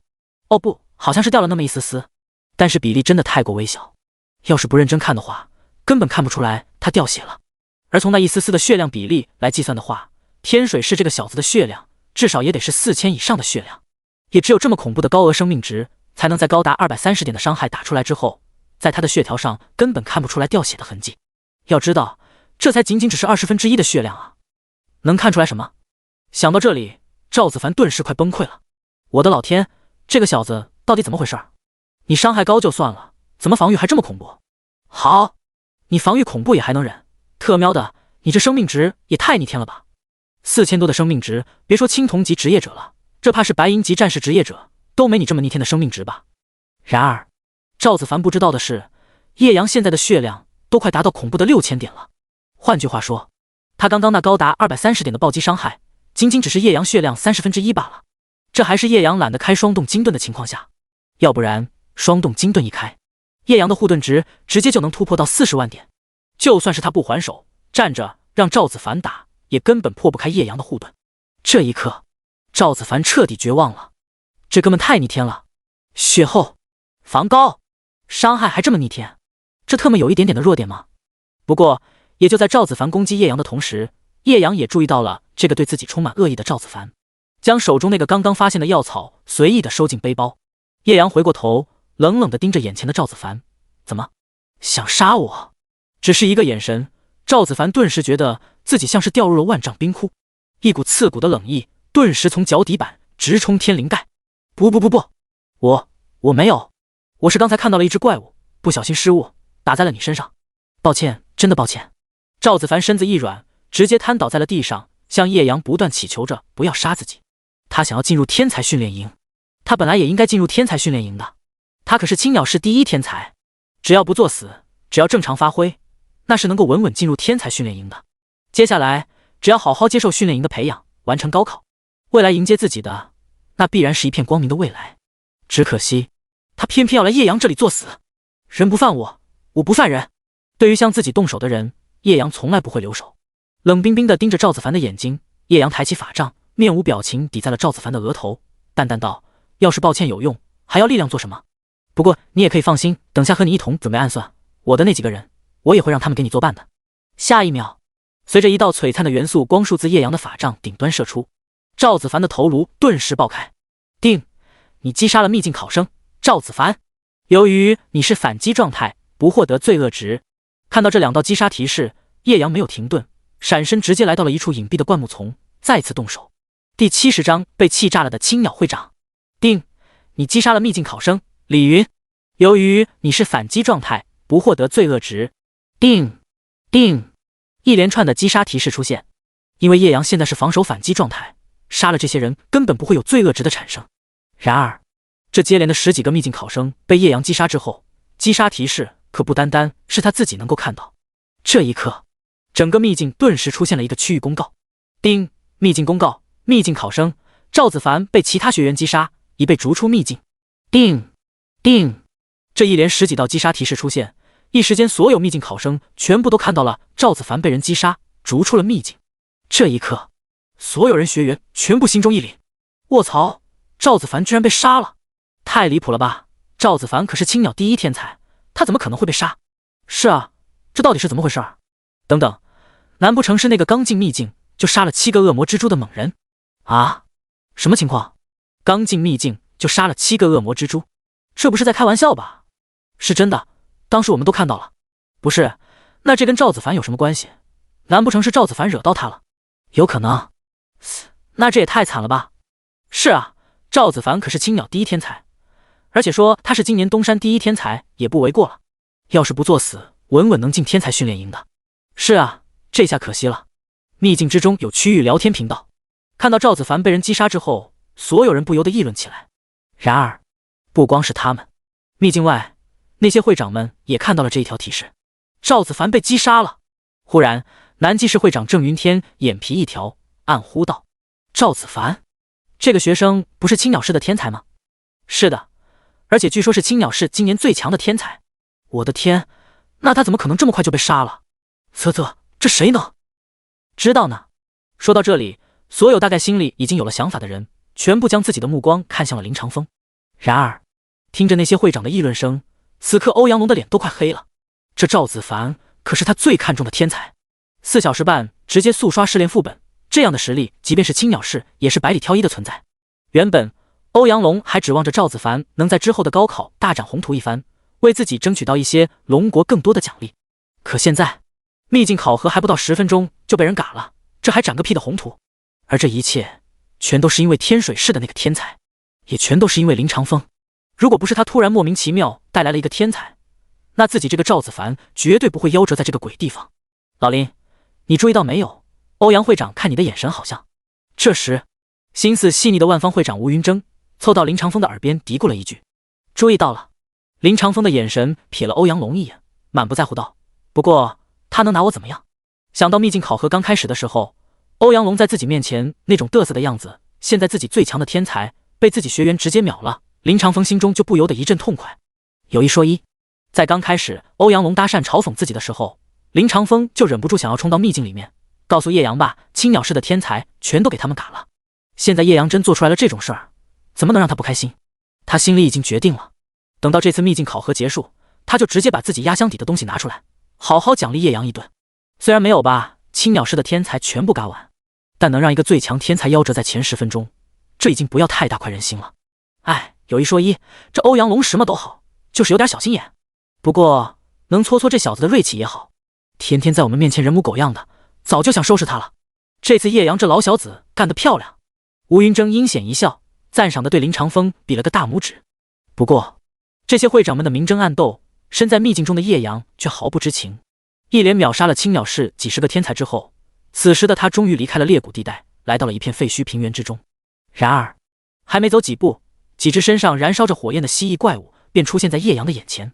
火毒蜥蜴 LV12， 生命15000，攻击260，防御200，速度150。火毒蜥蜴的攻击附带火毒效果，受到攻击后将会附带每秒 10% 的火焰元素伤害，持续10秒。信息：存活于深渊废墟中的怪物，其尖牙利爪附带着剧烈的火毒。看到这火毒蜥蜴的属性，叶阳算是明白了。这秘境大概分为外围区域和核心区域，越是靠近中心区域的怪物，实力和等级就会越强。这么想来，要是能够直达最中心的区域，那获得的秘境积分估计才会是最多的。尽管这些外围怪物在那些普通天才学员的面前已经是无法逾越的天堑一般，但在叶阳的眼中，这和野外的那些送菜小怪根本没有任何的区别。抬手，元素能量汇聚，毁灭冲击，轰轰轰！负157865神圣伤害，负473597神圣暴击，负157865神圣伤害。又是一片恐怖的神圣伤害数字爆开。那些看似恐怖的火毒蜥蜴，甚至还没来得及靠近叶阳，便全部被毁灭光束尽数秒杀。紧接着，一连串的奖励提示在叶阳的系统频道中再次出现。丁，你击杀了 LV12 火毒蜥蜴，你获得了12000点经验，1200点秘籍积分。丁丁丁，10级的怪物奖励，每只就有着10000点的经验，而12级的火毒蜥蜴不光有着12000点经验，还有着1200多点积分。根据之前的陆云生所说，这些秘境考核积分在考核结束之后，还会以1:1的比例转化成训练营积分。第71章爆杀秘境，恐怖的积分排行榜。而这些训练营积分便是以后在这里存留下来的关键。无论是吃喝拉撒，甚至睡眠住宿，都要消耗积分。一旦积分消耗完毕，那么即便是考核第一，那不能在这个天才训练中多待1分钟。但最关键的是，如果不能在一开始，也就是秘境中最大限度的获得积分，那么以后进入训练营再想获得积分，那就难了。一边向前走，屠杀着路上进入自己视线范围内的怪物，叶阳一边回忆着在进入秘境之前，陆云生向他们介绍的秘境以及训练营的规则。不得不说，陆云生对这个天才训练营的规则讲解，远远要比之前林长风对他说的详细得多。就比如在天才训练营生活都需要积分这一点，林长风就没有告诉过自己。或许他是认为自己不缺积分，但无论怎么说，按照现在这个情况来说的话，想要在训练营中生活得更好，获得更多的资源，那就必须要获取更多的积分。但如果情况是这样的话，如何再想办法在这个天才训练营留下，可能要比如何通过考核进入这个天才训练营的难度要大很多。想到这里，叶阳抬头向远处看了一下，他的目标是秘境深处，或者说这个深渊之谷秘境的中心区域。只有在那里，怪物的实力才会达到最强，获得积分的速度也才会达到最快。毕竟此时这个秘境，说实在的，对于叶阳来说已经没有什么难度了，随手便是高达10几万，甚至暴击都能达到几10万点的伤害。别说什么10几级的一阶秘境小怪，即便是那些3、4阶等级高达30、40级的秘境小怪，恐怕都根本扛不住叶阳的伤害。秘境深渊之谷积分排行榜，第一名叶阳26768积分，第二名穆莹莹568积分，第三名李阳128积分，第四名沈梦雨113积分，第五名。这时叶阳打开了秘境积分排行榜，看了一眼，而此时秘境考核开启了半个多小时的时间，除了叶阳傲然居上的2、3万积分之外，其他的学员甚至连1000积分都没有。这么变态的差距，简直让其他学员没有了一点追赶的心思。卧槽，这个叶阳也太猛了吧！秘境刚刚开启半个小时，这小子居然都已经快6万积分了。等等，按照他的实力，那些怪物应该都是能够单人随便秒杀的吧？那他后面那些零头的积分是怎么来的？蠢货，难道你忘了秘境之中除了怪物之外，还有很多珍贵材料了吗？只要获得那些材料，并且选择上交的话，也可以获得积分的。我去，差点忘了，还有这么一说了。好气啊！我们辛辛苦苦杀了半个小时的怪物，这积分甚至还不如人家叶阳捡材料的积分。没办法，谁让人家实力够强，能够在秘境里面横着走呢？那些怪物根本奈何不了他啊！是啊，这小子刚进入秘境，就直接瞬秒了5、6只恶魔蜘蛛。要是你有这实力，你也能在秘境里面随便捡这么多材料。叶阳大神能看到聊天频道的信息吗？跪求带飞啊！能看到也没法带你啊！这秘境战斗积分都是按照个人战斗贡献给的，人家杀怪都是瞬秒，你跟着他连吃屎都赶不上热乎的。兄弟，你这么一说，真给我整笑了。不好意思，我今天一天的功德又特喵的给你笑没了。别想这么多了，还是老老实实刷怪吧。当其他学员看到了秘境积分排行榜上那叶阳恐怖的成绩之后，不由得都望而生畏了。太逆天了！短短不到半小时的时间，他居然就直接获取了2万多的积分。要知道，这个成绩要是放在往年，那可是其他天才奋斗一天都根本争取不到的成绩。而且不光是这些学生，当那些在秘境监控中心中的会长们看到这个排行榜后，也是不由得倒吸了一口冷气。太猛了！这现在才过了半个小时啊，这叶阳都已经2万积分了。老林，这小子你到底是怎么培养的？该不会是有什么特殊秘诀吧？我觉得叶阳这小子8成就是那种十分稀有的天赋职业者了。我去，天赋职业者，那可是1万个职业者里面都难说能够跳出来一个的稀世天才啊！谁说不是呢？天赋职业者太稀有了，而且光有天赋还不够，最重要的是这天赋还要够强。这件事儿相比欧阳会长是最有心得的。话说到这里，所有人的目光顿时转向了现在脸色漆黑一片的欧阳龙。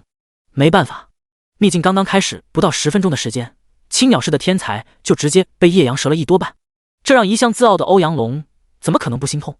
不过听到其他会长的问话，欧阳龙还是叹了口气，好为人师的解释了起来。而听到他开口，不光是其他会长极为认真的听了起来，就连林长风都对欧阳龙接下来要说的东西极为感兴趣。所谓天赋职业者，那就是在觉醒之初就会出现一个强大的天赋，譬如能够增幅攻击力的攻击天赋，能够增幅防御属性的防御天赋，甚至能够附加元素伤害的元素天赋。只不过这些只是最基本的增幅类天赋，还有各种五花八门的暴击天赋、时间、空间等一系列特殊天赋。最重要的是，职业者的天赋也是分为阶位的，和我们职业者一样，被分类成为了青铜超神，一共12大阶位。据我所知，一个青铜级的攻击天赋就只能增幅 10% 的攻击，而暗金级却能够直接增幅 100%。这天赋的差距则是一个无论是谁都无法逾越的鸿沟。第72章堕落骑士，爆炸的奖励。一旦让一个强大的天赋职业者崛起，那是一般的职业者根本无法抗衡的。这差距甚至比一个普通人面对到一个普通职业者的差距还要恐怖。毕竟我最多也就只是见过暗金级的防御天赋罢了，只是能够增幅 100% 的防御属性，甚至连暗金级的攻击天赋、速度天赋都完全没有见过。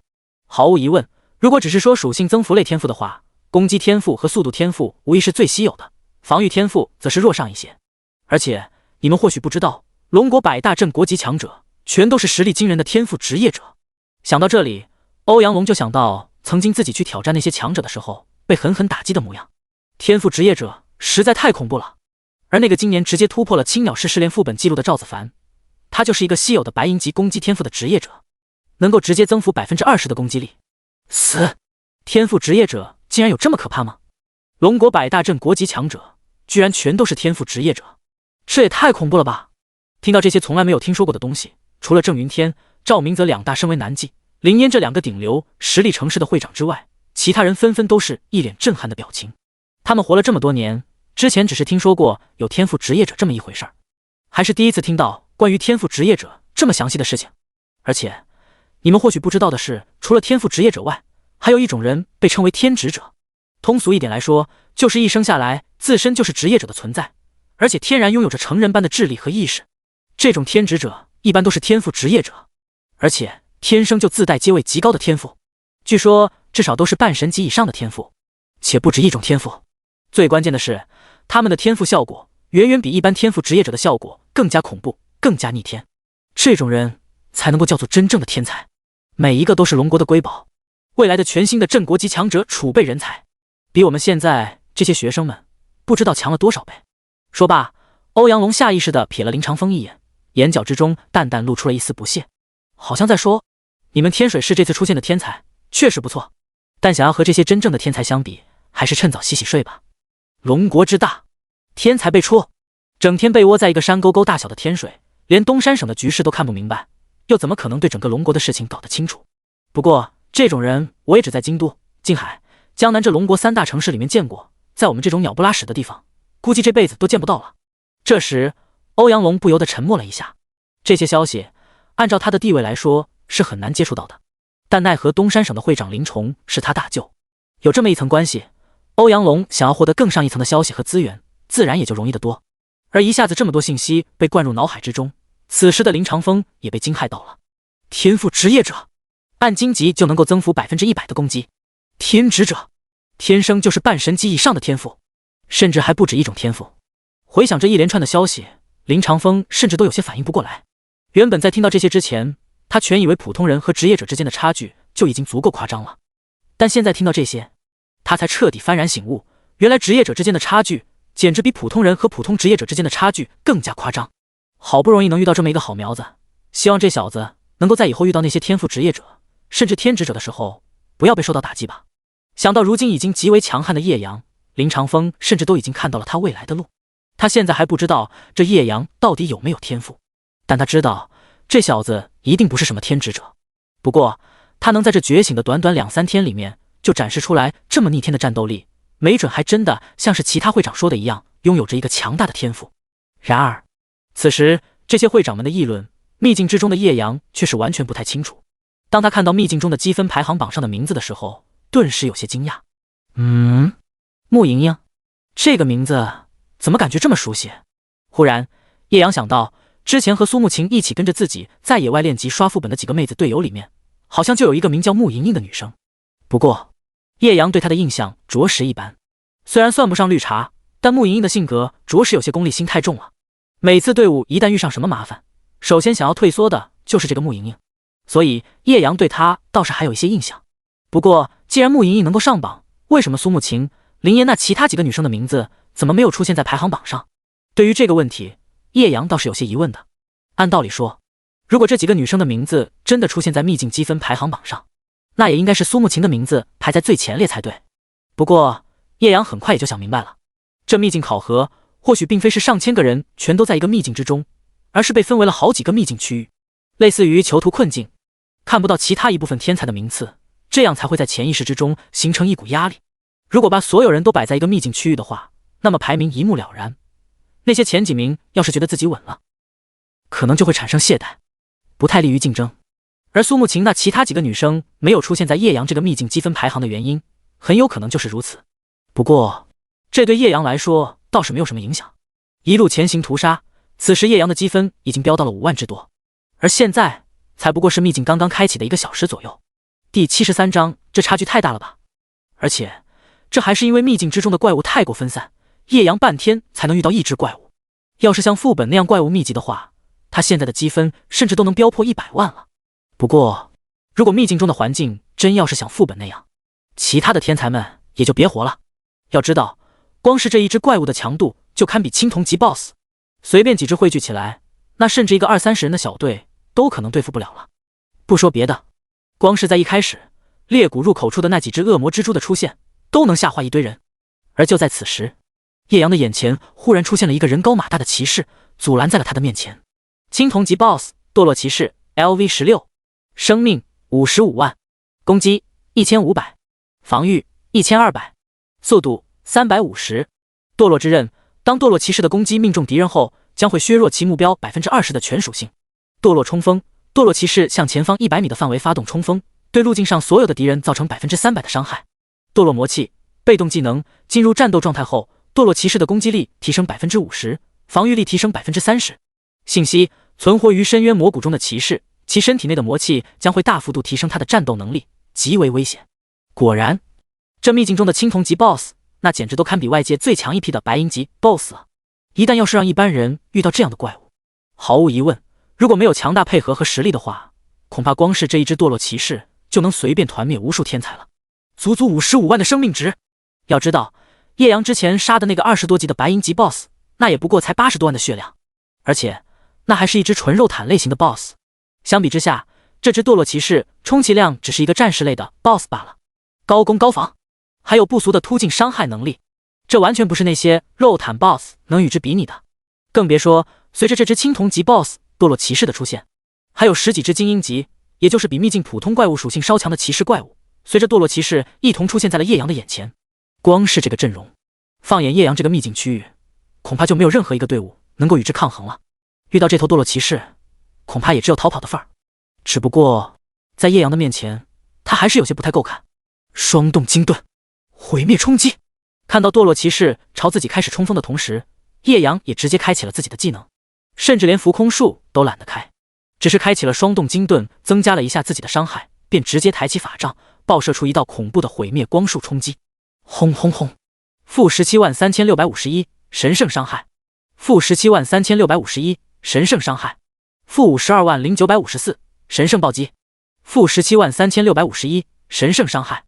一连串恐怖的伤害从那些骑士怪物的身体上瞬间爆开，那足足有着50多万血量的堕落骑士，甚至还没来得及冲锋到叶阳的身边，便直接被毁灭冲击瞬间贯穿。紧接着，他身后那10几只精英骑士怪物也无一幸免于难，全部在短短几秒钟的时间被全部秒杀。丁，你击杀了 LV16 堕落骑士，你获得了16万点经验，16000点秘籍积分。丁，你击杀了 LV15 骷髅骑士，你获得了15000点经验，1500点秘籍积分。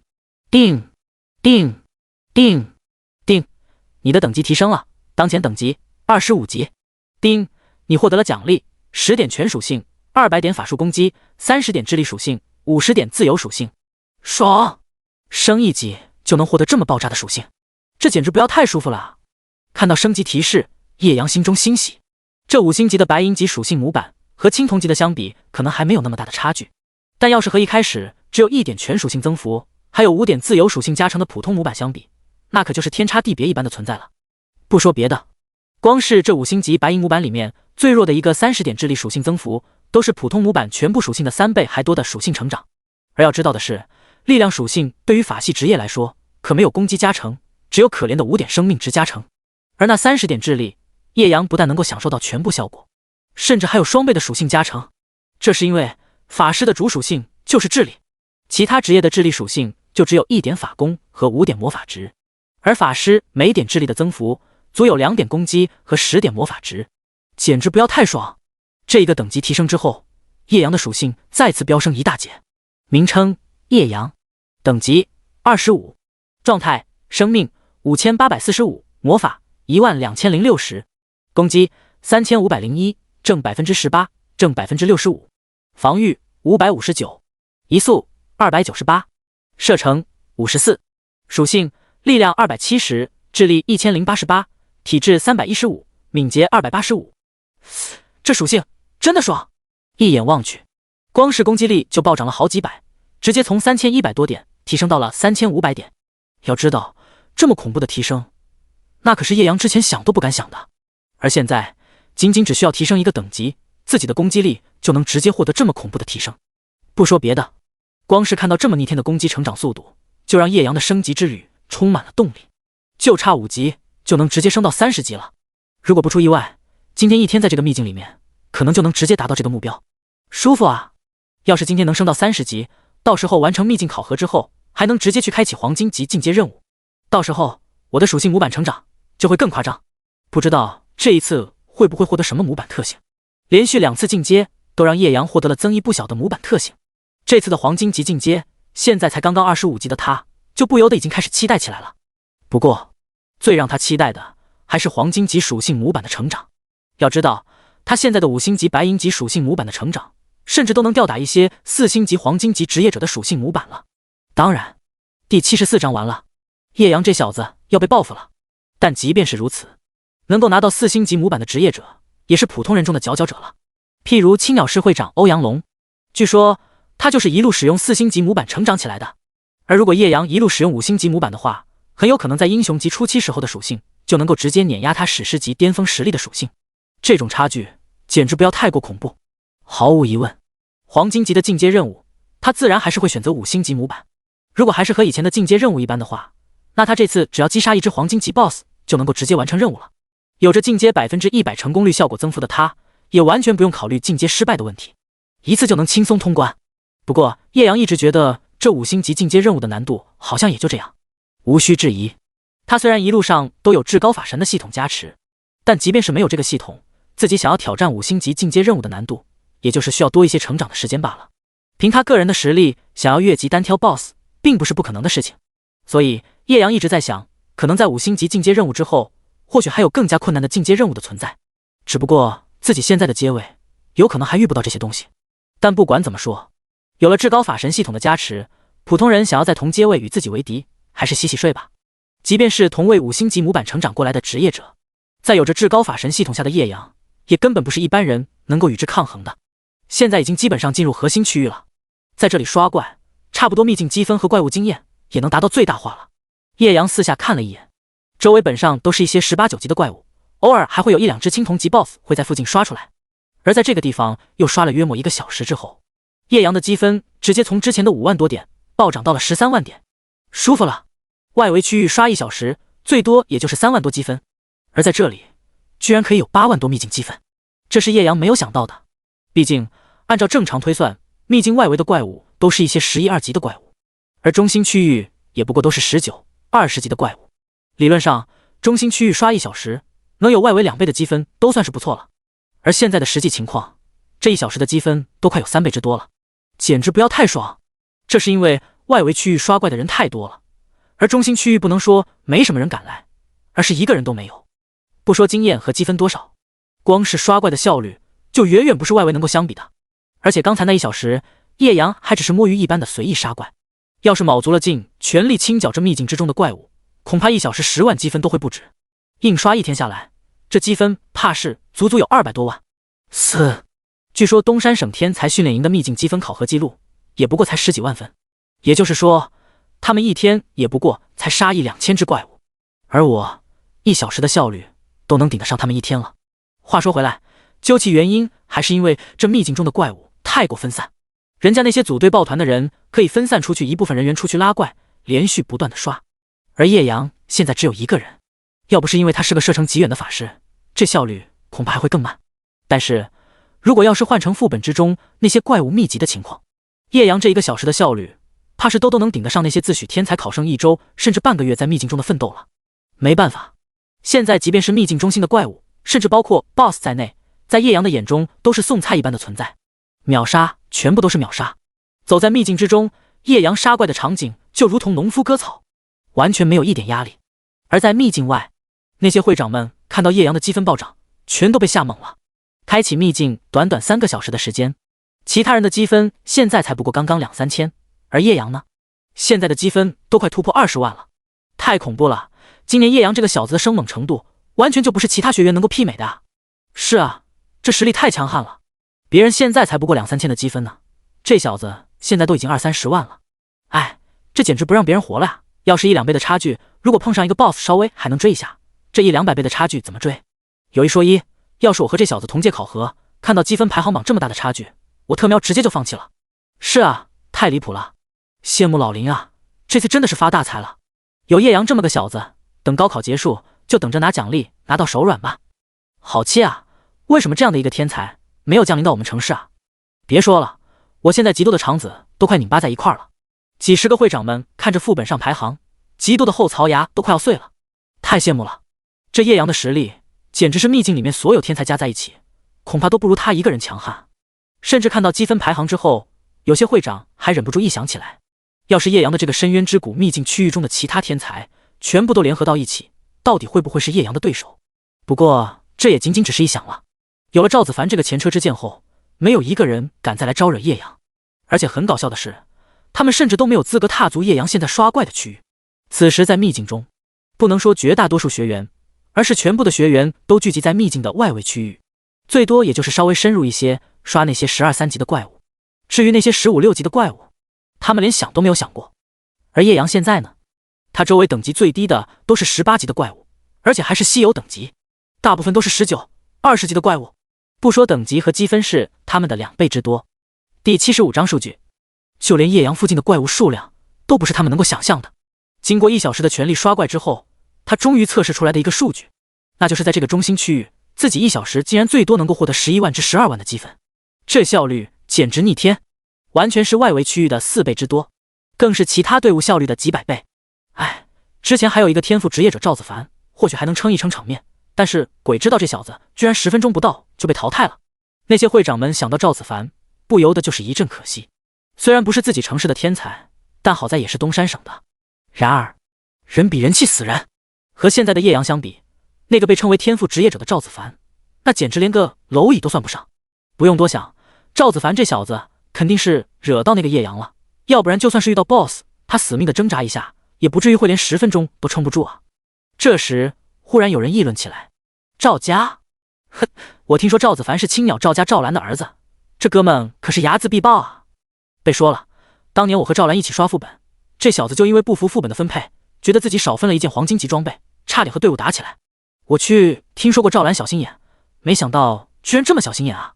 一件黄金级装备都这么斤斤计较的，那可不是。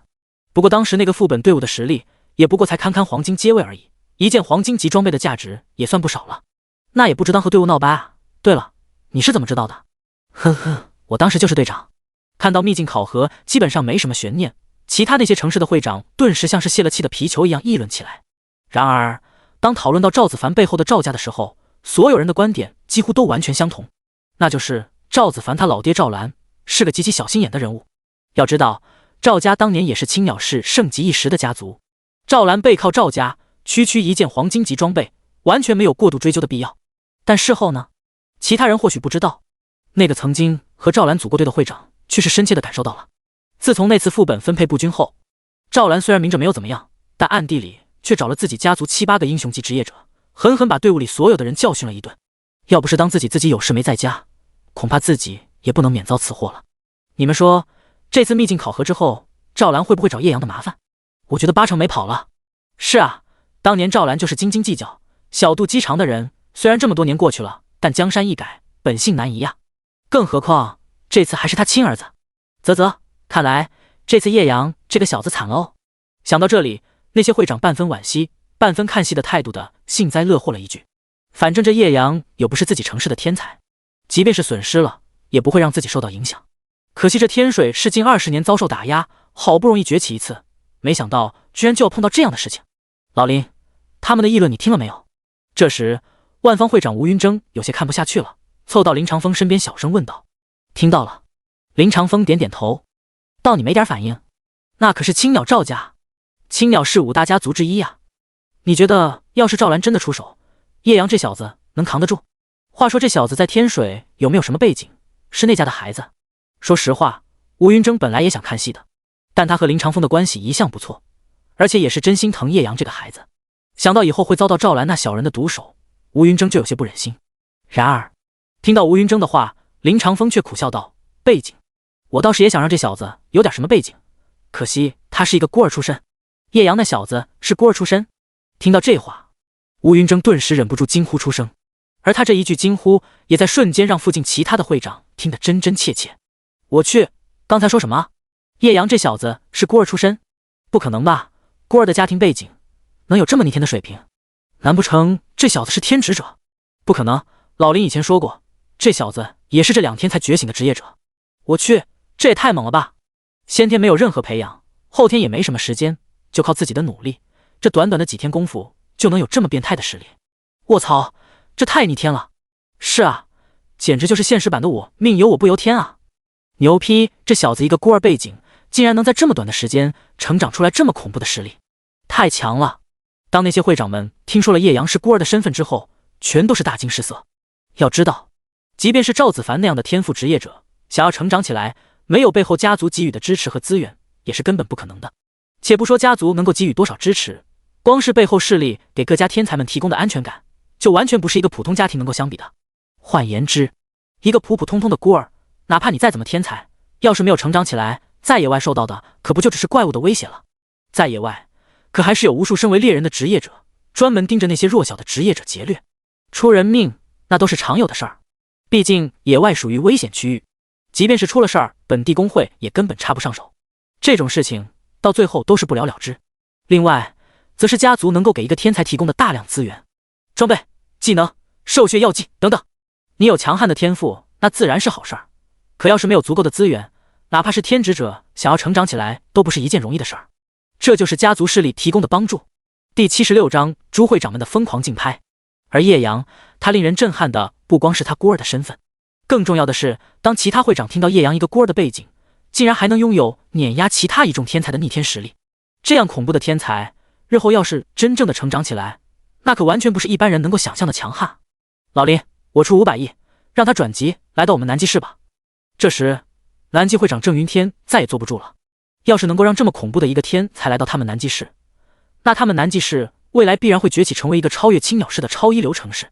传奇级、圣域级，他不敢想，甚至这种恐怖天才的出现，自己的想象力恐怕都会跟不上他逆天的成长上限。半神级强者就有资格进驻京都、静海、江南3大城市就任会长，次神级强者就有资格成为龙国7大战区之一的总司令。如果是神话级强者，更能够成为龙国镇国级强者之一。至于超神级，全蓝星都没有几个，即便是放眼整个龙国，那也才仅仅3个超神级强者，就这都已经是蓝星第3大强国了。除此之外，也就只有熊国的5大超神级强者，还有登国的7大超神级强者。这些人无论放在什么地方，那都是能够让整个蓝星颤抖的超级强者了。而叶阳，如果他所料不错，未来必然也会成为这样的强者之一。即便是不能成为超神级强者，那也至少会是镇国级强者，和那些天职者一个档次的存在。天职者虽然天赋强悍，但整个龙国几年也未必会出现一个。要想这些天职者顺利成长起来，恐怕没有个20-30年的功夫，都难说能够培养出来一个了。所以在龙国100大镇国级强者之中，也才仅仅只有10几位镇国级是天职者的存在，其他人也只不过就是天赋强大的天才罢了。然而，听到郑云天的话，其他会长纷纷站起身。赵明则直接快步来到林长风的面前，神情近乎恳求道：“老林，我们灵烟市一向很支援咱们天水的，所以这次你别听老郑的，我出2000亿，让这小子转籍来到我们灵烟吧。”林会长，我出2500亿，我3000亿。老林，啥也不说了，我拿我们海卫1月 GDP 足足5000亿跟你换叶阳，你要是愿意，咱就点个头。林会长，求了，我只有4000亿，只要你愿意答应，我们瑞明市以后给你当牛做马，别听他们的。老林，我们万方直接那1年 GDP 跟你换叶阳，只要你答应，以后我把你当亲爹供着。一时间，无数会长围在了林长风，纷纷开出了甚至连自己都根本承受不了的高价，甚至即便是手头上没有现金的，都开始掏空家底，疯狂竞拍叶阳的转籍条件了。不光是他们，想通了之后的青鸟会长欧阳龙现在也是咬了咬牙，低头朝着林长风郑重道：“林会长，我现在手头一共2万亿现金，只要你愿意割爱，让这位叶阳同学转籍我们青鸟，这2万亿我可以马上给你打款，绝不含糊。”欧阳龙这次是下了血本了。没办法，叶阳展示出来的实力实在太逆天了，一旦能够转籍过去，那未来给他们青鸟带来的好处，远远不是几万亿的现金能够比拟的。无穷无尽的好处、奖励，甚至还有龙国中庭官方的补助和重视程度，那完全不是2万亿能够衡量的。要是现在不抓紧，以后估计就真的没有机会了。而听到欧阳龙这条件，其他会长顿时倒吸一口冷气。青鸟市还是青鸟市啊，家大业大，一开口就是2万亿，而且还是现金，这让他们拿什么竞争？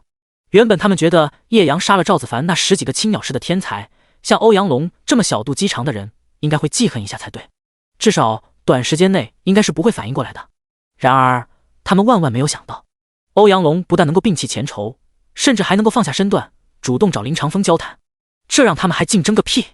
光是这2万亿现金，就不是他们能够与之抗衡的了，更别说这老小子肯定还留着后手。这2万亿，说实话，一听到这个数字，林长风自己也懵了，这可不是一个小数目啊。然而只是几秒的考虑之后，林长风深深呼出一口浊气，咬了咬牙，坚定道：“抱歉，各位会长们，还有欧阳会长，我不太想让叶阳转籍到其他地方。”啊，老林，你认真考虑一下。是啊，就算你不同意，我们也得考虑一下欧阳会长的条件啊。就是啊，欧阳会长的条件肯定不止这2万亿的，你都不讲价。哎，谈谈条件也好啊，太可惜了。2万亿啊，这要是换了我肯定就答应了。太可惜了。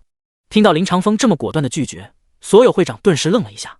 2万亿都能直接拒绝，这林长风的魄力也太强了吧。看来林长风这次是铁了心想要将自己的宝全部压在这小子一个人的身上了。想到这里，那些会长们顿时悻悻散去。丁，你的等级提升了，当前等级26。丁，你的等级提升了，当前等级27。丁，你的等级提升了，当前等级28。丁，你的等级提升了，当前等级29。丁，你的等级提升了，当前等级30。丁，你获得了奖励10点全属性，200点法术攻击，30点智力属性，50点自由属性。很快，1天的时间转瞬而逝。这短短1天的时间过去，叶阳的等级在秘境之中直接从一开始的24级飙升到了30级，甚至他现在的经验都已经飙升到了 327%， 简直不要太猛。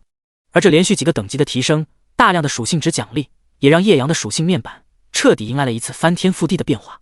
第77章即将结束的秘境，这波收获爆炸了。名称：叶阳，等级30 327， 状态：生命6595，魔法16560，攻击5401，正18%，正65%，防御609，移速348，射程59，属性：力量320，智力1538，体质365，敏捷335，特殊：回魔45，法术暴击几率13%，法术暴击伤害300%。打开自己的属性面板，查看了一番之后，叶阳顿时被震撼到了。什么装备都没有替换，仅仅只是在5星白银级属性模板的加持之下，提升了5个等级，叶阳的基础攻击就直接暴涨了1900多点，直接从3500点基础攻击飙升到了5400多点基础攻击，简直不要太爆炸。甚至如果在各种增幅之后，叶阳的攻击力甚至能够直接飙到破万点。这么爆炸的属性，叶阳忍不住直接找了一只小怪试了试自己的伤害。双动精盾，毁灭冲击，轰！随着一发璀璨的元素光束从叶阳的法杖顶端爆射而出，恐怖的伤害顿时从那一片怪物的身上迸发出来。-300694，神圣伤害。-300694，神圣伤害。-300694，神圣伤害。-902084，神圣暴击。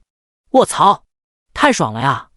极限30万点的伤害，这伤害如果是弱一些的白银级 BOSS， 我甚至都能够直接秒杀了呀！而且一旦触发神圣暴击，这伤害竟然都已经飙到近100万了。这伤害就算是最强的白银级 BOSS， 在我面前也只有被瞬秒的份儿啊！太猛了！看到自己的伤害之后，认识一向淡定的叶阳现在也忍不住有些激动。太夸张了！普通情况瞬间30万的秒伤，暴击甚至能够达到90万点的伤害。要知道，叶阳遇到的那些顶级肉坦类的白银级 BOSS， 也不过就是7、80万的生命值，甚至还扛不住自己现在一发毁灭冲击的神圣暴击伤害，简直不要太逆天了。只可惜，这秘境里面的怪物好像除了经验和秘境积分以外，根本爆不出来装备和技能的。不过认真想想，好像即便是能爆出来东西，也没什么自己能用的。毕竟这最高也不过就是一些青铜级的 BOSS， 即便是能有什么掉宝率，最多也就是爆出来一些白银级的装备技能罢了。叶阳现在都已经是一身的顶级白银级装备了，根本用不着替换了。下意识的，叶阳又点开了秘境积分排行榜，看了一眼秘境深渊之谷积分排行榜。第一名叶阳3406452积分，第二名穆莹莹26855积分，第三名沈梦雨13467积分，第四名陈光13222积分，第五名李阳12985，第六名没想到已经340多万积分了呀！这一天刷的也太猛了。当叶阳看了一眼秘境积分排行的前10名，不由想笑。这排名第2的穆莹莹，还是当时自己带飞过的那个妹子。即便如此，她这一天下来也不过才不到3万的积分罢了。而第3名那个沈梦雨，现在才刚刚1万出头，叶阳的积分将近是她的300倍，这差距简直不要太夸张了。这一直在秘境中心区域刷怪获得的积分就是爽啊！看到自己傲然居上的积分，叶阳不由得感叹道：最重要的是，在这个地方刷怪根本不会有人来打扰，因为没有任何队伍能够进入秘境中心区域，甚至连15、16级的区域都极少有人敢涉足，更别说他现在的地方全都是一些19、20级的怪物了。还有一个相对重要的原因，就是在秘境这后面20多个小时，刷怪的效率稳定下来以后，叶阳刷积分的效率足足能达到1小时14万多的积分，比一开始预想的还多了1万。不过这也多亏了叶阳刷了不少 BOSS， 眼下他在这个秘境鏖战了整整1天，不光获得了大量经验，甚至就连等级也顺利升到了30级。不用多想，天才训练营的入选资格肯定是稳稳拿下了。到时候就等走完流程以后，去一下青鸟市觉醒圣殿，开启黄金级进阶任务了。不知道这么多积分，以后能够在天才训练营里面兑换出来什么东西。叶阳忽然想到，在进入秘境之前，陆云生教官之前向他们介绍过，只要能够真正入选天才训练营后，就能够开启营地秘宝商城的权限，里面只要是暗金级以下的资源，基本上都是应有尽有。不过里面到底有什么宝物，陆云生倒是没有详说，毕竟他们当时还只是拥有了考核资格，还没有能够真正达到训练营的入选资格。然而训练营最基础的吃饭和睡觉，陆云生倒是介绍了一下。天才训练营中，一顿标准饭菜需要100积分，而一顿豪华的饭菜则是需要1000积分。租用1天的元能宿舍需要1000积分，如果想要租用豪华元能宿舍，则需要1万积分。吃喝拉撒，这都是营地里面最基础的功能。至于为什么这么贵，叶阳大抵也猜到了原因。这也多亏了他之前一夜暴富之后点的那一份天价外卖，只是吃的那一顿饭，就让他获得了10几点珍贵的属性点，甚至还有生命和魔法上限。想必在这天才训练营之中的饭菜，也必然是那种请了身为高阶厨师的职业者来专门特供的珍贵饭菜。只要吃饭，那就能够轻轻松松的获得属性，也难怪一顿饭就要这么贵了。一顿普通的标准饭菜就要100积分，而豪华的饭菜的需要的积分，更是相当于让一个考生单杀一只10级怪物的积分了。至于后面的元能宿舍，叶阳猜想这应该也和饭菜同理，只要在里面休息，可能就会有某种特殊的增幅。毕竟生活职业者可不光是有厨师，还有铁匠、工匠、木匠等等，让他们制造出来的房间，那可不是一般的屋子能够比拟的。秘境深渊之谷剩余开放时间1分钟28秒27、26、25。第78章秘境结束。被震撼到的会长，这时叶阳下意识地看了一眼现在秘境的剩余时间，没有多久了，仅仅只剩下了不到2分钟。既然这样，那就干脆休息一下吧，反正再刷也刷不了多少积分了。很快，一道提示便出现在了叶阳的眼前。叮，秘境深渊之谷开放时间已结束，1分钟后，所有考生将会强制退出秘境，也可以选择现在立即退出。看到这条提示，所有的考生终于松了口气。我去，终于结束了呀！马德，这一天下来太累了呀。没办法，天才训练营只有100个入选名额，平均到10个秘境区域里面，每个秘境的名额就只有10个，太惨了。我特喵现在正好第11名，不知道有没有机会。第11名也不是没有机会吧？这100个入选名额是10大秘境区域的全部排名来计算的，又不是单独计算的。是啊，不过这第11名确实有点危险啊。你能获得11名就不错了，要不是那个叶阳直接屠杀了青鸟市10几个顶级天才，现在能不能进入20名都10个未知数。还真是，光是赵子凡那批人的实力就已经不是我们能够抗衡的了，那实力太强了。哎，赶紧退出秘境吧，看看到底会怎么样。在一阵阵议论声中，秘境的当前人数飞速减少，很快就从之前的100多人直接跌到了20-30人。叶阳也不再墨迹，直接选择退出秘境。另一边，秘境监控中心，众会长审阅了一番秘境积分排行详情之后，不由得被叶阳这恐怖的积分成绩吓到了。这小子太恐怖了！看到叶阳那高达300多万点的积分，郑云天不由得倒吸了一口冷气。是啊，往年东山省秘境考核的最高纪录也不过才28000多积分，而叶阳这小子竟然在第1个小时就把这个纪录翻了将近4倍。最恐怖的难道不是他的最终积分吗？350万积分！这要是让后面的考生知道这样的情况，恐怕这辈子都不可能再有破纪录的想法了吧？太逆天了！350万积分，平均1小时14万多的积分，这就算是要杀20级的秘境怪物，1小时也要杀70多只，平均下来，他喵的1分钟一只20级怪，简直离谱啊！1分钟一只怪物，这就算是在秘境里面逛街，1分钟都遇不到几只怪物吧？太生猛了！当其他会长看到叶阳的积分之后，原本那个高达29500积分，同样也是破了往年最高积分记录的穆莹莹的成绩，顿时显得黯然失色起来。而且不光是穆莹莹，这一届好多人都打破了东山省最高积分记录。苏慕晴56836积分，林岩51652积分，沈星月34156积分。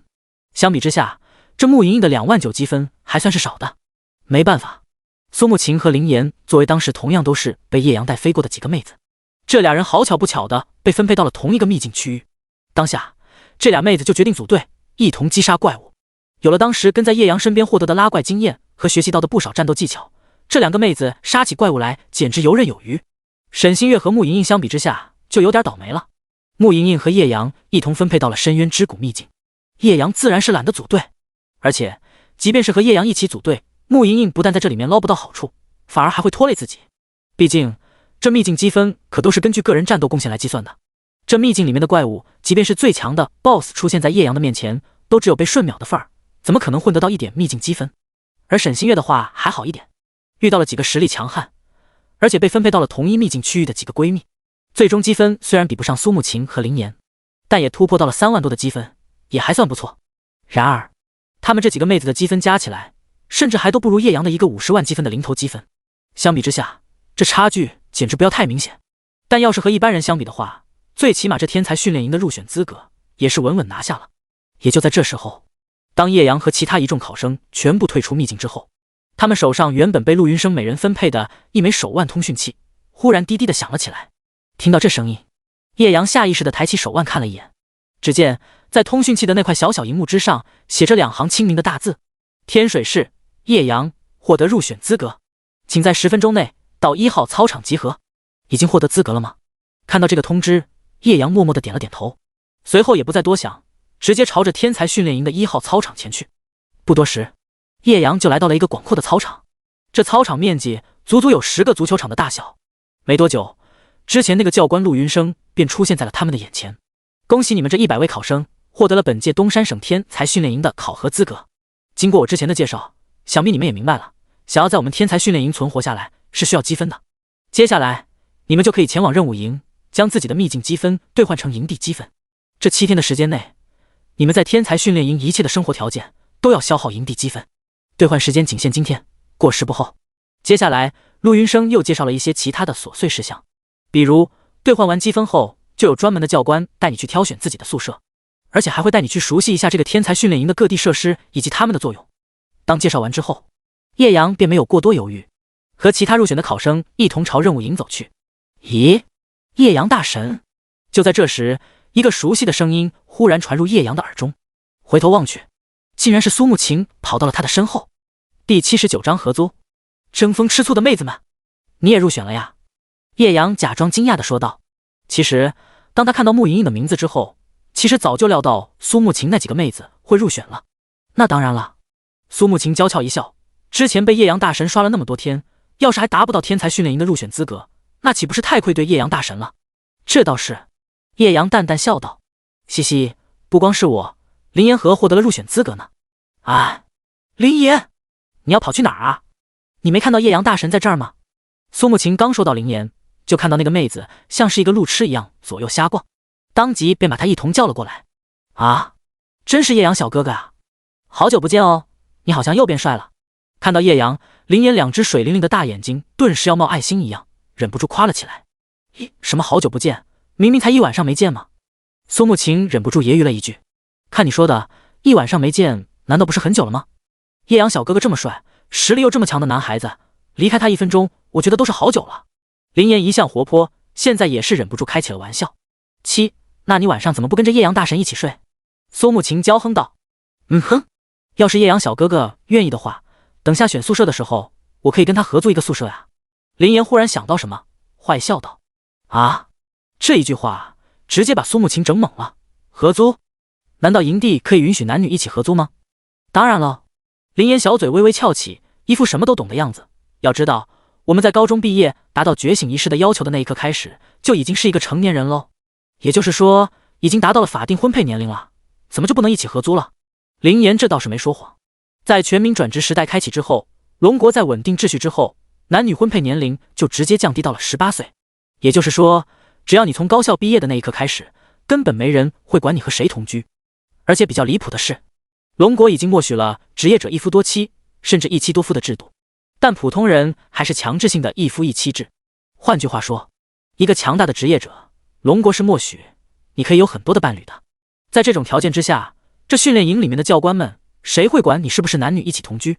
唯一一点比较坑的就是，即便是2个人租用一个房子，积分也不会对半交，而是2个人都要完整上交租金。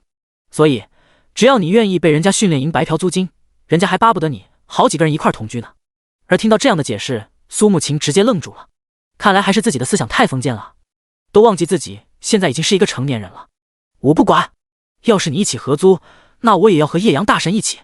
叶阳现在脑子里一串问号，不是，我这还什么都没答应呢，怎么你们两个倒先争起来了？不过叶阳可不替他们做决定，这种事情让他们自己争去吧。很快几人便一同来到了任务营。对了，叶阳大神这次获得了多少积分啊？看到任务营处几十个人在这里排队，有些无聊的苏慕晴忍不住问道。肯定很多。林岩也搭话起来，我觉得我们两个加起来都能有10万多积分了，叶阳小哥哥的话至少得20-30万了吧？20-30万？你也太小看叶阳大神了吧？听到林岩的话，苏慕晴嗤笑一声，我觉得肯定都得50万以上了。叶阳的实力苏慕晴是最早知道的，除了顶级的身法之外，还有逆天的属性。要知道在进入天才训练营之前，叶阳可是就有了能够通杀20级修罗难度青铜级副本的实力了。讲道理，这个一阶秘境中的怪物实力，如果单个拿出来的话，确实是要比修罗难度的副本要强，但要论综合实力的话，这修罗级副本的难度可是能超出这一阶秘境不知道多少倍了。甚至苏慕晴觉得自己50万都是猜少了，可能都得有70-80万，甚至上百万了吧。这时叶阳回想了一下，淡淡开口道：350多万吧，我没怎么细看，应该就是这些。想到等下兑换积分的时候，这数据又隐瞒不下来，叶阳索性就没有隐瞒，直接说了出来。350万积分。听到这话，不只是苏慕晴，就连林岩也被惊呆了。这怎么可能啊？才1天的时间，叶阳居然能刷出来350多万的积分，这要是平均下来1小时，那岂不是得14-15万的积分了？天哪，这也太离谱了吧！要知道他们两个人一刻不停，足足奋斗了整整1天，才获得了5万多点的积分，而叶阳1小时拿到的积分竟然都已经是他们的3倍了，太夸张了！人和人之间的差距竟然有这么离谱的吗？这一刻，苏慕晴和林岩两个妹子已经彻底被叶阳折服了。以前只是感觉叶阳这个帅哥很强，但是没有想到他居然强到了这个地步。自己放开胆子猜，竟然还猜不到人家真实积分成绩的一个零头，这简直就是现实版贫穷限制了我的想象力啊！你们在说什么啊？咦，居然是叶阳大神，你也来兑换积分的吗？叶阳大神获得了多少积分呀？这时候刚刚兑换完积分的沈星月从任务营出来，看到几人以后便下意识地打了个招呼。星月，你猜猜叶阳小哥哥获得了多少积分？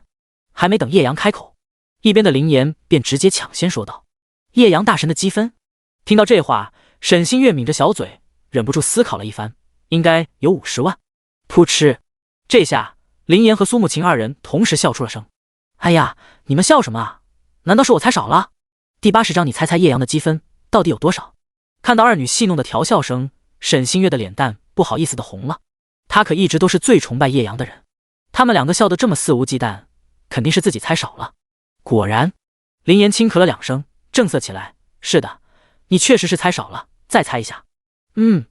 难道是80万？不对。林岩摇了摇头。啊，100万。说到这儿，连沈星月自己都觉得有些夸张了。100万的积分，他连想都不敢想。就算是叶阳大神，也不可能有这么逆天的成绩吧？可是林岩依旧是摇头。星月，你胆子大一点嘛，放开了猜，还少啊！听到这话，沈星月的小嘴顿时张成了 O 型。这100万积分，自己都觉得有点不可思议了。林岩居然还觉得自己胆子小，让自己还要放开了胆子再猜。叶阳大神到底有多强啊？150万，这总不可能有200万积分吧？这也太夸张了，不可能，绝对不可能。沈星月一句200万脱口而出的时候，自己都觉得是在天方夜谭了。怎么可能有200万的积分？要真这样的话，叶阳大神1小时至少要刷10万积分了，这怎么可能呢？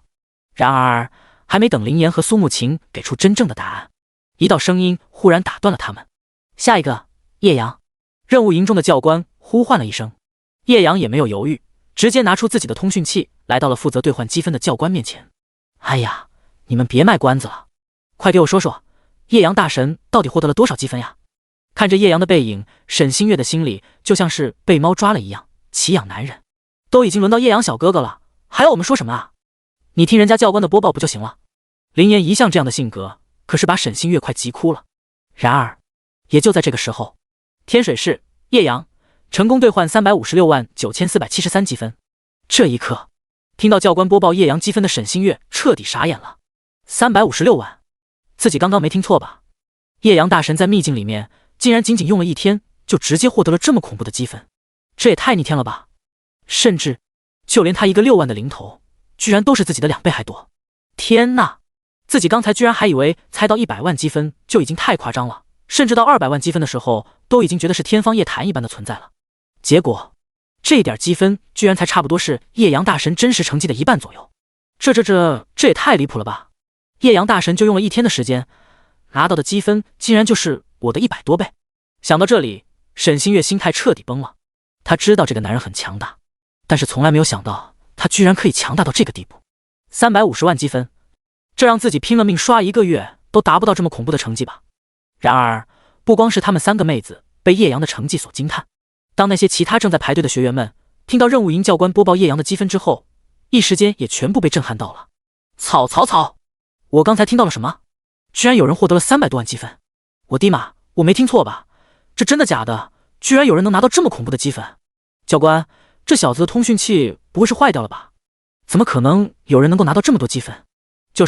肯定是耍赖！马德300多万积分，平均1小时就是14-15万积分的速度了，1分钟就是2000多，这效率根本不可能！严查，必须严查这小子的通讯器！这一刻，所有学员顿时沸腾起来。没有人敢相信叶阳的350多万积分是真的。开玩笑，这要是真的，合着这小子刷5分钟的时间就能顶得上他们刷1天，这尼玛也太离谱了吧！这些本就是在各地城市中自诩天才一般的学员们，怎么能接受这样的事儿？然而，听到这些学员们聒噪的言论以后，那任务营教官忍不住从自己的位置上坐了起来，冰冷地说道：“通讯器没有任何故障，也不会有任何故障。如果你们不服，可以去找陆云生教官投诉。他是负责你们这一届天才的教官。”说罢，这教官冷哼一声，再次坐回自己的座位上，看着那些浮躁的小年轻们，忍不住在心里喃喃道：“马德，一群废物，自己做不到，以为别人也做不到，这一点心理承受能力也配叫天才？”然而，他嘴上虽然这么说，但叶阳的积分的情况也是有人提前给他汇报过的，不是别人，正是在秘境监控中心亲自看到积分详情的陆云生。确实，通讯器虽然坚固无比，但谁也不能保证经过1天的打打杀杀以后，这玩意儿不会有一点损伤。尽管这样，几率小到几乎没有，但这也是必须要排除的，否则对人家其他学员就太不公平了。然而，通讯器可能会故障，但积分监控中心的仪器是绝对不会有问题的。在监控中心的积分排行上，叶阳那300多万恐怖的积分成绩是任何人都改变不了的。而且，即便是这个任务营教官，当时听到叶阳的积分详情之后，也是下意识的求着陆云生重新检查一下，看看是不是真的哪出了问题。但这么丢脸的事情，他肯定是不会现在说出来的。只不过看着那些天才现在的承受能力这么差，这教官着实是感觉到悲哀。不过，要是他心里的想法让人家这么天才学员们知道了，怕不是要笑死。马德，你自己之前还要严查叫嚣呢，还说我们心理承受能力差，这也太离谱了吧！但不管怎么说，经过刚才这教官的一顿训斥之后，那些天才学员现在多少也老实了一点。而此时，兑换完叶阳的积分，任务营教官有些感慨了，看了叶阳一眼，认真说道：“叶阳，你现在已经正式开启了营地秘宝商店的权限了。第81章委屈的妹子，这积分根本不够啊！如果你现在有什么需要的话，可以直接通过王传生教官了解一下。”“好的，谢谢了。”叶阳点点头。紧接着，那个名叫王传生的教官便来到了叶阳的面前。“叶阳同学，现在也暂时没有神妖事情，我们就先去挑选一下你的宿舍吧。”王传生来到叶阳的面前，直接说道。而这一幕让周围其他的学员看到后，又是一阵嫉妒。马德，凭什么别的都是一个教官带着10来个人去参观挑选宿舍，这叶阳竟然能有1对1指导？就是天才训练营不是最讲究公平的吗？呵呵，公平？兄弟，你要是秘境积分比这个叶阳还高，这教官指定给你公平明白了。笑死了，在这个力量为上的时代，你竟然还想要绝对的公平？就是这个叶阳现在展示出来的实力，这天才训练营现在的做法才叫真正的公平吧？实力越强，享受到的待遇就越好。听着后面的阵阵评论，王传生完全没有在意，叶阳更像是没有听到一般，一路跟着王传生向前走。这个时代本应如此，你有强大的实力和天赋，享受到更多的待遇，那是应该的。很快，叶阳就被带到了10基处独栋别墅的面前。叶阳同学，我想以你的实力，应该用不到那些普通宿舍了。这是我给你推荐的豪华宿舍，上面也有安排。你在天才训练营的这几天，食宿费会被全免，而且是最高标准。这是你的身份卡，可以用来当房卡，也可以在食堂当饭卡。这时，王传生拿出一个漆黑如墨的卡片，递到了叶阳的手里。然而，看到这一连串豪华巨大的独栋别墅，叶阳忽然有点懵。不是在开玩笑吧？你管这玩意儿叫宿舍？叶阳还以为天才训练营里面的豪华宿舍可能只是设备齐全一点的单人间罢了，没想到竟然全部都是500-600平的豪华别墅，这也太爽了吧！怪不得这里能够合租，这一个别墅别说叶阳一个人了，就是再来个3妻4妾也是完全绰绰有余的。刚想到这里，一个熟悉的声音忽然传来：“王教官，等下！”听到这声音，王传生和叶阳下意识地看了过去，果然不出所料，还真是之前吵着要跟自己合租的林岩和苏慕晴。原来是林岩同学和苏慕晴同学，你们有什么事吗？看到二女急匆匆地朝自己这个方向跑了过来，王传生一眼便认出了他们。在成为强大的职业者后，即便是一个战士职业，在智力方面相比于一般人也会有很大的提升。过目不忘这些对于普通人来说难如登天的事情，对于职业者来说简直易如反掌。1800个考生对于强大的职业者来说，只需要看一眼照片就能随便全部记住，所以王传生才能很精准地认出这两个妹子。听到王传生的话后，林岩直接说道：“我想知道我如果和叶阳同学一起合租的话，需要交租金吗？”林岩说罢，他身后的苏慕晴也是一脸的期待。不过这种事情王传生也是见怪不怪了，强大的职业者总会引来许多异性的吸引，身边有几个伴侣那都是非常正常的事。不说别人，光是王传生自己就有2-3个老婆。随后他便直接向二女解释道：“当然需要，即便是叶阳同学愿意和你们合租，你们的住宿费也是需要单独上交的。”好吧，林岩有些幽怨地说道，小脸上尽显失望。如果是单独上交的话，他根本住不起豪华宿舍。没办法，林岩现在一共才5万多的积分，而豪华宿舍的租金一天就要1万，根本不是他能够承受的了的。不过林岩倒不是想白嫖叶阳的豪华宿舍，只是单纯的想把叶阳这么强大又帅气的男人紧紧抓在手里。开玩笑，这么厉害的男人放在全蓝星都是珍稀物种了，要是现在不抓住机会，恐怕后面就真的很难了。不光是他，苏慕晴也是一样的想法。看到这两个妹子脸上失望的表情之后，王传生也就明白了。好了，林岩同学，苏慕晴同学，职业者的修行本来就不能好高骛远，认真做好自己当下力所能及的事情才是重中之重。我就先忙去了，叶阳同学要是有什么疑问的话，可以直接通过通讯器来找我。对了，如果你对营地密宝商店有兴趣的话，可以直接通过你的身份卡开户登录，到时候直接设置一个密码就行，很方便。说完这句，王传生便直接离开了。你们真想跟我合作啊？这时叶阳看了一眼林岩和苏慕晴这两个妹子，直接说道。他现在倒不是精虫上脑了，而是接下来很快就要开始刷副本，快速升级了。如果没有个队友的话，他那至高法神的组队增益就发挥不出来。如果到时候要临时找队友，还不如拉以前熟悉的。都说3个女人1台戏，叶阳又懒得跟那些糙汉子组队。相比之下，这两个妹子的性格导师比较符合叶阳的胃口。是二少，不多问，让干嘛就干嘛。这么听话乖巧的妹子队友属实很少了。而听到叶阳的话后，林岩和苏慕晴二女当然乐意的不得了，但转念想到刚才王传生的话后，还是忍不住失望的低下了头。我确实是很想了，但是我现在根本付不起豪华宿舍的租金的，毕竟这住宿费需要7天一次性交清，我和慕晴现在只有5万多积分，根本不够。想到这里，林岩忍不住失望道。一旁的苏慕晴也是一脸失落的表情。然而叶阳却淡淡一笑，我倒是有个办法，就是不知道你们愿不愿意了。叶阳小哥哥有什么办法？听到这话，林岩2只水灵灵的眼睛忽然亮起，苏慕晴更是一脸期待。第82章叶阳的特殊办法，逆天的豪华宿舍。你们可以这样，先去付一下普通宿舍的租金，然后过来我这里一起住就可以。叶阳也没有墨迹，直接将自己的办法说了出来。还能这样？听到叶阳的办法，林岩和苏慕晴两个妹子顿时愣住了。这不是在卡 bug 吗？训练营难道会允许这样的存在吗？怎么就不行了？叶阳耸了耸肩，淡笑道：你们租金也付了，只不过就是不去住而已。而且训练营又允许合租，这好像并没有违背训练营的规则吧？好像还真的是哎。这俩妹子顿时像是开了窍一样。那当然。叶阳呵呵一笑，但很快又补充道：不过我有一个条件，等我需要的时候，你们必须和我组队，不能有任何理由推脱。而且你们每天要付给我100万龙币一天的租金。嘿嘿，求之不得。林岩马上答应下来。那叶阳大神，你等下，我和穆晴马上就去随便找个普通宿舍，交个租金就来找你了哦。到时候你可别嫌我们烦。林岩和苏慕晴确实是缺积分，但他们不缺钱啊。100万一天对于他们而言确实不算多，而且能跟叶阳住在一起，别说一天100万，就是后面再加个0，这两个妹子都不会有一点怨言。好了，快去吧。叶阳摇了摇头，林岩这妹子多少是有点活宝了。而就在他们离开后，叶阳便直接用身份卡刷了一下，进入了自己这个356号豪华宿舍。我擦，这环境也太好了一点吧。走进别墅后，原本叶阳以为这别墅的外表就已经比较奢侈了，但真正进入房间之后才知道什么叫豪华二字。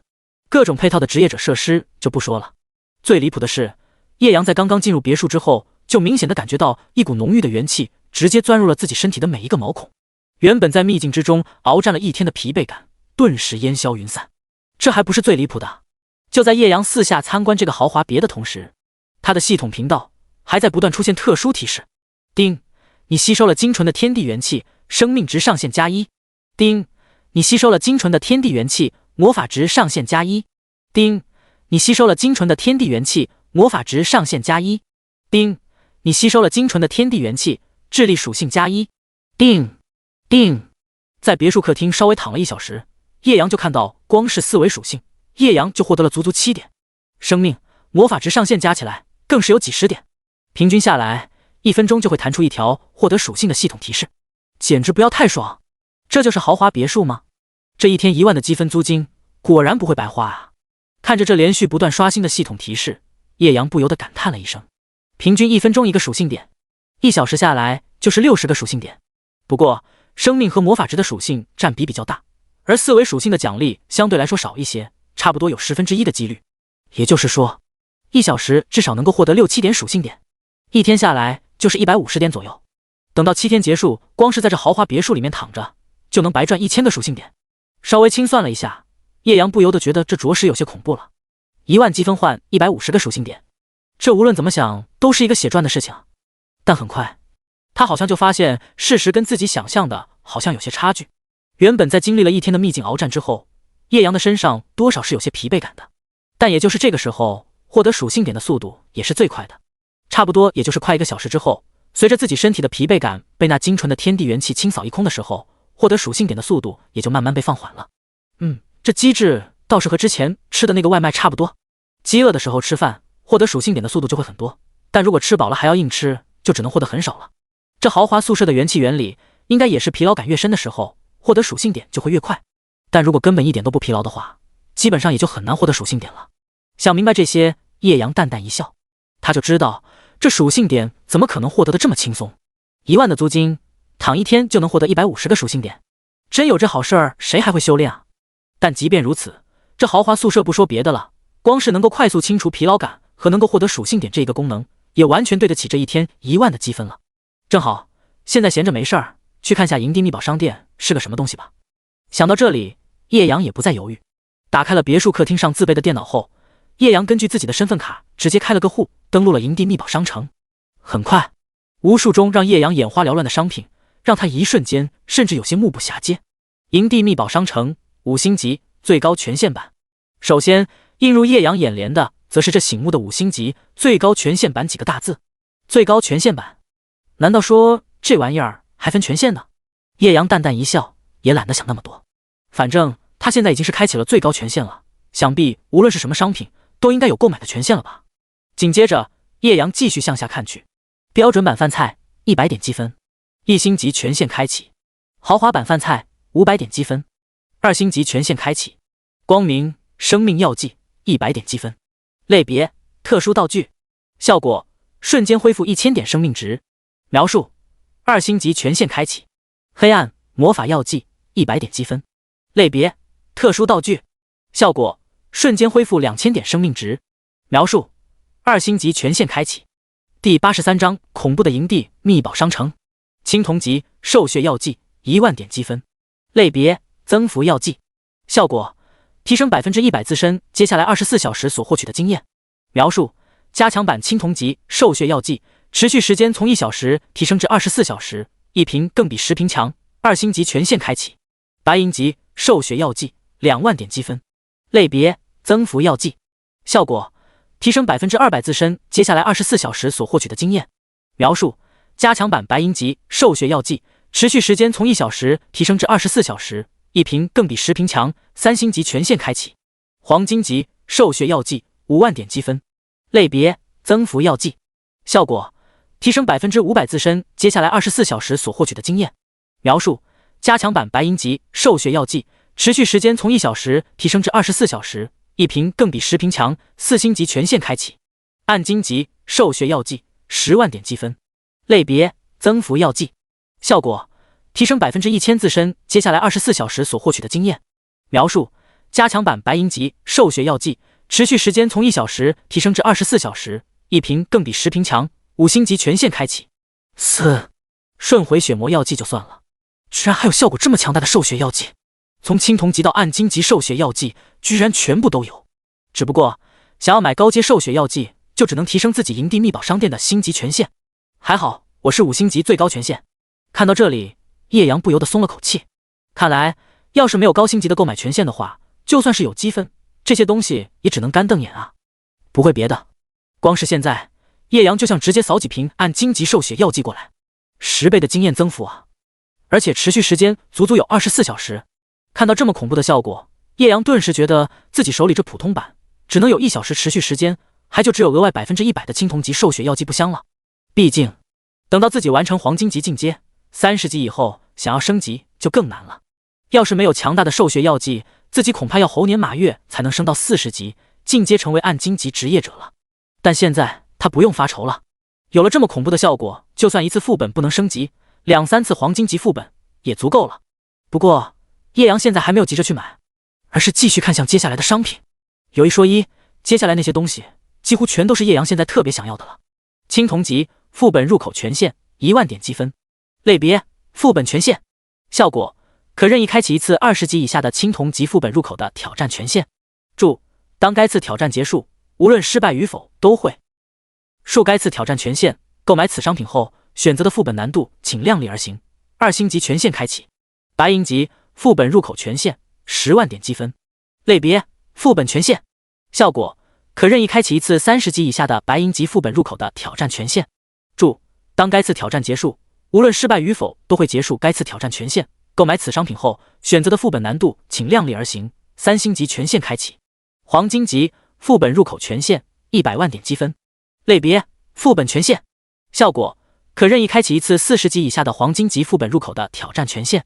注：当该次挑战结束，无论失败与否都会结束该次挑战权限。购买此商品后，选择的副本难度请量力而行。4星级权限开启。暗金级副本入口权限1000万点积分。类别副本权限。效果可任意开启一次50级以下的暗金级副本入口的挑战权限。注：当该次挑战结束，无论失败与否都会结束该次挑战权限。购买此商品后，选择的副本难度请量力而行。5星级权限开启。英雄级副本入口权限1亿点积分。类别副本权限。效果可任意开启一次60级以下的英雄级副本入口的挑战权限。注：当该次挑战结束，无论失败与否都会结束该次挑战权限。购买此商品后，选择的副本难度请量力而行。正式1星级权限开启。暂无史诗级以上副本入口权限提供。爽啊！林会长果然诚不欺我，这天才训练营的资源果然根本不是一个小小的天水市能比的呀！只要有积分，这尼玛居然连英雄级副本都能直接进入，这也太逆天了吧！看到这一列的副本入口权限，认识一向平淡的叶阳都有些被惊呆了。他自觉醒到现在也不过一共刷了2次副本，而且除了所有职业者通用的试炼副本之外，也就仅仅只有那次20级的青铜级副本了。然而也就是这一次20级的青铜级副本，才让叶阳直接傲然居上，实力直接暴涨。毫不夸张地说，如果没有那一次20级的青铜级修罗难度的副本，叶阳现在比这些普通的天才实力也强不到哪儿去，或许最多也就是一个20级左右的巅峰青铜阶位的职业者罢了。而现在在这个天才训练营之中，只要有足够的积分，随便什么难度什么阶位的副本竟然都能够随便挑选，简直不要太幸福了好不好？而且除此之外，竟然还有秘境入口权限和一些特殊地带的野外怪物区域的进入权限。秘境有多像叶阳现在自然也体会过了，只不过和副本相比，这秘境到底还是差了一截。想要暴力升级，还是得选择副本。毕竟这秘境里面不说怪物稀少了，关键它没有掉宝率啊，什么东西都爆不出来。叶阳进入这里面干嘛？而野外怪物区域的话，应该就是提供给那些不想进入秘境又打不过副本的人。在这特殊野外区域，也有着十分丰厚的经验加持，还有不错的掉宝率。对于那些实力不足但也想快速升级变强的普通天才，倒是一个不错的选择。但总的来说，现在最适合叶阳的，无疑还是副本。而当阅览了一遍各大副本权限之后，叶阳便直接锁定了黄金级副本入口权限。第84章叶阳的想法，这区别有点逆天了。一次100万，我现在的300万积分足够可以进入3次，这3次副本怎么着也够我升到40级了。到时候看情况，去任务营搞点积分多的任务，再去赚点积分，然后去试试暗金级的副本。天才训练营一共有7天时间，这7天应该够我赚到暗金级副本权限的积分吧。但当务之急还是要先完成黄金级的进阶任务。很快，叶阳就指定好了自己接下来的路线。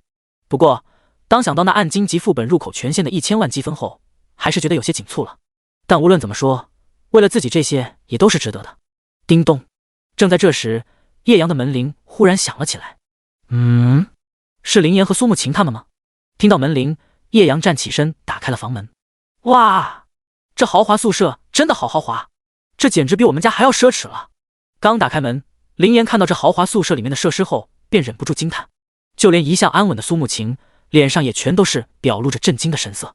看给你们吓的。对了，租金什么的都弄完了吧？叶阳摇摇头，淡笑一声。他刚进来的时候虽然也稍有震撼，但也没像这2个妹子一样表情这么夸张。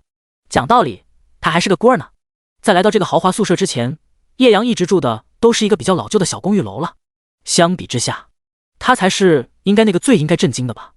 而听到叶阳的话后，林岩却抿着嘴，有些羡慕道：叶阳小哥哥，你是真的不知道这些东西到底值多少钱吧？什么东西？被林岩这么一说，叶阳倒真的有点没见识了。毕竟他是个普通家庭出身，觉醒之前一直都是打工养活自己的，还确实是第一次来到这么豪华的房间。就拿这个沙发来说吧，林岩指了指自己身下的沙发，一副有见地的模样说道：这可是融入了特殊元气的沙发，如果我没有猜错的话，沙发内肯定让高阶工匠使用了特殊技术，融入了一些相当稀有的宝石。难道你就没有发现，你来到这个房间以后就会增加属性吗？林岩带着一点点的小傲娇的说道。而一旁的苏慕晴也是认可的点了点头。很明显，林岩是真的有很认真的在说，这我倒是发现了，只不过没往这方面想。叶阳呵呵一笑，主要是他也不懂啊。课堂上虽然有讲过这些东西，但更多的讲的都是关于战斗职业的，生活职业的课程多数都是选修。叶阳虽有涉猎，但了解的肯定没有那么深。像林岩、苏慕晴他们背后可都是那1顶1的大家族，养一些类似厨师、工匠、铁匠这些生活职业，那简直都是随随便便的事情。所以对于这些而言，有着亲身经历的二女，那肯定比叶阳这种只读过书本的人要了解的深得多。随后，林岩又解释了一下乱七八糟的一些其他的家具。但也就在这时，叶阳忽然有些好奇地问道：话说，你们刚刚租的普通宿舍和这个豪华宿舍有什么区别？那当然有很大的区别了。一想到自己刚才那个普通的宿舍，再看到叶阳仙子这个豪华宿舍，林岩真的只能说，这确实是一分钱一分货了。我们普通的宿舍是没有这么强悍的设施的，硬要说有什么特殊功能的话，那或许就只有快速清除疲劳这一个特点了。而这个豪华宿舍不光是能够清除疲劳，甚至还能增加自己的属性。要知道，这些功能都是一些工匠职业者花费了很大的心思的。话语之间，林岩一点都没有掩饰对这个豪华宿舍的喜爱。这也是没办法，无论是谁能够住进一个这么功能这么强大的房间里面，都会十分喜欢。不过，也正是如此，进入这天才训练营之后，才让叶阳真正感觉到什么叫普通家庭和家族子弟的差距。毫不夸张地说，平民子女完成觉醒以后，即便是天赋很强，但也只能自己亦步亦趋的稳定成长。而那些家族子女呢，即便是天生的属性不行，亦或者模板不行，还能靠着家族背景发力，给予大量的资源。不说别的，光是每天这么奢侈的食宿条件，就完全不是一般人能够承受的了。即便是人家开局不行，在这么优秀的生活条件下面躺平个几天，也完全能够将一开始的差距弥补回来。而这也是高考为什么会安排在觉醒成功后的第10天。一来，自然是给那些新生代职业者有一个过渡和磨练的时间；二来，10天的时间，即便是那些家族子女能够靠着优越的条件弥补一些先天不足，但也不会有太大的效果。如果拖的时间太久，人家那些大家族子女，光是靠着恐怖的资源，就能够直接抹平，甚至超越那些平民子女在这段时间的努力。不过，这也只是针对的一般人。像是叶阳这么恐怖的成长速度，短短在觉醒的3天时间之中，就直接狂飙升到了30级，甚至马上就要开始黄金级进阶任务。这种速度，完全不是几天几个月就能够弥补回来的。且不说至高法神系统对叶阳的直接10倍技能的加成，光是一个青铜级进阶、白银级进阶这2个进阶任务卡着，一时半会也根本不是一般人能够超越的。除了那些人品极为逆天的，能够顶着1%甚至更低的几率，强行在1、2次觉醒成功的，一般人很难在1个月之内完成青铜级进阶。白银进阶就更离谱了，如果没有足够的运气，恐怕1、2年都很难完成了。而要是没有个10年、20年的功夫，普通人想要完成黄金级进阶，那简直就是天方夜谭。但现在有着至高法神系统的加持之下，叶阳根本不需要考虑那么多，只要有足够的实力，直接莽就完事儿了。不过至高法神系统提供的各种特殊增幅虽然很强，但要是自己本身没什么实力的话，就算是真的给你100%成功率，也根本没这个实力去完成进阶任务。第85章一顿饭就有这么恐怖的奖励。思绪至此，叶阳也就懒得想这么多了。也就在这时，林岩忽然想到了什么，直接给叶阳发去了交易申请。丁，你和林岩的交易完成，你获得了200万龙币。叶阳小哥哥，这是刚刚答应你的100万龙币租金，穆晴的钱刚才交给我了，我一下给你。林岩不是一个喜欢欠账的人，况且这100万龙币于他而言根本不算什么。他看了一眼两女，直接说道：好了，反正你们这些琐事也处理完了，现在吃个饭，我就要先去忙点事情了。叶阳点开了营地秘宝商店，直接点了3份豪华餐，还有1份普通餐。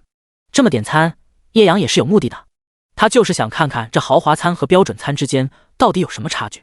没办法，主打的就是一个好奇心。很快，不到10分钟的时间，门铃再次响起。这么快？看到这训练营的效率，叶阳略微有些惊讶道：之前他点外卖还得等1个多小时呢，在这儿居然连10分钟都不到就把餐送过来了，这效率简直惊人啊！哇塞，居然是豪华餐耶！看到盛放在自己眼前的3份豪华餐，林岩简直喜欢的不得了。这几天忙着升级修炼，他一直都没有正经吃过一顿饭了，即便是回家也是累得倒头就睡。而当4份饭菜送来之后，叶阳也是下意识的全部打开了看了一眼。从外表上看去，好像确实没有什么区别，兴许应该是吃饭的时候增加的属性会不一样吧。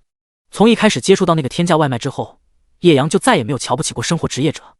以前一直传闻，一个高阶的生活职业者甚至要比一个强大的职业者更加稀有。之前叶阳还不信，但自从吃了那一份天价外卖之后，叶阳不得不服了。不说那饭菜的美味程度远远不是普通人能够做出来的，光是能够增加大量属性这一点，就已经不是那些非职业者的厨师能够碰瓷的了。果然，就算是生活职业者，如果强大起来，那也是一方瑰宝了。毕竟生活职业者没有什么战斗能力，而且变强的方式相对于战斗职业者来说也没有这么直接。战斗职业者只需要简单干脆的打怪刷本，而生活职业者只能在不断磨练自己这一行技能的熟练度的同时，缓慢提升等级，不但耗时，而且还会浪费很多钱。定，你的生命值上限加15。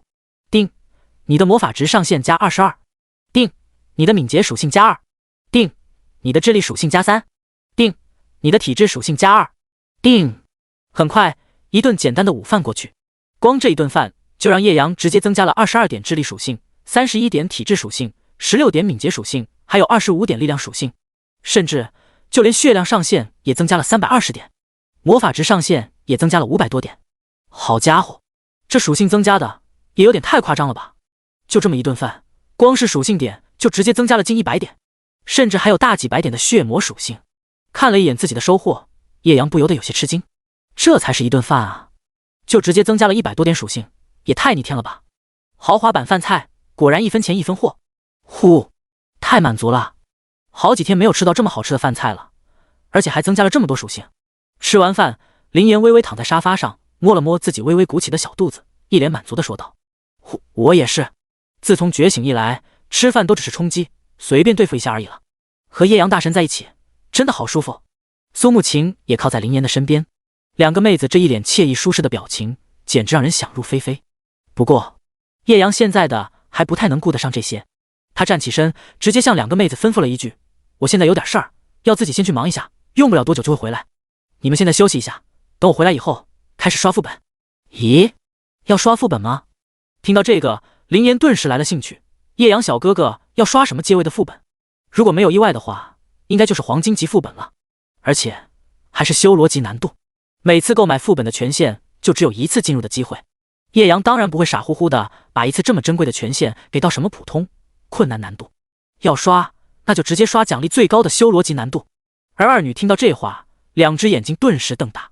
黄金级修罗副本，叶阳大神，你没有开玩笑吧？你现在多少级了？几乎是下意识的，苏慕晴忍不住问道。现在30级了啊，我现在要去忙，就是要去做一下黄金级进阶任务。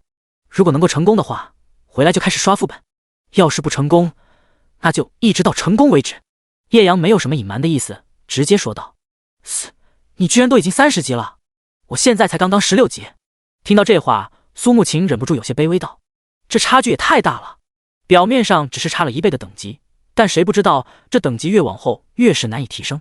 实际上，可能10倍甚至100倍的经验差距都有了。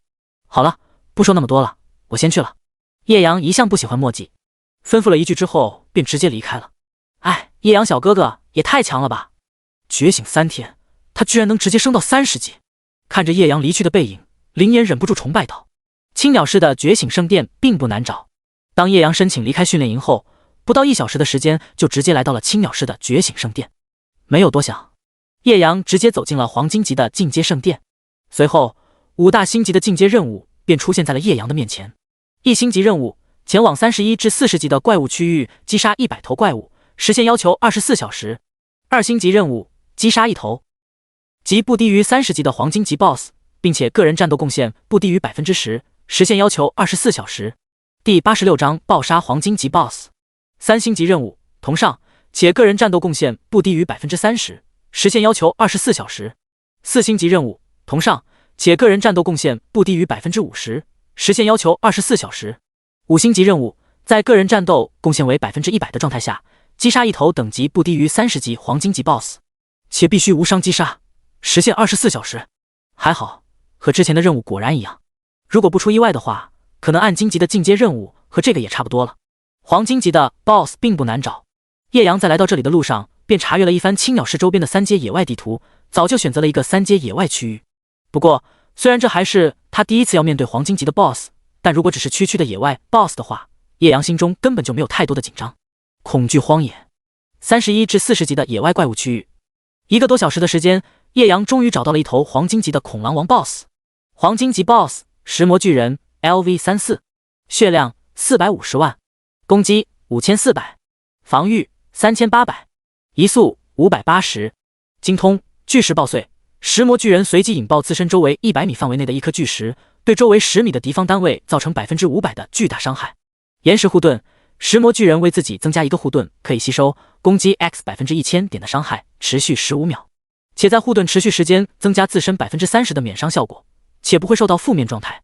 陨石暴雨，石魔巨人召唤一场持续10秒且能够覆盖自身周围30米范围的陨石暴雨，范围内所有敌人将会受到 200% 的巨大伤害，且被陨石暴雨命中后将会受到2秒的眩晕效果。描述：长久守护在恐惧山谷地带的巨石怪物，拥有极强的攻防能力。不是吧，又是肉坦类的 BOSS 吗？看到这只 BOSS 的属性，叶阳不由得想笑，自己这运气好像有点差，这每次遇到的好像都是最墨迹的血防最高的肉坦类的 BOSS。 只不过现在叶阳的伤害已经完全不是以前能够相比的了，这区几百万的血量的黄金级 BOSS 对他还真产生不了什么威胁，更别说想要浪费他的时间了。而就在这头黄金级 BOSS 石魔巨人发现叶阳的那一刻后，便在瞬间放出了自己的技能巨石爆碎。几乎同时，叶阳身体周围的碎石纷纷炸裂开来。见状，叶阳也不敢犹豫，直接也开启了自己的技能双动精盾。唰，一层冰蓝色的护盾顿时出现在叶阳的身体周围。也就在这一刻，无数恐怖的伤害数字顿时在他的护盾之上疯狂爆出：-13500，-13500，-13500，仅仅只是几秒，叶阳的护盾便直接掉了5-6万。然而这和他真正的护盾值相比，也仅仅只是9牛1毛罢了。在经历过了各种成长之后，叶阳现在的双动精盾一旦开启，直接就能给他提供将近70万点的护盾。这区秒伤1万多的石魔巨人，想要破开叶阳的护盾，那几乎是一件不可能的事情。要知道，双动金盾的冷却时间才短短的30秒，而在这段时间里面，这石魔巨人就算是技能全开，也根本破不开自己的双动金盾。想到这里，叶阳也就懒得墨迹了，直接抬起法杖，面对面的对这个黄金级 BOSS 开启法术对轰，毁灭冲击，轰轰轰！随着一道璀璨的元素光束从叶阳的法杖顶端爆射而出之后，恐怖的伤害顿时从那黄金级 BOSS 的身上疯狂涌出。-300750，神圣伤害-900251，神圣暴击-300750，神圣伤害-300750，神圣伤害。一瞬间，这头黄金级 BOSS 的血量开始疯狂下跌，仅仅只是一个愣神的功夫，甚至石魔居然自己还没反应过来到底发生了什么，他的血量甚至已经被叶阳彻底清空了。轰隆！随着那石魔巨人和地面的一次沉闷的撞击之后，一连串的系统提示顿时出现在叶阳的系统频道之中。丁，你击杀了 LV34 黄金级 BOSS 石魔巨人，获得经验680万点。丁，你获得了黄金级 BOSS 首杀，获得奖励：按金级装备堕日寒光法杖，按金级技能光明之怒。黄金级 BOSS 首杀奖励：按金级武器，按金级技能。看到这首杀奖励，叶阳简直欣喜无比。黄金级的技能虽然强大，但现在得到了暗金级技能，肯定要比黄金级技能效果爽多了。下意识的，叶阳先直接看了一眼这一本法师的暗金级技能：暗金级光明之怒 LV34， 职业法师，星级，类别主动技能，效果召唤一道持续10秒的光明冲击，对自身周围200米范围内的所有敌人造成攻击力 X300% 点的巨大伤害，并清除命中的敌方目标身上所有增益类 buff。注：光明冲击的攻击范围将会随着自身的移动而移动。魔法2000点，冷却60秒，原石1000颗，成功率10%。我擦，这技能真猛啊！看到这个暗金级的光明之怒技能，叶阳简直不要太喜欢了。不用多少，这完全就是一个纯粹的群攻类的伤害技能。和毁灭冲击相比，这技能的伤害能力简直不要太变态。不说别的，一旦学习之后，经过至高法神天赋的10倍技能增幅之后，这技能光是基础的伤害效果就足足有着3000%了。要知道，这现在已经到了3星级的毁灭冲击，也不过才刚刚2600点攻击加成罢了。而即便是升到4星级，也根本比不上这光明之怒。就是不知道，等到学习这个技能之后，这光明冲击的伤害范围会不会也一并被至高法神天赋直接增幅10倍了？而要是真的对这个伤害范围有效果的话，那瞬间就是2000米的巨大伤害范围。要知道，叶阳现在的射程也不过才50-60米罢了，半径2000米的伤害范围，毫不夸张地说，即便是东山省的最强者，身居东山省职业者工会会长，实力已经达到了传奇级巅峰的林虫，都不一定有叶阳这么逆天的伤害范围。第87章首杀奖励。不过，这技能需要34级才能学习，而叶阳现在才刚刚30级而已。好在杀了这头 BOSS 之后，叶阳的经验直接来到了652%，也就是6倍30级的经验。就是不知道这600多的经验能不能瞬间让叶阳升到30级了。反正和训练营请了1天的假，只要在晚上6点之前回去就行。正好一边收拾一下其他的奖励，一边在这里刷刷怪。这一头黄金级 BOSS 可不只是给叶阳提供了这区一本技能书呢，还有其他大量的装备和其他材料奖励。打开背包，叶阳先看了一眼材料收获。这头黄金级 BOSS 光是技能原石的话，直接让他爆出来了400多颗，加上之前叶阳本来就有的，现在的技能原石数量达到了486颗。看起来很多，但如果对比一下这光明之怒的初始升星所需要的原石数量，就知道这几百颗原石对叶阳来说简直太少了。之前处理那些副本的收获，手里的钱还剩下2个多亿，要是想升一下这个光明之怒，还是比较够用的。2个多亿的龙币，差不多能直接买2万颗左右的技能原石。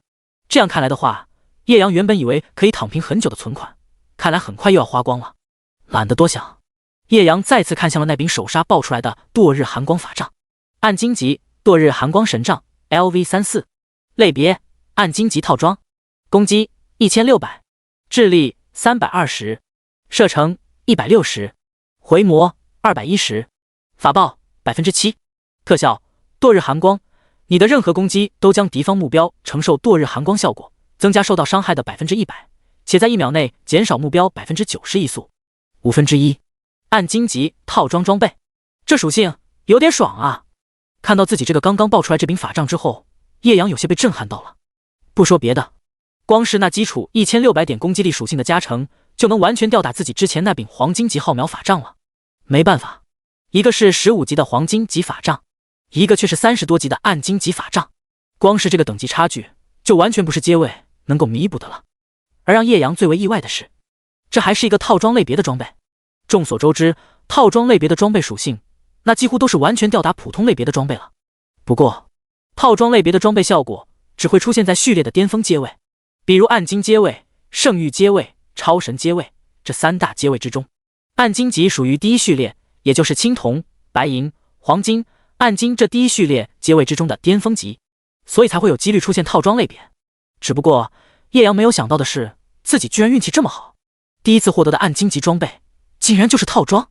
而且值得一提的是，这堕日寒光法杖的外形简直帅爆了，全长1.67米左右的长度，通体寒冰般的水蓝颜色，3两缕似有若无的寒气无时无刻在这柄堕日寒光法杖的躯干周围不断环绕，光是一眼望去，那简直就是颜值拉满了。不错不错，这样一来，等我等级到34级，换上这件装备之后，基础攻击又能大幅度增长了。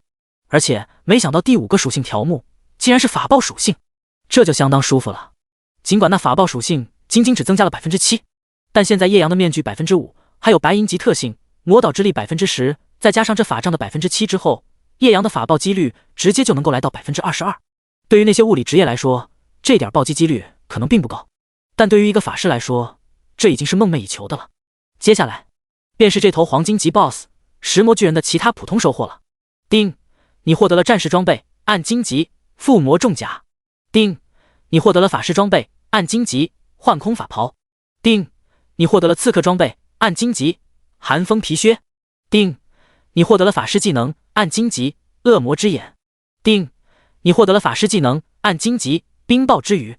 这次爆出来的技能竟然全都是法师技能，这也太爽了吧。说实话，当叶阳轮到查看这头 BOSS 的普通收获的时候，其实都没怎么抱什么希望了，毕竟能爆出来法师装备的概率实在是太小了。然而当他真正看到这次的收获之后，直接被惊呆了。且不说3件装备奖励里面还有1件法师相对珍贵的衣甲装备，那爆出来的2本技能竟然也全都是法师技能，这运气简直逆天了呀。不多说，叶阳直接看向了第1本技能恶魔之眼的效果。暗金级恶魔之眼 LV34， 职业法师，星级，类别主动技能。效果1，开启该技能后，自身的施法距离将会提升20米，视野距离将会提升 100%。 效果2，当敌方目标小于等于自身施法距离的 50%， 自身移速增加 100%， 当敌方目标大于等于自身施法距离的 50%， 自身伤害增加 20%。 魔法每秒150点，原石1000克，成功率 10%。 我去，竟然是一个能够增加施法距离的技能，而且还能增加自身的移速，这也太舒服了。认真的看完这技能的效果之后，叶阳有些喜出望外了。施法距离可以说是一个法师最为重要的属性了。一个有着顶级身法水平的法师，如果在自身射程大于对方的情况之下，完全能够卡着极限施法距离，将对方活活拉扯到死，完全没有一点反制空间。所以一个能够增加射程的技能，其价值可以说是仅次于一个飞行技能的。最离谱的是，这恶魔之眼竟然还有一个更离谱的第2技能效果，如果敌方目标在自身1半施法距离以内，还能增加自身移速，而如果在1半施法距离以外，还能增加大量伤害。简单来说，如果被近身，那就会触发高额移速，如果能够拉开身位，又能拥有高额的伤害加成。第88章黄金级进阶，恐怖的模板特性，简直不要太舒服。这就是暗金级技能的变态效果吗？原本以为这光明之怒这个伤害技能就够离谱了，没想到这些主动状态类的技能简直更加变态啊。不得不说，这暗金级的技能给叶阳的惊喜实在是太大了。没有犹豫，叶阳又立刻打开了另外1本暗金级冰暴之雨的面板。暗金级冰暴之雨 LV34， 职业法师，星级，类别主动技能。效果立刻在100米范围内降下冰刺之雨，持续10秒，每秒造成攻击力 X 200%的巨大伤害，且对命中目标造成5秒冰冻效果。注：每次命中都会刷新冰冻状态的持续时间。冷却100秒。魔法3500点，原石1000克，成功率 10%。群体控制技能，当叶阳第一眼看到这技能效果，顿时眼前一亮，居然是群体控制技能。叶阳接下来马上就要进入黄金级的修罗副本。认真来说，他现在并不缺伤害，缺的就是稳定的控制效果。好巧不巧，这冰雹之雨的出现，直接解决了叶阳现在的燃眉之急。没办法，这副本里面的怪物难度可不是野外普通的小 boss 能够相比的。单刷黄金级修罗副本的话，即便是叶阳也不敢有一丝大意。虽然是要带上苏沐晴和林妍这两个妹子，但他们现在才10几级罢了，带他们两个去也只不过就是为了触发一下至高法神系统的掉宝率效果和掉落品质+1的效果罢了。认真来说战斗力的话，这俩妹子的战斗力几乎是可以说成忽略不及的战斗力了。所以这次的黄金级修罗副本还是要靠叶阳自己。原本他还在考虑自己现在的纯伤害碾压还能不能像之前那么轻松，但现在有了冰雹之雨之后，那就完全不用多想了。如果进阶完成之后经验不够34级，那就直接刷到34级以后再去。正好在5星黄金级属性模板的暴力加成之下，我的属性也能大涨一波，到时候再去挑战黄金级修罗副本，难度肯定也就不大了。看完这一波收获，叶阳很快便思考好了接下来对于自己而言最为稳定的路线。没办法，命只有一条啊！在蓝星死了，那可就是真的死了。叶阳可不想因为自己的大意直接命丧副本。最后就剩下了那件法师装备幻空法袍了。暗金级幻空法袍 LV34， 生命4500，魔法6000，防御580，体质280，格挡3000。可惜了，这件暗金级装备居然不是套装类别的装备了。看了一眼这幻空法袍的属性，虽然总的来说还算是不错，但惊喜程度和刚才的那柄套装类别的堕日寒光法杖来说就差了很远了。不过好在也是让叶阳看到了这暗金级装备，也就是最后一个装备专属的属性条目，也算是不错。伤害格挡吗？有了这个属性，以后要是伤害低于这个数值的话，就会直接被免除了。作为在学校霸榜3年的文武状元，对于这个伤害格挡属性，叶阳当然有着不错的理解。总的来说，它虽然能够被当作是防御属性，但和防御属性的具体效果却大不相同。伤害格挡是能够直接免疫强制伤害的，换言之，如果没有伤害格挡属性，打在自己身上的伤害如果不破防的话，就会出现一点的强制伤害。如果人家的攻击频率够高，或者数够多，还是会出现以多咬死项的情况。但是一旦有了伤害格挡属性，一旦不破防，那么连那一点强制伤害都会被直接免疫，这就是格挡属性最大的效果之一。另外，伤害格挡属性最重要的是能够直接附加在护盾之上，而防御和免伤却不能够在护盾上面生效，这才是最大的差距。总的来说，单看这件暗金级幻空法袍装备的话，属性还是非常不错的。而同样，它也是要等到叶阳到了34级之后才能直接穿戴了。早知道就找一些等级比较低的 BOSS 了，这样等到进阶完成，这些爆出来的装备技能就能够马上学习了。处理完这些收获，叶阳有些贪心不足的想到。不过这些也只是想想罢了。这一次能够有这么爆炸的收获，叶阳已经相当满意了。至于相差的那几个等级，也只是迟早的事情，他倒是并不担心。很快，叶阳便直接回到了青鸟市的觉醒圣殿。丁，检测到叶阳等级已达30级，并完成了5星级进阶任务，已满足黄金级进阶标准。丁，是否直接完成进阶？注：当前进阶成功率100%。完成。想都没想，叶阳便直接确认道：终于要开启黄金级属性模板了。上一次白银级都这么逆天，这5星黄金级的属性模板想必也肯定不会让他失望。丁，进阶成功，你成为了黄金级法师职业者。丁，你成功获得了黄金级属性模板。黄金级属性模板，星级5星级，等级20，效果每次升级获得25点全属性，500点基础攻击，2000点生命值，100点智力属性，200点自由属性。特性：元素掌握，魔导之力，致命之眼。信息：由叶阳晋升黄金级而获得的5星级黄金属性模板，致命之眼。类别：特殊特性。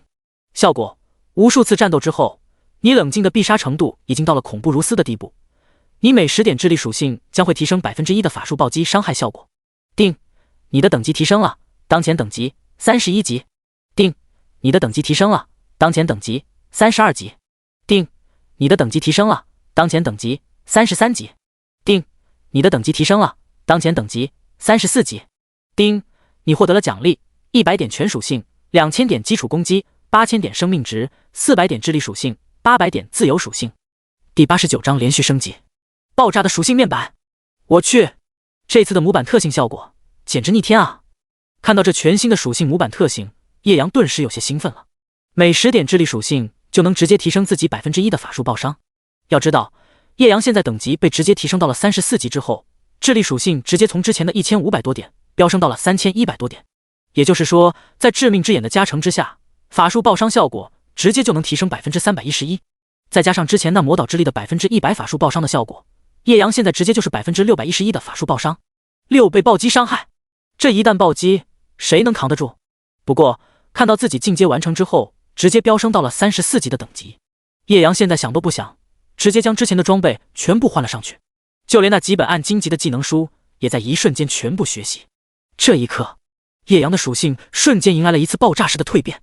名称：叶阳，等级33，状态：生命19895，魔法36810，攻击11871，正18%，正65%，防御1319，移速448，射程209，属性：力量420，智力3113，体质715，敏捷435，特殊：回魔240，格挡3000，法术暴击几率22%，法术暴击伤害611%。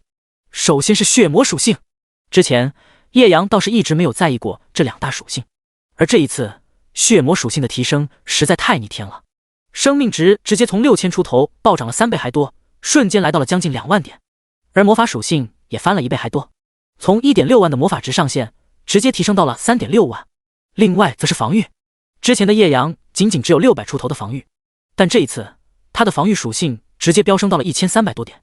另外，当叶阳替换了身上的法杖之后，回魔属性也从40多点提升到了240点，翻了将近6倍。就这就能完全看到那一柄暗金级的套装类别武器的属性到底有多强大。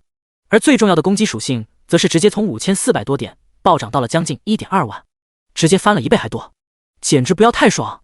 甚至如果在双动金盾、浩然真气还有隐匿之眼这各种的增幅之下，他的极限攻击力甚至能够直接达到更恐怖的 2.5 万。不得不说，叶阳这一次的提升简直堪称蜕变。如果是叶阳之前的属性，前往黄金级修罗副本的话，叶阳可能仅仅只有30%左右的把握能够通关。而现在，坐拥如此恐怖的属性实力，叶阳对这一个黄金级修罗副本的通关胜算，不说100%，也至少得有99%了。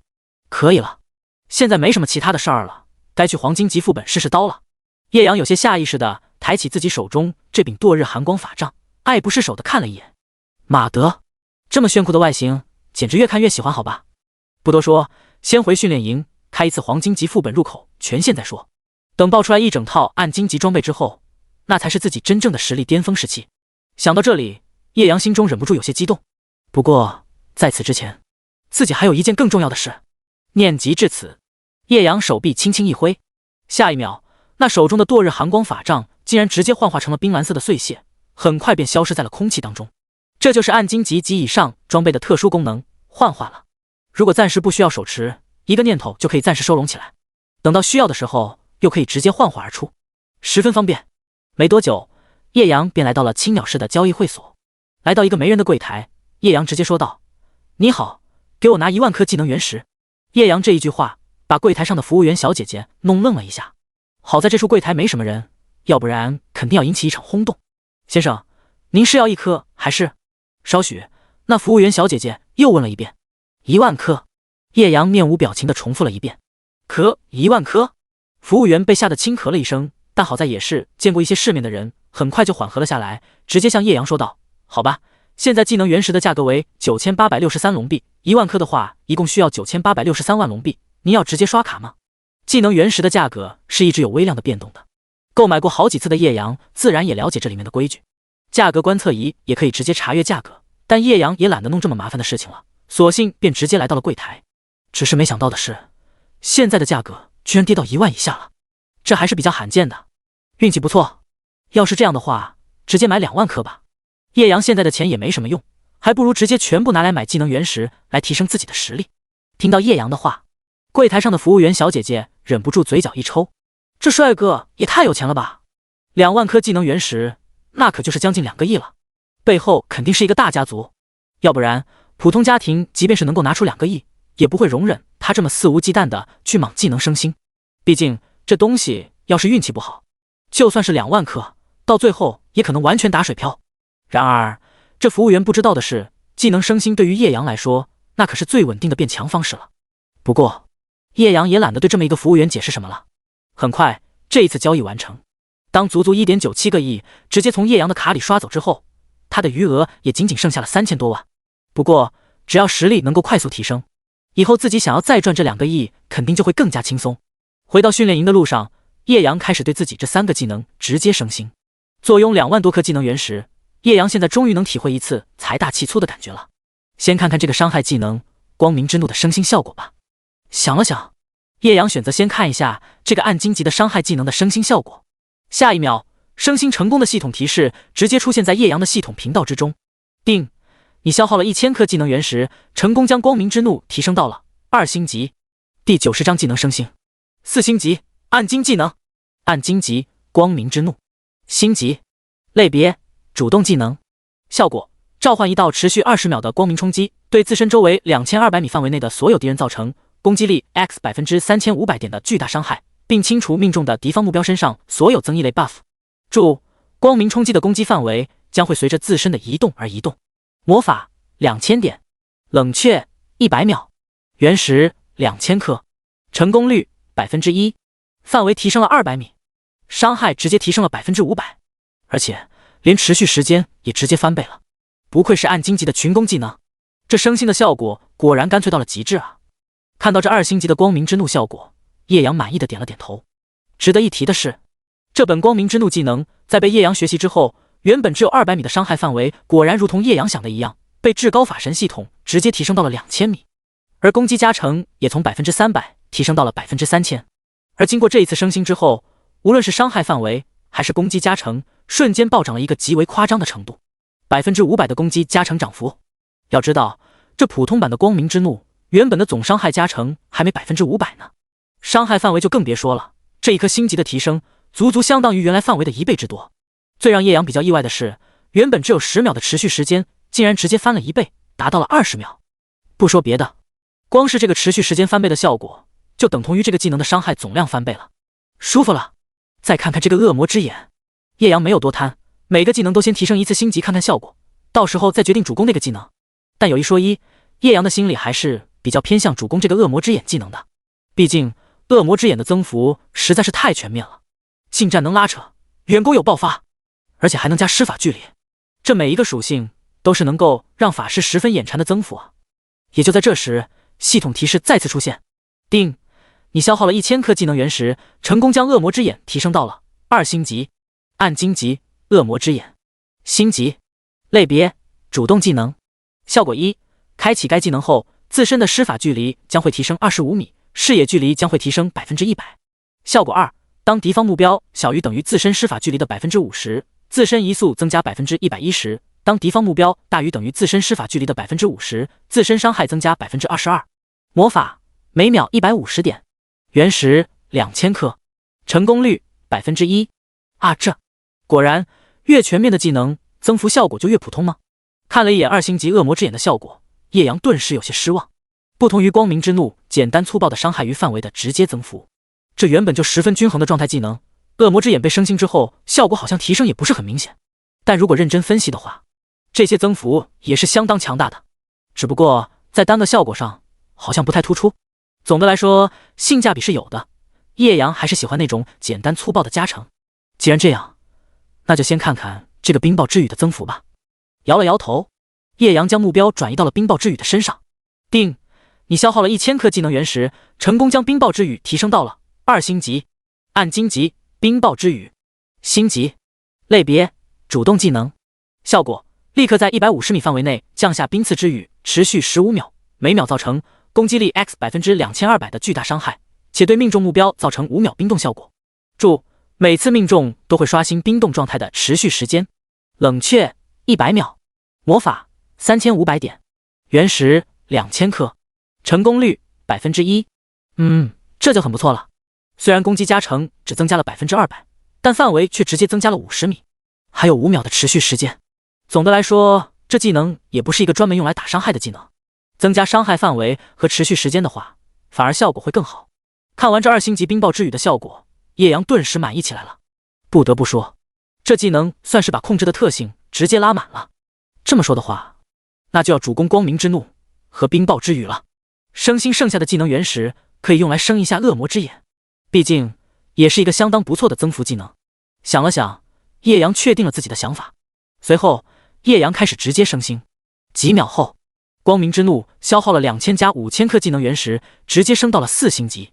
看了一眼效果，持续时间提升到了40秒，伤害范围提升到了2600米，而攻击加成则是直接提升到了4500%。放眼叶阳当下所有技能，光明之怒当之无愧的成为了攻击加成最为恐怖的技能。紧接着，又是一波2000加5000颗技能原石被冰雹之雨消耗之后，这技能也随之被升到了4星级，伤害范围提升到了250米，持续时间提升到了25秒，而攻击加成也顺势来到了2600%。不得不说，这暗荆级技能就是变态。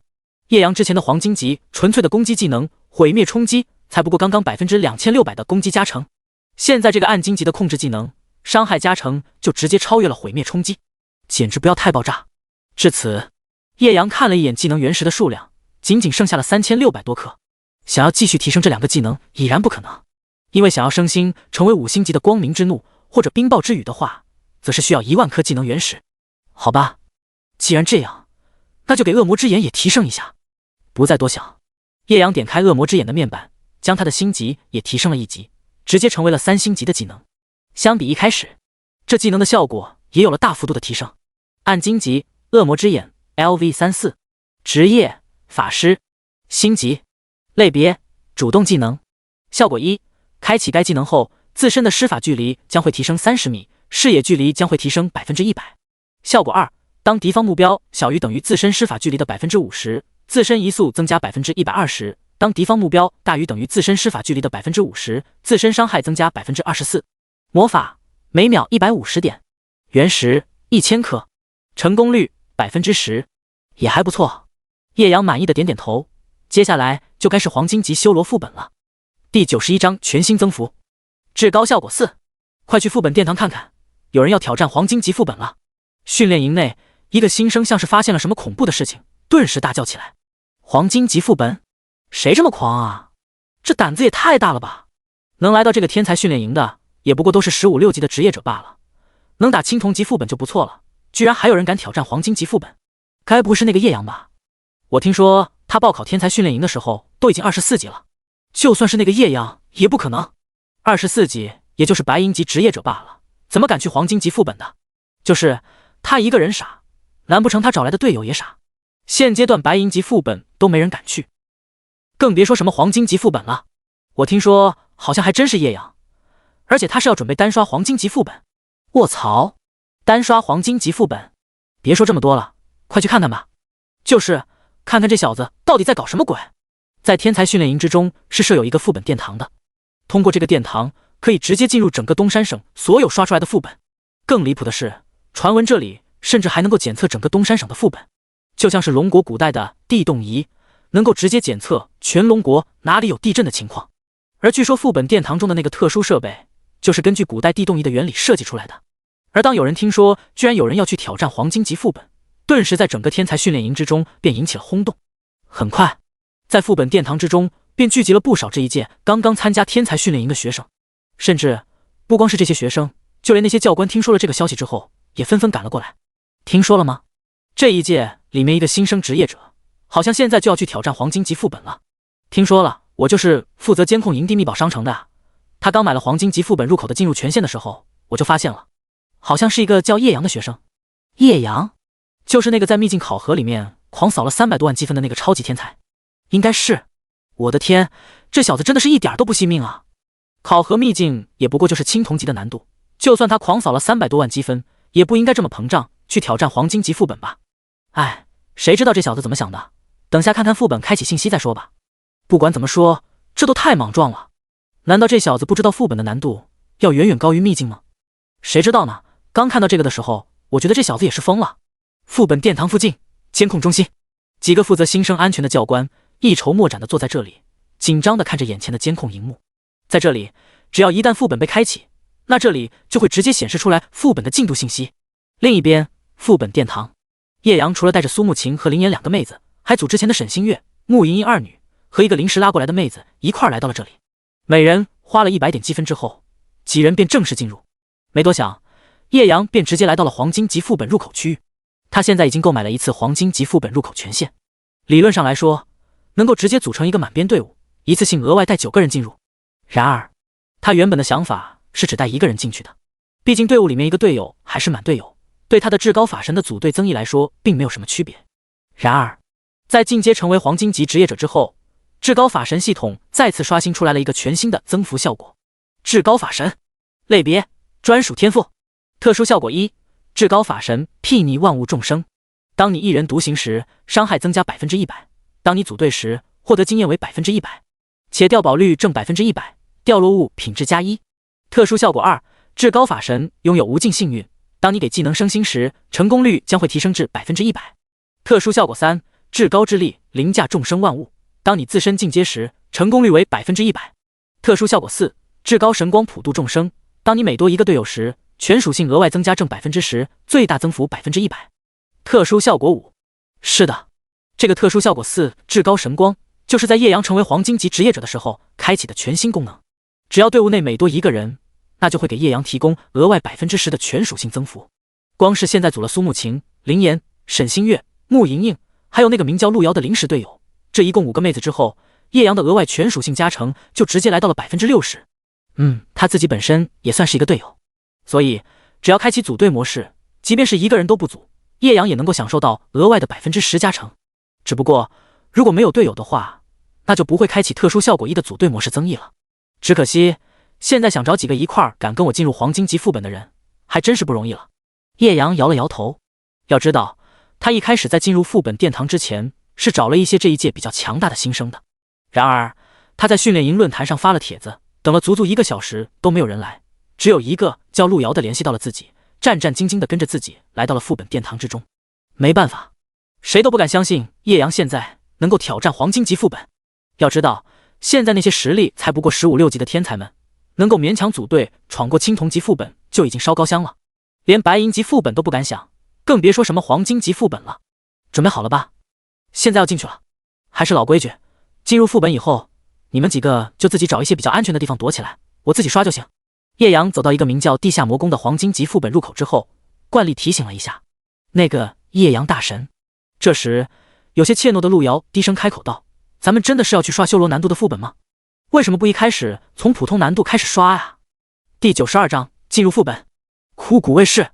陆瑶自从觉醒到现在还从来没有进入过副本，也不太清楚这副本里面的怪物到底是什么难度。不过从他听说的消息里面来分析的话，副本里面的怪物强度是要比秘境弱了不少的。如果是这样的话，一些顶级的天才组队起来，可能青铜级副本根本不会有什么难度吧。如果是白银级副本的话，如果拼命一战，应该也会有不小的胜算。但是黄金级副本，不说别的，光是听到黄金级这几个字，陆瑶就已经有些害怕了。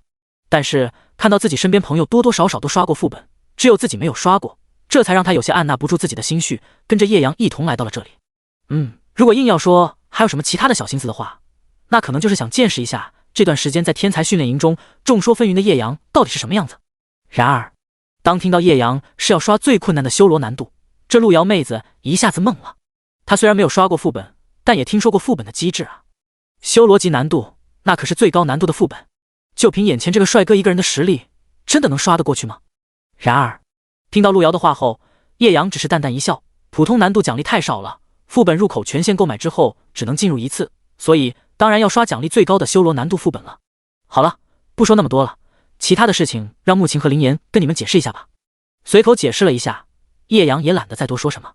林妍活泼好动，苏慕晴也对自己的实力了解的最深。如果这陆瑶还有什么不懂的地方，问这2个妹子肯定是没有错的。好了，陆瑶妹妹，你就放心好了，跟着叶阳小哥哥肯定不会吃亏的。听到叶阳的话后，林妍也是十分主动的向陆瑶靠了靠。再说了，反正我们在副本里面都是躲在最安全的位置，也就是说我们全都是脱战状态，要是真的有什么意外的话，我们直接退出副本就好了，不会出什么事情的。林妍虽然知道只要是跟着叶阳退出副本这些操作是根本用不到的。但人家路遥也没有跟着叶阳一起刷过，所以不了解也是十分正常的，倒也能够理解。也就在这时，看到叶阳开启副本入口，一步跨入副本之中后，林岩拉着路遥娇嫩的小手，也一同进入了副本。紧接着，苏慕晴、沈星月、穆莹莹几女也陆续的进入了副本之中。一阵熟悉的眩晕感之后，叶阳稳了稳心神，便听到一阵熟悉的提示声传来：丁，你进入了修罗级地下魔宫副本。丁，你受到了魔宫瘴气影响，你被减少了 30% 的攻击， 50% 的防御， 10% 的移速，每秒损失100点生命值。丁，拥有神圣之光的你，免疫了攻击负 30% 的负面状态。看了一眼这些系统提示，叶阳嘴角微翘。不得不说，这至高法神系统的基础效果是真的逆天。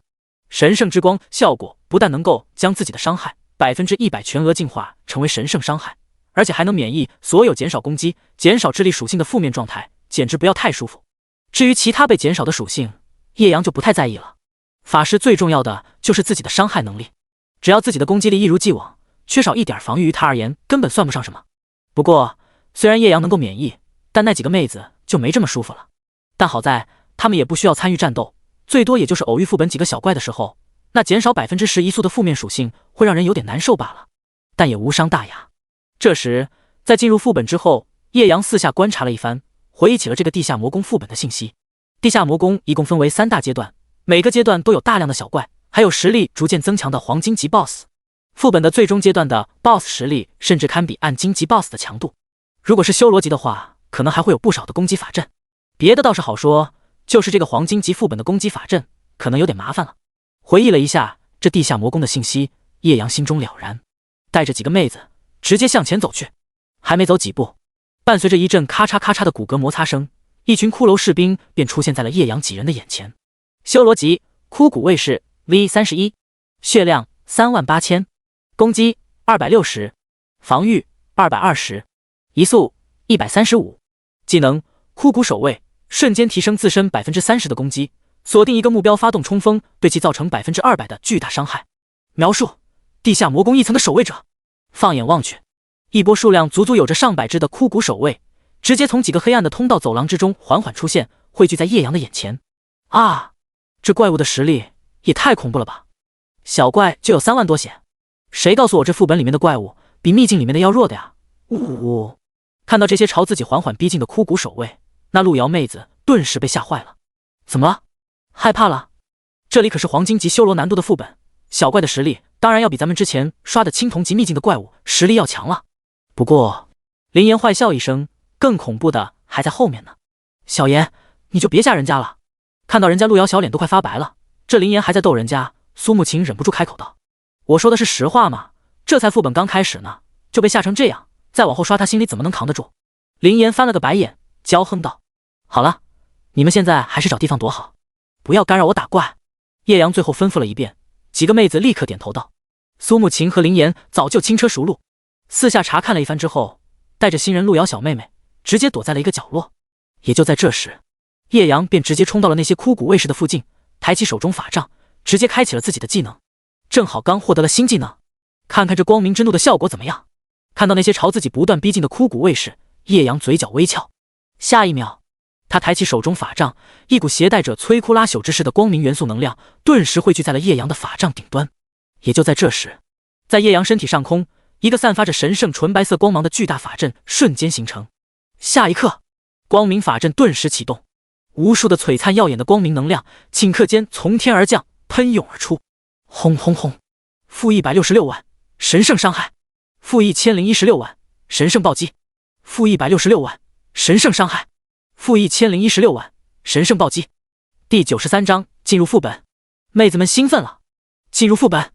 妹子们兴奋了。随着恐怖的光明能量自上而下倾泻而出，大片恐怖的伤害数字瞬间爆出。那些枯骨卫士甚至还没等靠近叶阳，瞬间在璀璨的银白色光明冲击之下全部化为灰烬。紧接着便是一连串的击杀提示。丁，你击杀了 LV31 修罗级枯骨卫士，获得经验62000点，挣 1000%。丁丁丁丁，你的等级提升了，当前等级35级。丁，你获得了奖励25点全属性，500点基础攻击，10%法术暴击伤害100点智力属性，200点自由属性。这经验也爽了。看到自己疯狂暴涨的经验条，认识叶阳也忍不住惊叹起来。在进入这个副本之前，叶阳还特地买了一瓶持续24小时，能够增幅10倍经验的暗金级兽血药剂。不得不说，这确实是一分钱一分货。虽然东西贵了点儿，但配合着黄金级的副本，光是一只小怪就直接能够给叶阳足足68万点的经验。单单只是这一波怪物的经验，就让叶阳的等级直接飙升了1级。可见这黄金级修罗副本的奖励到底有多爆炸。不光是叶阳，当其他几个妹子看到这一波怪物的经验之后，也顿时被惊呆了。这经验也太恐怖了吧！路遥妹子进来的时候才刚刚13级，而就是这一波怪物过去之后，她的等级更是直接飙升到了15级，还多了很多的经验。而这还是路遥妹子仅仅只是用了一个青铜级兽血药剂的经验，和叶阳的经验相比，足足差了20-30倍。这也是有原因的，因为叶阳在至高法神系统的加持之下，他组队的经验根本不会被其他人平分，而是独享100%。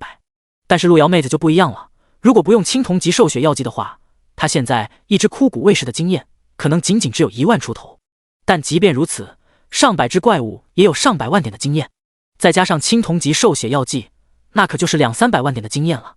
我的天，我也没想到这经验奖励会这么恐怖。此时，一向活泼的林岩看到这一连串爆炸的经验奖励提示之后也傻眼了。不愧是黄金级的修罗副本啊，这跟以前那个青铜级的经验完全没法比啊。因为他这次的在秘境获取的积分比较多，听说叶阳要去刷黄金级修罗副本，狠了狠心和苏慕晴一起全都是花的5万积分，直接买的黄金级兽血药剂。此时他的在黄金级兽血药剂的增幅之下，一只怪物就是将近6万点的经验。虽然和叶阳还差了将近10倍，但这100-10来只怪物下来也有500-600万的经验。原本林岩和苏慕晴二女才刚刚15级，这一波下去直接飙升到了19级还多，直接把苏慕晴和林岩这2个妹子看懵了。我想到经验可能会很爆炸，但没想到居然会这么恐怖啊！还好痛下决心买了一瓶黄金级兽血药剂，要不然这次得亏死了。看着自己连续飙升的等级，苏慕晴彻底被震撼到了。这就是黄金级修罗难度的副本奖励吗？也太恐怖了！要是连带着什么 BOSS 怪物的话，这奖还算勉强能让人接受。但是这就仅仅只是一波小怪的经验，就让自己连升好几级，也太离谱了吧！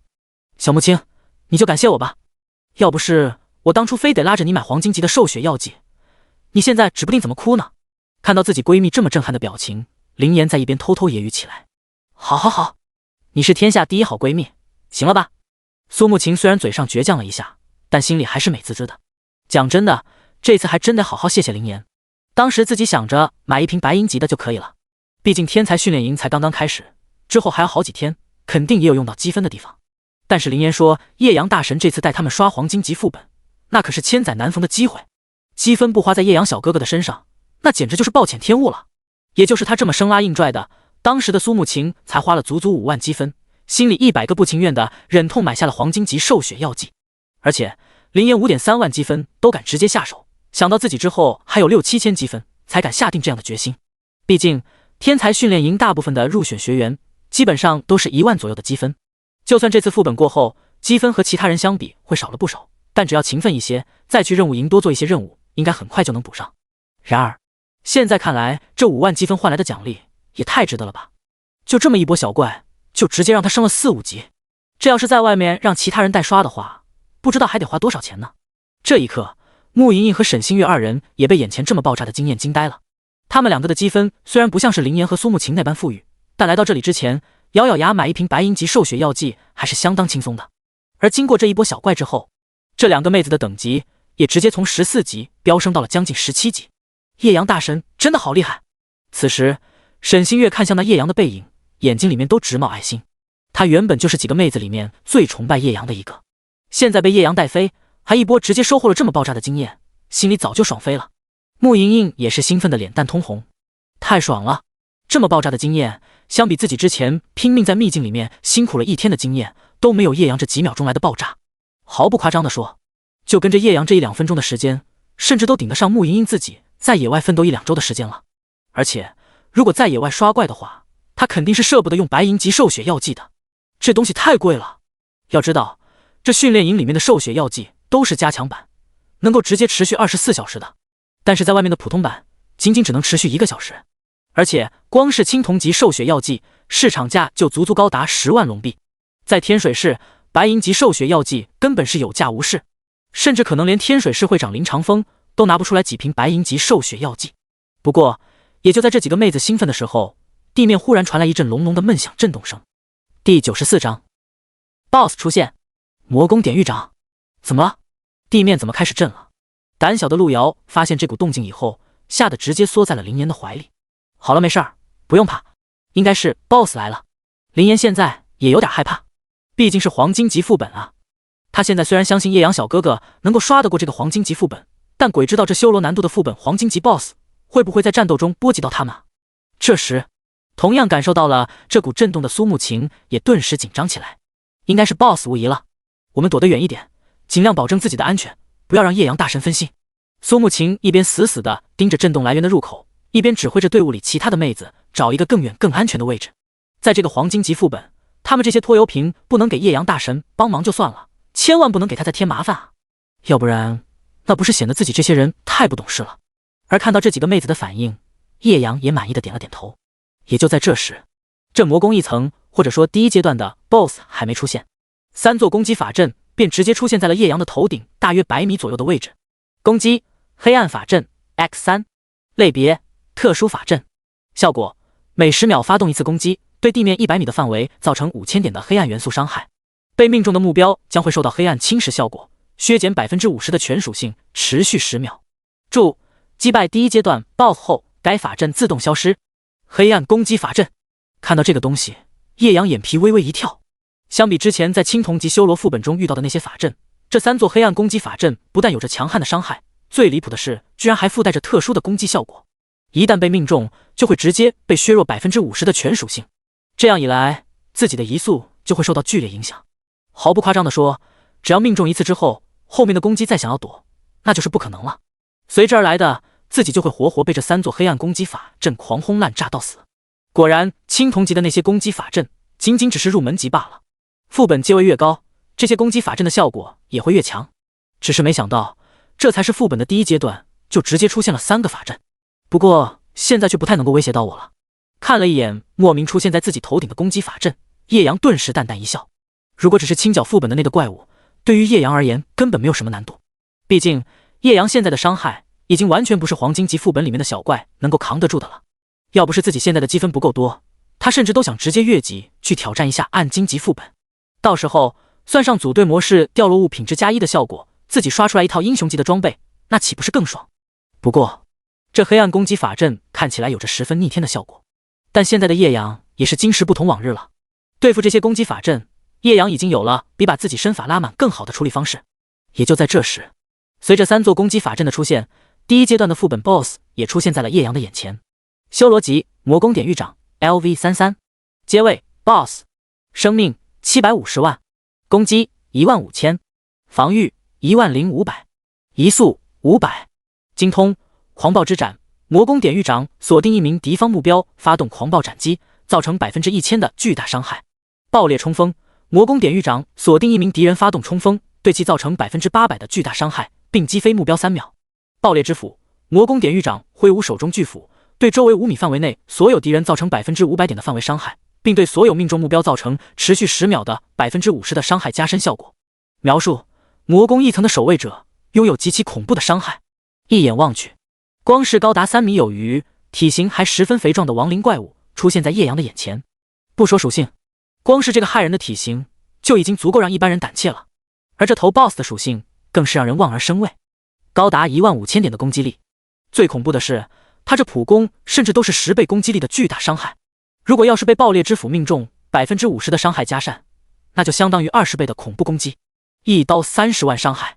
这谁能扛得住这么邪门的伤害？毫不夸张地说，即便是叶阳开了双动精盾，都根本扛不住几下。更不要说他现在头顶上还有3座对他虎视眈眈的黑暗攻击法阵，一旦被那法阵命中，全属性降低，移速降低，就连跑都根本跑不掉，完全没有反制能力。别说叶阳提起了精神，不远处那几个妹子看到这头 BOSS 还有那几座攻击法阵之后，全都被吓坏了。那黑暗攻击法阵也太变态了吧，伤害那么高，而且要是被命中还会减少 50% 的全属性，这让人怎么打啊？而且这个 BOSS 的属性未免也太离谱了。看到那3座黑暗法阵和黄金级 BOSS 魔宫典狱长出现之后，路遥妹子的心顿时提到了嗓子眼。经过那一波小怪之后，她确实能够体会到叶阳的伤害到底有多高了。但是那法阵可是有无敌效果，根本不会吃到任何伤害的呀。叶阳大神不会这次真的要在这里吃亏了吧？如果是1对1，那个黄金级 BOSS 肯定不会是叶阳大神的对手。但是那黑暗攻击法阵太变态了，无敌就算了，被攻击居然还要减少 50% 的全属性，这简直就是耍赖嘛！这让人怎么打？穆莹莹也紧张的浑身发抖。她虽然功利了一些，但最大的还是不希望叶阳出事。毕竟只要叶阳能安安稳稳的，自己以后跟着他混，肯定还是能够得到更多的好处的。但现在他根本想不出来任何能够击败这个 BOSS 的方法了。黑暗攻击法阵简直就是耍赖。那黄金级 BOSS 只要配合这个攻击法阵一同攻击，甚至只要骚扰叶阳大神的走位节奏，让他吃到黑暗法阵的攻击，那后面根本就不用打了。一道攻击就是5000点的伤害，那攻击法阵1秒钟至少上百次攻击，就算叶阳大神再厉害，也会被瞬间秒杀的呀。第95章爆炸的经验奖励，连续升级。然而走位，如果是以前的叶阳，面对这攻击法阵的话，确实是需要走位闪避。但现在双动精盾，毁灭冲击，还没等那魔宫典狱长出手，叶阳直接抬起法杖，瞄准了半空中距离自己100米左右的3座攻击法阵。这一刻，那几个妹子顿时傻眼了。叶阳大神这是疯了吗？这攻击法阵可是无敌的，他把自己的技能瞄准法阵干嘛？然而下一秒，轰轰轰，负166万神圣伤害，负166万神圣伤害，负1016万神圣暴击，负166万神圣伤害。随着一连串恐怖的伤害数字冒出，在几个妹子的眼中，那3座恐怖的攻击法阵竟然瞬间被叶阳大神释放出来的元素光束直接摧毁殆尽。这怎么可能啊？攻击法阵不是无敌的吗？叶阳大神怎么能对这些东西造成伤害？太不可思议了！难道这是叶阳大神的隐藏手段吗？好强，居然连有无敌效果的攻击法阵都能直接摧毁，叶阳大神也太厉害了吧！太离谱了！看到这一幕，那几个妹子顿时懵了。那攻击法阵可全都是有无敌效果的呀！他们想破脑袋都根本想不出来，叶阳大神到底是用了什么手段，能够直接对那些攻击法阵造成伤害的。不过他们虽然不理解，但叶阳却在看到这个攻击法阵的第一眼就已经想到了这种应对方案，或者说早在之前叶阳刷那个青铜级修罗级副本的时候就已经有过这种想法了，直接摧毁攻击法阵。要知道叶阳的伤害跟一般人的可大不相同了，经过至高法神系统的增幅之后，他的伤害可是直接100%全额进化成为了能够无视防御、免伤、无敌、虚化等所有抵抗手段的神圣伤害。别说什么区区的无敌效果，就算是你遁入平行异空间，叶阳都能直接锁定位置攻击到那个人。这就是神圣伤害的可怕之处。只是当时在刷青铜级副本的时候，叶阳因为受限于自己的施法距离不够，也没有能够腾空飞行的技能，所以才没有办法摧毁攻击法阵。但现在不一样了，那攻击法阵距离自己拢共也才100多米，就算自己不开恶魔之眼增加射程，也不开浮空术拉近距离，凭他现在足足200多米的施法距离，也完全能够对攻击法阵进行地对空打击，直接摧毁3座攻击法阵。然而当那黄金级 BOSS 魔宫典狱长看到了叶阳这一波操作，顿时傻眼了。作为一头黄金级 BOSS， 魔宫典狱长早就有了不俗的灵智，甚至说从青铜级 BOSS 开始，怪物就已经开始产生灵智了。阶位越高，灵智越强。一般到了英雄级以上，那 BOSS 的智慧基本上和普通常人就没什么区别了。所以此时的魔宫典狱长怎么可能不知道那攻击法阵拥有无敌效果？甚至到看到了这一幕后，他的灵智甚至受到了一丝微弱的冲击。该死的入侵者，竟然敢破坏魔宫法阵，受死！这一刻，陷入彻底愤怒的魔宫典狱长直接丧失了理智。攻击法阵被破坏，现在想要驱逐这个入侵者，只能靠自己了。然而随着轰隆的一声闷响，那挥舞着近2米左右巨斧的魔宫典狱长重重地撞击在了叶阳的双动精盾之上，负147000。这一刻，高达10几万点的伤害从叶阳冰蓝色的护盾之上爆发开来，他也陷入了巨大的攻击后摇之中。发泄了完了吧？现在轮到我了。看着眼前这只如同小丑一般的 BOSS， 叶阳心中暗笑一声。10几万点的伤害确实不俗，但现在叶阳经过几次变强之后，他的双动精盾已经高达260多万点，相比这10几万点的伤害，甚至还打不穿他护盾值的一个零头。根本不值一提。紧接着，叶阳再次抬起自己的法杖，一道毁灭元素光束顿时爆射而出，负116万，神圣伤害；负720万，神圣暴击。仅仅2秒，这身为黄金级 BOSS 的魔宫典狱长，甚至还没反应过来到底发生了什么，只是感觉自己的眼前瞬间一片亮白之后，血量便瞬间被叶阳全部清空。叮，你击杀了修罗级 LV33 黄金级 BOSS 魔宫典狱长，获得经验 6.6亿，正 1000%。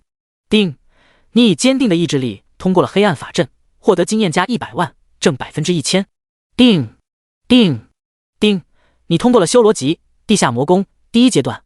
叮，你的等级提升了，当前等级36级。叮，你的等级提升了，当前等级37级。叮，你获得了奖励50点全属性，1000点基础攻击，20%法术暴击伤害，200点智力属性，400点自由属性。又是一连串的爆炸经验提示出现，这一次甚至连叶阳的等级都直接飙升了2级之多。不得不说，这修罗级副本的黄金级 BOSS 经验奖励就是逆天啊！单单是一只怪物，直接就是60多亿的经验，简直不要太爆炸了。看来用不到刷完这座黄金级副本，自己的等级可能就要来到40级了。到时候等刷完之后，就能直接去开启暗金级进阶任务。嘶！想到这里，叶阳不由得倒吸了一口冷气。林会长果然诚不欺人啊！这天才训练营里面的资源果然爆炸。试想一下，如果没有这个黄金级副本，或者没有暗金级的兽血药剂，自己想要一路刷到40级，那就算是豁出命去刷，可能也要1-2个月了。而现在呢，自己才刚刚完成黄金级进阶，马上就要开始暗金级进阶了。这么恐怖的提升速度，光是想想就已经让人十分兴奋了。不光是叶阳，其他几个妹子也兴奋的要死。虽然现在他们还是不太清楚叶阳到底是用了什么隐藏的办法，才能直接摧毁攻击法阵，但这和他们又有什么关系呢？能够这么简单粗暴的通过攻击法阵，对于他们而说本来就是一件好事啊。况且如果是叶阳大神的话，那当然是越强越好了。第96章暗金级堕日寒光护手。毫不夸张地说，从叶阳一招轰爆3座攻击法阵的那一刻开始，这几个妹子甚至包括陆瑶对叶阳的崇拜心理都在那一瞬间攀登到了顶峰。而看到这只 BOSS 奖励的这么爆炸的经验，那些琐碎的事情早就被他们抛诸脑后了。女人嘛，就是这么简单，他们也没什么太复杂的想法，只要开心，或者只要对他们而言有好处的话，你让他们多乖就有多乖，让他们多听话，那肯定就有多听话。跟着叶阳大神也太舒服了。进入副本才几分钟的时间，我从13级都直接升到20级了，这也太舒服了吧！看着自己狂升的等级，原本进入这个修罗级副本还有些胆怯的路遥妹子，现在激动的都快哭了。这经验也太恐怖了，几分钟的时间就从13级疯狂的升到了20级，甚至就连经验条都已经暴涨到了180多，简直不要太舒服。我也20级了，不过这经验条看得我有点害怕，现在才刚刚刷完第1阶段，都已经200%的经验了。要是这个副本刷完，经验条会不会不够用啊？原本看到那么爆炸的经验，穆莹莹还兴奋的不得了，但是转头想到这副本还有2个阶段，穆莹莹顿时担心起来。据说这经验条容量是有上限的，达到了某个限度之后，就不会再继续容纳了。想到这里，穆莹莹顿时有些紧张。这副本这么爆炸的经验，她是真的一点都不想错过啊。然而，听到穆莹莹的担忧之后，一旁的沈星月安慰起来，经验条确实是有上限，但你放心就好了。按照现在这个情况来说，我们的经验条应该是足够容纳这个副本的经验的。一旁的苏慕晴也点了点头，耐心解释道，见习职业者，或者说10级的经验条上限是1000%，也就是10倍的经验容量，而20级的经验条则是2000%，30级就是3000%。你想想，这2000%的经验就是20级升级经验的20倍，怎么可能还不够容纳这个副本的经验呀？原来是这样，谢谢慕晴姐姐。听到这里，穆莹莹才算安心的点了点头。她现在还剩下1800%的经验容量，虽然进入副本到现在自己已经升了5、6级，但要知道这等级可是越往后经验需求越高的，10几级升级所需的经验和20级相比根本没法比。而且这个黄金级副本一共也才3个阶段，自己这1800%的剩余经验条容量怎么都够了。这时穆莹莹终于是彻底放心下来，只要不会超出容量就行。不过经验奖励虽然相当爆炸，但其他的奖励更是让叶阳爽翻了。叮，你获得了暗金级战士装备野望胸甲，你获得了暗金级刺客装备死灵青炼靴。叮，你获得了暗金级游侠装备萨鲁魔长弓。叮，你获得了稀有奖励暗金级法师装备堕日寒光护手。定，你获得了暗金级刺客技能黑暗潜伏。那一头黄金级 BOSS 直接给叶阳爆出来了5件暗金级的装备技能奖励，其中在4件装备之中，甚至还有1件法师能用的护手。没错，这才是叶阳选择这个副本的真正原因。像是一般的副本，每个阶段可能只有一些精英级怪物，奖励虽然有，但也只不过就是一些属性比较堪比白银的青铜级装备罢了。而这个副本虽然只有3个阶段，但每个阶段都有一只黄金级 BOSS。相比于一般副本，这个地下魔宫副本的难度高了不止是一个档次。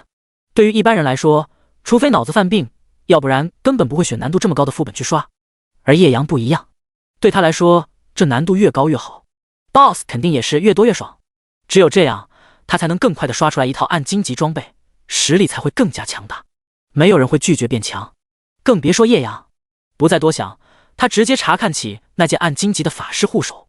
暗金级堕日寒光护手 LV33， 职业法师，生命6400，魔法9500，攻击1350，智力280，射程140，特效堕日寒光，你的任何攻击都将敌方目标承受堕日寒光效果，增加受到伤害的 100%， 且在1秒内减少目标 90% 移速1/5。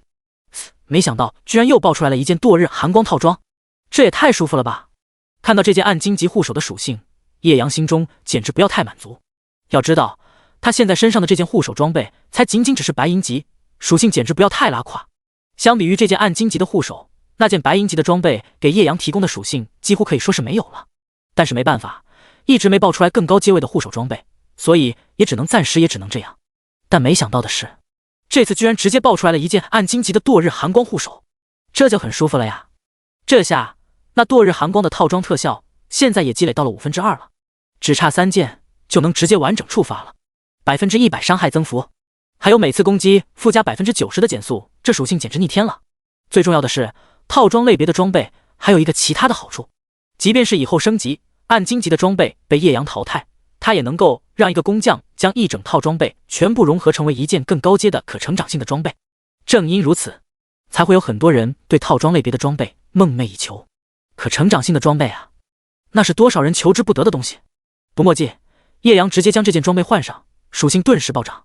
名称叶阳，等级37， 21%，状态生命27420，正 60%， 魔法58680，正 60%， 攻击17186，正 18%， 正 65%， 正 60%， 防御1394，正 60%， 移速523，正 60%， 射程358，正 60%， 属性力量495，智力4358，体质790，敏捷510，特殊回魔240，格挡3000，法术暴击几率 22%， 法术暴击伤害 641%。 第97章，这小子疯了！教官们的诋毁。看了一眼自己的属性，叶阳心中充满了一种特殊的满足感。不说其他的，光是攻击力，叶阳就已经暴涨了4000多点。要知道，他在进入副本的时候，基础攻击才不过刚刚 1.3万出头，而现在已经飙升到了17000多点，甚至在种种的增幅之下，他的攻击力甚至能够直接达到5万多点。这还是组队增幅没有拉满，如果将组队的全属性增幅拉满的话，我攻击力甚至能够飙到将近7万点，这也太逆天了！7万攻击力，别说黄金级职业者了，就算是暗金级职业者都不敢这么想。要知道，叶阳可是有着至高法神的组队人数增幅，4星级浩然真气的增幅，还有一个极其稀有，能够100%增幅基础攻击的面具增幅。然而，即便是他 1.7 万的基础攻击力，也根本不是一般的暗金级职业者能够匹敌的。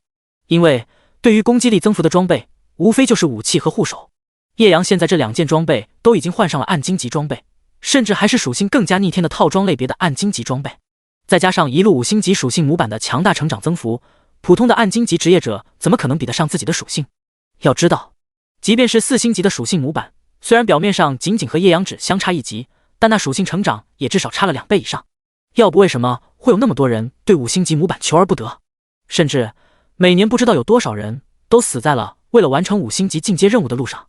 而叶阳现在的属性可不仅仅是有着各种强大增幅，更重要还是因为5星级属性模板的逆天成长增幅。否则即便是让普通人拥有至高法神系统，也根本没有叶阳这么恐怖的属性。深呼出一口气，叶阳关闭了属性面板，找到了通往魔宫2层的入口之后，便直接径直前往。也就在这时，副本外，几分钟前，当看到叶阳正式进入了黄金级副本入口之后，副本殿堂内所有的学生顿时提起了精神。我去，这小子居然还真的要进入黄金级副本啊！他疯了吧？一定是疯了。虽然我刚刚查了一下他的资料，叶阳现在已经到了30级，但那也不是能够成为他进入黄金级副本的理由。是啊，这黄金级副本可不是那么好刷的，起码要有9个黄金级实力的队友，而且装备肯定要有全套黄金级以上的装备，就连技能都绝对不能少于5个3星级以上的技能，要不然根本没有什么能刷的过黄金级副本的可能。没错，但是在咱们这个训练营里面，根本就找不到黄金级职业者，更别说还得要求有这么逆天的配置了。哼，想在咱们天才训练营里面装杯，也不是这么装的，简直是不要命了。被到时候在第1阶段就死了吧。第1阶段，你也太看得起他了，敢一个人进黄金级副本，怕是连第1只小怪都杀不死哦。笑死了，简直跟小丑一样。原本他们还以为这个叫叶阳的天才是在训练营花了大量积分租用了教官，但看到叶阳敢单刷副本，那简直就和送死没有什么区别。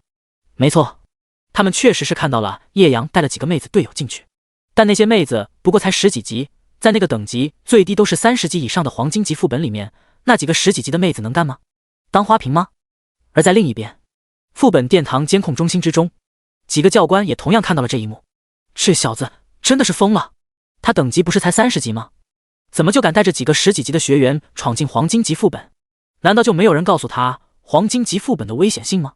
老陆别骂了，除了老王，没有人会想到有人会购买黄金级副本入口的进入权限吧？而且这小子刚买完以后就直接进入了副本了，谁有这个时间？马德，这可是亘古难遇的天才啊！你们难道不知道这小子在秘境考核里面直接豪刷300多万积分吗？纵观我们东山省这么多年的历史，谁有这么强悍的实力？你说什么？这小子在秘境考核里面刷了300多万积分？卧槽，这到底怎么回事？老陆，你确定通讯器没出故障？是啊，这不太可能吧？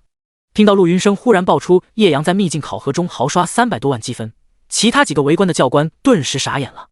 别说300多万，就算是能在秘境考核里面刷出来3万的积分，都算是1顶1的天才人物了。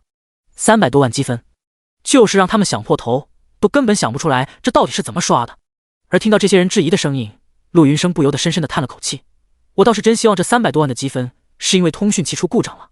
但是全东山省30多位会长，还有10个监考教官，你觉得就算出问题，他们会查不出来吗？居然还在质疑我。这一刻，听到陆云生的话后，在场所有人顿时被震撼到了。我的天，那这么说，这300万积分是真的了？太逆天了！这小子究竟是怎么做到的？老吴，现在最关键的不是这小子到底怎么刷的300万积分，而是怎么保证他在黄金级副本里面的安全吧。这么恐怖的天才，要是好好培养的话，未来必然会成为我们东山省的一方巨擘呀。保护？你让我们拿什么保护？是啊，一旦进入副本，除非他自己脱战退出，否则我们根本插不上手啊。完蛋了，这小子脑子里到底在想什么？居然会想不开，闯进黄金级副本。想到这里，所有教官纷纷叹了口气。没有人会想到，一个这么强大的天才居然会突然想不开，直接购买黄金级副本入口权限，而且还是直接进入的。甚至那个负责监管营地秘宝商城的王教官都根本没有反应过来。也就在这时，一个名叫赵灵环的教官忽然开口道：等一下，老陆，各位教官，我觉得他既然敢进入黄金级副本的话，肯定会有自己的底气的吧。第98章全场震撼。这小子到底做了什么？人毕竟不可能是个傻子，真一点底牌都没有，怎么可能会硬闯黄金级副本？底气？你在开玩笑吗？听到这话，陆云生还没开口，旁边一个叫吴昕的教官立刻反驳起来：这小子才刚刚30级，就算他是已经完成了黄金级进阶，也根本没有享受过黄金级模板的成长加成，他得有什么底气才能去挑战黄金级副本？是啊，这黄金级副本没有这么简单的，就算是这小子进入的最低难度的普通难度的黄金级副本，没有一个正儿八经满编黄金级职业者队伍，这也不太可能。虽然每年因为膨胀死在副本里面的职业者不计其数，但要是一个这么珍贵的天才忽然陨落，那对我们东山省还真是一个巨大的损失啊！没准可能就是因为这小子不知道什么时候跟着一个强大的队伍混了一次青铜白银副本，让他感觉通关副本可能是一件十分简单的事情吧。老王，别说了，我这心都开始痛了。虽然这小子确实膨胀，但要是好好培养，未来肯定是一名超级强者呀。是啊，没想到这就要陨落了。想到这里，就连刚才有些支持叶阳的赵灵环也没什么底气了。是啊，黄金级副本怎么可能这么简单就能通关了？别说他才刚刚30级，就算是这小子能组到一个满编黄金级职业者队伍，都没有人敢说能稳稳的通关普通难度的黄金级副本。然而，就在所有教官认为叶阳这次已然是必死，准备离开的时候，赵灵环忽然惊叫了一声：“卧槽！快看副本进度！”他这一声惊呼，顿时把其他几个教官吓了一跳。副本进度怎么了？是啊，难不成这小子死得这么快？哎，果然不该进入黄金级副本的呀！太可惜！卧槽，这怎么回事啊？听到赵灵环的惊呼之后，其他几个刚刚起身走到门口的教官回头一边叹息，一边朝副本监控荧幕上看去。然而，还没等那个王教官口中的可惜二字说完，一张嘴顿时震惊的张成了 O 型。不光是他，这一刻，其他几个教官也全部看到了叶阳的副本信息：黄金级副本，地下魔宫实时监控信息，开启时间3分21秒，副本进度第一阶段100%，队伍状态100%。卧槽，不可能吧！3分钟的时间就直接干穿了地下魔宫的第一阶段，我尼玛，这速度居然有这么离谱的！等等，地下魔宫副本的信息是什么？谁有这个副本的资料？我有。作为营地密宝商城的监管教官王华生，自然对各大已经收录的副本信息了如指掌。听到问话，他立刻说道：普通难度的地下魔宫一共3大阶段，每个阶段拥有一波小怪，且在每个阶段均有一只黄金级 BOSS。王华生看了一眼地下魔宫的信息，立刻汇报出来。然而他不说还好，这一说，其他教官脸上的震惊神色更浓。我操啊，每个阶段都有一只黄金级 BOSS， 那也就是说，这小子3分钟的时间不但请杀了所有小怪，顺便还特喵的杀了一只黄金级 BOSS。 老吴，我纠正一下，是副本里面的黄金级 BOSS， 我特喵管他是什么黄金级 BOSS。 卧槽，这实力也太逆天了吧！是啊，这也太猛了。我记得这小子带进去的几个队友都是10几级的小姑娘是吧？也就是说，这第一阶段的黄金级 BOSS 是他自己单杀的。我尼玛的，单杀黄金级 BOSS， 这也太邪门了！我现在都45级暗金级中期了，都不敢说自己能稳杀黄金级 BOSS。 妖孽啊，这特么的到底是从哪儿蹦出来的一个这么逆天的天才的？最恐怖的难道不是他现在的队伍状态还是100%吗？也就是说，这小子杀黄金级 BOSS 甚至连血都没掉，完全的无伤单杀，4欧伤单杀黄金级 BOSS， 这是不是证明他如果完成了黄金级进阶，也是无伤单杀了黄金级 BOSS？ 这不可能吧！卧槽，如果这小子真的做到了这种事儿，那也太可怕了。是啊，无伤单杀黄金级 BOSS， 这要是在进阶之前有这样的实力，那他不就是5星级属性模板的黄金级职业者吗？这要是成长起来，甚至能吊打一群4星级模板的暗金级职业者呀！太变态了吧！想到这里，这几个教官纷纷呼吸一致。无伤单杀黄金级 BOSS，5星级模板的黄金级职业者，这完全就是前无古人一般的存在啊！这小子虽然在秘境考核里面刷了300多万积分，确实让这些教官觉得不可思议，甚至到现在他们也想不太明白到底是怎么刷的。但是无论怎么说，这无伤单杀黄金级 BOSS 的难度和给人带来的冲击力，可根本不是300万秘境积分能够相提并论的呀！单杀，而且是无伤单杀。在场这些教官几乎都是英雄级以上的职业者，也就是王华生这类的后勤类教官，也是暗金级职业者了。放在他们这个阶段，也根本不敢说自己能够做到单杀同阶位 BOSS， 更不要说什么越级单杀，甚至还是无伤单杀了。5星级进阶任务，为什么让许多人望而却步？那就是因为无伤二字给5星级进阶任务带来的难度简直太大了。在战斗之中，只要稍微有那么一点点的失误，被 BOSS 甚至于说是 BOSS 的召唤物稍微刮蹭那么一下，就会判定为误失败。再加上即便是5星级的进阶任务的成功率，也才仅仅只有10%。别说一般人，就算是大部分的天赋职业者，也根本不敢挑战这么邪门的进阶任务。第99章 BOSS 出现，恐怖的亡魂骑士。没办法，一次无伤单杀 BOSS， 对于一个职业者来说就已经是莫大的煎熬了。他们宁愿去同时单挑10只 BOSS， 都没敢想过去无伤单杀1只 BOSS。这就是5星级进阶任务的离谱程度。而现在看到叶阳完全虐杀了第一阶段之后，队伍的状态还一直是100%，那些教官怎么可能不震撼不惊讶？别说让他们无伤单杀一次了，就算是能亲眼看到这样的一幕，都足够他们吹一辈子了。快看，叶阳又继续前进了，已经是第2阶段的 90% 进度了。这时，一直死死盯着副本进度的赵灵环再次开口道，也就是这么一句话，顿时让在场所有教官全部把心提到了嗓子眼。难道说这小子还真能刷得过黄金级副本？这一刻，陆云生狠狠地咽了一口唾沫，忍不住喃喃道：这不可能吧？是啊，虽然他在第1阶段过得确实很顺利，但这地下魔宫的3大阶段难度递增的可不是一星半点啊。没错，最离谱的还是这个副本的最终 BOSS 巫妖法师魔鬼戈登，这可不是一般的黄金级 BOSS 了。巫妖法师，这副本最终 BOSS 竟然还是一个法师类的 BOSS 吗？是的。听到问话，王华生点了点头。老天，如果是个进攻战士类的 BOSS， 还勉强有拉扯反抗的机会，要是远程，而且还是一个高伤法师类 BOSS， 这完全没有反抗的余地啊！唉，希望这小子能明白事理，不要去挑战最终 BOSS 了。一听到是法师类的最终 BOSS， 所有人顿时脸上露出一丝绝望的表情，就好像这 BOSS 不是叶阳在面对，而是马上就要让他们面对一样。而此时，在副本之中，随着魔宫2层的那一波枯骨巨人守卫怪物出现在叶阳的面前之后，还是没有逃过被光明之怒一波全秒的命运。随之而来的，便是那一连串让人愉悦的爆炸经验奖励提示。丁，你击杀了 LV35 修罗级枯骨巨人守卫，获得经验7万点，挣 1000%。丁丁丁丁，你的等级提升了，当前等级38级。丁，你获得了奖励25点全属性，500点基础攻击，10%法术暴击伤害，100点智力属性，200点自由属性。又升级了。再次看到升级提示，叶阳欣喜无比。一个等级的提升，又让他的属性面板迎来一次飞跃。不得不说，这5星级的黄金级属性面板的属性成长是真的逆天。仅仅只是几个等级的提升，让自己的攻击力暴涨了好几个层次。而且值得一提的是，黄金级副本升级是真的逆天，才刚刚到第2阶段，就已经从34级升到38级了。尽管这每次升级的经验越来越多，但这副本后续的经验奖励也十分爆炸了。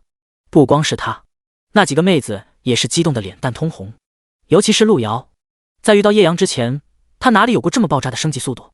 而现在跟着叶阳大神，才不过是刷了几分钟的副本，自己的等级不光是从13级直接飙升到了20级，甚至就连自己的经验条都已经到了 500% 多。原本他也是有些担心，这副本这么爆炸的经验奖励，自己的经验条到后面会不会根本容不下。但刚才经过苏慕晴的解释之后，陆瑶现在也是完全放心了。2000%的经验容量，相当于升20次20级。仅仅只是一次副本，怎么想都是不可能撑满整个经验条的。果然跟着叶阳小哥哥就是舒服呀！要是让我自己刷，想要升到20级，起码要刷2-3个月去了。跟着叶阳一路前行，林岩脸上全是兴奋的羞红色。是啊，能跟着叶阳大神混经验也太舒服了。